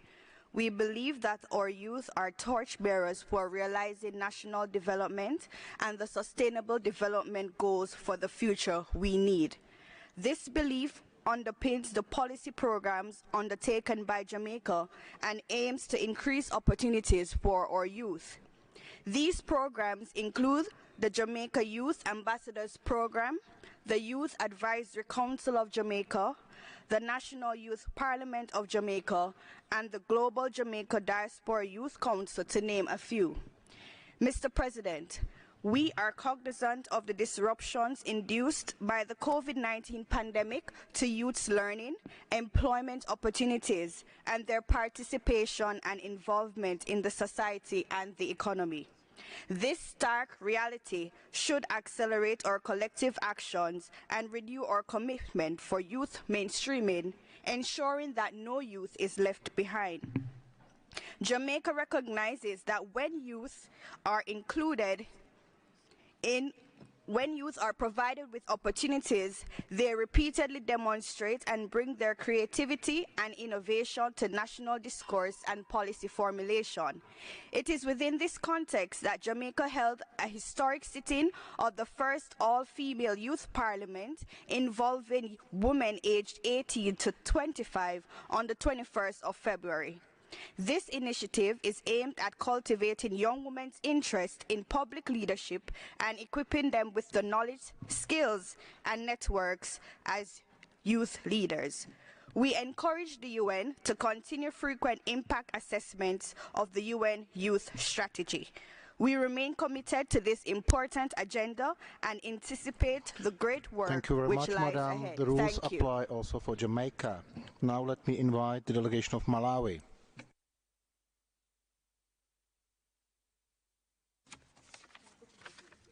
Mr. President, High Commission and Excellencies, Malawi welcomes this panel discussion and thanks the panelists for their insightful presentations.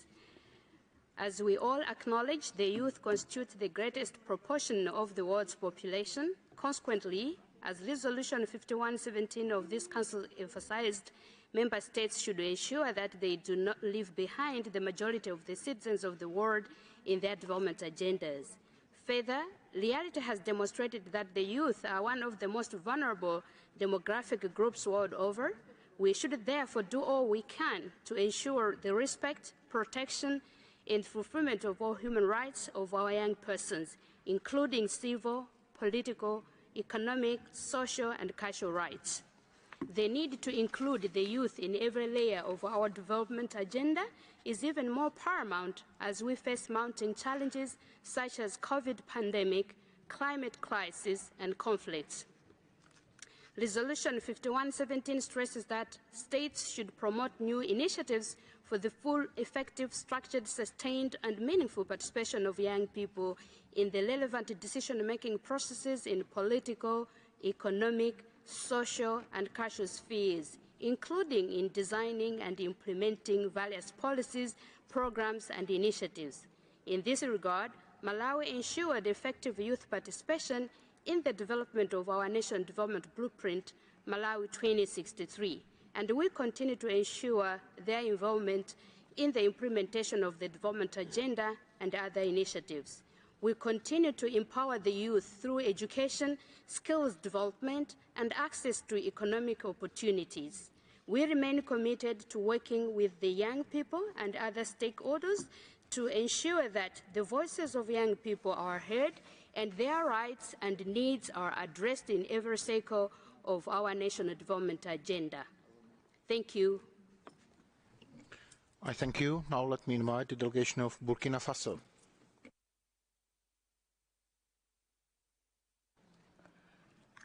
Merci, Monsieur le Président. Thank you, President. President, Burkina Faso welcomes the organization of this high-level roundtable, which presents an opportunity to discuss the decisive role that youth play in responding to economic, political, and social crises, in protecting human rights, and the implementation of social change.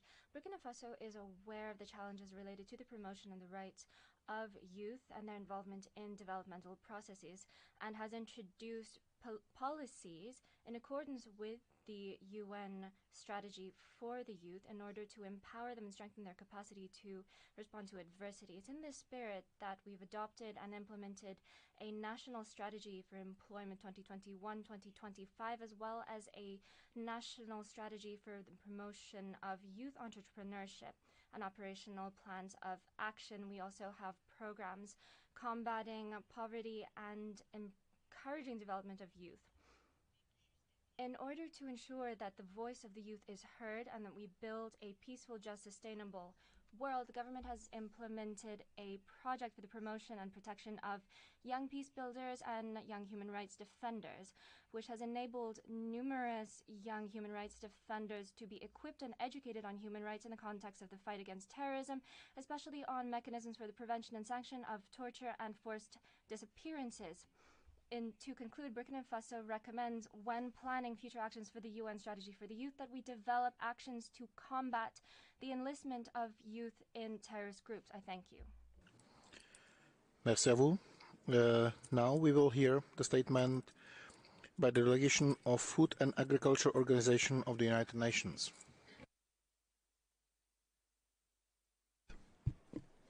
A central principle of the 2030 Agenda is the assurance that no one will be left behind. The universal nature of the 2030 Agenda entails that young people should be considered across all goals and targets. Thus, young women and men's importance is of universal concern. Nearly 1 billion of the world's 1.2 billion youth aged 15 to 24 reside in developing countries, and rural youth make up around half of all youth in those countries. By 2050, the global population will reach 9.6 billion, requiring a 70% increase in food production. Young women and men are key for rural development and inclusive transformation, while providing ideas, inspiration, and energy to imagine, create, and grasp opportunities for stronger, more connected, resilient, and prosperous rural areas. The Food and Agriculture Organization of the United Nations recognizes that youth are already at the front line to build more sustainable agri-food system and are best placed to rejuvenate the sector. Since its launch in 2018, FAO has strongly supported the implementation of the Youth 2030 strategy by providing support to countries to develop more youth-inclusive policies, strategies, investments, programs and projects. FAO remains fully committed to furthering the implementation of the Youth 2030 while making agri-food systems more inclusive. I thank you. I thank you. Now let me invite the delegation of Vietnam. Sir, you have the floor. We appreciate presentations on how the UN system is supporting states party in scaling up global, regional and national actions to meet young people's needs, realize their human rights and increase their agency. To contribute to the same objective, we would like to share some of our major policies. In promoting the important role of youth in socio-economic developments as recognized in our law on youth, Vietnam is implementing the National Youth Development Strategy for 2021-2030, focusing on 6 major objectives on high-quality young human resources, vocational training and sustainable jobs for young people, improving the health of young people, and promoting the role of youth in national socio-economic development and defense. We are working to achieve our clear targets. By 2030, Vietnam will have at least 50% of young people be proficient in digital media for communication and business purposes, and reduce youth unemployment rate in urban areas below 7% and below 6% in rural areas, respectively. This reflects our deep commitment and actions for youth empowerment and education as one of the most powerful tools to make the change in the society and build a sustainable future for all, in recognition that sustainable development starts with safe, healthy and well-educated children, and the voices of children and youth are critical in our efforts to build a sustainable future for all. Finally, we reiterate Vietnam's pledge for United Nations Youth Strategy 2030 and renew our long-standing commitment to its full implementation for every youth, every right, and our collective ownership of this strategy. I thank you, Mr. President. I thank you. Now I would like to invite the delegation of Tunisia. شكرا السيد الرئيس. تجدد Thank you, President. Tunisia renews its support for the UN Youth Strategy for 2030, as well as its noble goals, especially with regard to protecting and promoting their rights, their economic empowerment, and their involvement in public affairs, so that young people can play their role fully, especially in development, and so that society can benefit from their energy. This requires providing the favorable conditions for young people by protecting their political, civil, economic, cultural rights, and giving them the possibilities to fully benefit from their potential, and also making sure that they are involved in society, and also protecting them from extremism. Tunisia has been paying particular attention to youth in education and healthcare and in employment, especially since young people from 15 to 29 amount to approximately 24% of the population. The Constitution of July 2022 strengthens the right of youth and encourages them to contribute to public life.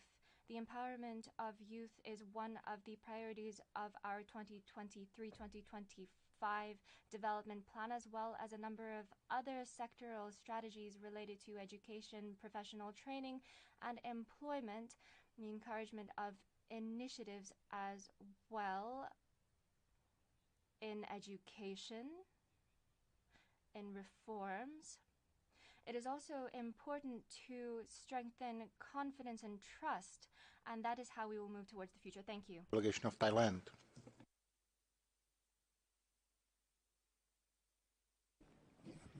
Mr. President, a lot has been said about youth being the future of our world. I'd like to add that they are also the reflection of our present and our past. While we are endeavoring to shape our future, we must also attempt to take a realistic look at the world in which we live, so we could become a positive agent of transformation we aspired for our youth. What then is the world that is our own creation? First, it is a world of constant broadcast of it bleeds, it leads notion, the desensitization of violence and dehumanization of enemies are all at all-time high. Two, the advent of technology and ubiquitous of the so-called smart gadgets as well as social media that are enhancing human connectivity like never before are also disconnecting and de-engaging us at unprecedented level. Social cohesion and rhythm of life have been destroyed by the need to achieve material wealth that has become to define success and by the wars that we deploy to settle our differences. Third, the growing multiverse realism, where not much is real, has posed serious questions on the rules and standards by which we are living. Fourth, is the world where the extreme sense of entitlement entails a culture of impunity, that rights do not have to be accompanied by responsibility, that condemnation is conveniently enough to keep our conscience clear and thus allows us to justify living happily in the bubble we have created. Fifth, we often preach about equal opportunities, but we have not tried nearly enough to create a conducive environment for genuine justice to rectify structural discrimination and racism. And sixth, ours is a world where apathy has replaced empathy, Schadenfreude replaced kindness, and quick fix replaced toiling the soil to right the wrongs, cancel culture replaced respect, and peace has lost its rightful place in our lexicon. Thank you, Madam. So now let me invite the delegation of the United Republic of Tanzania. Thank you, Mr. President. The outcome of human rights mainstreaming is planned and preventative measures to ensure the continuous promotion and protection of human rights. As part of efforts to achieve this for our youth, the United Republic of Tanzania has designated human rights focal persons in all ministries, including the ministry mandated with youth matters. Human rights focal persons support sector institutions in meeting international human rights obligations, including those captured in the Youth 2030 strategy. Further, education policies and curriculum are being reviewed to ensure that the education system empowers the youth in becoming self-sufficient as per the aspirations of the Youth 2030 strategy. Mr. President, these are best practices in alignment with meeting the Sustainable Development Goals objective to leave no one behind, including the youth, which can contribute to the next steps of the Youth 2030 strategy. I thank you. I thank you. The next speaker on my list is Romania. Thank you, Mr. President. Romania aligns itself with the youth statement. We welcome this year's high-level panel focus on youth. This is a timely debate relevant for our human rights system and the work of this Council, and the commitment my country is striving to achieve, including through its UN Youth Delegate. Youth are the hope of our planet and the mirror of our actions. We should nowadays have a greater ambition than that of fostering the solid and responsible adults of tomorrow. For enabling them to carry on and better than we did the heavy burden we laid on their shoulders, our generation has the duty to respect their role in public affairs, to train them and to ensure the education they need for overcoming the challenges they will confront with. A healthy and robust next generation requires from us protection and respect. There is no better way to grow responsible individuals other than recognizing their rights and involving them in decision-making processes on issues that affect their lives. We've seen progress during these last years in the UN system with the 2030 Youth Strategy and the new UN Youth Office. We commend it, but there is still much work to do in terms of consistency and approach coherence. UN systems should remain committed to take joint actions to advance the rights of future generations, including with regard to climate change action, in line with the UN Secretary General's call to action. We are convinced of the essential role of youth education and education on environment-related issues and youth engagement in climate change and environmental decision-making processes in building inclusive and peaceful societies. We welcome the initiatives taken by states in this respect, among them my own country, and encourage member states to develop and implement strategies that give young people real opportunities to participate effectively and meaningfully in society. Mapping a blueprint for the next steps will require articulated, inclusive and tailored measures in education, job creation, technology and climate change, aiming at cultivating youth potential and increasing their sense of responsibility. It would be a lost opportunity of this decade not to harness their enthusiasm, creativity, honesty and skills for the transformative processes our world is already embarked on. Giving young people the chance to master their own construction. Now let me give the floor to the distinguished representative of Maldives. Sir, you have the floor. Mr. President, let me take this opportunity to thank the esteemed panelists for their valuable insights. Today, youth account for 16% of the global population, a record high in the world's history. With this number expected to grow by 7% by 2030, the role of young people in our societies has become more relevant than ever. The Maldives recognizes the true potential within the youth population to promote and protect human rights and fundamental freedoms and to achieve the 2030 Agenda of Sustainable Development. In this regard, the Maldivian government has taken concrete steps to support and empower young people.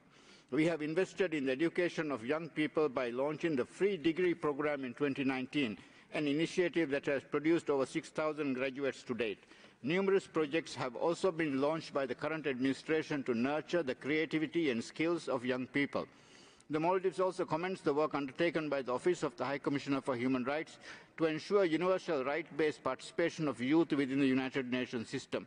In particular, we believe that the youth-centric strategies outlined in the United Nations Human Rights Management Plan further reaffirms the role of youth as right holders and constructive agents of change. Before concluding, let me reiterate the commitment of the Maldives towards the promotion and protection of the rights of youth and the implementation of the pledges outlined in the United Nations Youth Strategy and the Secretary General's call to action for human rights. I thank you. I thank you, Ambassador. We will continue now with the video statement of Mauritius.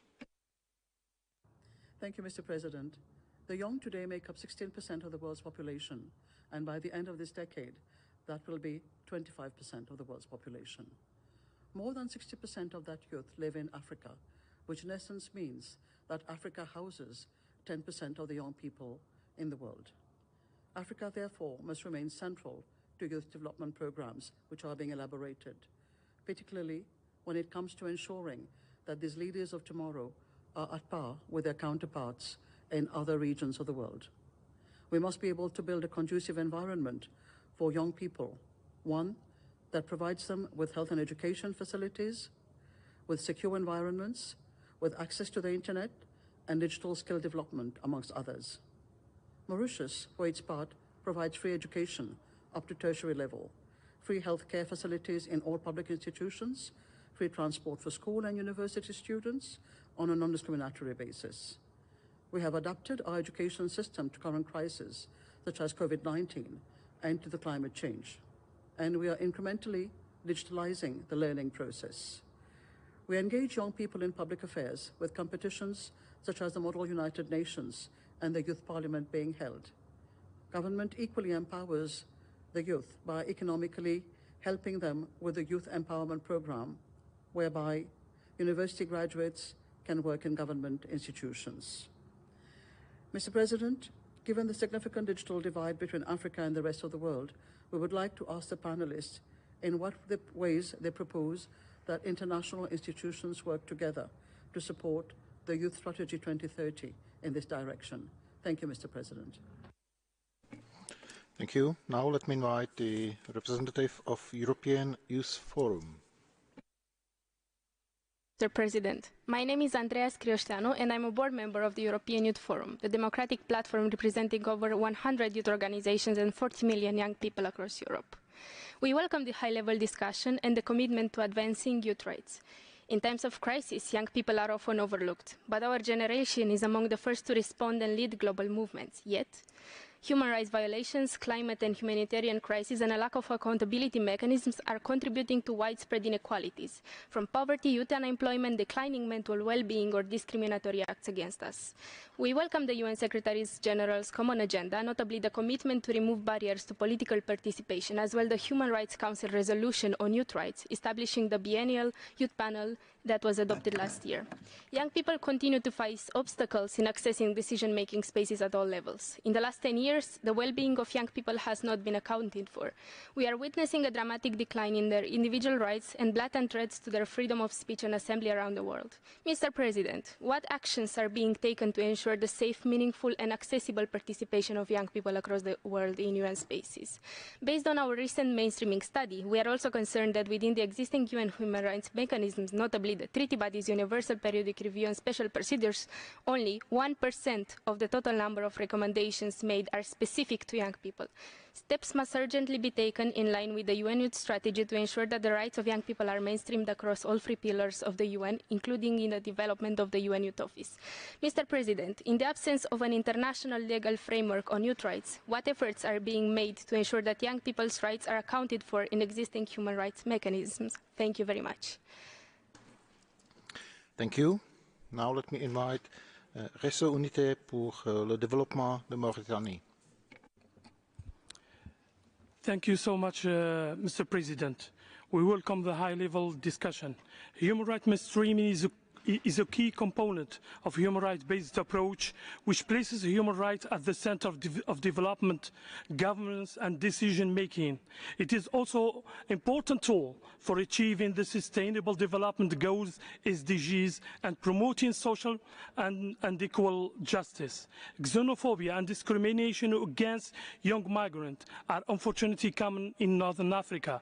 Migrants, particularly those who came from sub-Saharan Africa, face discrimination in various forms, including social exclusion, economic marginalization, and violence. It is important to address xenophobia and discrimination against migrants.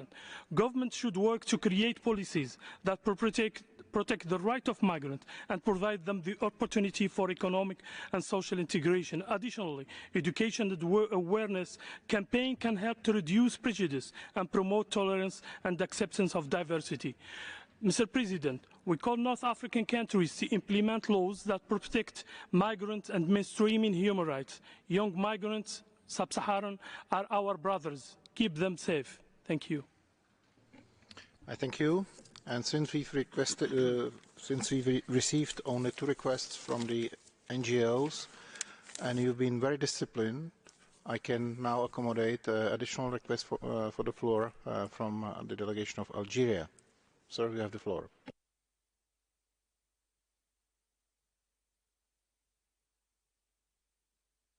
Thank you very much, President. Youth is the central pillar and promoter of all change, promotion of peace and security in every country. The very many challenges that young people face everywhere in the world require a comprehensive global approach which bears in mind their needs, their hopes for a safe and prosperous future where their expectations and hopes which are legitimate could come to fruition. We are aware that all nations are founded on young people. They are the life sap of nations. 75% of our population is in fact young, and our country gives real primacy to relevant policies for young people. We want to ensure that young people can participate in political, social, economic and cultural life for a new Algeria based on the principles of participation of citizens and the principles of social democracy. The new Algerian democracy has emphasized the importance of equal opportunities, gender equality and the participation of young people. So the Supreme Council of Young People has been established, and they provide advice on the needs of young people in every sector. And all of this will contribute to the promotion of our national values, social solidarity, and it will participate in the design and implementation of the National Youth Plan. We have adopted many national initiatives for young people: quality education at all levels, decent employment, amongst others. We have established SMEs according to different plans and programs, and we have supported young people to build their skills and knowledge to bring about the SDGs. Thank you. Thank you. Excellencies, colleagues, ladies and gentlemen, this was the last speaker we could accommodate. I wish to remind you that the representatives inscribed on the list of speakers who have not been able to take the floor during this discussion will be able to upload their statements to the online system to be posted on the extranet. I will now give the floor back to the panelists for their concluding remarks. You'll have 3 to 4 minutes maximum. The first speaker is going to be Ms. Diane Keita. Madam, you have the floor. Thank you, Mr. President. Mr. President, please allow me to thank you for your leadership. I would like to thank all distinguished member states for the support towards the Young People Rights and Agency. I am most grateful to our donor countries in their strong partnership with us on the ground. The program countries' effort to achieve demographic dividend and resilience is truly imperative to reach sustainable development and inclusive growth in this decade of action towards reaching the 2030 agenda. Your effort in that matter in the round of census is truly critical in including more youth-sensitive indicators that is much more appreciated. And lastly, as we work towards the SDG Summit and the Summit of the Future, we look forward to reinforcing our ongoing partnership with you all and give a true meaning to the 75th anniversary of human rights. I thank you, Mr. President. I thank you. The next speaker is going to be Mr. Sang-Eun Lee, representing DG Hungbo. Sir, you have the floor. Thank you, Mr. President. Thank you to all the council members for the rich discussion with insightful examples which will guide our work in the years to come. We are particularly delighted to see the global recognition of the importance of strengthening youth rights and voices. The discussion today has confirmed that deficit in youth rights will have large socio-economic consequences, not only immediately but also over a longer period. As the ILO Director General mentions, when young people denied decent opportunities, they are more likely to be unemployed and also earn less over the rest of the period of their lives. So therefore, investing youth rights is one of the best investments the society can make for economic prosperity and social cohesion. To make this happen, we need to place a strategic focus on boosting decent job opportunities for youth while not compromising opportunity for other age groups. For that, first we need to invest in skills and training, but that's not sufficient. We need to create jobs which can make best use of young people's skills, which means more and better investment in job creation. We also need to engage youth in these important policy decisions which will shape their present and their future. Let me conclude by reaffirming the commitment of the ILO to the full implementation of the UN youth strategies. We very much look forward to working with you all in advancing a youth employment agenda that is rights-based, inclusive, and results-oriented. Thank you, Mr. President. Thank you, sir. Now let me invite Ana Luisa Thompson-Flores. Madam, you have the floor. Thank you, Mr. President, and I'd like to express also my appreciation for having been invited to participate in this panel representing UNESCO, and I thank the collaboration of my panel colleagues, and very much so the very rich and varied contributions and comments from the member states. And I think that in listening to all the interventions, I think it's very important to highlight that it seems that we need to also break the silences between disciplines. And I think working together to revisit policies and programs through a whole of society approach is essential to addressing the multiple impacts of crisis on youth that were mentioned during the various interventions, the holistic manner to address youth development and rights, as well as the interdisciplinary innovative solutions that young people can bring. And in this thought, I think it's very important that UNESCO participate in this process, because we are able to mobilize an interdisciplinary, multidisciplinary approach considering our mandate, and thus our collaboration in this process is indispensable. I think that moving forward, we need to consider how relevant the strategic intentions of 2018 are today. And it was mentioned in several interventions, given the current context. Both the foundational and the priority areas of Youth 2030 remain critically relevant, ça va sans dire. However, we also need to recognize that additional issues have arisen more prominently, such as the impact of the rapid technological developments on people, society, and ecosystems, and related ethical questionings.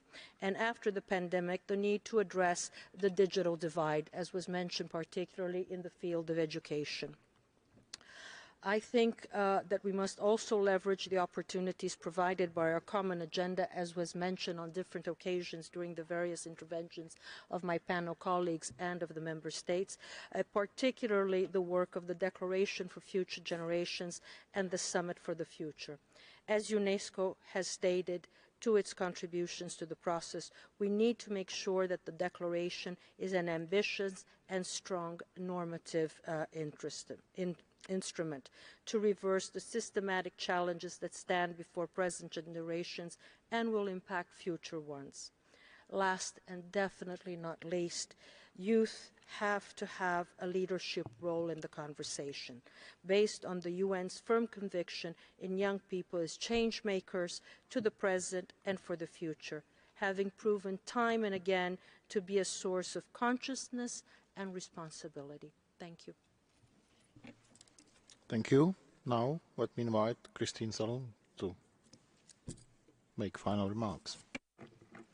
Thank you, Mr. President. First, I was glad to see young people speak today, and I would like to encourage the presence of us in future councils. I'm happy to hear that everyone is able to highlight the importance of youth participation in each and every shared topic at all levels and fields. Since the challenges of youth were shared, I believe that it's well known now that we are well knowing the issues. Therefore, we're able to build the solution further together and promote it. I can say that on today's session, we were able to express ourselves, young people, from all around the globe, and many topics and that are getting quite challenging. So we are all agreed that it is challenging, yet we're glad to know that each organization is aware of this and taking it into consideration. I would like to say thank you. Merci beaucoup وشكرا جزيلا لكم. Thank you. This brings us to the end of the annual high-level panel discussion on human rights mainstreaming, and I wish to thank to all of you, to the keynote speakers, panelists, and all the participants who contributed to our discussion, and to all of you who helped us actually to organize and conduct this meeting. Excellencies, colleagues, ladies and gentlemen, we will reconvene tomorrow at 9 a.m. for the biennial high-level panel discussion on the question of the death penalty, after which we will continue with the high-level segment. I hereby close the third meeting of the 52nd session of the Human Rights Council. Have a nice evening.